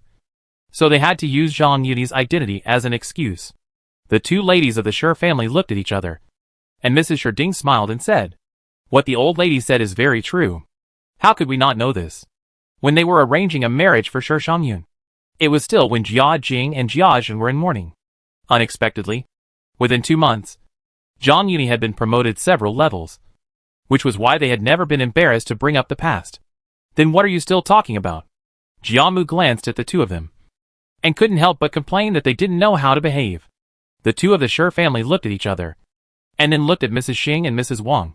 Seeing that the two did not move, they had to bite the bullet and said, the old lady is wise. We dare not hope for a wife. But young girl is a concubine. It can't be said that we are wishful thinking. Right? This, without waiting for Lady Jia to speak, Lady Wang hurriedly said, how can this be possible? Young girl is from a famous family. How can she be a concubine? Lady Wang still hoped that the Shi family could persuade Lady Jia. But Lady Xing hoped to cover up the influence of Yingshun being a concubine. She curled her lips and said disdainfully, what's wrong with Yun Yi's ability? Not to mention that she lost her parents and father. She is not a proper lady of the Marquis's mansion. Even if she is a proper lady, as long as she is not a legitimate daughter, being a concubine is not wrong for her. The two ladies of the Shi family were originally worried that Lady Xing and Lady Wang would laugh at her. Seeing that someone else was helping, they hurriedly said, what the eldest lady said is very right. It's not wronged. Not wronged. Yes. He is young, handsome, and has a promising future. What do you think, old lady? In fact, there is no need to trouble Lady Jia for such a matter. However, when Jia Jing and Jia Zhen were around, they could still make some friends. But now, they can only hope to rely on Lady Jia's relationship. Seeing this, Jia Mu did not rush to express her opinion. Instead, she nodded to Lady Xing and Lady Wang and said, you go back first. Although the two were reluctant, they had to get up and leave. Zhang Yuni married Yuan Chun out of helplessness after all, and there was not much friendship between them. Ying Chun was a submissive person, and Yuan Chun took away her position as the wife. They might not support each other in the future, and Shi Shangyun was born in a historian family, which was a great help to Yuan Chun. She promoted this marriage with the idea of paving the way for Jia Baoyu. If Yuan Chun was just a nominal wife, wouldn't she be busy doing this in vain? The two sides have different positions. Zhang Yuni intended to avoid Ronghua Mansion's influence in his backyard, but Jia Mu tried to let Yuan Chun control Zhang's backyard so that Jia Baoyu would be protected. She could use Aunt Zhao to check and balance Wang Furen. So how could she not consider this level? Although Zhang Yuni has not yet married, there are already many concubines in the mansion. Putting aside Xiangling, the sisters of the Yu family and Qin Keqing are not only beautiful and charming, but also have a close relationship with Yu Shi, and are natural allies. This can be seen from the fact that Yu Erji was pregnant, and Yu Shi and Qin Keqing stayed outside the city to take care of her. But Zhang Yuni is a person who values love and friendship and is very nostalgic. In order to prevent Yuan Chun from being alone, she has to consider adding some helpers to her. Moreover, Mrs. Xing's words also reminded Jia Mu that if Shi Shangyun took the lead, it would indeed cover up the embarrassment of Ying Chun being a concubine. However, she was worried that the eldest daughter-in-law would leak the inside story and bring shame to her family.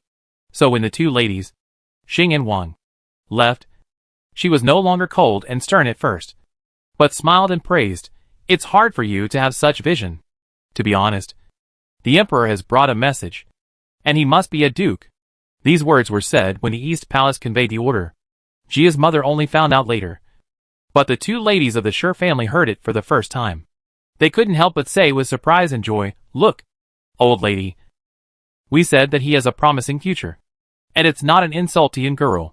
The Shi family is different from the Jia family. They have a large population.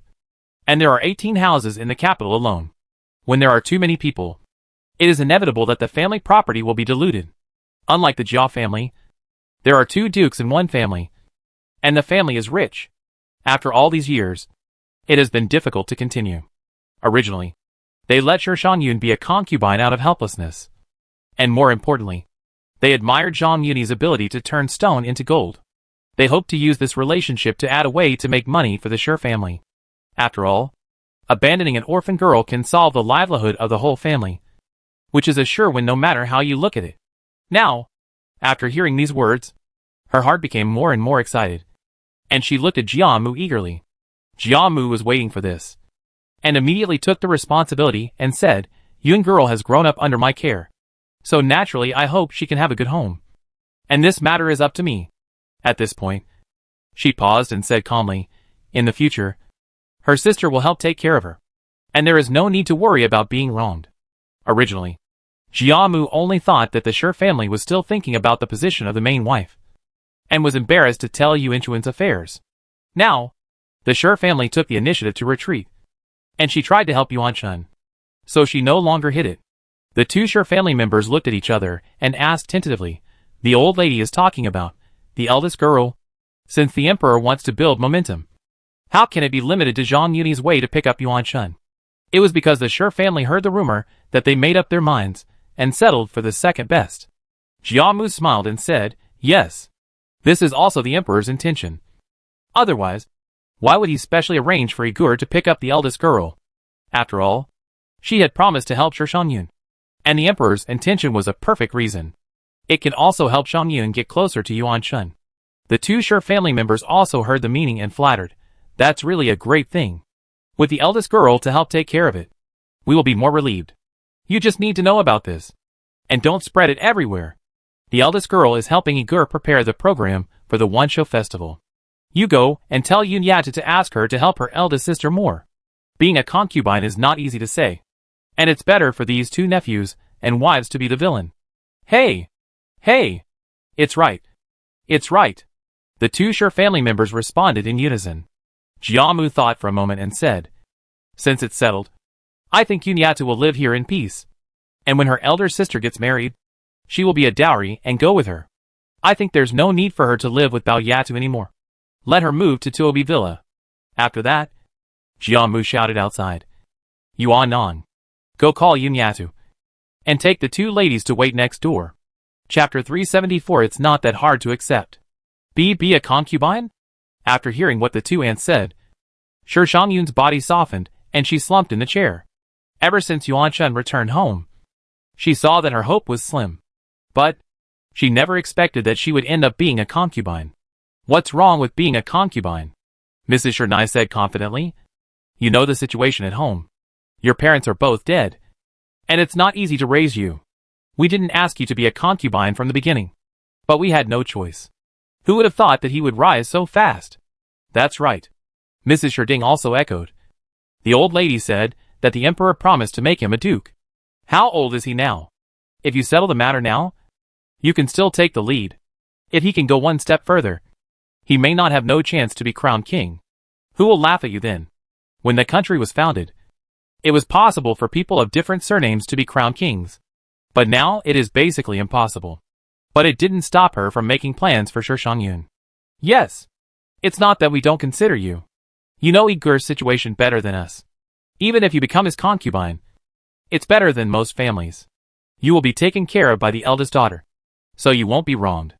They did their homework, but their original intention was not for Shangyun, but because they were worried about getting nothing. Think about us, too. We can't let the family sell everything and eat coarse food just for you. Right? Even if you can find a family of equal status, you will be bullied if you don't bring enough dowry. It's better to be Igor's concubine, where you can be free. That's right. What kind of families are Xiangling and you? He loves them like nothing. Would you feel wronged if you went there? Let's not talk about anything else. How long have you been in this mansion? You have always been squeezed together with the girl from the Shui family. Now that we have just heard about it, the old lady has arranged it for you. Did she just think of it by chance? The two of them sang the same tune, moved her with emotion, and explained the benefits. It can be said that they are earnestly persuading her.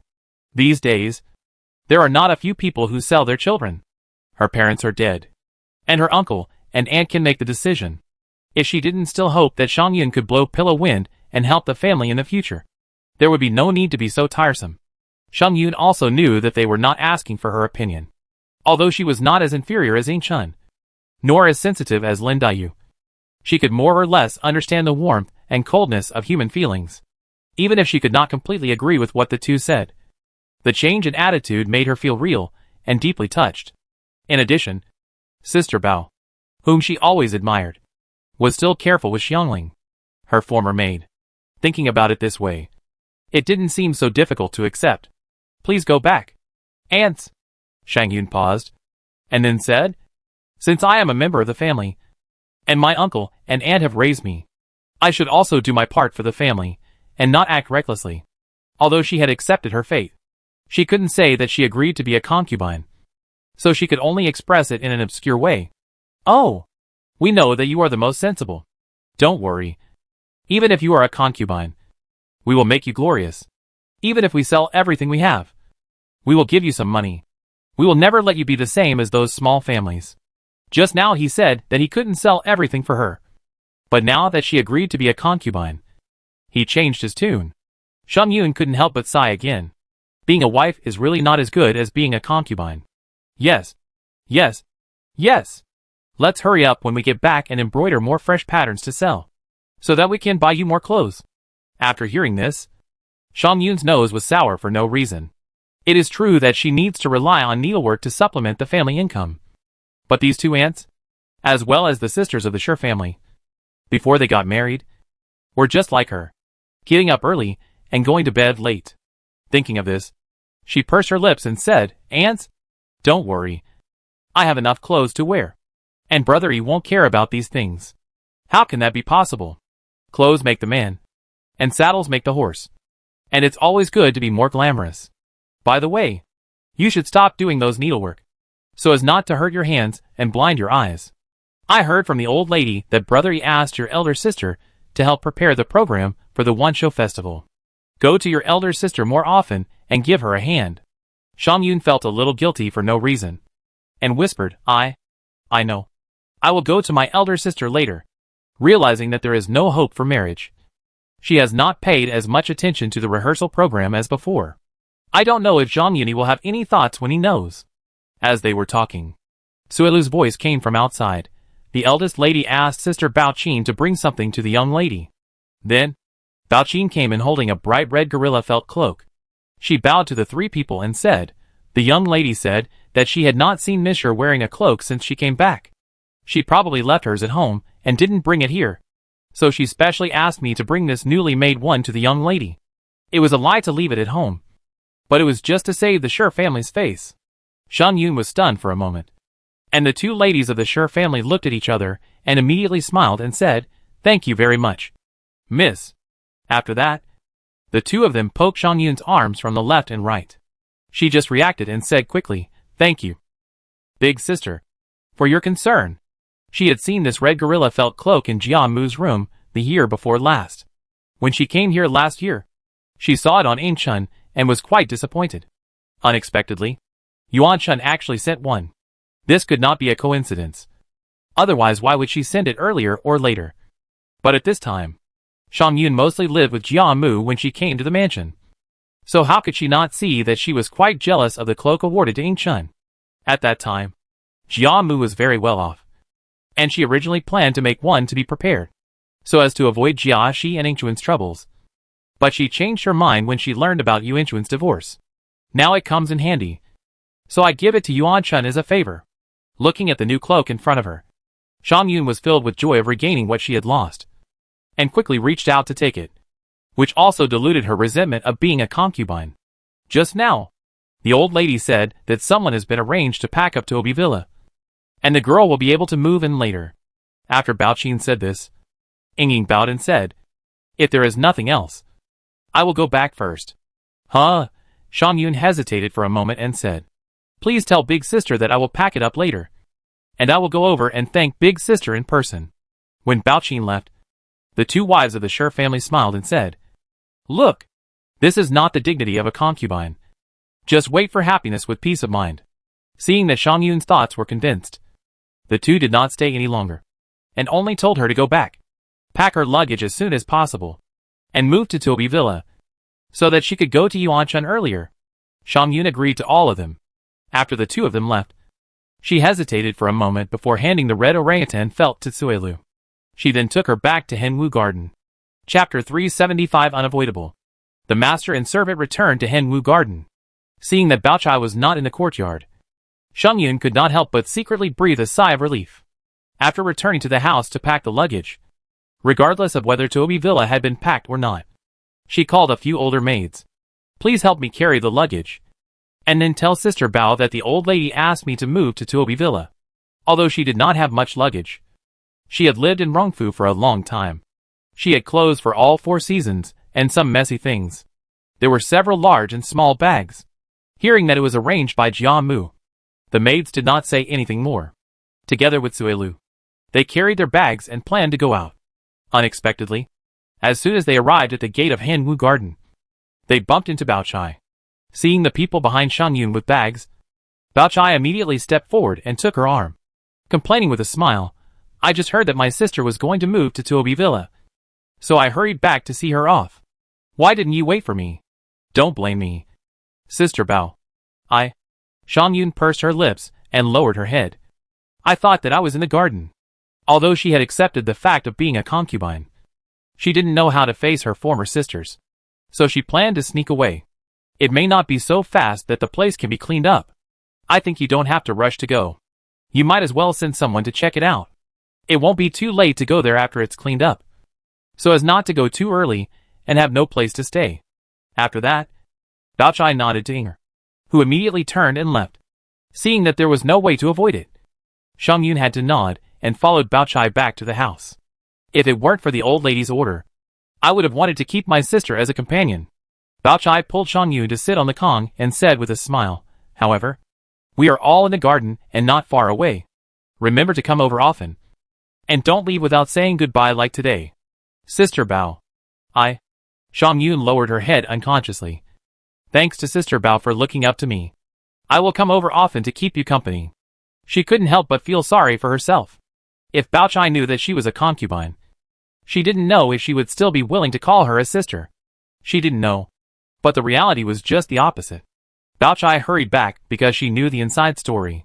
She had intended to bet on many sides, and was particularly sensitive to such things. Although she had noticed Lady Jia's attitude since Yuan Chun came back, she couldn't help but worry whether the Shi family had violated Lady Jia's taboo. When the Shi family came to the door today, and the old lady sent Yuan Yang to summon Shang Yun. Therefore, when Shang Yun left, she hurried back to the small courtyard in the northeast corner, and asked Aunt Shui to go to Wang Furen to ask.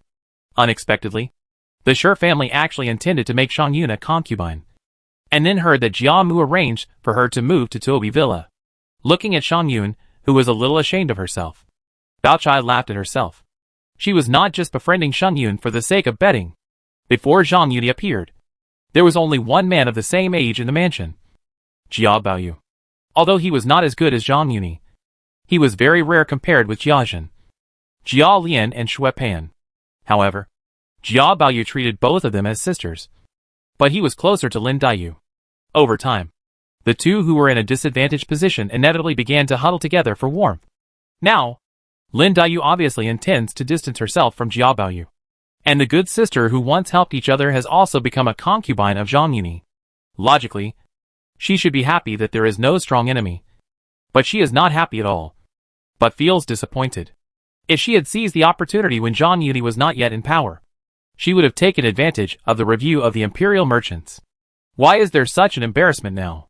Although she was full of mixed feelings, she could only force a smile and said, "Sister, please don't say these polite words. How can we look up to each other and look down on each other between sisters?"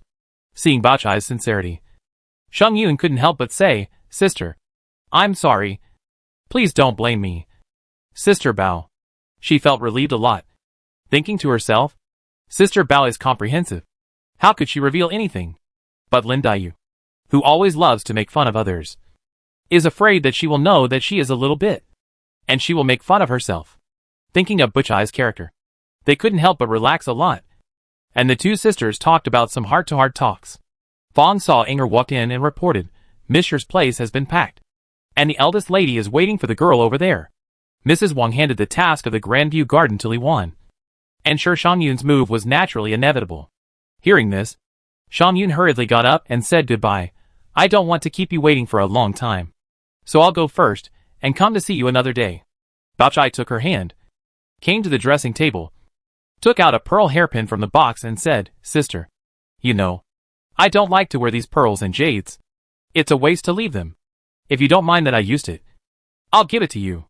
This, looking at the pearl hairpin handed over by Bao Chai. Shang Yun hurriedly declined. "It's too expensive. Sister, I dare not accept it." Although the red gorilla felt that Yuan Shun sent was much more expensive than this hairpin. She was the eldest lady after all, and there was a difference between close relatives, so it was not wrong to accept it. But Bao Chai was a little too intimate. However, Bao Chai was determined. While forcibly pressing the hairpin into her hand, she said, "Sister, do you dislike it because it is used by me?" Seeing her say this, Shang Yun could not refuse anymore, and had to hold it in her hand. Bao Chai then took her arm, and sent her out of Henwu Garden. When they arrived at Tuobi Villa, they saw Li Wan and a group of maids and women in the courtyard coming to meet them from afar. While ordering the servants to take over the big and small bags, she pulled Shang Yun into the house and said, "Go in and see if there is anything you are not satisfied with." If Lin Daiyu and Shui Bao Chai were living in Rongfu, then sure Shang Yun was lower. Now that the gap between them has finally been bridged, Shang Yun can't help but feel a little satisfied and excited. However, before she could be happy, she heard Li Wan say with a smile, "Brother E has not received the news yet. If he knew, he might buy you some more." This, I had thought that I could keep it a secret for a while, but I never expected that the news would spread so quickly. When Shang Yun thought of the sisters' eyes after they learned the news, especially Lin Daiyu's eyes after they knew it, she felt her head buzzing, and her face unconsciously dimmed. Li Wan did not notice her ugly face, and excitedly pulled her away from the crowd, complaining in a low voice, "Everyone says that Phone Girl is thoughtful, but I think she is very limited. You have to squeeze with Bao Girl for so long. I just took over the affairs of the garden a while ago. I thought that after the new year and Bao Girl's birthday, I would arrange a place for you to live." Unexpectedly, the old lady got there first. Chapter 376 Gifts on Lantern Festival. The wife has the duty to take a concubine for her husband. Although Jia Mu was suspected of overstepping her authority, she had informed Yuan Shun and had Yuan Chun's tacit consent, even though she had not yet asked Zhang Yuni's opinion. Jia Mu did not think there was any problem. Even if Zhang Yuni rejected this good intention, at least it could pave the way for Ying Chun to be a concubine. Therefore, after a few days, before Zhang Yuni came to the door on the Lantern Festival, the news spread in Ronghua Mansion. Although Zhang Yuni was not the first to know about it, how could Lai did not report the rumors involving him? However, since the Shi family and Jia Mu were so eager, he was happy to sit back and enjoy the results. Therefore, he pretended to be confused and did not even go to Rongfu to let the situation ferment. It was not until the Lantern Festival that he dawdled and came to Ronghua Mansion with the gifts he had prepared in advance after lunch. In Rongqing Hall, Jia Mu took advantage of her age and laughed. "Why did you wait until now? Could it be that I was late last time and wanted to challenge me?" Zhang Yuni laughed. The old lady misunderstood and prepared some toys for the sisters to play with. because the toys are fragile. She came a little late. After that, he saluted to Mrs. Xing, Mrs. Wang and Aunt Shui. The three of them were a little restless. The difference was that Mrs. Xing and Mrs. Wang thought about the embarrassment of being humble in front of him and being asked to do something. So they held the corners of their clothes with both hands and unconsciously tightened their legs. And Aunt Shui thought about the stupid thing she had done and was a little flattered. Seeing that he had finished meeting the elders, Jiamu smiled and urged, "What new things did you bring? Let us take a look at them." Zhang Yuni bowed slowly and greeted Jia Baoyu and his sisters, and then ordered outside, "Hurry up and bring in the glass lanterns." Jin Chuan immediately entered with a dozen maids, each holding 2 glass lanterns of different shapes. Lanterns are a must on the Lantern Festival. Years ago, he asked the glass factory to make some glass lanterns in advance. He planned to let the gold hairpins choose their favorite ones as a souvenir after enjoying them, so that they can remember the people in the future. Pan Lu Ding Xiaoxian. He is also a leader in the first 4 items. But in terms of time, even with the blessing of a time management master, he still has some trouble. Zhang Yuni doesn't think this problem is a big problem. At present, it is in the attack stage, and he needs to hide it from both sides until the matter is opened up later. In addition, there are always a few days every month, and it is hard to say whether it is enough for 10 months of pregnancy. This will be a later story. The more gifts, the less blame. Jia's mother always likes ostentation, and she smiled from ear to ear and said, "Although this glass factory is yours, it is not cheap. It's okay to have a few lanterns for novelty. But why do you have so many? Won't people say we are too extravagant?" "It's not extravagant. It would be a pity to throw away the lanterns during the Lantern Festival in previous years. Later, we will guess the lantern riddles and choose 2 in order. In the future, sisters will go out with these lanterns at night without worrying about them being blown out by the wind." "Yes. Yes. Yes. You are thoughtful." Zhang Yuni took out a box from his arms and opened it, saying, "This lantern can only be regarded as a lucky charm." The box contained 7 pearl hairpins, which were made of pink jadeite stones awarded by the emperor. These pearl hairpins were already ready, but he wanted to collect all of them. But it was difficult to give one without giving one. He had been suffering from the lack of a suitable excuse. And now, he took advantage of the Lantern Festival and Shangyun's concubine as an introduction to treat them equally. For those like Dayu and Chai, who had not yet had close contact, the commander thought that he would embarrass Shangyun if he gave them alone. As for Yuan Chun and others, it could be explained that the drunkard's intention was not to drink, thus avoiding the possibility of him facing the Shura field directly. Facts have proved that everyone is indeed as he thought. Yuan Chun, Ing Chun and Tan Chun, with affectionate eyes, secretly glanced at someone. And Lin Dayu and Shui Baochai both looked at Shi Shangyun unconsciously, which made her, who was already shy, blush with shame, and dared not look up even more. That day, she suddenly heard from Li Wan that she knew the inside story, and she was still worried about the strange looks of her sisters. But unexpectedly, not only Yuan Chun, Baochai did not mention it at all. Even Lin Dayu, who was always sharp-tongued, not only did not make sarcastic remarks for the first time, but even kept it a secret about her being a concubine. She was quite surprised, but after thinking about it, she understood the reason.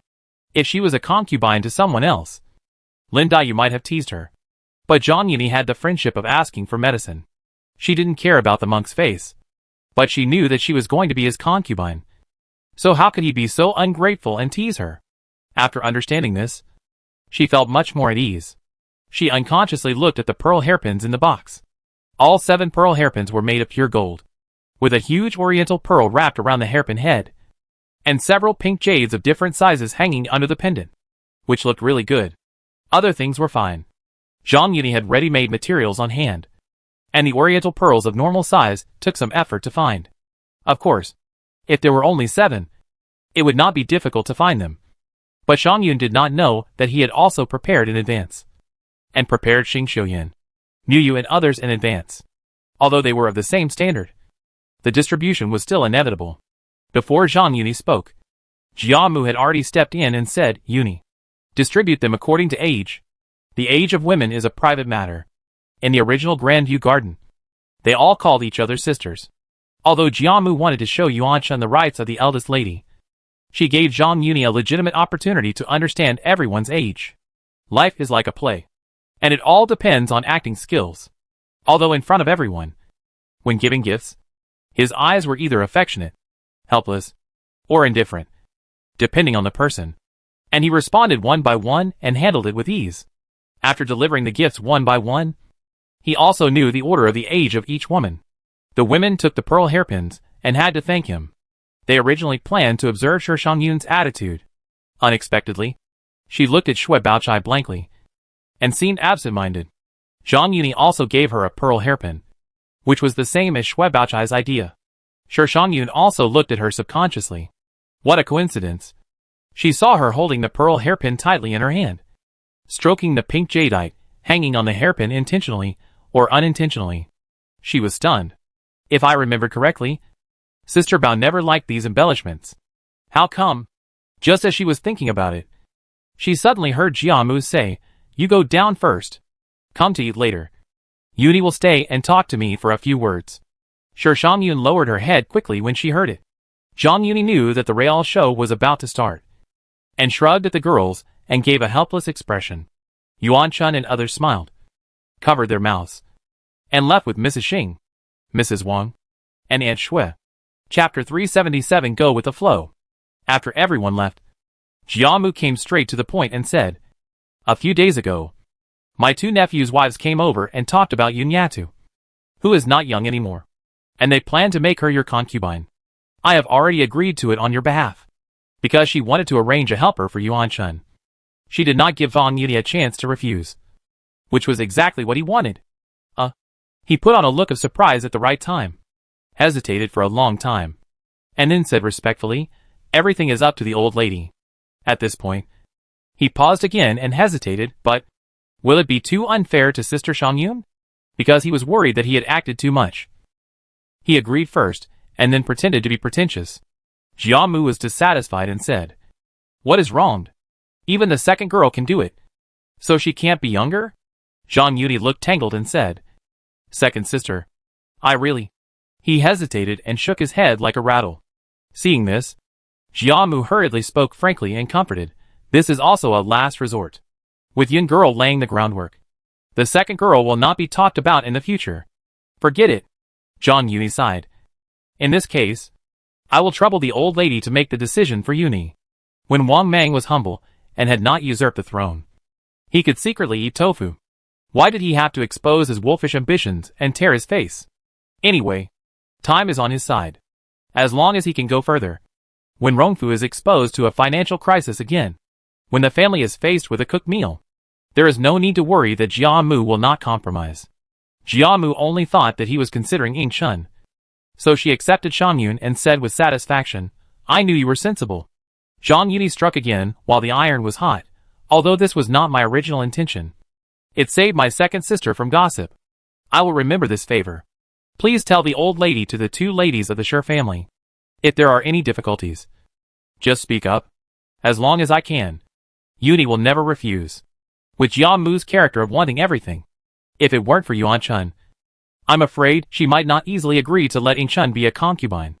Even so, for the sake of face, she would not reveal her plan to let Ying Chun be a concubine until the last moment.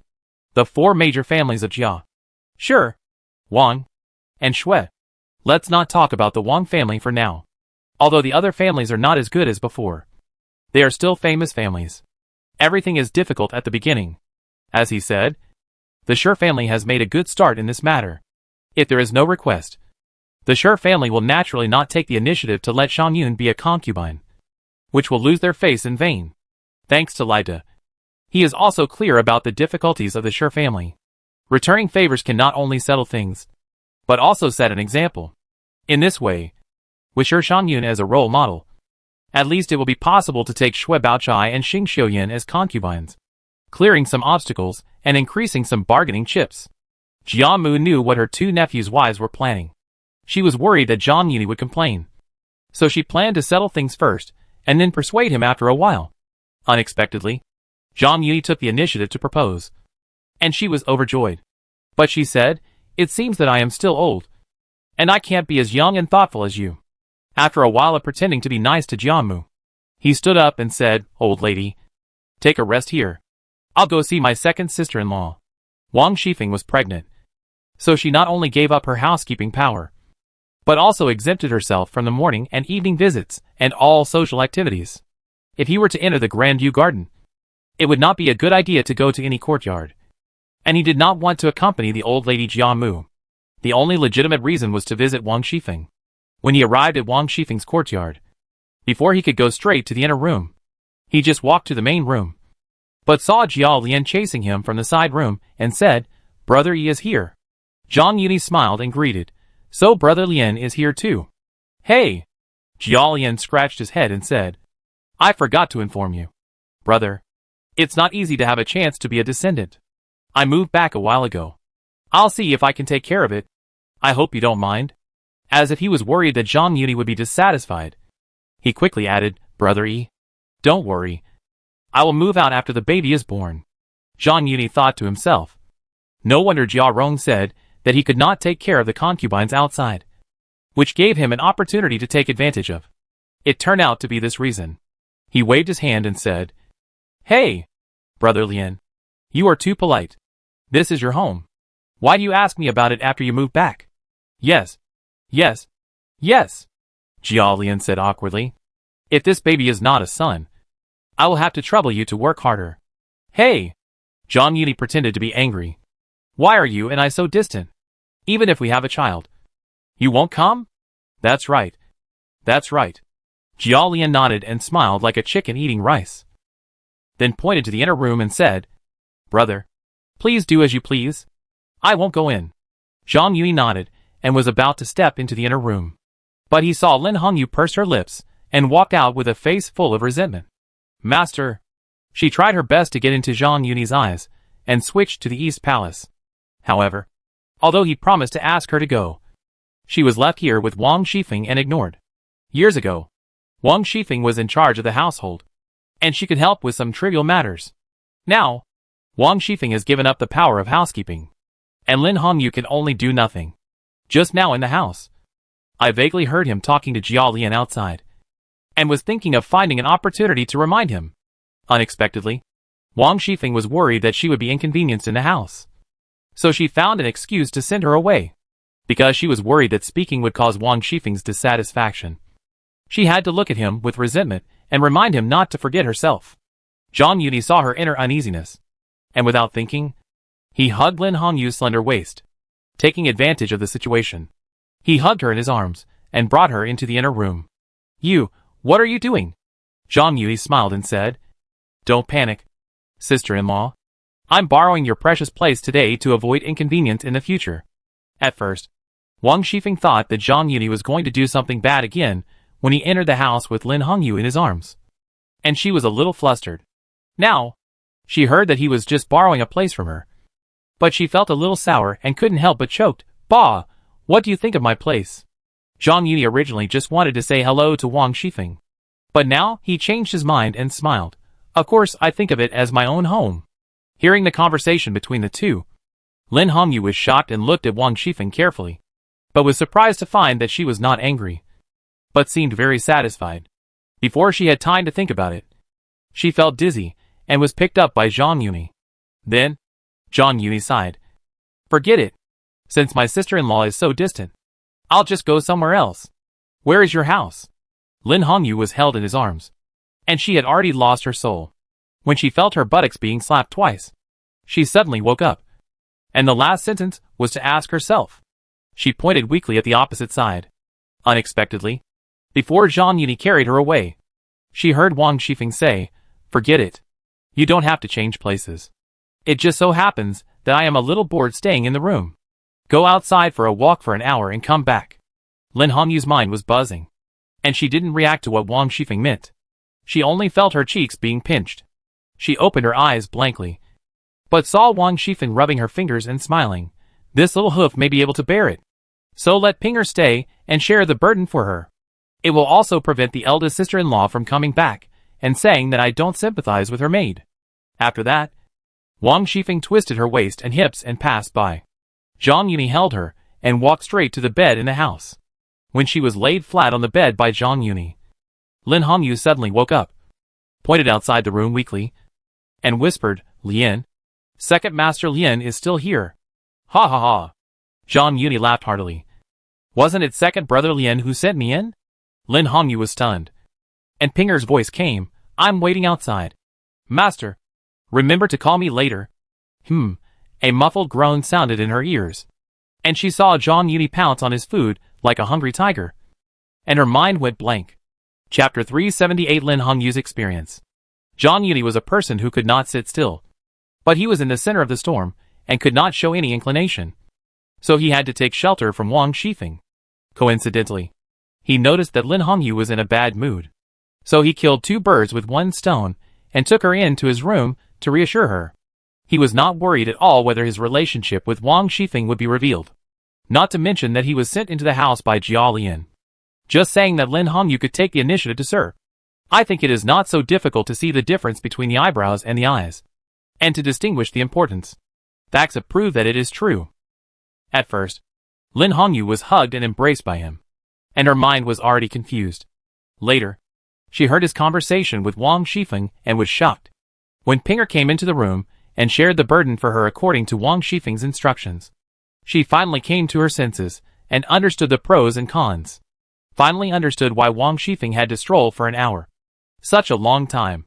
Seeing this, Wang Shifeng pushed the door open and entered the room, flapping her hands and glancing at the mess on the bed.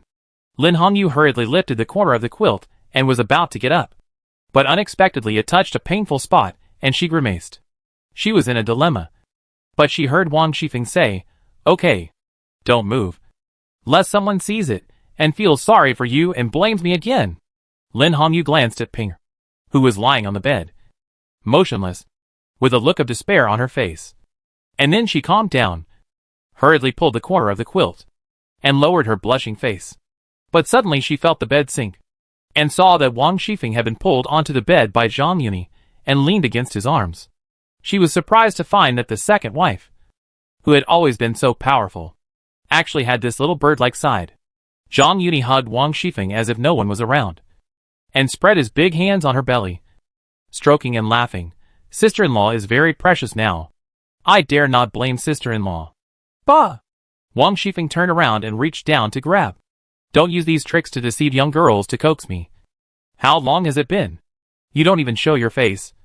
And you are greedy and hungry as soon as you come. Zhang Yuni sneered. Sister-in-law is not at home, and there is no one to support her in the mansion. Now, come here, just to see you. How dare you say that? Wang Shifeng squinted at him in anger, but took credit for it. I just went to the old lady's place, and she said you came to visit, and urged me to come back quickly. Fortunately, I reacted quickly and said that I had seen it. Now Lian Er is talking to me. Don't let it slip when you go back. Zhang Yuni knew Wang Shifeng's character very well, so he didn't say anything and watched her performance silently. Sure enough, seeing that he was indifferent, Wang Shifeng glared at him fiercely and said, You are very generous. The glass lantern is fine. I just asked for it back. You can do with the pearl hairpin yourself. Zhang Yuni smiled and said, Didn't I give one to my sister-in-law last time? Although there are a few more pearl hairpins, they are the same style as theirs, and it is inconvenient for my sister-in-law to wear them out. You are not short of money now. Just make whatever you like. How can it be the same? Wang Shifeng pouted and complained. You rarely come here in the past. And now that she is pregnant, you come even less. I have nothing to do all day. You have to leave a thought for me. At this point, she suddenly looked at Lin Hongyu, which made Lin Hongyu feel uneasy. She smiled and said, Now that you have taken in this girl, when you come over next time, you can ask her to accompany Ping. You won't have to be halfway there. Is that okay? Zhang Yuni knew that she was always busy, and would have nothing to do when she was free. The more she needed someone to accompany her, the more she nodded and said, Okay. Anyway, my sister-in-law may not come back until March or April, so Hongyu will have to stay with you for a while. He thought for a while and added, It's not easy for you to wear the hairpin made of hibiscus jade. I still have the jadeite hairpin from last time. I'll make another one for you later, so you won't be jealous anymore. That's better. Wang Shifeng threw a coquettish look and sped up her movements. Originally, Lin Hongyu was a little disappointed when she heard that she would follow Yushur in the future. But now, listening to the two of them talking, she had a little more understanding. The more this happened, the more she was secretly frightened. Originally, she took the initiative to join Zhang Yuni, not without the idea that if there was no place for him, he would stay in his own place. Now, after seeing the attitude of Jia Lian and his wife, combined with what she saw and heard when she first received the boat, she felt that Zhang Yuni was more and more unfathomable, and secretly thought that she had chosen the right path. Unexpectedly, Wang Shifeng said again, "The old lady is willing to do it. She just promised her granddaughter to you as a concubine. And now she even took Yun from her mother's family." The matter of Shishan Yun being a concubine has been a hot topic in the mansion. But Jiamu kept Yun's concubine a secret. Lin Hongyu was shocked when she heard it. Although she didn't know which lady it was, she still looked up at Zhang Yuni unconsciously. But he looked indifferent, smiling and said, "You have to have a posture to ask for help. If you want to take advantage of your age, you have to see who you are. Everyone knows that the mansion is counting on you now. Even the madam." Wang Shifeng blurted out. But she realized that she had let the cat out of the bag, and quickly changed her words. "And the old lady have to accompany you and be careful." Although she reacted promptly, she put Madame Wang in front of her, and was thinking about how to change the subject so that he would not notice the loophole. However, Zhang Yuni pinched her waist and said with a smile, "Is it only the old lady and the madam?" Wang Shifeng understood, and quickly twisted in his arms, saying with a smile, "If you say that you dare not offend. Lian Er is naturally the first one." She was not bad. Jia Lian was now helpless. Whether it was the follow-up treatment or relying on him to do it for him, he naturally dared not neglect it. Although Lin Hongyu did not understand the situation, Wang Shifeng's words undoubtedly cleared her doubts. Although she was not a child born in Rongfu, unlike Sijuan and others, she had a natural awe of the masters of Rongfu. But when Jia Lian sent Lin Daiyu back to her hometown to attend Lin Rahai's funeral, she had seen a little bit of the grandson of Ronghua Mansion's behavior. If Zhang Yuni was sneaking around, she could still understand. But Jia Lian personally sent him into the house and avoided suspicion. Originally, she was still wondering why Jia Lian was so tolerant and let Zhang Yuni show his magic at home. Now, she felt that she was suddenly enlightened. Yuanchuan's divorce. Jia Mu arranged Shishan Yun and her granddaughter to be concubines. One by one, all connected together. "I'm afraid that this Ronghua mansion is just a facade, and the building is about to collapse, and it wants to rely on Zhang Yuni." Thinking of this, she unconsciously arched her body into Zhang Yuni's arms. Zhang Yuni seemed to understand something, and looked down at Lin Hongyu beside him, only to see her face tilted up, her eyes watery, shy and timid. He pursed his lips, raised his hand to hook Lin Hongyu's chin, fiddled with it, and wiped her lips with his thumb. Then, he pushed away Wang Shifeng's hand stirring the spoon, and said with a smile, "Sister-in-law is probably tired. Since this girl is following sister-in-law now, she should also do her part for sister-in-law." As he spoke, he grabbed Lin Hongyu's loose hair and slowly pressed it down. Lin Hongyu was stunned for a moment, and happened to catch a glimpse of Pinger's outstretched arm from the corner of her eye. A glimpse of enlightenment surged in her heart, and she buried her head deeply in obedience. Wang Shifeng, who was standing by, had an intriguing smile on her face, and said, "I never thought that Lin Jixia and his wife, who are both deaf and dumb, would give birth to such a clever girl. I am really reluctant to let her go." Chapter 379, The Second Master's Blessing of Having Two Wives. After the hour of Shen, Zhang Yuni, Jia Lian, and Wang Shifeng came to Rongqing Hall. Although it was not dark yet, lanterns of all sizes had already lit up, especially the 20 or so glass lanterns set by Zhang Yuni, which illuminated the hall with a glittering light. Because it was the Lantern Festival, not only did everyone in Rongfu gather together, but even some members of the Jia family, who thought they had a close relationship with him, came to join in the fun. Jia Lian greeted Jia's mother, and went to the front yard to greet the Jia family with Jiaxi. But Zhang Yuni was kept by Jia's mother. As soon as he entered the door, he became the focus of everyone's attention. Some tried to get close to him, and many tried to please him. But Zhang Yuni dealt with them one by one. When the wine and food were served, Jia's mother urged them to take their seats. He glanced at the empty seat next to Yuan Chun, and exchanged glances with Tan Chun, who was secretly looking at him. Fawn glanced around the scene and said, "By the way, please send someone to tell Aunt Zhao that I can't take Brother Huan to the Immortal Academy tomorrow morning. I have informed Shang Rong before, and he will come to pick Brother Huan up tomorrow morning." To be honest, Wang Furen and Aunt Zhao the wife and concubine of Jia Zheng, are not a pair that Zhang Yuni prefers. However, the happiness of having wives and concubines on the same stage has not been arranged yet. Aunt Zhao is in a weak position after all, and Zhang Yuni has to take care of her. In addition, this is also an opportunity to give Tan Chun another reassurance. Sure enough, as soon as he said this, Tan Chun's eyes lit up, while Wang Furen frowned and hesitated to speak. Although Jia Mu prefers Jia Baoyu, it can be seen from the subtle that Zhang Yuni even remembered Jia Huan's enrollment, and she felt more and more relieved. He immediately sent someone to inform Aunt Zhao. The reunion dinner of the Lantern Festival did not have the red tape of the past, and there would be no talk of not talking while eating or sleeping. During the meal, some drinking games and lantern riddles were inevitable. Zhang Yuni was not very talented in writing, and although he could handle the drinking games, he was not very good. Seeing this, Jia Mu smiled and said, "It's boring to do these all day long. I think it's better to have a joke for both the refined and the popular. If it's funny, everyone will drink a glass. If it's not funny, just drink a glass by yourself." Few people would refute when Jia Mu spoke, except Jia Baoyu, who rarely overpowered Zhang Yuni and was having fun. He immediately pursed his lips and complained, "We are having fun. Why tell jokes? If it were normal times, Jia Mu would have to let him do what he wanted. But now, she hoped to coax Zhang Yuni so that she could take care of this good grandson in the future and not let him make trouble. She said with a stern face, "Okay, you can't play when you want to? Now that your aunts and sisters-in-law are here, playing this will neglect others." She said with a smile at Zhang Yuni, "Brother Yi, you start first. Never underestimate a joke. In the future, whether it is a company dinner or entertaining customers, at least the leader or customer should start.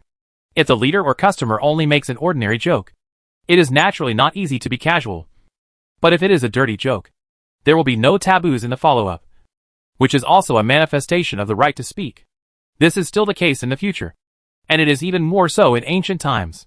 In ancient times, the hierarchy was strict, and joking was also a manifestation of power. Looking at the book Dream of Red Mansions, there are only a few people who joke in public. The rest just followed the crowd after others started.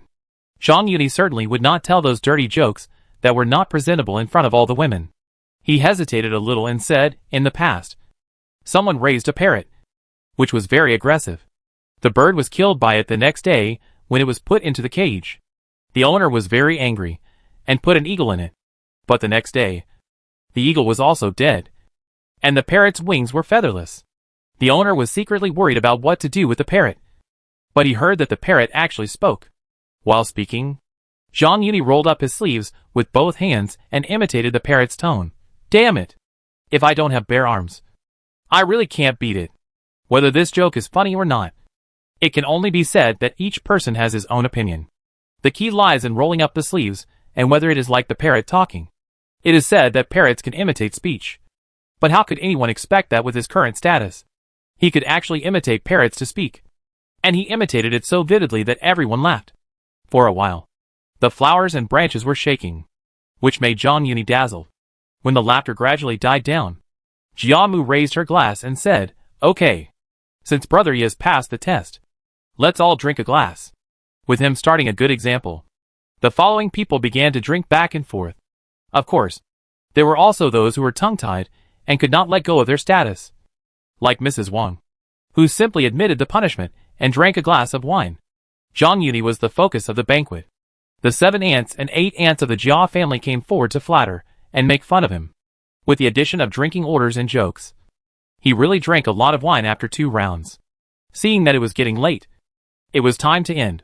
Mrs. Wang thought of the scene before the banquet and laughed. Although the 2 places are not far from each other, it is freezing cold. I think Yuni has drunk a lot.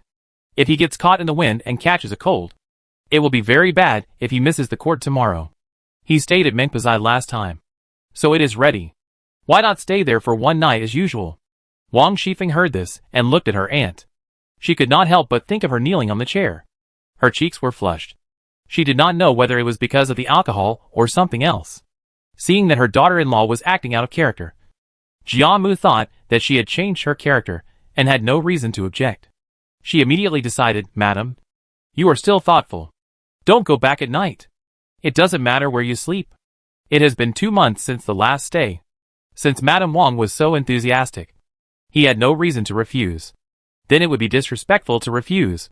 Zhang Yuni nodded and said, Jin Chuan is here too. So there is no need to trouble the mansion to arrange someone else. The last time he stayed temporarily, he was a staff member transferred from the East Mansion. And Jiamu did not insist. When everyone left, Zhang Yuni was a little drunk. And with the help of Jin Chuan, he slowly left Rongqing Hall. He walked out of the hanging flower gate of Jiamu's courtyard and passed through the 2 east and west halls in front of the inner ceremony gate, but heard a burst of hurried footsteps behind him. He thought it was Lady Wang or Sanchun who was chasing him. But when he turned around and took a closer look, he was surprised to find that it was Aunt Zhao. Aunt Zhao looked around like a thief, and then said flatteringly, It's hard for you to remember me. Master, I will be crushed to pieces, and I can't repay you. Seeing Jin Chuan beside her, she didn't dare to show it too much. Zhang Yuni's eyes lit up. He had been thinking about enjoying the blessing of having 2 wives. It was a little late today, so it was not convenient to go to Aunt Zhao. Unexpectedly, she came to his door by chance. Seeing that there was no one around and not far from Mpa Shai, he put his hand on Aunt Zhao's shoulder, pressed half of his body on her, and leaned close to her neck. Smiling, There's no need to be crushed to pieces. Master drank a lot of wine tonight, so you stay and help Master to get rid of the alcohol. After saying that, he half pushed and half hugged Aunt Zhao, stumbled, and entered Mengpa's eye with ease. Pushing open the door of the study, he pushed Aunt Zhao into the house, then turned around and said to Jin Chuan, Remember to keep watch outside, and bring the second wife over later. After saying that, Fang entered the dark house. Having seen Mrs. Xing and Mrs. Wang, Aunt Zhao and Jin Chuan were no longer strange. When she heard him order to lead Mrs. Wang into the house, a hint of teasing flashed in her eyes.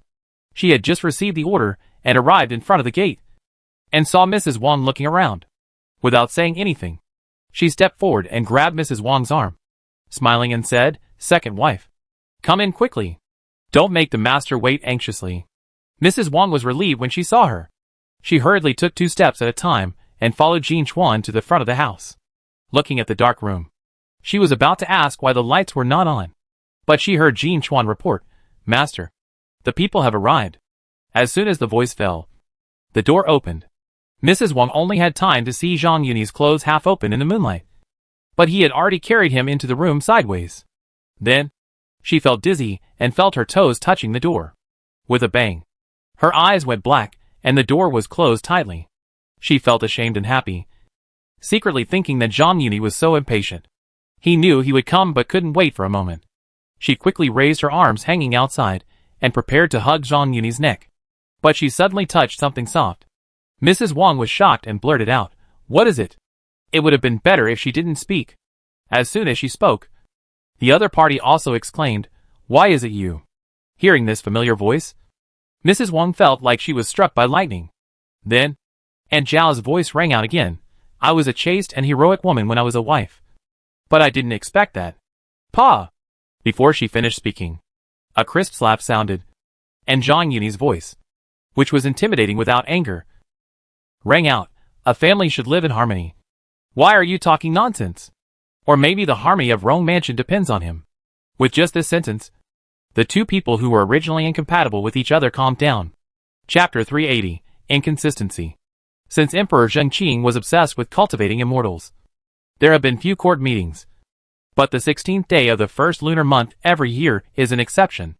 Last year, at this time, Zhang Yuni did not need to attend. But this year he had this honor. However, standing in the crowd, he yawned and was in a trance. Madame Wang and Aunt Zhao are both plump and thin, with distinct characteristics. One has the blessing of status, and the other is good at pleasing others. Her methods are endless, which makes Zhang Yuni linger. Aunt Zhao was grateful to him, and seeing that he did not shy away from his relationship with Madame Wang, she thought he did it on purpose so that Madame Wang would not dare to do anything secretly in the future. She was even more grateful, and used all her tricks. At first, Madame Wang was ashamed to be with Aunt Zhao, and she could not let go of her status. But she had already fallen into Zhang Yuni's trap, and Aunt Zhao knew the inside story. Under the double pressure of Aunt Zhao's show-off and Zhang Yuni's manipulation, he gradually let go and got into the groove. although Zhang Yuni was far ahead of Jia Zheng in terms of ability and all aspects. But it was not enough. One sentence made the two of them put aside their past grudges and unite against the enemy. It was just that he had an innate advantage. If it is said that in front of Jia Zheng, the two of them were a zero-sum game of you getting one more point, I getting one less point. Then, on Zhang Yuni's side, he jumped out of his shackle and was looking for food outside the plate. And Xiao was seeking shelter. So it was natural for her to work hard. Although Mrs. Wang had her own reasons for Jia Zheng and herself. How could she not consider this factor when Grandmother Jia could think of paving the way for Jia Baoyu? This was also the reason why she rejected Grandmother Jia's arrangement for Yuan Chen. But she did not dare to find Zhang Yuni in person. So she could only secretly think of a way behind the scenes. Whether from their own perspective or their son's perspective. Zhang Yuni is different from Jia Zheng. Although they all call him master, they know it very well in their hearts. Without the bond of status, how much he gives depends entirely on his mind. But it is not taken for granted. In the past, the reason why the two of them were at loggerheads was not without the reasons of Grandmother Jia. Aunt Zhao was originally arranged by Grandmother Jia. She wanted to show her self-worth and had to compete with Lady Wang. Now, it is unnecessary to jump out of Rongwa Mansion. On the contrary, the two have the same goal in winning Zhang Yuni's favor. With this reason, they can only show their talents, even put aside their past grudges and support each other. It was a good thing for Zhang Yuni, who enjoyed the great harmony that Jia Zheng had never enjoyed. He was recalling the fierce battle last night, and suddenly heard the emperor mention his name. So he quickly put aside his distracting thoughts and listened attentively. Although the weather has been good and the treasury is full in the past 2 years, the bird droppings business is beneficial to the country and the people. Thanks to Tianxiang. My dear minister, you must not slack off and must spread it in Jiangnan as soon as possible, so that the people of the world can benefit as soon as possible. Zhang Yuni was about to leave. But unexpectedly a voice came from behind. Your Majesty. Don't worry. I have packed my luggage, and will go directly to Jiangnan after the court is dismissed. I will definitely do my best, and live up to the emperor's order. Without asking, Zhang Yuni also knew that these words came from Mei Hanlin Mei Lian. The emperor was obviously talking to him. And this guy rushed to answer, obviously intending to take credit. Mei Hanlin joined the Tiangong Academy a few years ago. But he stayed outside the city all the time. So he didn't meet him. However, during the spring festival, Gu Wenhui, Zhang Hua and others came to complain to him that Mei Lian was arrogant because he relied on his position as a Hanlin. He didn't take it seriously at first, but he didn't expect that the credit would be taken in the Golden Palace. Emperor Zheng Qing was also stunned, showing a little displeasure, but he didn't get angry on the spot. He just waved his hand and said, this matter was handled by Tianxiang alone. If you don't understand anything, ask him for advice. Yes, Your Majesty, Mei Lian said angrily. Your Majesty. Zhang Yuni immediately stepped out of the line and bowed. Mei Hanlin is very knowledgeable, and has 1-2 gene sure. I am not well educated, so how dare I give him advice? He paused and said. Besides, Jiangnan and the capital are far apart, and it is not easy to pass on information. If we have to report everything, it will not only be time-consuming and laborious, but also delay the opportunity. Moreover, I am not in Jiangnan, and I don't know the local situation, so I may not be able to judge accurately. I believe that Mei Hanlin will do his best, and will not disappoint the emperor's high expectations. If one's virtue is not in line with his position, there will be disasters, even if there were no complaints from Gu Wenhui and others. Just looking at his behavior in the palace today, he does not seem to be a person who can do great things. The higher you praise, the harder you fall. Since he intends to take credit, Zhang Yuni does not mind praising him. In addition, he can take this opportunity to get himself out of trouble. Not only did the emperor not blame himself for the problems in Jiangnan, but he also put the hat of recommending Mei Lian on the emperor to avoid making King Ning suspicious. What he said was the truth. Even if he rode at full speed, it would take more than half a month to go back and forth. Emperor Zheng Qing did not hesitate. Originally, this matter was a blessing in disguise. Although it would offend the Ningguang family if it was done well, it would also gain the favor of the Qin Wang. Although Zhang Yuni wanted to let him take the blame, he did not plan to do anything unnecessary. Now, seeing that Mei Lian was arrogant because of his talent, he simply added fuel to the fire. After the court was dismissed, Zhang Yuni took the initiative to find Mei Lian again, bowed his hands, and said with a smile, I have admired Hanlin's talent for a long time. Hanlin is highly expected by the Emperor. I have been traveling a long way, so I can only take the Tiandong Academy to send you off to show my gratitude. Mei Lian was not flattered at all, but felt that it was natural.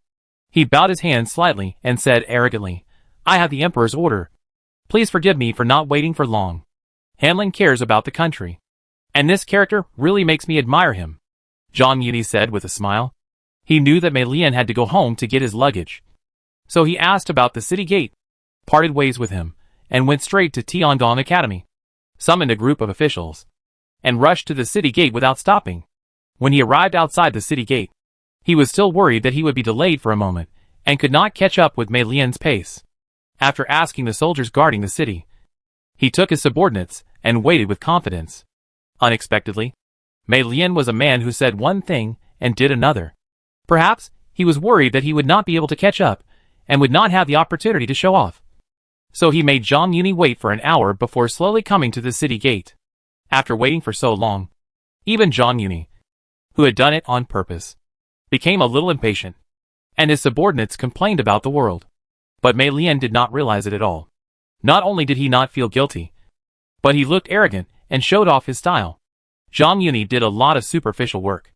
After sending him away, Gu Wenwei could no longer hold back and complained, Your Excellency treated him with such courtesy. But how come this guy even forgot the etiquette when he saw his superior? Zhang Yuni waved his hand and said, Hey! Lord Mei was born in the Hanlin Academy, and it is reasonable for him not to bow to his superior. It is true that Hanlin scholars may not bow to their superiors, but most of them still understand some social etiquette, especially Zhang Yuni, who is a viscount. He pondered for a moment and whispered, Besides, he is the candidate favored by His Highness. So why bother about some etiquette? As long as he can do the work of the Emperor and His Highness well. What's the harm in letting me lead the horse and fall the stirrup for him? You have to make plans for both sides. Although Gu Wenwei's official position is not high, he has been with the King of Qin for a long time. The reason why Zhang Yuni had to bring all the subordinates of Tiango Enjiwen to see him off was to make Mei Lian make enemies everywhere. The King of Qin saw what happened in the palace today. As long as Gu Wenwei spread these words to his ears. In comparison, the superiority and inferiority are immediately determined. Before considering victory, consider defeat first. You have to make plans for both sides. With this operation, even if Mei Lian really did a good job, his good impression in front of the King of Qin would be greatly reduced. Chapter 381, Keeping an Appointment. Mr. Zhang is young, but he has a great bearing. No way. Mr. Shanshu is too kind. We are all ministers in the same palace, serving His Majesty and His Highness. Why should we be so clear? In a secret side hall of Prince Zhongshuan's mansion, Zhang Yuni, who came to keep an appointment, was humble. Prince Zhongshuan smiled and said, Why should Yuni be so modest? Mei Lian is not qualified to serve His Highness. In addition to Zhang Yuni and Prince Zhongshuan, the attendees included Minister of Rights Gu Dasho, Minister of War Li Conwen, Duke of Qin Qi Yuandao, and Vice Minister of Personnel Zhou Xianzu. Just by looking at the rank and title, Zhang Yuni knew that this should be considered the core circle of the Qin Wang family. Zhou Xianzu, the Assistant Minister of the Ministry of Personnel, said a little embarrassedly, Your Highness is right. It seems that I have misjudged the person. I didn't expect that Mei Lian would be like this. It makes Lord Zhang feel wronged. How can I feel wrong when working for His Highness? Zhou Xianzu seemed to be apologizing to him, but he also wanted to make the King of Qin take the blame. It was impossible for Zhang Yuni to take this seriously. Ha ha ha. Duke Qin laughed heartily. Lord Zhang is right. Besides, who hasn't made mistakes? Besides, choosing Mei Lian was a helpless move to avoid alerting the enemy. It's not my fault, Brother Zhou. Among the 6 people, the Minister of Rights was reasonable and expected. After all, the King of Qin was born to the late Queen, and was the eldest son of the Emperor. It was reasonable for the Minister of Rights to support him when he sat in this position. The Minister of War surprised Zhang Yuni. But on second thought, it was reasonable. It is not difficult to see from the Ministry of Works corruption case that Prince Ning had 2 close connections with the military generals. Although the Minister of War was not a military general leading troops, he was in charge of the dispatch of food and fodder, weapons and armor, and logistical supplies. If the King of Qin doesn't have any means of checks and balances, he might as well quit as soon as possible. As for the Duke of Qin, the reason why he can still be a duke now is not because he has lived long and there is no hereditary descent. It is because he is the first meritorious person in suppressing the rebellion of Prince Yizhong. Needless to say, Prince Zhongshan is the money bag of the King of Qin. Among the 6 people, Zhang Yuni and Zhou Xianzu have the lowest ranks. Zhang Yuni has his own unique features, and so does Zhou Xianzu. His status is just enough to be a partner, and his daughter was selected in her early years and happened to be assigned to the King of Qin's mansion. The topic turned to Mei Lian, and then the matter of smuggling guano was mentioned. The Duke of Qin was the first to speak, according to the news sent back by the old subordinates. This time it is the Jin family that is in charge. As long as they can get to the emperor, even if they can't lead to Prince Ning, they will definitely make him pay for it.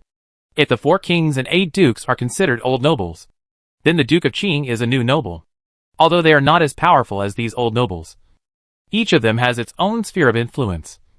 But after suppressing the rebellion, they will be rewarded according to their merits. And their old subordinates are also intertwined. Gu Dasho, the Minister of Rights, took over the conversation and said, "It's a pity that Mei Lian doesn't seem to be able to be of great use. I'm afraid we have to make preparations and arrange 1 or 2 candidates to take the lead. These days, the scholars hold the right to speak. To be the Minister of Rights, at least you need to have a certain reputation among the scholars. Moreover, the Minister of Rights is also a strong contender for the chief examiner of the imperial examination. It is not an exaggeration to say that his students are all over the world." Zhou Xianzu took over the conversation and said, "Don't worry. Even if they are excluded and retaliated by them, at most they can be arranged to stay out of the limelight temporarily, and I will arrange them back after a while." Zhou Xianzu and Jia Yutsuan are both assistant ministers of the Ministry of Personnel. Jia Yutsuan is in charge of the 2 departments of seal verification and merit inspection, while Zhou Xianzu is in charge of the selection of literature and merit examination.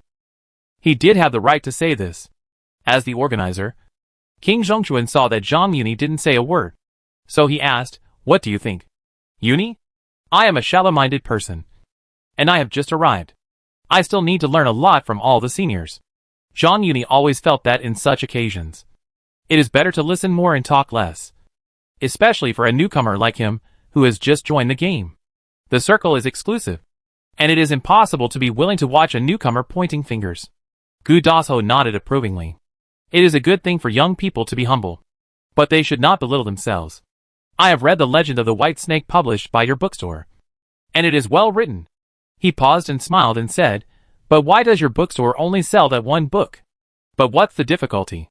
I also have several bookstores. If you need it, I can give you some pointers later." Most of the ancients cherished the reference materials for the imperial examination. Classics, history, and even annotations can be bought. But good essay samples and exam essays of predecessors are very rare. The so-called family inheritance of poetry and books is the accumulation of experience of predecessors. From exam poems and essays, policy essays, and even the preferences of examiners. These are not known by ordinary people. It is also the foundation of these big families. As the Minister of Rights, Gu Dasho himself has a good reputation in the literati, so he naturally has no shortage of resources in this area. There must be a reason for giving up. Zhang Yuni naturally would not think that he looked at him differently because he read The Legend of the White Snake. It turns out that the elder's family also has a bookstore. I am just pretending to be elegant and playing around. He changed the subject and continued, however. After I opened a bookstore, I realized the difficulty of poor children studying. So I devoted myself to improving bamboo paper, and finally achieved some success. Bamboo paper was not invented by him, but the quality is far inferior to the improved one. Oh! Gu Dasho became interested. The bamboo paper improved by the younger generation is not as soft as Xin paper and has good ink absorption, but it can be used for typesetting and printing, and the cost is less than 1/10 of Xin paper. The elder is a scholar, and he has a bookstore. If he can participate in the promotion, it will surely be twice the result with half the effort, and it will also be a great contribution to future generations. Gu Dasho and the others were all polite. Obviously not just because of the King of Qin. Instead of waiting for them to speak, it is better to take the initiative. In addition, taking the initiative to speak can also take the initiative. And using bamboo paper to shut their mouths can also avoid embarrassment. After all, the previous lesson of the Ministry of Industry's corruption case. Although the king of Qin may not say anything at the moment, if he ascends the throne, his position will be different. And he will definitely not sit idly by and watch him share the interests of Tiango Injiwan. Bamboo paper is different. It is an improved technology and his own industry. Moreover, if he does this kind of thing that benefits scholars all over the world, it will be too popular if he does it alone. It is better to bring these people along to kill two birds with one stone. The cost of breaking bones is attractive enough. And it also has the reputation of benefiting scholars all over the world. Except for King Zhengxuan. No one present is unmoved by this kind of fame and fortune. It is not that King Zhengxuan does not care.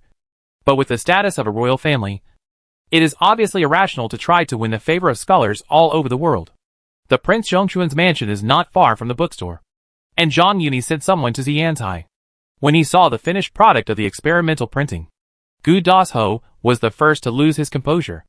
Zhang Yuni also struck while the iron was hot, and regarded it as an early investment, and divided the shares of bamboo paper equally. After the relevant matters were settled, except for King Zhengxuan, the witness, everyone's face was red, and they shouted about the popular pastime. When discussing business, it was impossible to let the concubines participate. Zhang Yuni was a rookie, and did not play by the rules. But he did not know where the concubines he brought were arranged. I saw King Zhengxuan raised his palm and clapped twice, along with the sound of the piano. A pink veil fell in the side hall, dividing the entire side hall into two. Then, in the veil curtain opposite, several graceful figures appeared and disappeared, swaying with the sound of the piano. This, Zhang Yuni could not help but shake his head. A good exchange meeting had no plot at all, and it was turned into a concubine selection. Chapter 382 Time Conflict. Although the tone of the organizer, Prince Zhengxuan, was not good, these people also had some experience. Although they were confused, they could still distinguish their own concubines. Perhaps because of the shares of bamboo paper, he enthusiastically promoted his own concubines to Zhang Yuni. It is worth mentioning that he rejected the virgin arranged by Prince Zhengxuan and chose the girl named Beauty, who was described by Gu Dasho as tender as bees and tender as butterflies. This was meant as a pledge of allegiance, and it could not be faked. He did not want to abandon her after the incest, so he could just have a fleeting love affair, which would make him feel at ease. It is not convenient to elaborate on the situation. However, he did not want everyone to misunderstand that he was just doing it in vain, so he delayed it for a while. But he did not know that Prince Zhengxuan, who was bored, took this opportunity to publicize his love of freeloading. When he came out of the room, several people were already yawning and had been waiting for a long time. Prince Zhengxuan was quite enthusiastic and ordered people to serve the nourishing midnight snacks prepared in advance. During this time, everyone talked about selecting available people for the King of Qin. It's a pity that Ruhai left early. Otherwise, why would we need to arrange that Mei Lian? At this point, Gu Dasho pondered and said, I remember that Jia Hua and Ruhai were classmates, and he was also recommended by him. Brother Zhou, you are in the Ministry of Personnel with him. What do you think of this person? Hearing the names of Lin Ruhai and Jia Yusuan, Zhang Yuni couldn't help but listen attentively. Unexpectedly, Zhou Xianzu pointed at him and laughed. I'm afraid the old man asked the wrong person. Brother Yuni and he are half-brothers-in-law. Why is it still half? Gu Dasho was a little suspicious. Zhang Yuni hurriedly told Xiangling's life experience and his relationship with Jiao Xing. Fang said, although there is this relationship, I have only been an official for a short time, and have only known him for more than a year. We are not working together, so I can't say that I know him very well. There are too many uncertainties about Jia Yusuan, so he didn't dare to make a guarantee casually. Ha ha ha. No wonder you didn't want to bring your concubine to the appointment. It turns out you are still a sentimental seed. Seeing that he was trying to shirk, Zhou Xianzu laughed. But Gu Dasho put down his chopsticks and pondered, after all, you have this relationship, which is more convenient than us. You might as well get to know more when you have time. He hesitated for a moment, and then said, when Ruhai recommended him, he also told me about it. If you can't get away or want to avoid suspicion, you might as well introduce him to me. Thank you very much. Old man, I am young and ignorant. How can I know people? If there is no such relationship, it would be fine. With this relationship, If there is any problem in winning over Jia Yutuan, it will be really hard to explain. Okay. I'm on my day off on the 21st.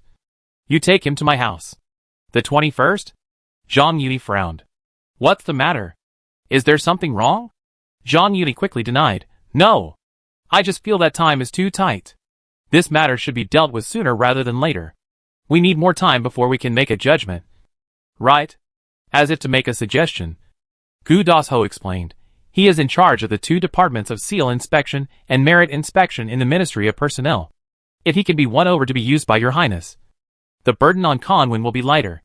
After agreeing on a time, everyone went home. Because time was tight. After the court was dismissed the next day, Zhang Yuni came to Xinglong Street, Jia Yutuan's mansion. Brother, please come in. I just said I would go visit the elders in 2 days. But you are here first.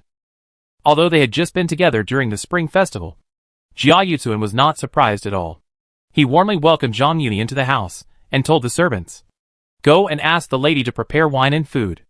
I want to drink with you." Zhang Yuni didn't want to tell him the purpose of his visit right away, so he followed him into the backyard. After chatting for a while, he waited for the wine and food to be served before he sat down at the table at Jia Yutuan's invitation.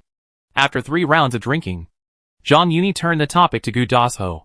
I happened to meet Gu Gulao when I went to Zhongchuan Palace a while ago. When talking about Lin Rohai, the old man sighed for a while. And then I knew that brother Yutuan and him were classmates. Jia Yutuan was respectful when he heard this. My dear brother, you are indeed a great scholar. You can even drink and chat happily with Gu Gulao. Speaking of this, he paused for a moment and said, to be honest with you, my brother was very grateful to Brother Lin for recommending me in many ways, including Gu Gulao.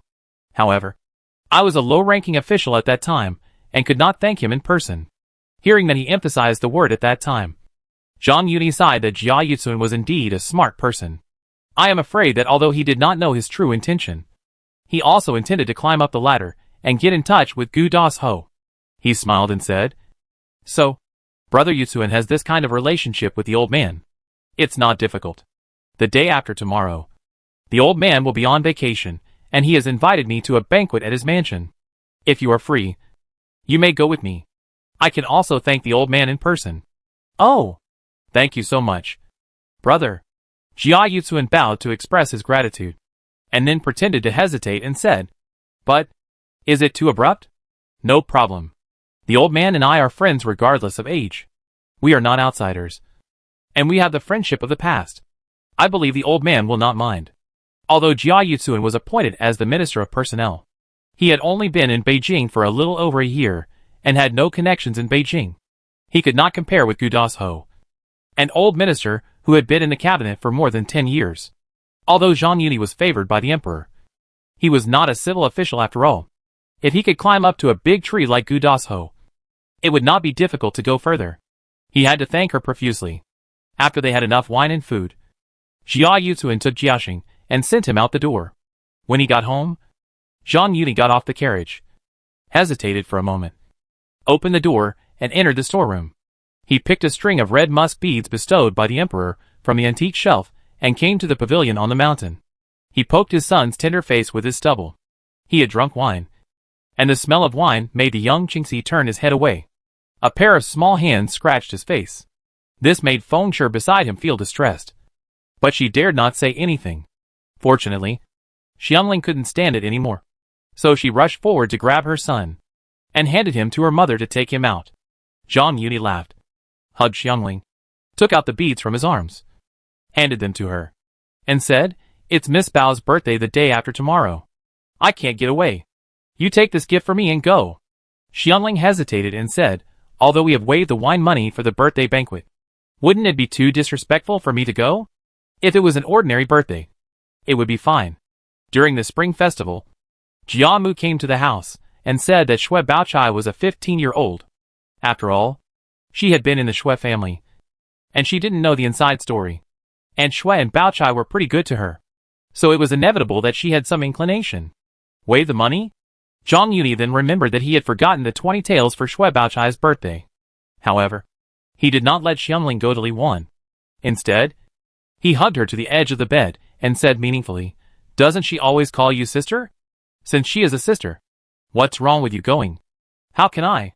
Hey! Jean Muti pressed Xiangling under him and said, You are my woman. So what's wrong with being her sister? Since she calls you sister, you just have to accept it. Xiangling stopped arguing and accepted it silently. Chapter 383, Move at the first sign of the month. On the 21st day of the first lunar month, as soon as the sky turned pale, the lights in Henwu Garden were on. Shui Baochai washed up with Inger's help, changed into a simple and elegant dress, and then came to the dressing table. The hairstyles of ancient women were varied, but they all remained the same. Married women had their hair all tied up, while unmarried women would leave a few strands of hair hanging down. Inger knew that Baochai did not like to show off, so she combed her hair into a simple bun. Just as she finished braiding the 2 braids at the temples, she was surprised to find that Baochai had opened her dressing box. After a slight hesitation, she grabbed the hairpin with pink hibiscus jade and golden pearls and inserted it into the end of her hair. Inge was very surprised and blurted out, What happened to Miss today? She noticed that Shui Baochai's hand holding the pearl hairpin was slightly hesitant. And then she reacted and knelt down quickly and said, I said something wrong. Baochai pursed her lips, inserted the pearl hairpin firmly in front of the mirror, and then raised her hand and said, Get up. She sighed and said calmly, You know a little about the situation at home. Why do you ask such a strange question? It's okay if it's given by others. But if it's given by Brother Yi? If we leave it to gather dust, it will not only fail Brother Yi's kindness, but also make him misunderstand that we are keeping people at a distance. Yes. I know I was wrong. Inger counted again, then stood up and walked forward, helping Baochai to stand up. The two had just left the house when they saw a red shadow rushing in from the courtyard gate. Sister Bao. Bao. Halfway through the second shout, she saw the pearl hairpin on Baochai's head, and her voice couldn't help but pause. Sister Bao. Sister got up? Baochai's cheeks flushed with shame, and she pretended to be calm and said, You are already an adult. Why are you still so flustered? Aren't you afraid of being laughed at? Sister Bao is right. Shi Shangyun glanced at the pearl hairpin on her head and whispered. Baochai stepped forward and took her arm and said, You came at the right time. I was just about to go to the old lady. After she said this, Shangyun seemed to remember something, hesitated for a moment, and then said, It's too early now. The old lady is not in a hurry. Let's go to the eldest sister first and go with her. Baochai hesitated for a moment and nodded slightly after hearing this. The two of them left Henwu Garden and detoured to Tobi Villa. Just as they were about to go up from the back door of Dogwan Tower, they heard the loud music of drums upstairs. Baochai couldn't help wondering, Why so early? Shangyun bowed her head and explained, Sister Bao, you don't know? My sister-in-law said that she has watched ordinary plays many times. The troops outside are just the same. Too boring. It's better to watch Tang Bohu and Autumn Fragrance, which can be fresh. My sister was worried that they were not proficient enough and might make trouble in front of Brother Yi. So she asked them to come early and rehearse in advance. The two of them climbed up to the Grand View Tower and ran into Ing Chun and Tan Chun holding hands and going upstairs. Tan Chun was nothing special, but she was startled when she saw the pearl hairpin on Ing Chun's head. The same was true for Ing Chun and the other two who were facing her. Humph, sister-in-law's words sound nice, but I think she is just trying to save a few taels of silver. Wang Shifeng, who was pregnant, sat in front of the table and said indignantly, There was nothing special to buy for the dishes, and the opera troupe was also saved. The total cost was more than 100 taels of silver, and I think she deducted more than half of it. Grandma. Pinga tried to smooth things over, since the old lady has instructed the eldest grandma. And you are not jealous of this little money. Just ignore what is happening outside and focus on your pregnancy. The eldest grandma is alone, so it is normal for her to want to save some money for Lan. Why do you have to worry about these trivial matters? She only asked her to hold a birthday banquet, and she started to put most of it into her own pocket. If she gets involved in family affairs, won't she spend all the money in the government? Wang Shifeng was not jealous of the little money, but she had recently been relieved of her duties, and Mrs. Wang was not energetic and impatient with those trivial matters, which gave Li Wan an opportunity to start interfering in some housekeeping affairs. Therefore, she complained whenever she got the chance. Pinger saw that she had made it clear, so she stopped hiding it and advised, Look at what you said. Grandma, now that you are pregnant, the madam has no choice but to do this. You know that the madam has always disliked the eldest grandma. after you give birth to the child. This job will fall on someone else. Although she knew the crux of the problem, Li Wan had helped to cover it up after all. In addition, she was not like Wang Shifeng, and could see Li Wan's thoughts on Zhang Yuni through some details. Although she didn't know whether the two had any private connections, she knew Zhang Yuni well, and she was afraid that once she noticed something, they would hit it off. Therefore, leave a way out for everything, so as not to wash away the Dragon King Temple in the future. However, her persuasion did not work. Since Li Wan moved into the Grandview Garden, she had noticed a hint, and then she peeked into Mrs. Wang's unknown side, and she had some guesses about her arrangements, worried that Mrs. Wang would rely on Li Wan. It's hard to say. After all, she is the second wife. It's a big deal. I think you're worrying too much. Besides, it's not a bad thing. You know what's going on in the mansion now. It's better to rest assured and let them do whatever they want. When the money in the government is gone, we'll know. Seeing that Wang Shifeng was quite hostile, Pinger had to use a delaying tactic and plan to find an opportunity to test Zhang Yuni's attitude. That won't do. Now, the government is empty, and the income is not as good as in previous years. The old lady has also moved 60,000 taels. If I let them do whatever they want, won't I be left with a mess after I give birth to the child? The boat will be straightened out when the time comes. In this situation, the old lady's meaning is that it is a louse on a bald head. It is obvious. Will the master still watch him die? Just find a way to make a living, and it will be enough to maintain the mansion. Why worry about it? This is indeed the idea of most people in Rongwa Mansion, including Jia Mu and Mrs. Wang. Because of the relationship with Zhang Yuni, Wang Shifeng felt that Zhang Yuni would help Rongwa Mansion, and she had more or less contributed to it. However, although she earned it by her own ability, this relationship could not be put on the table. She could only say angrily, "They have taken all the benefits. Since I built that garden, I have thought of many ways to save money in the past year or so. There is no one in the family who doesn't hate me behind my back. I can't let others take advantage of me for nothing. If it is just to maintain the life of Rongwa Mansion, it will be fine. After all, Mrs. Wang even asked the master to come, so there must be a fleeting love. But who is Li Wan? The previous generation planted trees, and the next generation enjoyed the shade. But she took advantage for nothing. The more Wang Shifeng thought about it, the more angry she became. She felt that there was something stuck in her throat, and she couldn't feel relieved until she vented it. She was thinking about how to get back at the scene. So she moved to the dressing table, sat down on the stool, turned around and ordered, "Hurry! You are free anyway. Come and help me comb my hair. I will also join in the fun today." Pinger secretly complained, but it was not convenient to persuade her too much. She secretly made up her mind to give Zhang Yuni a heads up later. At the same time, he came behind Wang Shifeng and started to tidy up. Chapter 384 Empathy. Xiaoxiang Pavilion. Lin Dayu, who had just finished washing up, heard the sound of drums and music and couldn't help wondering, isn't it Sister Bao's birthday today? Why is Sister rehearsing so early? Zijuan hesitated for a moment and said hurriedly, "I don't know. Why don't we go over and take a look?" After she said that, she took Lin Dayu to the dressing table and quickly combed her hair into a bun. She opened the dressing box, grabbed the pearl hairpin given by Zhang Yuni, and inserted it into the end of Lin Dayu's hair. "Miss, let's go!" Lin Dayu looked at the pearl hairpin in the mirror and hesitated.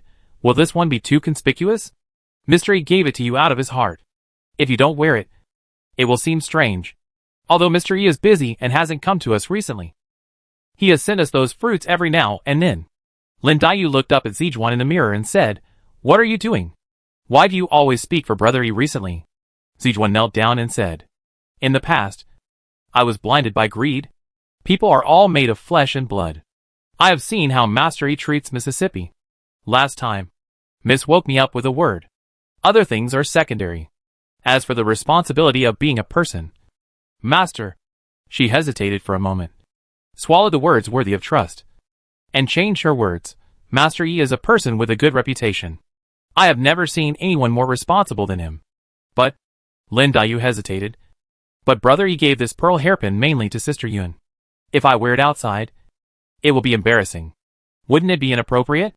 Miss, I'm going to say something I shouldn't say.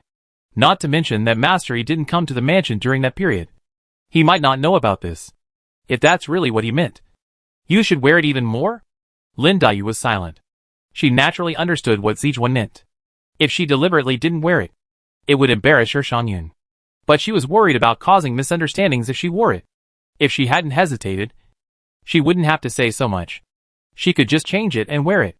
Seeing this, Zijuan hurriedly said, "You are completely overthinking.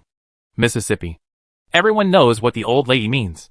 How can a person like Master Yi not see it?" In the past, no matter how busy he was, he would take time to come and tell stories. But you see, since the eldest lady came back, he has never set foot in the garden except for the Lantern Festival. Speaking of this, she looked up at Lin Daiyu. Seeing that she didn't scold her, she boldly continued, "Master Yi has always acted uprightly. The Shi family and the old lady. I don't care. If it's really for Miss Shi, he can be straightforward. Even if he treats Miss differently from others. He sends fruits and food, and prepares an extra portion for us. It's fair and square. Why is he so coy now?" "You, what do you mean?" "Miss, can't you see it? Master Yi has always treated the girls equally. But Miss is different from others. I have seen it all. Miss, don't you know it?" Lin Daiyu shuddered when she heard it. Zijuan quickly struck while the iron was hot and said, "Miss treats me with all her heart. Even if I die, I have to remind you that it's easy to get a priceless treasure. But it's hard to get a lover. Don't miss the opportunity." "What are you talking about?" If someone hears. Seeing that she was more worried about being heard even though she scolded, Zijuan became more courageous. Madam's meaning couldn't be more obvious. Although the old lady loves the young lady, she has never expressed her opinion. In the past, I misunderstood the young lady's meaning and was anxious, which made me suffer. Now that I understand the young lady's thoughts, I must plan for her. At this point, she gritted her teeth and said, "Although Miss Shi is not a proper young lady of the Marquis's mansion, she is still the niece of the old lady. However, because her parents are not here, she can only be manipulated by others. This is a lesson that the young lady must be on guard against. As a child born in Ronghua Mansion, she would not be so treacherous. However, when Mrs. Wang called her over and beat her, she mistakenly thought it was because of Zhang Yuni. It is a recognized secret that Mrs. Wang likes the golden and jade match, and Zhang Yuni likes Daiyu. In Zijuan's view, it can be said that they hit it off. Anyone with a discerning eye could see Jiamu's attitude. If Zhang Yuni had an ambiguous attitude after Yuan Chun returned to the mansion, she would be helpless. But Zhang Yuni's attitude made her more determined in her original idea. Although doing so would inevitably lead to Jiamu's dissatisfaction, and even punishment if the news was leaked. But the lesser of two evils was chosen. It was widely rumored in the mansion that Jia Zheng was sent out because of Zhang Yuni. In addition, Jiamu's agreement to Shi Shangyun as a concubine shocked the servants in Ronghua Mansion and refreshed Zijuan's three views, making her have a new understanding of Zhang Yuni and more worried about her future. She had already registered with Zhang Yuni and Mrs. Wang. Only by making up for her mistakes could she have a glimmer of hope. Therefore, the last sentence was a bit heartbreaking. She was so worried about her situation, and she spoke from her heart. But every word pierced Lin Daiyu's heart. With Zhang Yuni's reminder, plus a series of things such as Jin Chuan, Qingwen, and Zijuan, she no longer had the same expectations for Jia Baoyu. But Jia's mother was only concerned with paving the way for Ying Chun to be a concubine, which made Lin Daiyu feel the same way. She sighed and said, "Get up quickly." Zijuan knew that her words had worked, and she was worried that it would be too late, so she didn't say anything more, and hurried forward to help Lin Daiyu up from the stool. After leaving Xiaoxiang Pavilion, she went straight to the Grand View Tower. Lin Daiyu got up a little late, and she was delayed for a while. When she arrived at the Grand View Tower, the rehearsal had already come to an end. It was thought that Yuan Chun arranged the little actor to rehearse early in the morning, most likely because she saw Zhang Yuni passing by the house, and intercepted him halfway under the pretext of rehearsal. Unexpectedly, there were only a group of sisters on the Grand View Tower. Zijuan looked at Lin Daiyu meaningfully. Lin Daiyu pursed her lips, put aside her worries, and forced a smile. "Sisters are all here. I'm late." While greeting each other, she glanced around and found that except for Tan Chun, everyone else wore the same pearl hairpin. Although she felt relieved, she was also a little embarrassed. She thought to herself, as the saying goes, no desire makes you strong. And it turns out that Tan Chun is still open-minded. But she didn't know that Tan Chun saw the pearl hairpin on her head and unconsciously glanced at Xue Baochai beside her. And she had already regretted it in her heart. She originally wanted to avoid suspicion, but she didn't expect that even Lin Daiyu and Xue Baochai wore it. And she became the most unique one. Yuan Chun had already come forward, took Lin Daiyu's arm and said, "Sister, you are weak. You should get some more sleep. The play has been rehearsed. The old lady must be waiting anxiously. We should go over there." Chapter 385, Asking for Trouble. Because he was scheduled to come to the mansion at noon, Zhang Yuni also asked for a rest. In the morning, he practiced a set of boxing and had breakfast. Xiangling brought Jin Chuan to Dengxian Pavilion. "Master, do you want to go there before going out?" "No." Zhang Yuni waved his hand and said, "Brother Yutsuan will come to meet me later. If you come back early, I will go there in the evening." After that, he winked at Jin Chuan. Jin Chuan immediately understood and said, "I will help you change clothes." Upstairs, Zhang Yuni made preparations to help Jin Chuan put on clothes, and ordered, "Go to the West Mansion today, and tell Sister Zhu when you see her. There are too many lice, so she is not afraid of being bitten. Anyway, Mrs. Wang and Aunt Zhao know about it, and she doesn't care if they know that she has caught the second room in one fell swoop." Jin Chuan helped to dress, and nodded frequently until the clothes were put on. Fang sent Xiangling to the east corner gate of the Grandview Garden. Xiangling and Jin Chuan entered the east corner gate, and just as they stepped onto the bamboo fence path, they ran into the people who had finished rehearsing. After greeting each other, Baochai looked behind Xiangling and asked, "Where is Brother Yi? Why didn't he come with you?" When she asked this, Xiangling felt a little embarrassed and took out a string of red musk beads from her bosom and said, "The master had something urgent to do, so he asked me to bring the gift to the girl." As soon as these words came out, some families were happy, and some were sad. Tanchun and Lin Daiyu were both a little happy. However, Tanchun felt that Zhang Yuni deliberately avoided meeting Yuan Chun. Although Lin Daiyu no longer had the intention to compete with Xue Baochai, it can be seen that he was not polite to Baochai, which formed a sharp contrast with Jia Baoyu's snake and rat, and she felt a little relieved. In addition, she had just learned why Yuan Chun started working so early in the morning. Obviously, she didn't know in advance that Zhang Yuni couldn't be there. These 2 points undoubtedly confirm Zijuan's statement. In comparison, Ing Chun and Shi Shangyun were much simpler. Ing Chun was just simply disappointed, while Shi Shangyun felt relieved. Yuan Chun was embarrassed to have Zhang Yuni inspect the recent results so early in the morning. She didn't expect that he couldn't come. After all, it was not her birthday. Only Baochai looked gloomy, worried that Zhang Yuni still remembered the quarrel. But she had to take the beads handed over by Xiangling and said with a forced smile, "Business is important. Brother Yi is busy. And it's the same for you, Xiangling." As soon as the group left the Grandview Garden, they ran into the impetuous Li Wan. People are in high spirits when they are happy. Although she was simply trying to save money, arranging the performance of the little actors just happened to be in line with Jian Mu's wishes. She didn't care about the expressions of the crowd, seeing the little actors following behind her. She smiled and said, "They come with me so that I don't have to run again. The old lady just said that the performance should start earlier so that we can see something new." As she was talking, she suddenly felt someone pulling her sleeves. She looked sideways and saw Jin Chuan winking at her. A strange blush suddenly appeared on Li Wan's face. She stood still and greeted everyone. "The old lady is rushing to the big flower hall now. Hurry up and you can meet her on the way." She quietly fell to the end. Jin Chuan quickly came over and whispered a few words to her. After hearing Jin Chuan's words, Li Wan was stunned at first, and then her face was half surprise and half disappointment. She nodded slightly to Jin Chuan, and then hurriedly caught up with the main group. When she entered the big hall, she found that not only Jian Mu, and Xue, and the 2 ladies Xing and Wang had already arrived, but even Wang Shifeng had come to join in the fun. A group of younger generations hurried forward to pay their respects. Yuan Chun, who was at the head of the crowd, wore a pearl hairpin on her head, which made Wang Furen look very dazzling. When she saw Lin Daiyu wearing the same one, she felt better. She knew the troubles of the Xue family very well, and was not surprised that Xue Baochai gave her face like this. But she paid attention to the maverick Tanchun. Jiamu was not as concerned about the pearl hairpin as Wang Furen, and saw Xiangling in the crowd and hurriedly asked, "Where is Igor?" Xiangling had to repeat what Zhang Yuni said, that he had something to do. Although Jiamu felt disappointed, it was okay. This undoubtedly showed that he didn't care much about the Shui family. In the future, if the Shui family wants to ask him for help with the trivial matters, they will probably have to go through their own family.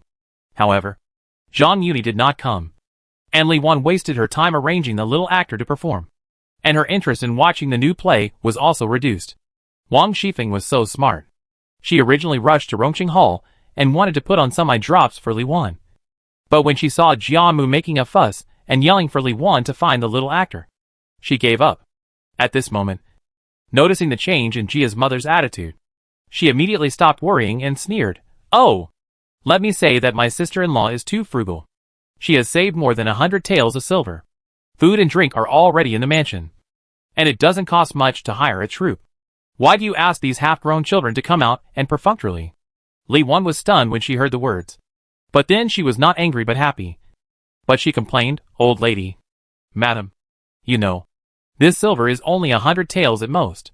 Brother Yi is busy, and I'm afraid he forgot the 20 taels of silver. There is no reason to remind him of this little money. So I paid it out of my own pocket." Zhang Yuni asked her to bring up the 20 taels of silver in front of Lady Jia, and she was a little hesitant, wondering if it would make Lady Jia unhappy, seeing Wang Shifeng approaching herself. How could she miss it? It was understandable that something happened on the birthday. But Zhang Yuni didn't even pay the 20 taels of silver. He was always generous. So it was impossible to say that it was not intentional. And Shui Baochai didn't believe it. And they looked at each other with worry. Xiangling, who was standing aside, was embarrassed when she heard it. But before she could say anything to make up for the shortfall, she was pulled by Jin Chuan. Seeing Jin Chuan shaking her head at her, she remembered that she had mentioned this money to Zhang Yuni the night before. At that time, he only said that he would bring a gift to Baochai, but did not ask her to bring money to Li Wan. Although it was unclear what the reason was, Jin Chuan obviously knew the inside story, so she had to swallow back the words that were about to come out of her mouth. This pause gave Jia Baoyu an opportunity, and he said indignantly, "Let me tell you, he didn't take Sister Bao's birthday seriously, and he promised." Before he could say the word lightly, he heard Jia Mu and Mrs. Wang shouting in unison, "Shut up." Jia Baoyu was so scared that he quickly shrank his neck. Mrs. Wang looked at Jia Mu with a guilty conscience, and seeing that she didn't seem to react, she couldn't help but feel relieved. But she was also worried that she would say too much, so she didn't dare to speak again. Jia Mu had no time to care about her strangeness, and glared at Jia Baoyu and Wang Shifeng, and then said to Li Wan warmly, "You did the right thing. It's hard for you to think so carefully. Igor is a man who does big things. How could he remember these little things? He must have forgotten them." At this point, she turned to look at Yuanshan and others, and said, "Let's not talk about other things. The monthly expenses of the small kitchen are more than just this little silver. There are also the lanterns you carry at night, and the ones you wear on your head." She said this to Xiangling rather than Yuanshan and others. Although these words are true, Xiangling was still a little restless because she owed money. After lunch, she couldn't sit still anymore and left early. The 20 taels of silver were given casually. Wang Shifeng never thought that Zhang Yuni would forget it.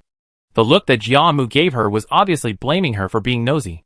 She failed to add insult to injury. And not only did she cause trouble, but she also made Li Wan show off. She regretted it so much. She also used the excuse of being out of spirit to go back early.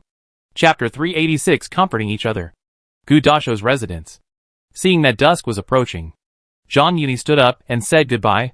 "Lord, it's getting late. We will go back first." Gu Dasho stroked his long beard, smiled and said meaningfully, "Let Lord Jia go back, and young friend Yuni should stay for one night.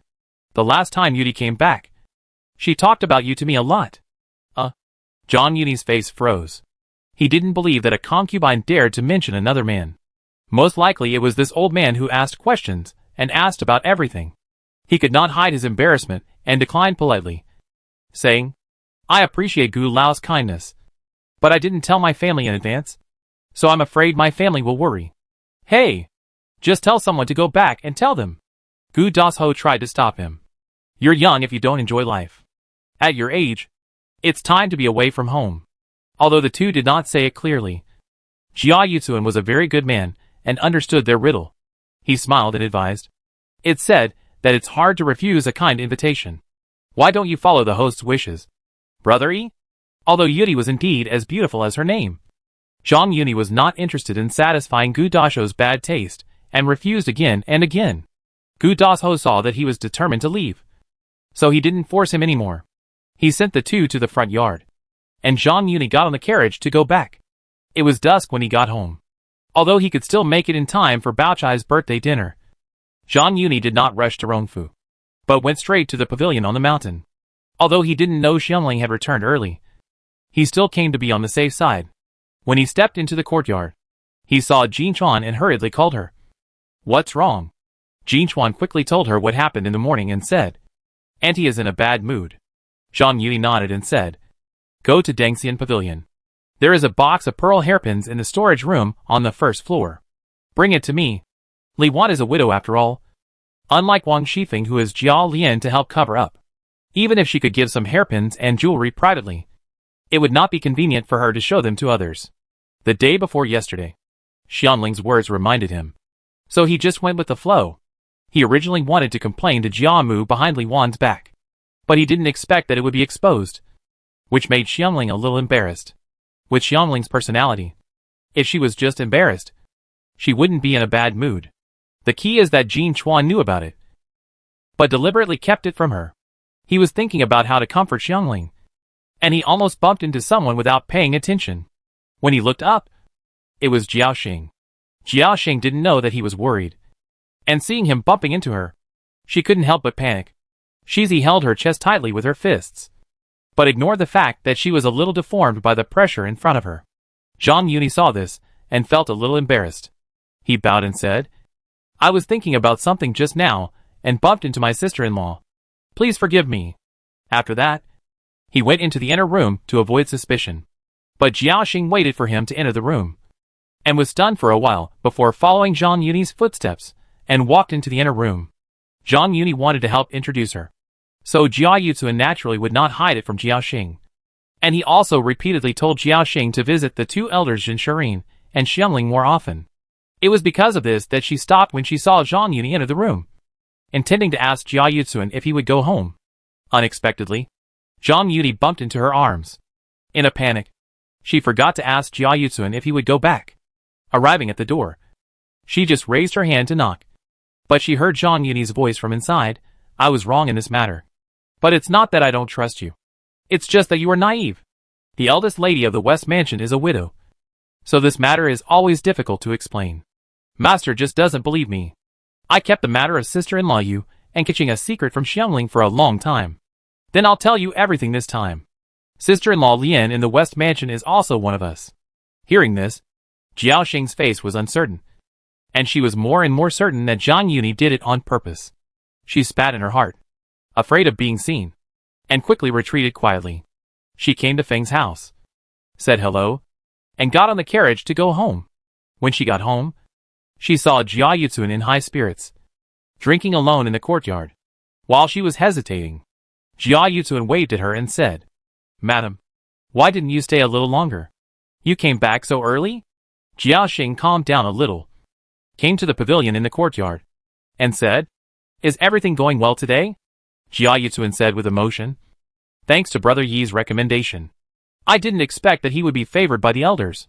Speaking of this, he complained, "Why didn't you stay there a little longer? At least accompany the two elders to have dinner before coming back?" "This," Jiaoxing said hurriedly, "my brother-in-law has also gone back. I'm afraid it will be inconvenient for me to be there." "Hey," Jia Yutsuan waved his hand and said, "Isn't that just right? It's rare to have this relationship, so I should get closer to him." Jiaoxing hesitated when she heard this, and said, "This brother-in-law is fine. But what?" Jia Yutsuan asked hurriedly. "But he flirts with women everywhere." She hesitated for a while, but still told Jia Yutsuan what she had heard. If he was just lusting after women, it would be fine. For someone as young as him, who holds a high position, it is not unusual for him to have 3 wives and 4 concubines. But Yusher and the eldest lady of the West Mansion are both widows, and Qinsher was once his nephew's wife.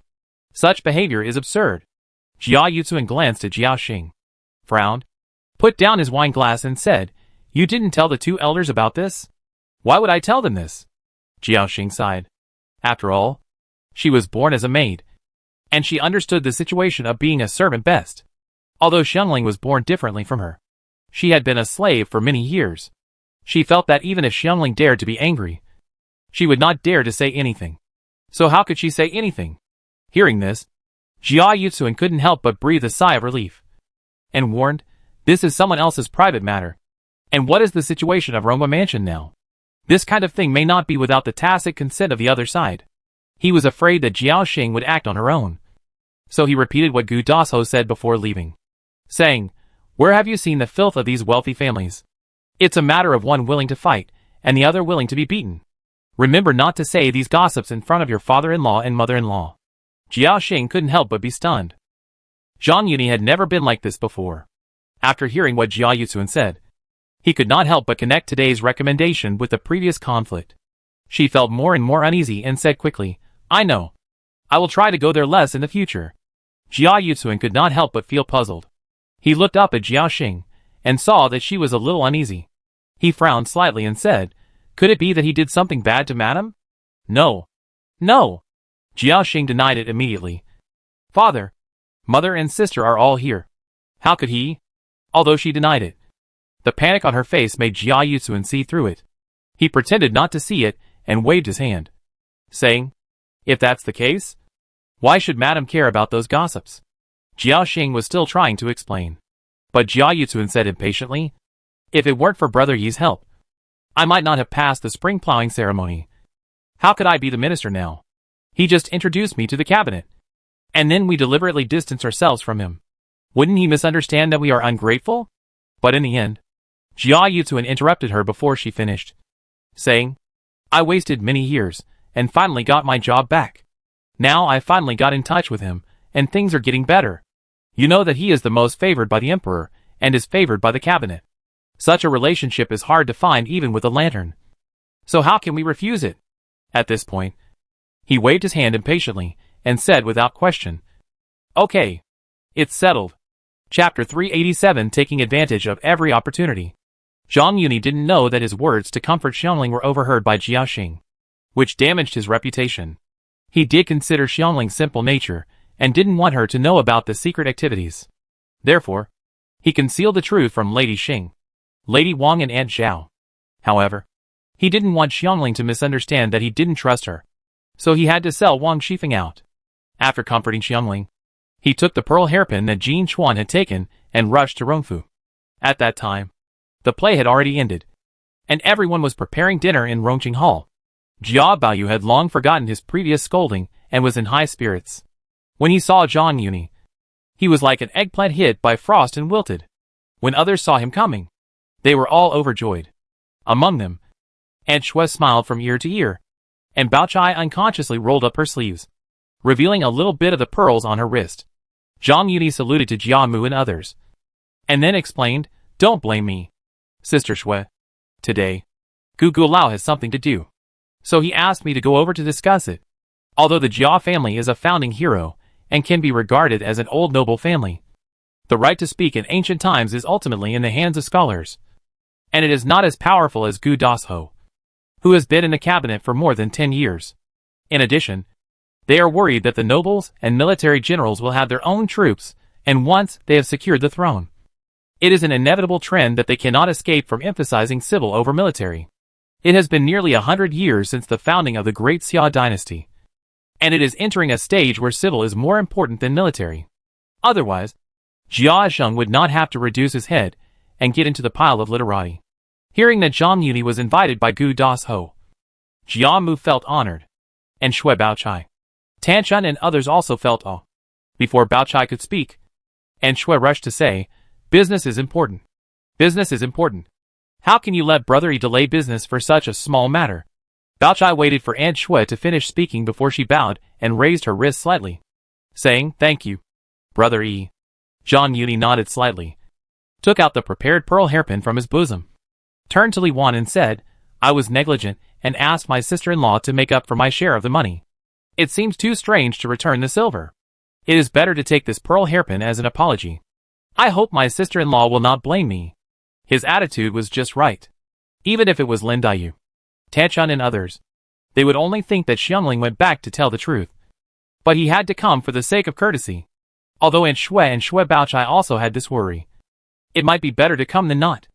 Jiamu was even more delighted after hearing this, and said to Li Wan, who was still a little hesitant, Brother Yi is right.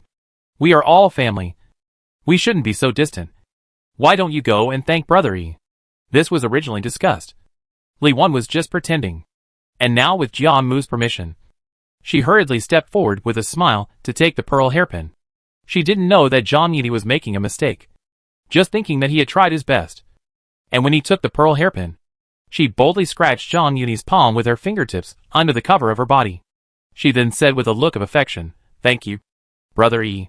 20 taels of silver in exchange for a valuable pearl hairpin. Li Wan didn't need to hide the joy on her face. Others just thought it was for this reason and didn't care. Only Mrs. Wang frowned. And while Jiamu was inviting everyone to sit down, her eyes turned around the two of them. And then she turned her head to look at Tanchun. Although she didn't know that her eldest daughter-in-law had already been like herself. From inside to outside, she had already become Zhang Yuni. But she understood the principle of a man who eats someone's mouth is grateful, and a man who takes someone's hand is grateful. She couldn't help but worry that Li Wan would turn a blind eye to him. In addition, she had a deeper understanding of Zhang Yuni's character, and she was more worried that he would take this opportunity to seduce her widowed eldest daughter-in-law. If it weren't for Yuan Chun, it would be fine, and it would give Zhang Yuni more thoughts, and he would pay more attention to the affairs of the mansion. She was old, and she knew very well that although Zhang Yuni was addicted to being the second master at the moment, he might not be able to do it for long. In fact, from this aspect, she was not as good as Aunt Zhao. With Li Wan, the mansion was considered to have successors. However, in this case, she was worried that Yuan Chun would make a mistake and let him take advantage of it. Tanchun was different. She did not say a word to Zhang Yuni's gift, which made her happy. Originally, she had to be more cautious about Tanchun because of her relationship with Aunt Zhao. But a while ago, in Mengpazai, Zhang Yuni made a solemn promise to ensure that the two of them could get along harmoniously. When Jia Huan had achieved success in the Immortal Academy, he would at least guarantee him an official position and let him set up his own family, so as not to dilute Jia Baoyu's property. With this guarantee, she and Aunt Zhao not only reached a temporary consensus on interests in winning over Zhang Yuni, but also reduced their vigilance against Tanchun. During the banquet, she saw Zhang Yuni chatting and laughing with the other girls. But Tanchun did not talk to him much, and she became more determined in her heart. Originally, she wanted to use the same trick again and use another excuse to keep Zhang Yuni, but she was worried that it would be too frequent and arouse Jiamu's suspicion. Only then did she suppress her impulse. After everyone had eaten and drunk their fill, and the party had left, she looked for Tanchun and said, Come with me. I have something to tell you. She took Tanchun back to Rongshi Hall and talked to her in private. She sent her attendants away and said, Phone girl is pregnant now. I am not energetic enough to take care of her after leaving all this trouble. I want you to help share some of the burden. You don't have to worry about other things. Just guard the gates of the mansion, especially the garden, to avoid chaos. Are you willing? This was really a pillow for her. Not only did it make it easier for her to have a good relationship with Zhang Yuni, but she could also legitimately inquire about his movements. Tanchun was overjoyed when she heard this and hurriedly said, It is my daughter's duty to share the worries of the lady. Madame Wang thought she had finally found a reliable helper. But she didn't know that Tanchun, who had left Rongshi Hall, couldn't help but take a deep breath. She was thinking about informing Zhang Yuni of the good news. The two of them didn't know that after they left, Jiamu only kept Zhang Yuni and Yuan Chun, talked a few words, and then let the two go back together.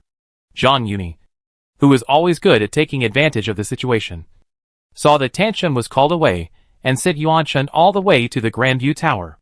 Seeing Zhang Yuni sent all the way upstairs, Yuan Chun couldn't hide her shyness and said, Brother Yi, go in and have a cup of tea before going back? Facing Yuan Chun's invitation, Zhang Yuni shook his head, but changed the subject and said, There's no need to drink tea. But the mirror will be delivered in the next few days. And there are a few words that I need to tell my sister. After he said that, he pushed open the door of Hanfang Pavilion and walked in alone. Seeing this, Yuan Chun's cheeks flushed immediately, not knowing whether it was because she drank wine at the dinner or for other reasons. Fortunately, it was night, and the light from the lantern was not enough to illuminate the strangeness on her face. After hesitating for a moment, Fong Chong said to Bao Qin, who was holding the lantern.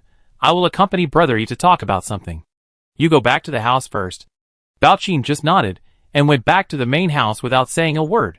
Yuan Chun took a deep breath. And just as she stepped into the house, she felt her waist tighten, and the heat wave with the smell of alcohol rushed to her face.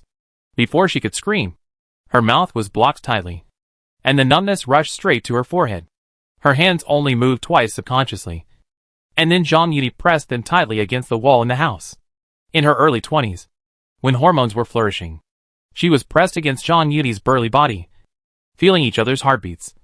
And Yuan Chuan's mind was blank. The aimless hands unconsciously embraced Zhang Yuni's broad shoulder blades. Chapter 388 Arrangement. About 3/4 of an hour later, Zhang Yuni slipped out of Hanfang Pavilion with a little disappointment. Originally, he thought that he could take advantage of the fact that Yuan Chun also had a few drinks today to achieve his goal in one fell swoop. Unexpectedly, as soon as he touched the core area, he aroused Yuan Chuan's vigilance. Zhang Yuni shook his head and thought to himself that he was still too hasty after all. However, it was not without gain. He rubbed his fingers in his palm twice, put his fingers to the tip of his nose, and sniffed gently. The overflowing fruit fragrance made him a little intoxicated, although he also had a grasp of it last time. It was through his clothes. He suffered a loss on Ying Chun, and he was not sure whether Yuan Chun also used her power to bully guests. This time, it was confirmed. The thin branches bore large fruits, which were delicious and relieved heat. It was a pity that he could not eat all of them, but instead got a little irritated. He swallowed dryly, hurried home in a hurry, and went straight to the pavilion on the mountain. Although there are Qingwen and Lu Wu in Dengxian Pavilion, they are slightly frail compared to Yuan Chun, unlike him who is quite curvy and well-proportioned.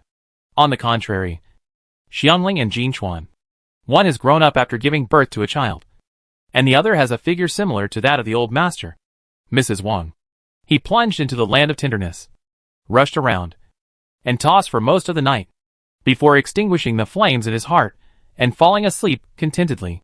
Yuan Chun in Dogwan Tower, however, could not calm down for a long time, tossing and turning in bed all night.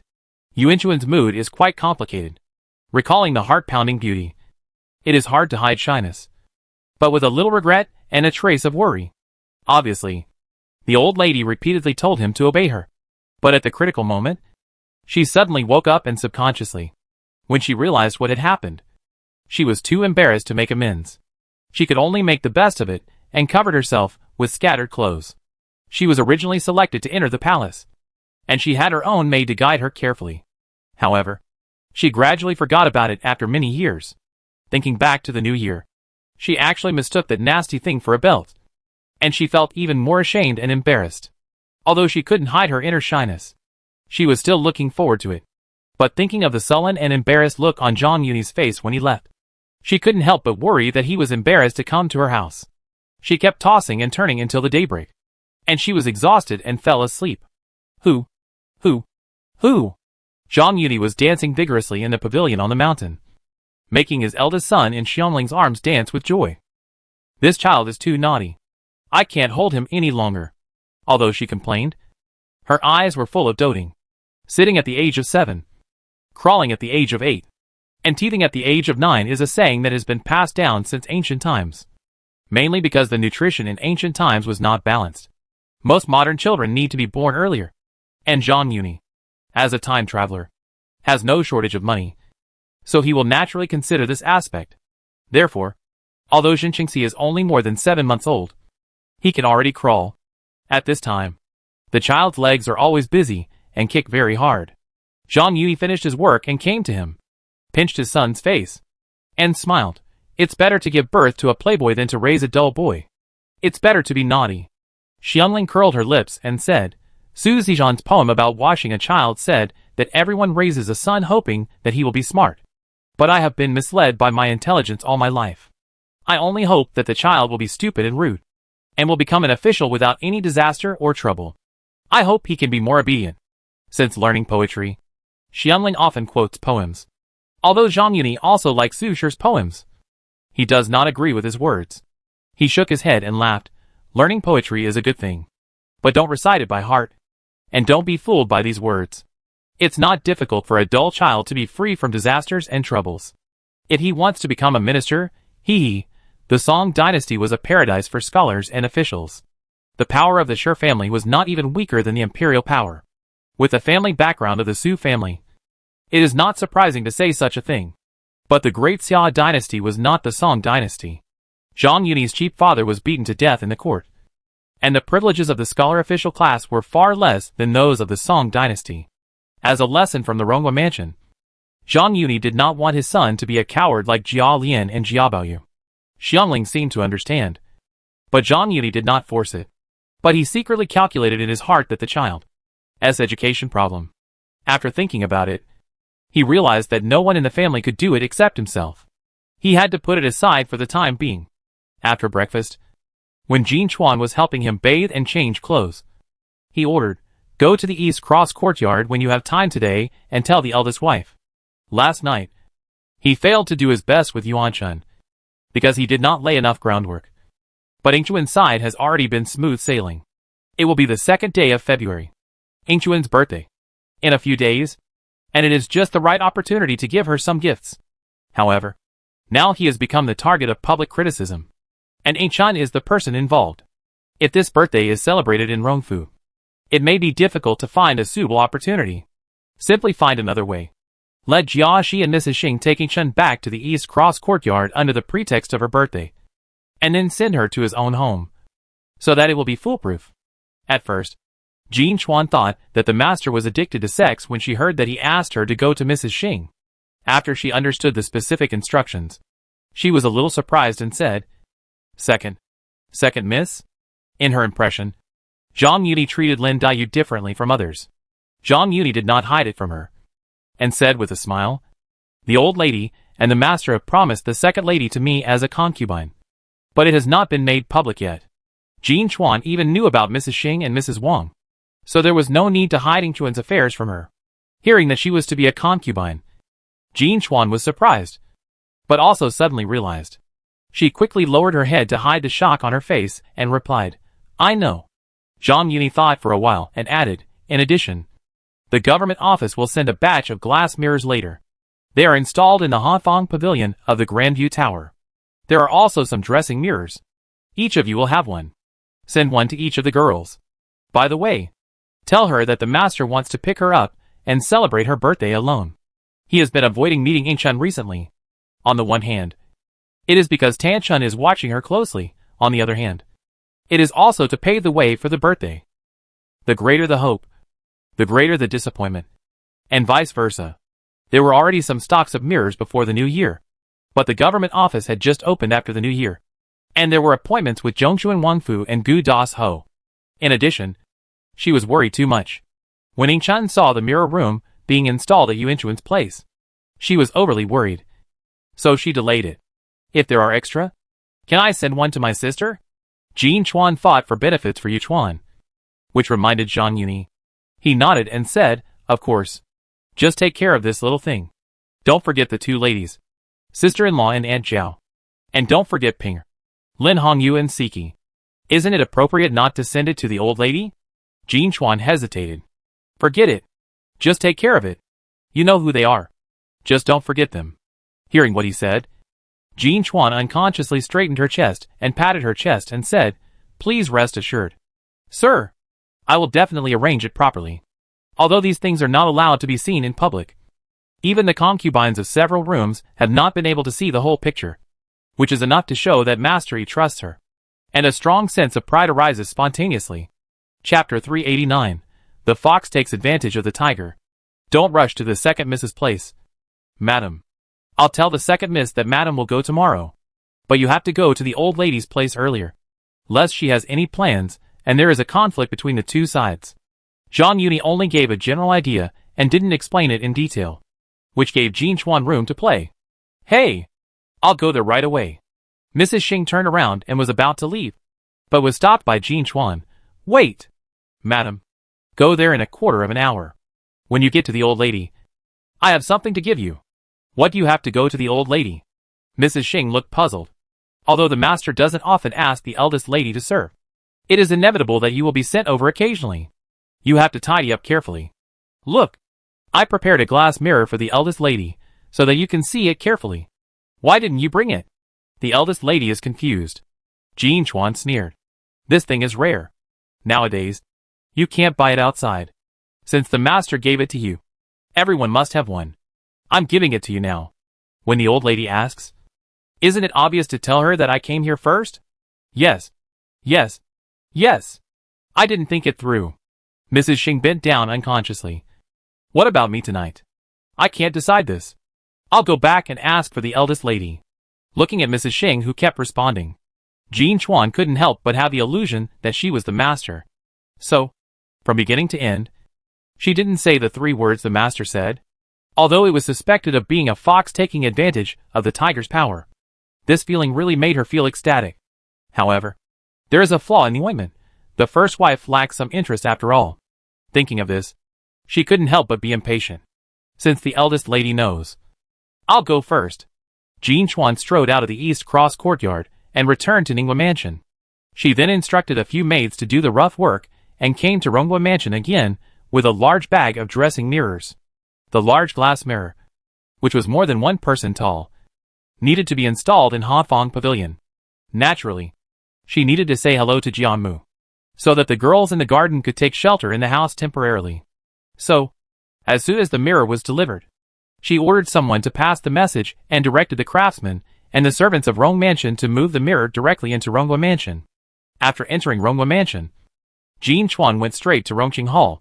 Mrs. Xing had just reported to Jianmu that on the 2nd day of February, she would take Yichun back to the East Cross courtyard to celebrate her birthday alone.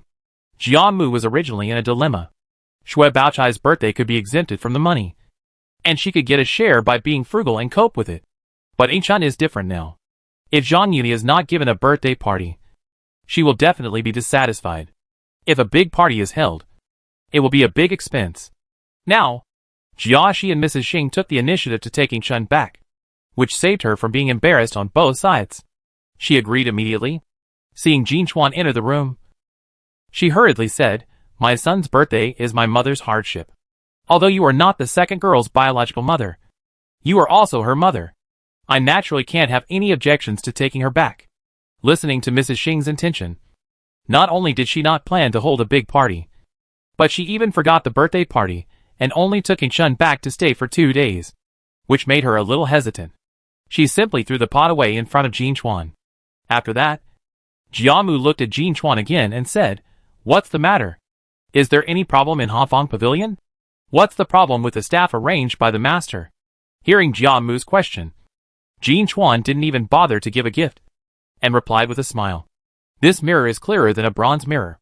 The master ordered one to be given to the old lady, the grandmother, and the girls. She took a bundle from a rough maid, took out 2 dressing mirrors, and gave Jiamu's to Yuanong. She handed another one to Mrs. Xing and said, The eldest lady is here, so I don't have to run another trip. Jiamu was blinded by the bright mirror, but she didn't care about Jean Chuan's impoliteness, and smiled. Brother Yi is thoughtful. The old lady and the eldest lady are here. I still have to go somewhere else to send them. After leaving Rongqing Hall, she went straight to Rongqi Hall. You just wait here. I still have to say a few words to my sister. After leaving the accompanying maid outside Rongqi Hall, she grabbed a bundle and walked in. After entering, she was not in a hurry to talk, but looked at Saixia and others in the hall. Mrs. Wang thought that Zhang Yuni had said something, so she quickly sent him away.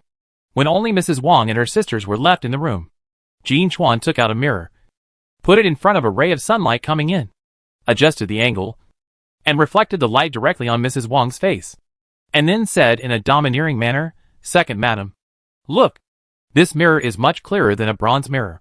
Next time when the master comes to stay, Second madam, you must look in this mirror and clean up carefully. Mrs. Wang was blinded by the reflected sunlight. How could she not see that Jean Chuan did it on purpose? But she saw all the things that happened behind her back. But she couldn't get angry. She felt her cheeks burning, and quickly covered them with her hands, saying unhappily, Enough. Stop looking. Although Jean Chuan was confident, she was worried that she would take it out on her sister if she got angry. So she stopped at the right time, took out another mirror, and handed them to Mrs. Wang, saying, I won't go to Aunt Zhao's place. Then, Fong grabbed the last mirror, hugged Yuchuan, and said like offering a treasure, "This is what the master asked me to bring to you." "And mine?" Yuchuan was flattered for a moment. Jinchuan glanced at Mrs. Wang and said, "You are also the master's person. How could the master forget it?" As she said, she grabbed Yuchuan's hand and said, "You saw it just now. This mirror is very interesting. Come on. There is another one outside. Let's go out and play with it for a while." It was still early, and although there were still many people to send off, there was no rush. Yuchuan and Fang each held a mirror and played with it in the sun for a quarter of an hour. And then, they leisurely went to Wang Shifeng's yard. In front of Wang Shifeng, she restrained her bullying style and delivered the things in a proper manner. After coming out, she did not go straight to the Grand View Garden. Instead, she entered the Shui family courtyard in the northeast corner. Although Zhang Yuni did not mention Aunt Shui, he did not see any clues. But it did not prevent Jin Chuan from having her own plans. Zhang Yuni did not leave out the wives, grandmothers, and even concubines in this mansion. How could he miss only this concubine? Even if he has not succeeded yet, he may not have this idea. As Mrs. Wang's former personal maid, she naturally served by her side. Aunt Shui was a plump and heat-shy person, so she saw her pampered body a lot. Knowing that Aunt Shui was not only younger than Mrs. Wang, but also had a better figure and skin, even Mrs. Wang enjoyed it. This younger sister, I believe Master Yi would not miss it. Anyway, Master Yi doesn't need a mirror, since he told her to do it. Sending one more would not cause any punishment. If it is done well, it is still a credit. Who knows? Aunt Shui had no idea that it was Jin Chuan who made the decision without authorization, and she just thought it was really Zhang Yuni's intention. She served tea and poured water. Jin Chuan was thirsty after running all the way, so she drank tea while observing Aunt Shui. Aunt Shui held the bright mirror, with mixed feelings in her heart, and a stone fell to the ground. However, her appearance was a different scene in Jin Chuan's eyes. She was quite satisfied, thinking that she had done the right thing. Chapter 390 Lin Daiyu's Test. Inside Xiaoxiang Pavilion, Jin Chuan took the tea handed over by Zijuan and took a big sip. Contrary to her attitude in front of Mrs. Wang, she asked the maids to open all the bundles. Smiling, "I just sent this glass dressing mirror to the old lady and the ladies, and it was brought to the young lady first, so that the young lady can choose first." As Mrs. Wang's former personal maid, she had heard a lot about Zhou Ruijia's propaganda, her experience when sending palace flowers, and how Lin Daiyu was narrow-minded. Although this was partly due to Zhou Ruijia's judgment of the situation and following Mrs. Wang's wishes, it was also an indisputable fact that Lin Daiyu had a sensitive personality. As a maid born in Ronghua Mansion, she was more or less infected with some bad habits of bullying the weak. It is easy to change the country, but it is difficult to change one's nature. Although she changed her allegiance to Zhang Yuni, her habits were not surprisingly retained. However, she no longer judged by status, but by Zhang Yuni's attitude. After all, she only had contact with people from the two mansions. To paraphrase the words of her previous life, whether they were high or low status, they were not worth mentioning in front of Master Yi. Her attitude towards Mrs. Wang was, on the one hand, because she realized that Zhang Yuni did not respect her, and on the other hand, it was because of the previous grudges. As for the girls in the Grand View Garden, Zhang Yuni took good care of them, which could be seen from the arrangement of the small kitchen. And there was no grudge or hatred. Zhang Yuni always treated the girls in the Rong Mansion equally, except for Lin Daiyu, who not only asked for doctors and medicine, but also doubled the fruits. In addition, she had a half-teacher relationship with Xiangling, so she naturally had to be more respectful. If it weren't for the conversation with Zijuan yesterday, Lin Daiyu might still use the friendship of the previous generation to deceive herself.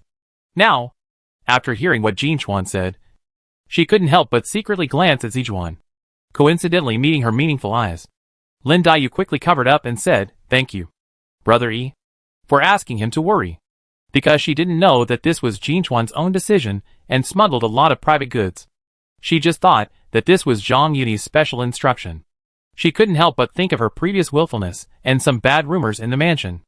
Thinking of this, although she felt relieved, she couldn't be happy, and she pouted unconsciously. Jin Chuan didn't see what she was thinking, but showed her courtesy again, saying with a smile, "In fact, these dressing mirrors are all of the same style, and the master specially ordered them to be sent back home, and they are all carefully selected. But the master still specifically asked that the young lady should choose one first. This undoubtedly confirmed Lin Dayu's guess. She pursed her lips and said bitterly, "Could it be that in the eyes of Brother Yi, I am an unreasonable person?" Zijuan secretly said that it was not good, and blurted out, "Young lady." This. Jin Chuan was stunned. Lin Dayu said in a deep voice, "I have my own judgment on right and wrong, whether it was intentional or not. I have always remembered Brother Yi's kindness. Now, this arrangement seems to be ungrateful." Jin Chuan knew that she had done something bad with good intentions, but it was difficult to change her words. So she had to bite the bullet and explain, how could the master misunderstand the young lady? The master often said that there are no two identical leaves in the world. Although the mirrors are made in the same style, there are still some differences in the details. With a previous experience, she did not dare to pull Zhang Yi again, and said, the young lady and the aunt have a half-teacher relationship. So it is also appropriate to let her be sent to the young lady first. Zijuan heard this, and quickly tried to smooth things over. Yes. The gifts sent to us are not more than those sent to other places. You never refused them in the past. Why are you being so hypocritical today? She understood Lin Dayu's thoughts better than Jin Chuan did. She knew that Lin Dayu was too sensitive, and worried that Zhang Yuni would believe the rumors outside and misunderstand that she was petty. Jin Chuan looked at Zijuan in surprise. Last winter, she moved to the hot spring villa with Zhang Yuni, and had been back for less than a month. It happened to be the end of the year, and Yusher was not at Ningguo Mansion. Most of the things in the backyard fell on her head, and she had no chance to come over. Unexpectedly, in a few months, Zijuan's attitude changed 180 degrees. Lin Dayu hesitated for a moment, but she finally closed the bag on the table and said, "The pearl hairpins from last time were of the same style. Since there is a precedent, it is better to distribute them according to age. Let's send them to the eldest sister first." Lin Dayu was telling the truth. Seeing her firm attitude, Jin Chuan had no choice but to pick up her bag and leave.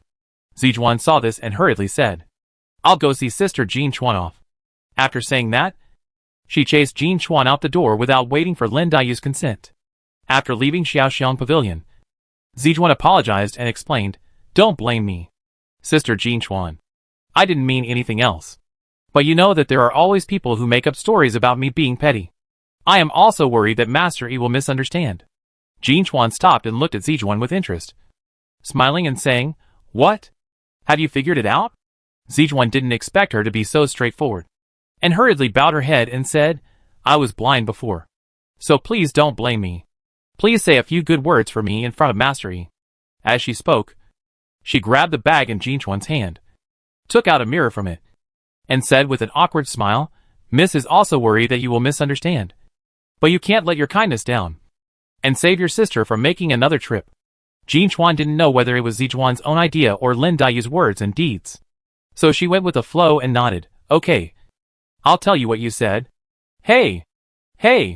Sorry for bothering you, sister." Zijuan watched Jin Chuan leave before turning back. Lin Dayu saw the dressing mirror in Zijuan's hand, and said unhappily, "I have been talking for a long time. Why did you take it back?" "Miss," Zijuan complained, "you are just worried that Master Yi will misunderstand. Now that you have done what you should do, why do you have to push Master Yi's kindness away and let him down?" Lin Dayu trembled slightly and scolded, "What are you talking about? What do you mean by push or not push?" Although her words were sharp, she did not blame Zijuan for making the decision on her own. Zijuan saw it and said with a smile, "Miss, why do you have to deceive yourself? I have served you for so long. But if I can't even see this, wouldn't it be a waste of my years to follow you?" Zijuan saw that she was silent, so she talked freely, "Miss, you are just worried about the old lady's attitude and want to test Master Yi's attitude. In my opinion, you are really worrying too much. Since Master Yi has given you this special order, isn't it just to show your feelings to you? Who tested him?" Lin Dayu denied it flatly, but it was obviously not sincere. Zijuan really hit the nail on the head. Although Zhang Yuni is different from Jia Baoyu, the current situation is not another kind of golden marriage. Chapter 391 Aspiration. Inside the Grandview Tower, Bao Qin looked at her young lady who was in a daze, hesitated for a moment, and finally couldn't help reminding her, "Didn't Master Yi say yesterday that there were any arrangements? Young lady, don't forget that if it's inconvenient for you to go out and give orders, You can ask me to go to Hanfang Pavilion to pass on the message. With Jia Mu's instructions. Bao Qin originally thought that Zhang Yuni's words last night were just an excuse. Unexpectedly, he really came to install it today. While believing it, she was also worried that Yuan Chun had forgotten Zhang Yuni's arrangements. She thought so. And so did Yuan Chun. However, as soon as she entered Hanfang Pavilion last night, her mouth was blocked and she could only breathe. Although Zhang Yuni's mouth was always busy, he was only concerned with. He never spoke at all. And then, he was disturbed by her interest and left in a huff. When did he mention this? Thinking of this, her cheeks flushed and burned. Zhang Yuni forgot for a moment, and still had time to tell the craftsmen who were installing them. But how could she face Bao Qin's question? Just when she didn't know what to do. She saw Jin Chuan coming in from outside the hall and said, "The eldest lady is here." Yuan Chun was relieved and quickly stood up and said, "She's here." She greeted Jin Chuan and told Bao Qin, "Go and make a cup of tea." After Bao Qin left, she asked, "But did Brother Yi have anything to say that he wanted you to bring?" She didn't know what happened last night, but she was confused when so many mirrors were suddenly sent today. So she smiled and said, "The master didn't ask me to bring any words, but he asked me to bring something." As he said that, he took out a mirror from his bag and handed it to her, saying, "These dressing mirrors are all of the same style, and they were selected by the master himself. Although the girl has a whole room here, it is for rehearsals. So how can there be no dressing mirror in the room?" Jin Chuan has mastered the art of speaking. She never mentioned that she came from Lindayu, but instead talked about Hanfang Pavilion. Yuan Chun looked at the antique and bright glass mirror, and a warm current surged from her heart, spreading all the way to her limbs. She secretly thought that Zhang Yuni was thoughtful, and said indirectly, "Brother Yi is thoughtful, and he should have told Hanfang Pavilion everything. Right?" Jin Chuan thought she was worried, and smiled, "Of course. Don't worry. These are all craftsmen in the inner court, and the master has already told them many times, and nothing will go wrong."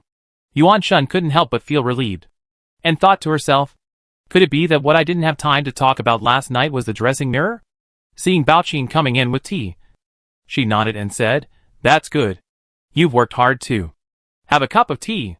Although they went to many places along the way, they had drunk enough at Shui's house and Xiaoxiang Pavilion.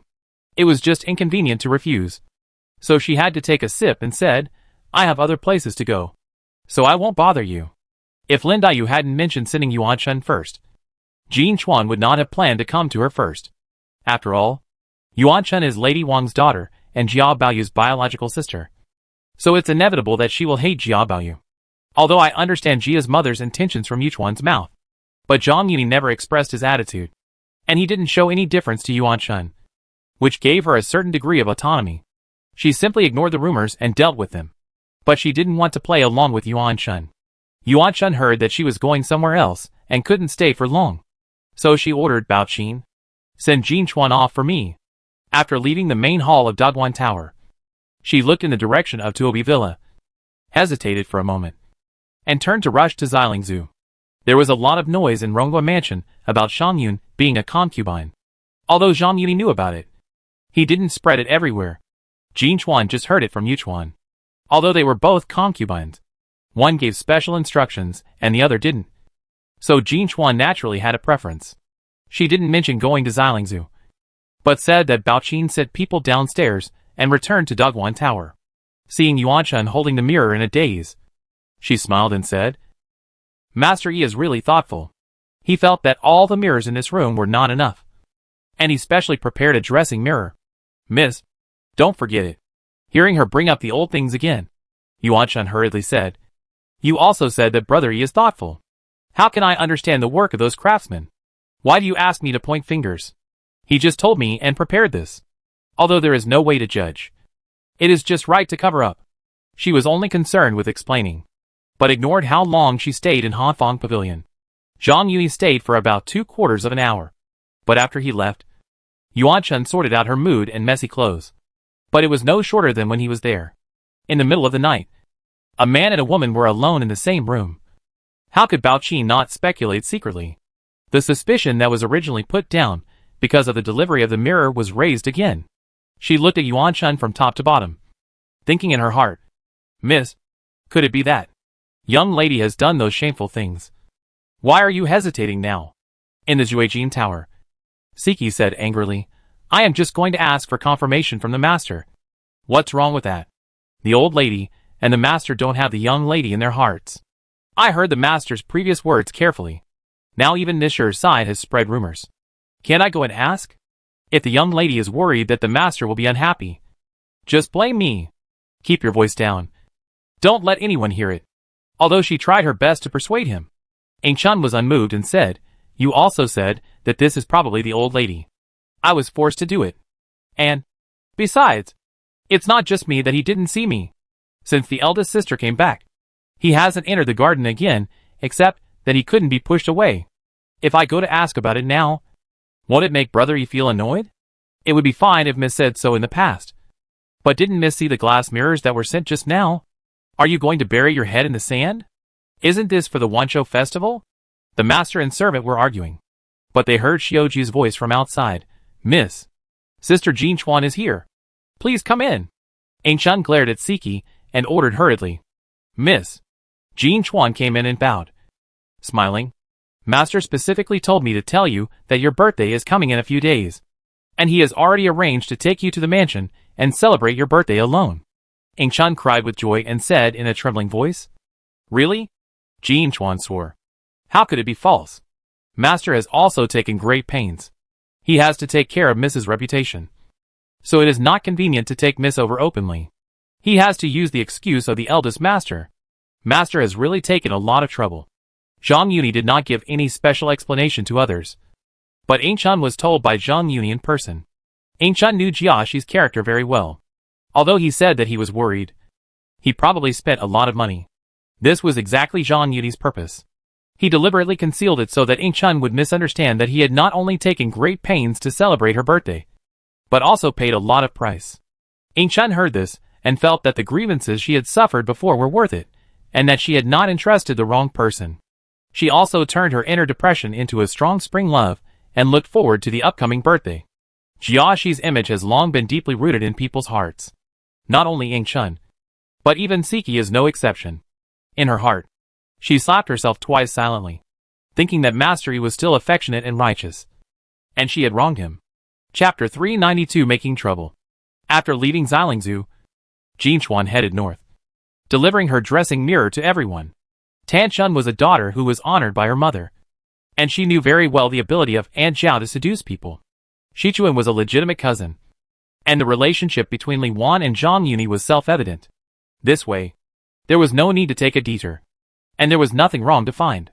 She was entangled in the order of Shui Baochai and Shi Shangyun, but in the end, she went to Tobi Villa first because of her closeness. She sent away the accompanying maid in advance, and then stepped into Tobi Villa alone, with the previous experience of Lin Daiyu. Since Zhang Yuni did not give any special instructions, she also said in a proper manner, My master is busy and cannot deliver it in person. I hope you will not blame me. The more you say, the more mistakes you will make. She shook the bundle in her hand and said goodbye. I have other places to go, so I will not bother you anymore. The reason why she came to Shangyun first was also for this reason. Anyway, there were a few mirrors in the bundle that Shi Shangyun could not see, so as long as she was not given it at the end, she could always hide it from the world. This was also the reason why she sent away the accompanying maid in advance. Although Zhang Yuni did not tell Shangyun that she was a concubine, since he knew it, he could not be completely indifferent. Shangyun hesitated for a moment, stood up and said, I will see you off. Miss, you are embarrassing me. Jin Chuan quickly declined. It's okay. I'm just sitting around doing nothing. Shangyun asked indirectly. By the way, where are you going? Didn't you say you were coming from the old lady and the mistress? Why didn't you drop them off one by one on the way, but instead took a detour? This, Jin Chuan pretended to be embarrassed, and a trace of embarrassment appeared on her face. She turned to avoid the main point and said, I still have to go to Henwu Garden. Hearing that they were going to Henwu Garden, Shangyun pursed her lips, stopped talking, and escorted Suelu to the gate of the courtyard. Jin Chuan turned around and waved at her, saying, Miss, please stay. Shangyun smiled and watched her run straight to Henwu Garden in the west, then turned back to the courtyard.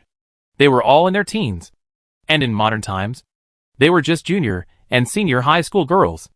No matter how good the relationship between sisters is, it is inevitable that they will have some thoughts of being different. This kind of mutual comparison is undoubtedly all round. Although there is no bad intention, it is just a trivial order of precedence. But Zhang Yun is somewhat comfortable in her heart for being able to suppress Sister Bao, who has always been admired by the mountains. Jin Chuan also sees this point and covered it up. It is not to say that she is more mature than Zhang Yun and can easily fool it. First, after all, the maid is not a lady, and she knows how to judge the situation better. Second, Zhang Yun is in it, and it is inevitable that she is swayed by emotions. Arriving at Henwu Garden, Jin Chuan did not leave her things like she did at Tuobi Villa. After all, the bag was empty, and she could not hide it even if she wanted to. She did not rush to take out the mirror, but did not mention the purpose of her visit. She went into the house and chatted with Bao Chai. Thank you for giving me some old clothes to supplement my servant at the second madam's place in the past. But they are all worn-out clothes. Please do not despise them. Seeing Jin Chuan's idle talk, Bao Chai hurriedly told Inger, go and make a pot of tea. I just had tea at the concubine's place, so you don't need to bother me. Jin Chuan took out the mirror from the bag and handed it over, saying, this is a new glass mirror from Tiango Injiwen. The master asked me to give one to the old lady, the madam, the grandmother and the girls. I saw that the girl was so happy that I forgot about the business. Although Shui Baochai's place was the last stop, if Aunt Shui's place was added, at least it would be smoothed out. Baochai didn't know that Aunt Shui's place was Jin Chuan's own decision. Hearing this, she couldn't help but be overjoyed and said with a smile, thank you for your concern, Brother Yi, for remembering my mother and me. Although Zhang Yuli rushed to the banquet last night, it was an indisputable fact that he forgot the 20 taels of silver. In addition, there was such a commotion in the morning, and it was hard to guarantee that he was not too embarrassed to do it. Now, hearing that the dressing mirror was actually shared by both mother and daughter, the worry in her heart disappeared. Of course, Jin Chuan smiled. The master was indeed busy yesterday. You know the situation of Aunt Jin better than me. The wife of the minister is Aunt Jin's sister. She asked the master to introduce her to the old man a while ago, but the old man happened to be on vacation yesterday. Although she knew that Mrs. Wang liked the golden and jade marriage, she knew Zhang Yuni's wolfish ambitions better. Given his attitude towards Lin Dayu, he would not mind intercepting Jia Baoyu's marriage, let alone care about Mrs. Wang's feelings. Even if he couldn't intercept, giving him a green hat would be fine. Jin Chuan was very happy to see this disgusting thing happen to Jia Baoyu. When Shui Baochai heard this, she felt mixed emotions.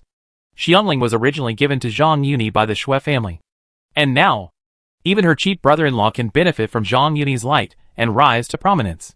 The Shui family, who clearly had such an opportunity, missed it, and are still worried about Shui Pan's identity as a living dead. Others may not know, but she knows it clearly in her heart. The minister mentioned by Jin Chuan is none other than Jia Yusuan, the prefect who judged the case. With such a comparison, how could she not feel sad? But she could only force a smile and say, Brother Yi is a man who does big things and has a lot of things to do every day. How could he delay his work for such a small matter like mine? Jin Chuan smiled and said, Miss, please don't blame me for being nosy. I know it best. Master has kept all the things about Miss in mind. In the past, Master would personally review every time he sent some fruits or other food. She deliberately disgusted Jia Baoyu and intended to help Zhang Yuni loosen up the corner. She only mentioned Miss and not the girls. Although the fruit was not sent to Shui Baochai alone, there was obviously ambiguity in Jin Chuan's words. Shui Baochai had no way to judge whether she was careless at the moment or did it intentionally after being instructed by someone.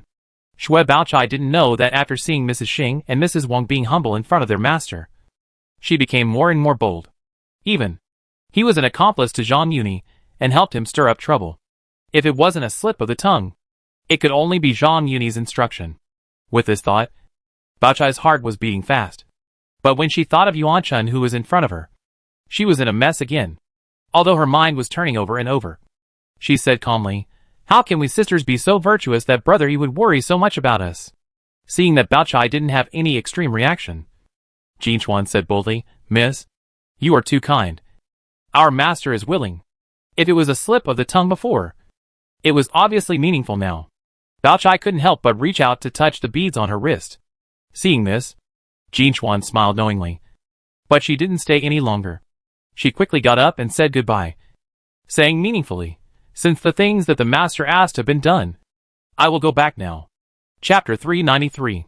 That night, Zhang Yuni returned to the mansion after leaving the yamen.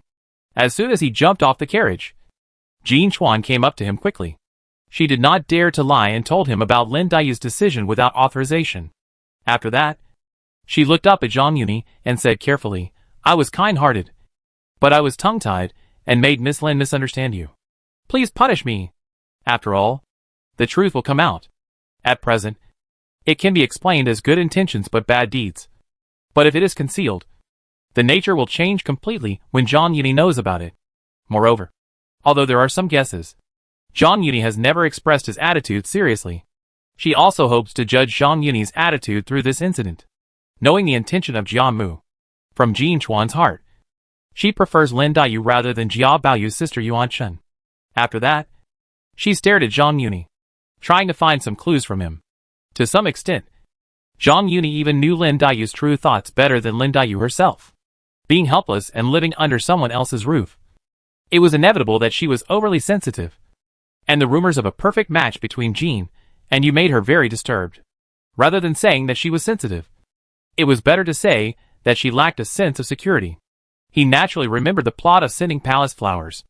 Jean Chuan's actions today not only helped him understand Lin Daiyu's attitude from the side, but also inadvertently made up for his omissions, which was an unexpected surprise. Thinking of this, he couldn't help but raise the corners of his mouth slightly. Jean Chuan was observing the expressions of others, and seeing this, he quickly added, "I thought that there was no shortage of a mirror in the mansion, but it might be inappropriate to miss the concubine. So I took the initiative to send one over." Zhang Yuni naturally wouldn't care about a dressing mirror, although it hasn't been sold yet. It will be sold sooner or later, so there's no need to cherish it. Moreover, he is used to saying one thing in front of others and another behind their backs. Although he has been thinking about how to force the Shui family to submit, he never puts it in the open. Therefore, he didn't take Jean Chuan's unauthorized decision to heart at all. He just pinched her cheek and nodded to show that he knew. Then he ordered, "You will contact Zijuan. Go and test her when you have nothing to do. Since she has this awareness, you might as well give her some promises. Also, in the future, if you send anything to the garden, send it to Xiaoxiang Pavilion first, and say that it was ordered by the master, so that Sister Ling can choose first. Since Zijuan is so sensible and is a golden hairpin herself, she is willing to tell the news, so he will naturally not push it out." Although he only talked about Lin Daiyu's arrangement and didn't take Shui's dressing mirror to heart, Jean Chuan's action was not without praise. She secretly thought that her judgment was correct, and she had gained another point in front of Master Yi. She responded repeatedly and said coquettishly, "I think what Miss Lin said is not unreasonable. And then I will go to the eldest lady." She repeated the sequence and then said, "I heard from my sister that the Shi family wants to give Miss Shi to you as a concubine. You have never mentioned it, and I don't know whether it is true or not. But I think it's better to be careful. So I took a detour and sent her first, and then went to Henwu Garden. The present is different from the past. Even Ronghua Mansion and Shi family are rushing to give the girl to him as a concubine, although they have to take care of her a little in order to defeat them one by one. There is no need to consider even these minor details." He thought that Lin Daiyu had already received a pleasant surprise, but he did not expect that Jean Chuan's arrangement today was so appropriate that he was impressed. He wanted to test her, so he asked casually, "Tell me what was said in various places." He pondered for a moment, and added, "Also, tell me what was said in various places if you remember." His goal was too big, and it was not convenient for him to do many things himself. Jean Chuan knew a lot of private information and was very considerate, so it was the right person to help tip off. Jean Chuan saw Zhang Yuni's intention to test her, so she told the whole story in detail. She only skipped the details of her deliberate teasing of Mrs. Wang. When she talked about coming out of Daoxiang village, she asked again, "The eldest lady and the eldest grandmother asked me to ask you when you were free." The eldest lady said she would come at night, but the eldest grandmother was afraid that you would have to come in advance, so I didn't dare to agree. Zhang Yuni nodded and said, "Linchua Zixuan is ready, and next time you can just take people there directly." He paused and said, "As for Sister Zhu, I will ask you to notify her after I find a place in the garden." Originally, he met Li Wan in the big flower hall. now that she has moved to the garden. It is inconvenient to go in and out of the main gate at night. It's a pity that Ingchun, Tanchun and Ed Xiao all know where Qingtang Hut is. He is worried about how to divide and rule it. And it is indeed inconvenient to take her there again. Although the Jade Emperor Temple and Lungsui Temple are also empty. They are too close. Jin Chuan agreed and continued to tell the story. After she finished telling the rest of the story in detail, they were walking to the gate of Huifang Garden. Jin Chuan raised her head, trying to find some clues on Zhang Yuni's face to judge whether he was going to make things difficult for Jiaobaoyu. But Zhang Yuni couldn't hide his joy and said, "When did Miss Bao give you old clothes? Why haven't you worn them?" Jin Chuan didn't understand what he meant, and said in a daze, "Those are half new and half old. I've been with you, so I don't need those old clothes. They don't fit me, so I haven't worn them." "Oh!" Zhang Yuni's eyelashes trembled, and he asked hurriedly, "Do you still have them?" Jin Chuan blinked and said thoughtfully, "Although they are half new, the material is good. I can't bear to throw them away, so I put them in the room." Zhang Yuni licked his lips and smiled. "That's good. Go back and change them, and wear them to let you see them in the evening." Jin Chuan's face was shocked for a moment, and then she was overjoyed and said, "Wow, I'll change now." After she said that, she flew towards the direction of Yishan Pavilion. After running 2 steps, she suddenly stopped, turned around, and said charmingly, "Miss Bao also gave me 2 sets of underwear. Her figure is similar to mine, and it fits me perfectly. I will change them now, and ask you to appreciate them in the evening." Zhang Yuni smiled evilly and said, "After you change, have a meal first, and wait for me at the Linshui Pavilion later. Don't come to Dangxian Pavilion." After hurriedly finishing dinner, Zhang Yuni digested the food a little before moving to the Linshui Pavilion. I thought Jin Chuan should have arrived, but unexpectedly, the house was dark. He walked to the door and pushed it open. He walked through the hall and into the inner room. Just as he was about to light the lamp in the faint moonlight, unexpectedly, as soon as he stepped into the inner room, he saw a black shadow throwing himself into his arms. Then, his waist tightened and he was hugged tightly. A voice that was 60% similar to Shui Baochai's sounded, "Brother E, my sister is shy. Can you not light the lamp?" This, Zhang Yuni didn't expect Jin Chuan to have such a mouth skill. He was overjoyed for a moment, and quickly broke the person away from his arms. In the dim moonlight through the window, he looked carefully. Although the moonlight was dim, he could only see a rough outline. But seeing flowers in the fog, it seemed more and more similar to Baochai. He didn't care about lighting the lamp. He picked up Jin Chuan horizontally, strode to the bed, threw her on the bed, and pounced on her like a tiger. The swaying creak of the bed curtain was accompanied by the ripping sound. Then, it spread in the room. Chapter 394, Patching can still be used. Although the original clothes are one less piece after one tear. But after all, it is the first time, so he can't help but be very interested. Moreover, it is less than a year before the 3-year period of the Imperial Merchant Review. Even if Mrs. Wang still has not taken any action, it won't take too long for the Shui family to come to ask for help. Because of this, he specially called Jin Chuan to Linshui Zixuan to hide from others, so that he can do whatever he wants. After all, there are Qingwen and Lu Wu in his room. In front of them, Zhang Yuni can't wipe his face, and is embarrassed to reveal his true nature. As for Jin Chuan, she is not afraid of itching when there are too many lice. And she is not worried about too many debts. She basically knows all the dirty things Zhang Yuni has done. In front of her, there is no need to put on a sanctimonious appearance and establish a personality. Of course, adhering to the principle of long-term development, we should try to save the tearing as much as possible to avoid too fast consumption and the subsequent lack of successors. However, Jin Chuan didn't know what he was thinking. As a maid, she was saved by Zhang Yuni from the brink of life and death. Jin Chuan didn't feel dissatisfied with being used as a substitute at all. Instead, Zhang Yuni's performance of choosing people to devour made her feel the pleasure of revenge and gain both physical and psychological satisfaction.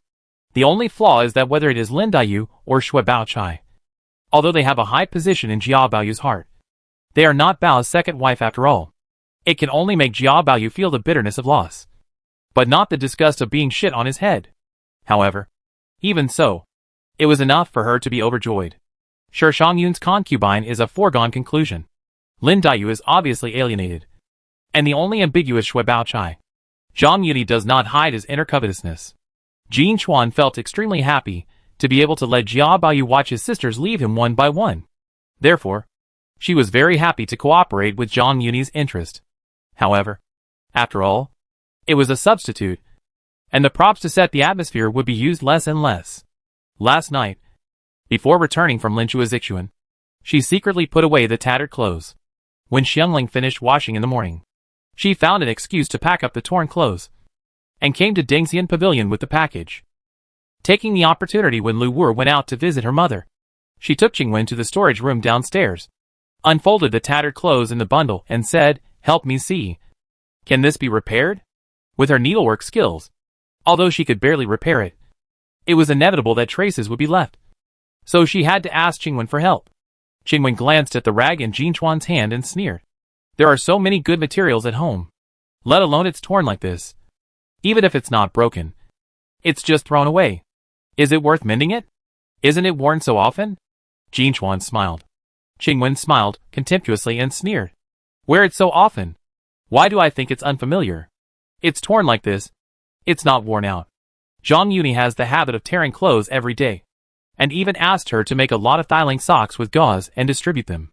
At this moment, Jin Chuan was eager to mend it, and the reason was obvious. However, she was a little confused. Just now, she took a quick look and saw that the clothes were just ordinary styles, not the novel styles that the master liked. She didn't understand why Jin Chuan regarded them as treasures. Seeing her questioning, Jin Chuan had to bite the bullet and evade. These are all old ones. I haven't worn them for some years. Although she asked Qingwen to repair them to satisfy Master Yi, it was considered official business, and there was nothing wrong with it. But trust is mutual. Last night, Master Yi's words and deeds undoubtedly confirmed some of her guesses. Judging from others, if I can play Baochai, can I stop others from playing Daiyu? With this idea, looking at Qingwen and Lu Wu, I suddenly had another feeling. Qingwen and Lu Wu not only look a bit similar to Lin Daiyu, but their personalities and behaviors are also vaguely in line. One is sour, and the other is weak and helpless.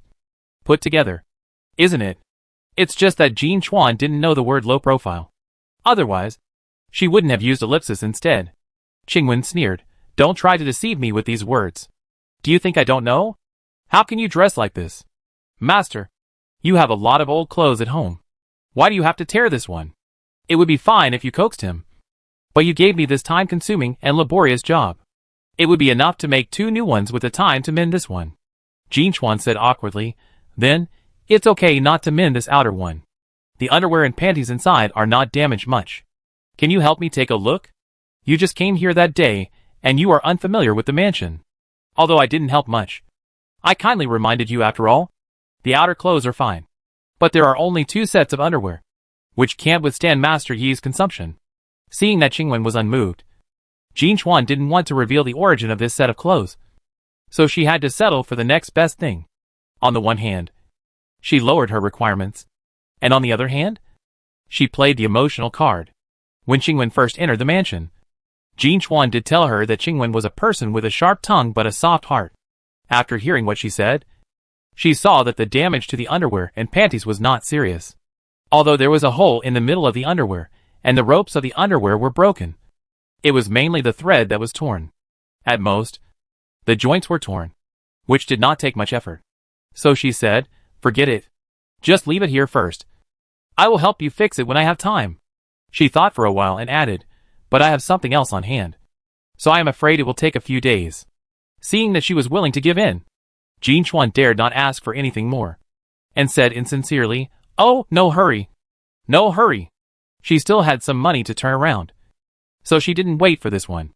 However, she had spent so much effort this time. And next time, even if she was embarrassed to ask, Qingwen might not be willing to help again. If she wanted to solve the problem fundamentally, she might have to find a way from Baochai. These 2 sets of clothes have been sent to her for 2 years. Master Yi is so interested in them. If she can find a new one, or even one that has not been washed yet, wouldn't it be better? Thinking of this, her reluctance to part with this set has faded a lot. She said goodbye and left, and went back to think about how to speak to Baochai without making a sound. After Jin Chuan left, Qingwen stretched out 2 fingers, picked up the underwear and pants, and looked around carefully. But she didn't see anything special. In fact, this job would take her less than an afternoon. However, how could she know that the special feature of this dress is not the style, but the person who wears it? It was thought that Zhang Yuni was tired of the novel style. So he asked Jin Chuan to find the old style to change his appetite. Because there was nothing special about the style. It was just slightly wider in front and back. She thought about making another one according to the one Jin Chuan sent. So she deliberately lied for a few days. However, she did not expect that after all the hassles, she would finally finish the work and put on the outfit in the evening. Not only did it fail to arouse Zhang Yuni's interest, but it urged her to change into her usual outfit. Chapter 395 A Little Gift. Zhang Yuni didn't pay too much attention to Qingwen and Jin Chuan's thoughts. He didn't even notice that Qingwen's old-fashioned underwear was the same as Bao Chai's. With a few days left before Ing Chuan's birthday, he delivered a batch of pre-ordered pulleys, levers, and balance teaching tools from the Ministry of Works. He came to the Xianqiu outside the city, and then came to the hot spring villa to stay with Yu Shi, who was pregnant, and Qin Keqing, and Yu Erji for a few days. He returned to the city on the first day of February, took a rest, and rushed back home. Perhaps it was because they hadn't seen each other for a month, and Qin Keqing and Yu Erji were too annoying these days. Or maybe he was thinking about giving Inchan a little more gifts. In short, he fell asleep early and didn't say anything all night. The next day, he got up step by step, practiced boxing, and had breakfast.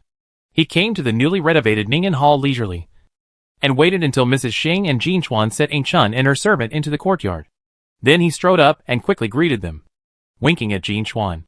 When she pulled Mrs. Xing away, he grabbed Ing Chuan's hands and pulled them into his arms, pressing her curvy body against his own, and his restless hands rubbed Ing Chuan's slightly plump back from top to bottom. After a long time, he grabbed her shoulders, pushed her away slightly, lowered his head, and said affectionately, "Second sister, you won't blame me for not looking for you for so many days, right?" Ing Chun was a little inferior. Since she learned about Lady Jia's arrangement from Mrs. Xing, she had already accepted her fate. She only hoped that Zhang Yuni would have a place for her in his heart, and she would be satisfied. However, there was no news from Zhang Yuni, which made her already uneasy heart even more uneasy. A while ago, she learned from Jin Chuan that Zhang Yuni wanted to celebrate her birthday alone, and she turned from worry to joy and cried with joy.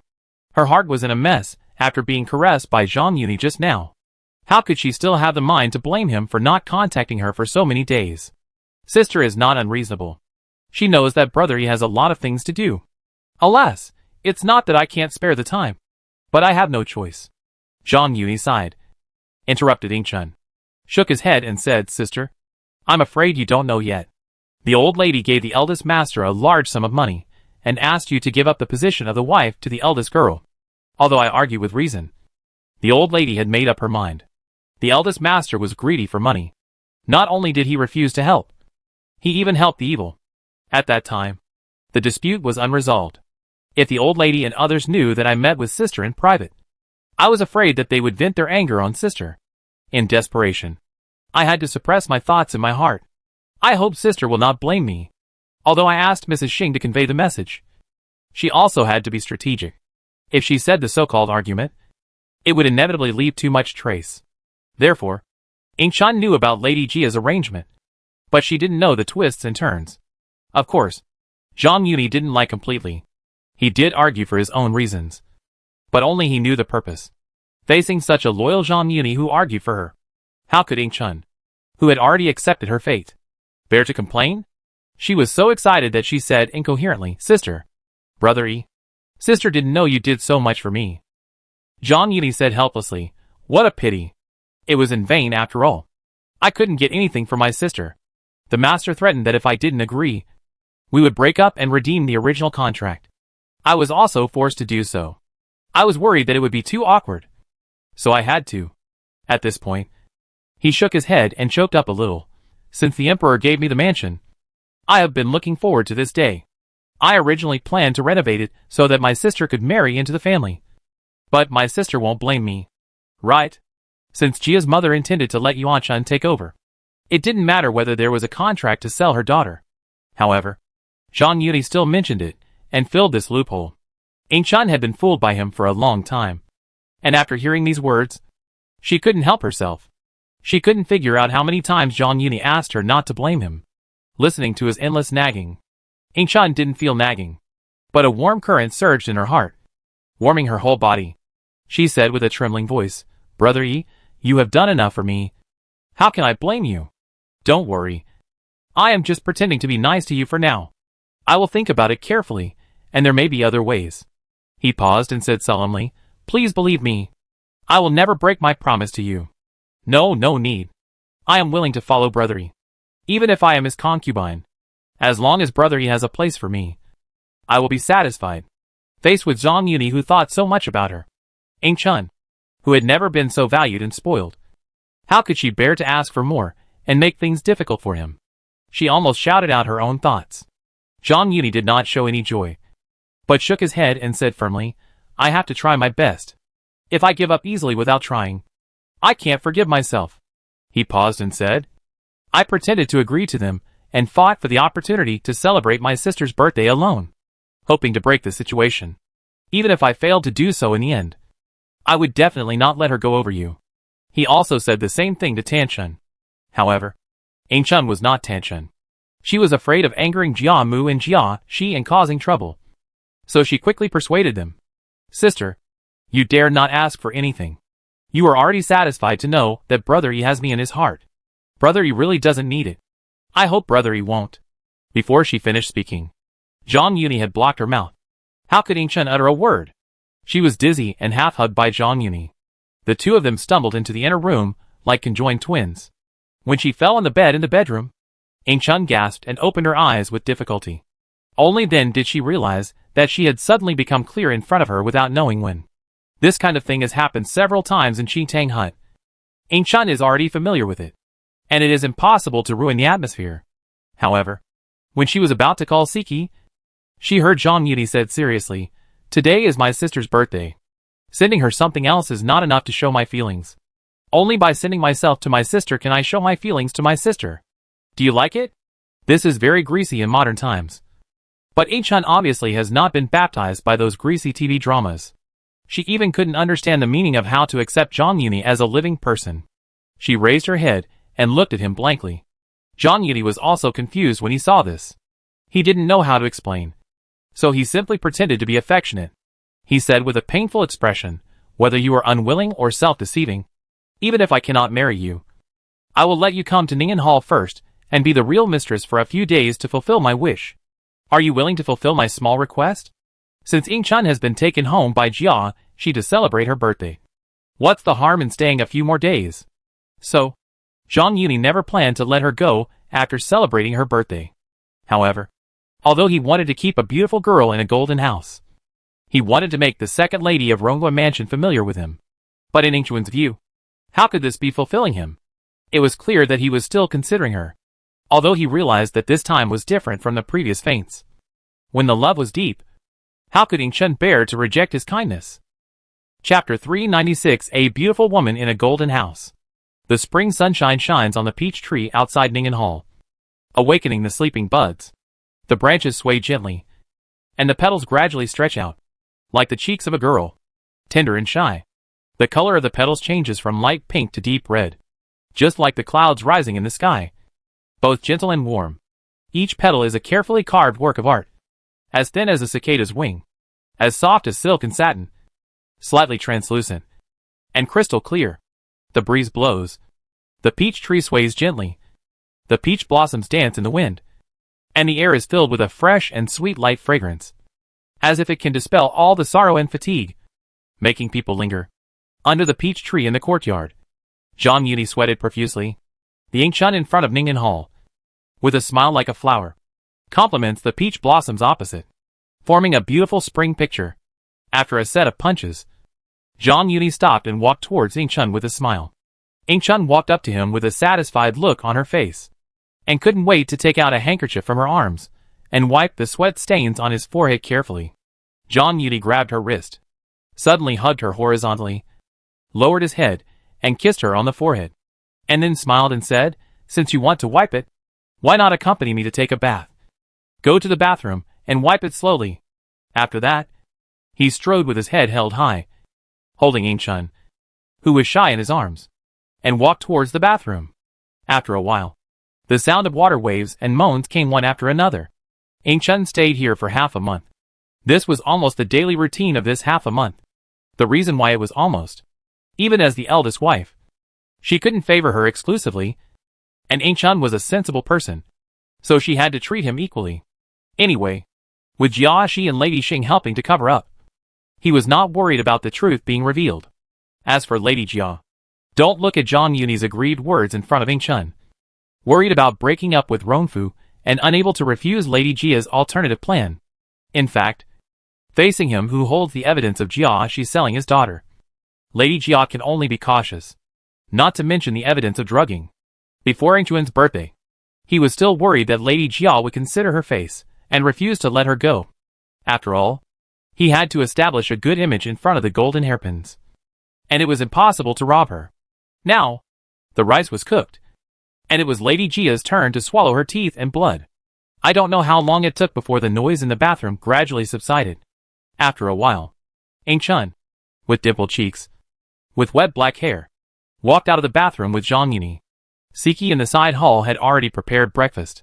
The two of them came to the table hand in hand and sat down next to each other. This was picked this morning and just delivered to the mansion. Jin Chuan just brought it over. Zhang Yuni listened to Siki's introduction, took the strawberry that Ain-chun brought to his mouth, and wrapped it in his mouth with her slender jade fingers, muttering, "It's wrong that you stay in this yard all day and can't go to Huifang Garden to relax.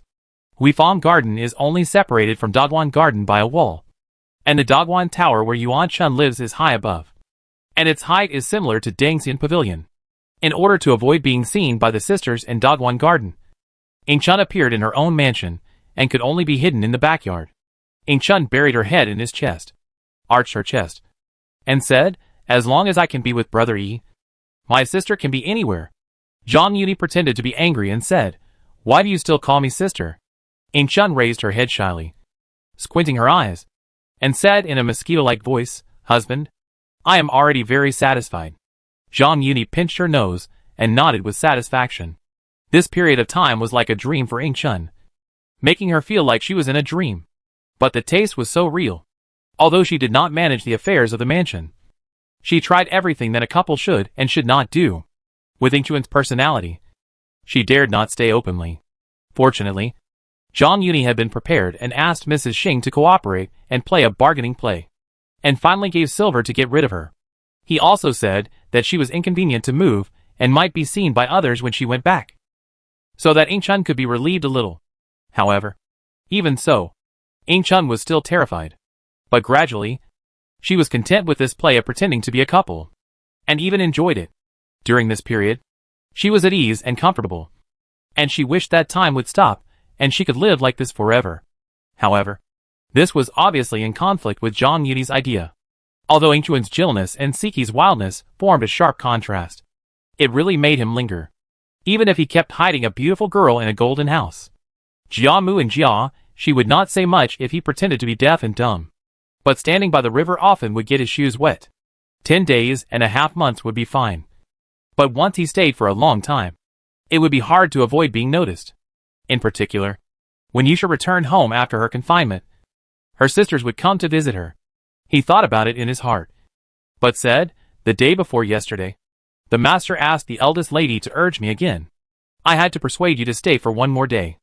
I thought that my second sister was about to give birth, and she would go to live outside the city for a while in 2 days. I'm afraid you would be bored at home alone. Although the purpose is the same, the effect is completely different. First put the blame on Jiashi, and then mention that she will move out of the city when she leaves. Ain-chun will feel less disappointed." Sure enough, Ain-chun looked a little sad when she heard it, but nodded very sensibly and said, "I am satisfied to be alone with my husband for so long." Zhang Yuni hugged her slender waist, took her into his arms, and whispered softly, "Don't worry. I will think of a way to persuade the master and the mistress to let you come and stay from time to time. Heaven and earth are conscientious. He is telling the truth. Jiashi and Mrs. Xing are just agreeing. There is no exaggeration. However, the foreplay is done well, and Ain-chun has to pay a lot of price for these words. If it were in the past, Chun would have felt sorry for him and refused a few words. Now, instead of refusing, she nodded with expectation, acquiescing to his arrangement. Zhang Yuni had to go to the government office later, so he couldn't see Chun off. He had to flirt with her again, saying some shameless and earthy love words, and then left the side hall. After leaving the courtyard, he was about to go to Huifang Garden to find Jin Chuan, but saw her standing in front of the inner door, looking forward to it. Zhang Yuni looked back, walked forward quickly, and said as he walked, "It's just right for you to be here. Go to the east courtyard later and ask the eldest lady to come and take the second girl back." Jia Shi's urging was naturally a fabrication. Anyway, Mrs. Xing would only cooperate and would not expose it, so it didn't matter whether it came first or later. Huh? Jin Chuan agreed and hurriedly followed him. "I'll go in a while." Seeing that Jin Chuan agreed and did not leave, but followed him closely, Zhang Yuni asked, "What? Is there anything else? I have already divided the strawberries picked from the farm, and will send them there in a while. I want to ask if you have any other instructions." She seemed to be asking unnecessary questions, but in fact, it is better to be cautious. Zhang Yuni trusted his employees, pinched Jin Chuan's cheek, nodded and said, "I trust you to do the work. You can do the rest yourself. Miss Lin, remember to follow my instructions." Jin Chuan heard this. A strange look flashed in her eyes, and she hurriedly said, "Don't worry. Master." Chapter 397. Prepare for a rainy day and replenish inventory. Zhang Yuni has an attitude of trusting people, but Jin Chuan hears it as encouragement to her. Chun is not in a hurry to go home. She can see that Zhang Yuni intends to sneak in and hide the truth. Chun returns to the garden just as she goes to deliver strawberries. This suspicion of being in a melon field and plum field should be avoided if possible. Therefore, after sending Zhang Yuni away, she called a few maids and brought several baskets of strawberries into the Grandview Garden, and went straight to Xiaoxiang Pavilion. When Zijuan welcomed her into Xiaoxiang Pavilion, she smiled and said, "Miss, these are the strawberries picked this morning. I am the first one to deliver them to you." Originally, she had tacitly agreed and accepted Zijuan's collection of the dressing mirror last time. If Jin Chuan did not mention the order of priority, she would be happy to pretend to be deaf and dumb. At this moment, although she felt very relieved, she had to pretend to be angry and said, "Didn't I tell you last time to send it to the elder sister first? Why did you send it here first?" "Miss." Jin Chuan knelt down exaggeratedly and said sadly, "It's not my own decision. I hope you will have mercy on me. Otherwise, I won't be able to complete my mission." Lin Daiyu's eyelids twitched, and she asked hurriedly, "Why didn't you tell Brother Yi what I said? Why didn't I tell you?" Jin Chuan looked up at Lin Daiyu and said, "I told you everything you said, and it couldn't be clearer. But you insisted on doing so, and you repeatedly told me to send it to the girl first." Lin Daiyu seemed relieved when she heard this, and hurriedly got up and pulled Jin Chuan up and said, "Forget it. Since Brother Yi insisted on doing so, I can't make things difficult for you. Thank you for your consideration." Jin Chuan half reluctantly got up from the ground. "Madam Yu is about to give birth, and the master will be out of the city in the next few days. I am afraid that he will not be able to visit the young lady. I specially asked the maid to tell the young lady to take care of herself. If you feel uncomfortable, send someone to ask Master Jin to come and see you. The master has already informed him. He always puts himself first and took good care of her before leaving," which made Lin Daiyu feel dazed. He even forgot to order tea. Fortunately, Zijuan took the opportunity to make up for the omission. He said some words of thanks to Jin Chuan and asked her to convey them. Jin Chuan agreed one by one and then got up to say goodbye. Lin Daiyu stood up to see her off, but Jin Chuan quickly declined, saying, "Miss, please stay. Don't make me feel bad." Zijuan saw this and quickly said, "I'll go see Sister Jin Chuan off." After sending Jin Chuan out of Xiaoxiang Pavilion, Zijuan was full of expectation and hesitated to say, "Sister, does the master have any instructions for me?" Jin Chuan smiled and said, "The master said that as long as you serve the lady with all your heart, I will never treat you unfairly in the future." The previous words were all Jin Chuan's own words. Zhang Yuni had previously warned her, but this was the only sentence. Although Lin Daiyu was unlikely to let Zijuan test her, it was better to be careful. Zhang Yuni still gave her instructions, so he taught her this set of words. No matter how you say this, there is nothing wrong with it. Smart people don't need to say it too bluntly. They just need to understand it. With this guarantee, Zijuan finally breathed a sigh of relief and was very grateful. Although Ingchun was not there, she had a taste of something new in Ningwa Mansion. On the one hand, it was obvious that Zhang Yuni was very caring towards Ingchun. So naturally the servants around him would also be pleased with her. If Ingchun didn't want to eat it, she could give it to the servants as a reward. On the other hand, it was better to pretend that he didn't know where Ingchun was, in order to put on a good show. Therefore, after leaving Xiaoxiang Pavilion, Jin Chuan walked through the order of the last time. You can call her snobbish or mercenary. In short, she made light of the things that Zhang Yuni did not specifically tell her to do. After leaving Tilby Villa, she sent away the servants who accompanied her, and came to Henwu Garden alone with strawberries. These are freshly picked strawberries this morning. I picked one for you. No matter how eloquent she was, she could not change the essence of the last one she sent. How could Baochai not see it? However, she never cared about these things, and she also expected Zhang Yuni to help the family.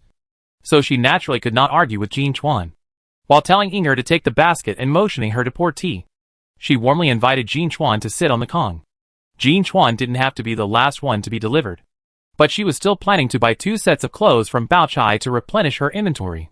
She was obviously a bit ostentatious when she was walking around with them. She was chatting with Baochai in a random way. Suddenly she saw the beads on Baochai's wrist, and she lay on the table on the Kong, leaned her head slightly closer, and said in a low voice, "By the way, the master asked me to ask the young lady if the beads I gave her last time were to her liking." Her secretive attitude.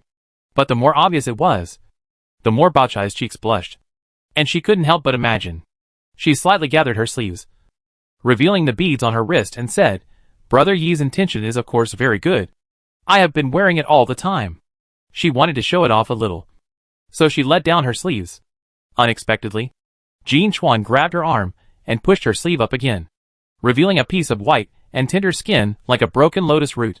She explained sincerely, "The girl's skin is really whiter than snow." Baochai didn't expect her to be so reckless, but she knew that flattery was not a bad idea. And as a woman, she couldn't show it too much, so she had to let her look at her. Inger happened to come back with tea, and saw this and smiled.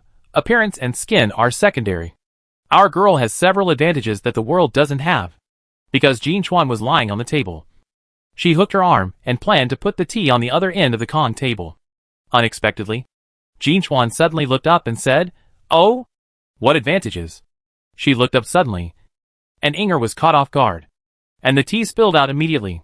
Seeing that not only Jin Chuan was soaked, but Baochai was also splashed with tea, Inger couldn't help complaining, How can you?" Before she finished her words, Baochai scolded, "Stop talking. You were so careless that you didn't even say a word when you said tea. But you blame others instead?" Inger had to bow her head and admit her fault. It's my fault." Jin Chuan said apologetically, "Don't blame Inger. I was careless and bumped into the girl." She got up quickly and grabbed Shui Baochai's arm and said, "The girl was splashed with tea stains. I will help her change her clothes as an apology to her." "No need. It wasn't much." "But you were soaked?" Shui Baochai refused in every possible way. But Jin Chuan's kindness was hard to refuse. "That won't do. The material of this dress is very expensive. I will change it and take it back later. If I can't wash it clean, I will have to make a new one for you." At this point, she said with embarrassment, "I'll have to trouble you to find me another one. It's okay if I get tea on my body, but if people see it, it will be embarrassing for you." Jin Chuan could be the head maid of Lady Wang, so she naturally couldn't be so reckless. This was all intentional, although it was not difficult to ask for old clothes. As a maid beside Zhang Yuni, asking Baochai for old clothes would obviously damage Master Yi's face, and it was not easy to let Baochai know about the secret activities. Therefore, taking the opportunity of spilling tea, not only could she legitimately ask for a change herself, but she could also take the excuse of washing and ask for Baochai's clothes back. As for how to return them, as long as the master's interest was satisfied, it would be nothing to return 2 new sets to Baochai. At that time, she would say that she couldn't wash off the tea stains and was damaged by branches on the way back. Could it be that Shui Baochai would not want the new clothes and force the old clothes back? Chapter 398. Seeing the prey is exciting. "Hey!" Jin Chuan picked up the clothes that she had changed for Baochai. sniffed them gently, and then moved closer to Bao Chai and sniffed them suddenly, her eyes shining as she said, "Could this fragrance be from the girl?" Earlier, Jean Chuan had smelled a faint fragrance, which she thought was just the smell of incense or beads. But now that she had taken off her outer clothes, the fragrance became even stronger.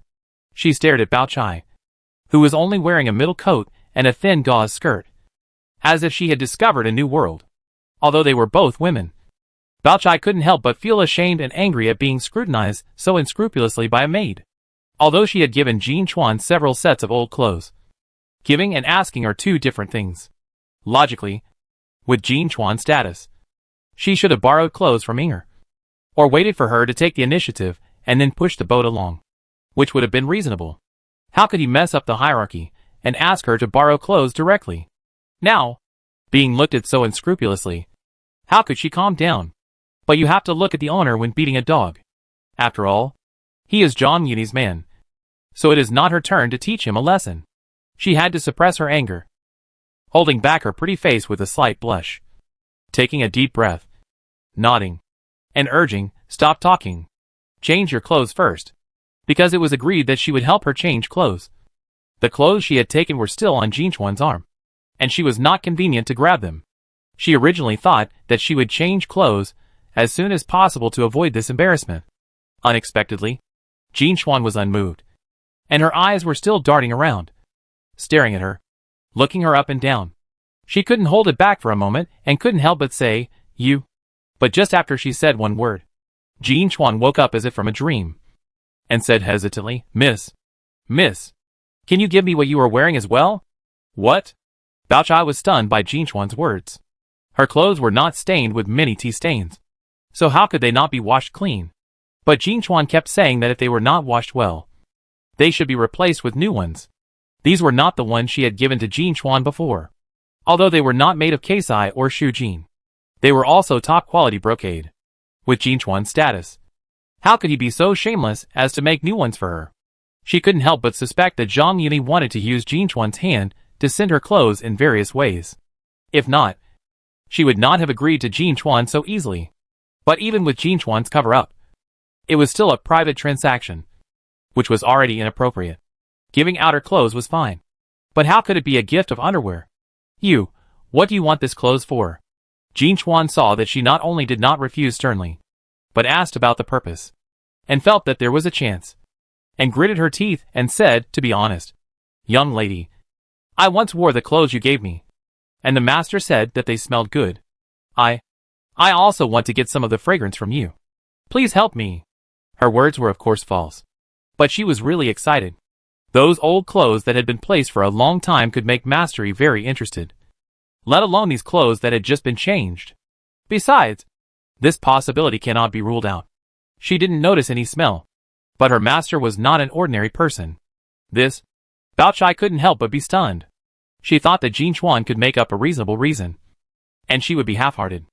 Unexpectedly, she was so reckless and said such a ridiculous thing, which put her in a dilemma for a while. But she didn't know that Jean Chuan was not reckless, but did it on purpose. After seeing Zhang Yuni bullying the two ladies in Ronghua Mansion, she no longer had the original awe of this duke's mansion. Even Ing Chun, the second daughter of Ronghua Mansion, was rushed to the mansion, allowing Zhang Yuni to keep a beautiful girl in a golden house. Then, wouldn't the Shui family, who lived under someone else's roof, be even more eager to get close to their master? After all, she had been Mrs. Wang's maid, and she knew a little about the situation of the Shui family. So, she intentionally or unintentionally tried to get close to Zhang Yuni. That is, Master Yi's private affairs were not convenient to be told. Otherwise, I'm afraid, he would say it more bluntly. She observed Bao Chai's expression, and saw a blush on her face. She lowered her head, and remained silent. Jean Chuan became bolder and said with a smile, "To be honest, young lady, the master has designed some small clothes for girls. They are very comfortable to wear. I can't ask for them for nothing. I will get some good materials, and make 2 sets for you." Bao Chai was wondering if it was Zhang Yuni's idea. But Jean Chuan said this again, which undoubtedly confirmed her previous guess. However, if it wasn't about Zhang Yuni, Bao Chai could still pretend to be deaf and dumb. But if it was about him, and the embarrassing underwear, how could she save face? since it was designed by Brother E. How can I wear it? Jean Chuan smiled and said, Don't worry, young lady. I will never tell anyone else about this. In the future, if you have any orders, I will definitely not refuse. This was the last straw that broke the camel's back. The words seemed to be Jean Chuan's promise. But in Shui Baochai's ears, they came from Zhang Yuni's mouth. In addition, Jean Chuan was just Xiangling's maid. But from her performance, she was much more lively than Xiangling. And she was able to help Zhang Yuni do these things. Obviously, she was trusted by him, and was worth winning over. Forget it. You can take this one. As for the rest, you don't need it.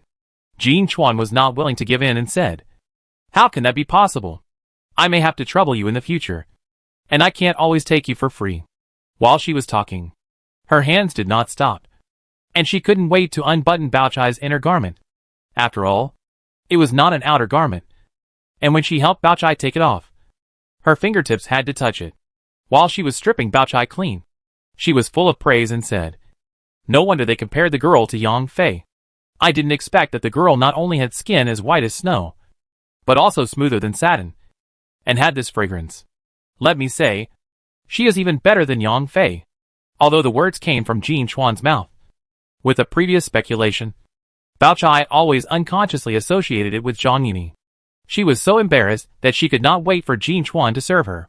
She hurriedly pulled the small clothes placed at the head of the bed, turned her back, and put them on by herself. Jean Chuan was still a little entangled. She was afraid that if it was left outside for a long time, the smell would not be as strong as when it was just taken off. Seeing this, she took advantage of the situation and wrapped the small clothes, middle clothes, and outer clothes in order. She looked at Baochai again, hesitated for a moment, and simply wrapped the clothes that Baochai had given her to change before. Then, she pulled a piece of brocade and wrapped them together, then turned around and put the outer clothes on Baochai. Baochai saw that she not only did not change the old clothes stained with tea, but wrapped them together. She was more certain of her previous guess, but she could only turn a blind eye and pretend to be deaf and dumb and said, Thank you. Jean Chuan smiled and said, No way. I have to thank you, young lady. As she spoke, she picked up the bag on the table, waved it in front of Baochai, and said, Since the young lady has changed her clothes, I will go back first. Baochai was relieved to see that she was no longer rash, and told about the clothes. Jean Chuan was afraid that Baochai would regret it, so she took the bag and left. After leaving the inner room, Inger saw that she was still wearing old clothes, but she looked confused. After sending Jean Chuan out, she went into the inner room and looked at Baochai with a puzzled look on her face and said, Didn't she say that wearing dirty clothes would embarrass Mastery? How come? As she spoke, she saw that the small clothes folded at the head of the bed were missing, and hurriedly said, Miss, the underwear that the young lady dried yesterday. I just folded it and put it at the head of the bed. How come it is gone now? I'm afraid Jean Chuan is not clean. Don't talk nonsense, Baochai shouted, blurting out, I just changed it. Ah? Inger looked around blankly, and asked more and more puzzledly, What about the one that the young lady changed? This? Baochai was speechless. Inger misunderstood and said anxiously, Miss, this is your underwear. If it gets out, you can't explain it clearly. I will chase her back now. She turned around and was about to chase her out, but Baochai hurriedly called out, Don't go. Inger looked at Baochai in surprise. Baochai hesitated for a moment and warned, Don't tell anyone about this. Inger looked at her mistress thoughtfully, nodded, and stopped digging into the matter. Chapter 399 Master Yi is busy. Jean Chuan is doing his best. Jean Chuan carried her bag and walked out of Henwu Garden, and rushed back to Ningguo Mansion in 2 steps. After entering Huifang Garden, she hesitated for a moment, turned around and went straight to Linshui Pavilion. It was no big deal if the clothes were seen by others, but according to Master Yi's habit, he would probably do it in Linshui Pavilion. Although the things were not heavy, they were carried by the wind when walking, and the smell was not good after a few times. After entering Linshui Pavilion, she stuffed the package of clothes into the quilt and covered it. And then she went to the backyard, carrying a basket of strawberries. She went straight to the east wing of Rong Mansion. Strawberries are not easy to preserve, and there are many sent from the farm, so the private goods that Master Yi brought in Rongguo Mansion naturally have to share a share. If it were in the past, Even if it was for cover-up, she would have to send it to Jiamu first. But Chun had lived in the mansion for more than 10 days. Whether Jiamu was really unaware or pretending to be deaf and dumb, it was enough for Jean Chuan to change her opinion of her. There was no need to waste her time because of the seniority and hierarchy in Rome Mansion. When she saw Mrs. Xing, she handed over the strawberries and conveyed Master Yi's intention. He led Mrs. Xing to Ningen Hall and said helplessly to Ing Chun, "Miss, the eldest wife came to pick you up. But Master Yi is not at home. What do you think?" Ing Chun lowered her head and said, "Brother Yi told me this morning that everything has been packed." Jean Chuan patted her chest and said with relief, "That's good. I was in a dilemma." She paused and continued, "By the way, I just went to the garden to deliver strawberries. And Miss also delivered 2 baskets. I thought that Miss was embroidering oranges here. And little Lotus didn't know yet. So I gave them a taste to benefit from Mississippi." Ing Chun was grateful when she heard this, and nodded to her, saying, "You are so thoughtful. It's my duty. Then, I will take the girl there." After seeing Ing Chun off, she had lunch, called the maid again, and came to Ronghua Mansion with a few baskets of strawberries. She went to Jiamu's place to make a formality, and then came to Rongxi Hall. When she came in, she saw that in addition to Wang Furen and her sister, and Zhao was also in the room. Although the two had a friendship of fighting side by side, they had deep resentment, and it was not something that Zhang Yuni could clear up in 1 or 2 times. In fact, this harmonious scene was thanks to Jean Chuan saving the trouble last time and giving the mirror to Wang Furen. And Zhao was already in a weak position, and when she had this opportunity, she took advantage of it. Jean Chuan took 3 baskets of strawberries from the maids, motioned them to go out and wait, and then said, "It just so happens that Aunt Zhao is here too. Master asked me to bring some strawberries over, so I don't have to go to your place again." Aunt Zhao is not like Madame Wang, who still puts on airs as the mistress of the house. After getting the advantage, she can't help but say some nice flattering words. Jean Chuan was a little flattered, and unconsciously looked at Madame Wang, who was sitting upright. She couldn't help but choked. It's just that our master's family is big and powerful. If there is a share at home, there is also a share at the mansion. The second wife should at least show some expression. This, Madame Wang was speechless after being choked by her. Whether it was the hot spring villa or returning to the Rong Mansion, Jean Chuan had been sarcastic. She knew she was in the wrong. If Zhang Yuni hadn't taken action at the beginning, Jean Chuan would probably have lost half her life. Now, she saw her unbearableness again, so she had to swallow her anger. However, if it was in private, it would be fine. But how could she lower her head in front of Aunt Zhao? Just when the situation was at a stalemate, Aunt Zhao tried to smooth things over and said with a smile, "But the master wants me and the madam to serve him?" She didn't think that Jean Chuan was targeting Madame Wang, but just thought that Jean Chuan's words were a hint that Madame Wang should be humble. Although Jean Chuan said this to Madame Wang, the opportunity was rare, and she didn't want Madame Wang to be the only one in front of her, so she wanted to take advantage of her. Jean Chuan was stunned by what she said, and then she realized that Aunt Zhao had misunderstood. But before she could refute, Aunt Zhao continued, "Please go back and tell the master that the madam and I will go to Qintang Thatched Cottage to wait for the master in the evening." "No!" Jean Chuan felt that she had shot herself in the foot, and almost blurted out a rejection. After she shouted, she realized that she was acting on someone else's behalf, and quickly added, I don't know when the master will come back tonight, so I have to ask first. I'll ask the master tonight. If he calls you, I'll come back tomorrow to pick you up." It was so hard to get the newly changed clothes from Bao Chai. Wouldn't it be a waste if they were left for too long? She originally only wanted to play a trick on Mrs. Wang, but after such a fuss, she lost interest. She took each one and went straight out of Rongxi Hall. She handed the basket of strawberries in her hand to her sister, and told her, "You can send this basket home later. This is the first time this year. Let your parents have a taste of it. You can eat hers yourself, so that she won't give it to her precious son." Even if it was Mrs. Wang's share, she didn't want Jia Baoyu to take advantage. After explaining, she went to Wang Shifeng, because she knew whose child Wang Shifeng was pregnant with, and Pinger and Lin Hongyu were there. She left 3 blue strawberries and said some flattering words. After leaving Wang Shifeng's yard, she did not go back, but plunged into the Shui family's small yard. After getting the advantage from Shui Baochai, she thought about helping Mastery to lay some groundwork so that she could make another contribution. Aunt Shui had no idea that she was taking advantage of her family. She was a little flattered and said, "How can I be so embarrassed?" She had never been treated like this before. Although Shui Baochai often brought back some fruit sent by Zhang Yuni, it was the first time that she sent them specially. Zhang Yuni could not have suddenly changed his attitude. She secretly guessed that it was either because he forgot to cancel the 20 silver coins on Baochai's birthday last time, or because Mrs. Wang had given a call. So he made a special order. But Jin Chuan smiled and said, "Master specifically told me not to miss out on this." "Madam." "Hey, then you have to thank him for me when you go back.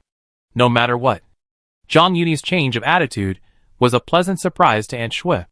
"They are all produced in our family farm. Master just gave them to Madam to taste. They are not worth much. Besides, they are not far away. If Madam wants to thank you, why should I ask you to tell me? Wouldn't it be better to mention it to Master in person when you see him some other day?" Aunt Shui was very excited and thought to herself that her family's affairs were finally settled. Rubbing her hands, she hurriedly said, "Yes, yes, yes. We should thank him in person." She was originally fat and afraid of heat. Now that she was excited, she felt that she was sweating faintly. Unconsciously, she raised her hand, tucked her collar, and let some cold air in. And then she felt a little more comfortable. The whiteness was seen by Jin Chuan, and she suddenly stepped forward, grabbed Aunt Shui's wrist, and praised, "Everyone says that Miss Bao's skin is whiter than snow. And I think Aunt Shui is not much worse than Miss Bao." This was not only said by Jin Chuan, but also by Lady Wang and Bao Chai. Aunt Shui thought she was flattering and didn't think much about it. She smiled and said modestly, "No. I'm old. I can't compare with the past."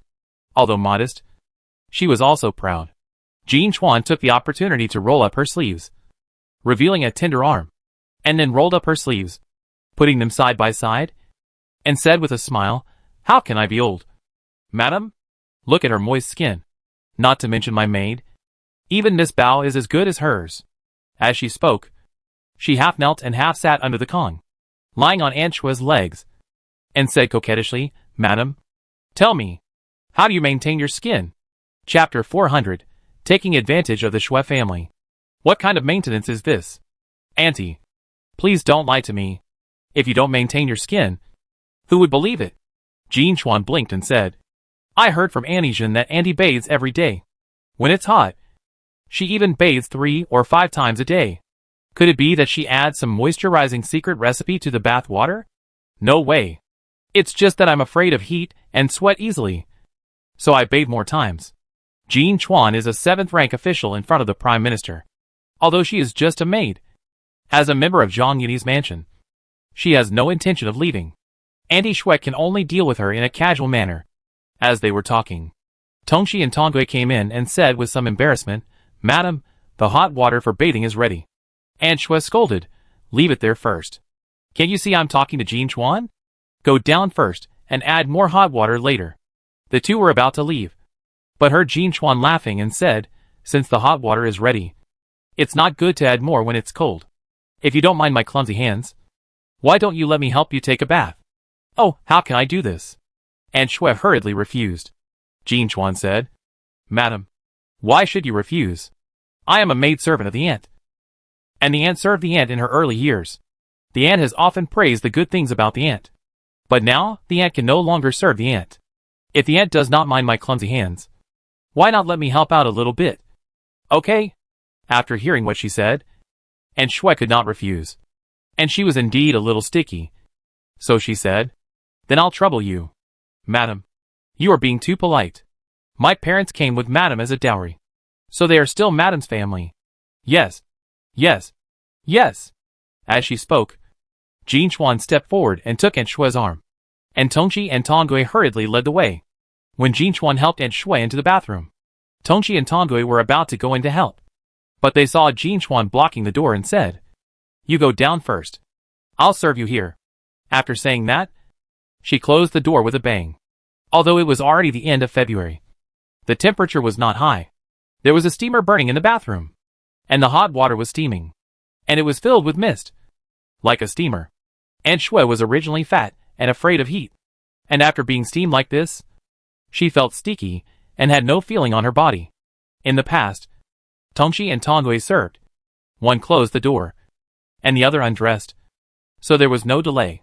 Today, Jin Chuan was the only one there, and Shui couldn't wait for her to turn around and serve her. She had already taken the lead, untied the restraints around her waist, and peeled off her outer clothes.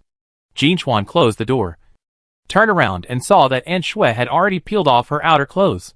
She quickly reached out to take them, but she didn't rush to help An Shui take off the remaining burden on her body. Instead, she put the clothes to her nose and sniffed them suddenly. It seemed that she didn't get the result she wanted. Then, she moved closer to An Shui's back, sniffed several times with her nose, and couldn't help but feel a little disappointed. Although she did this set of actions behind An Shui, there were only 2 people in the bathroom, and they were close. So An Shui heard everything clearly. She couldn't help but wonder, what's wrong?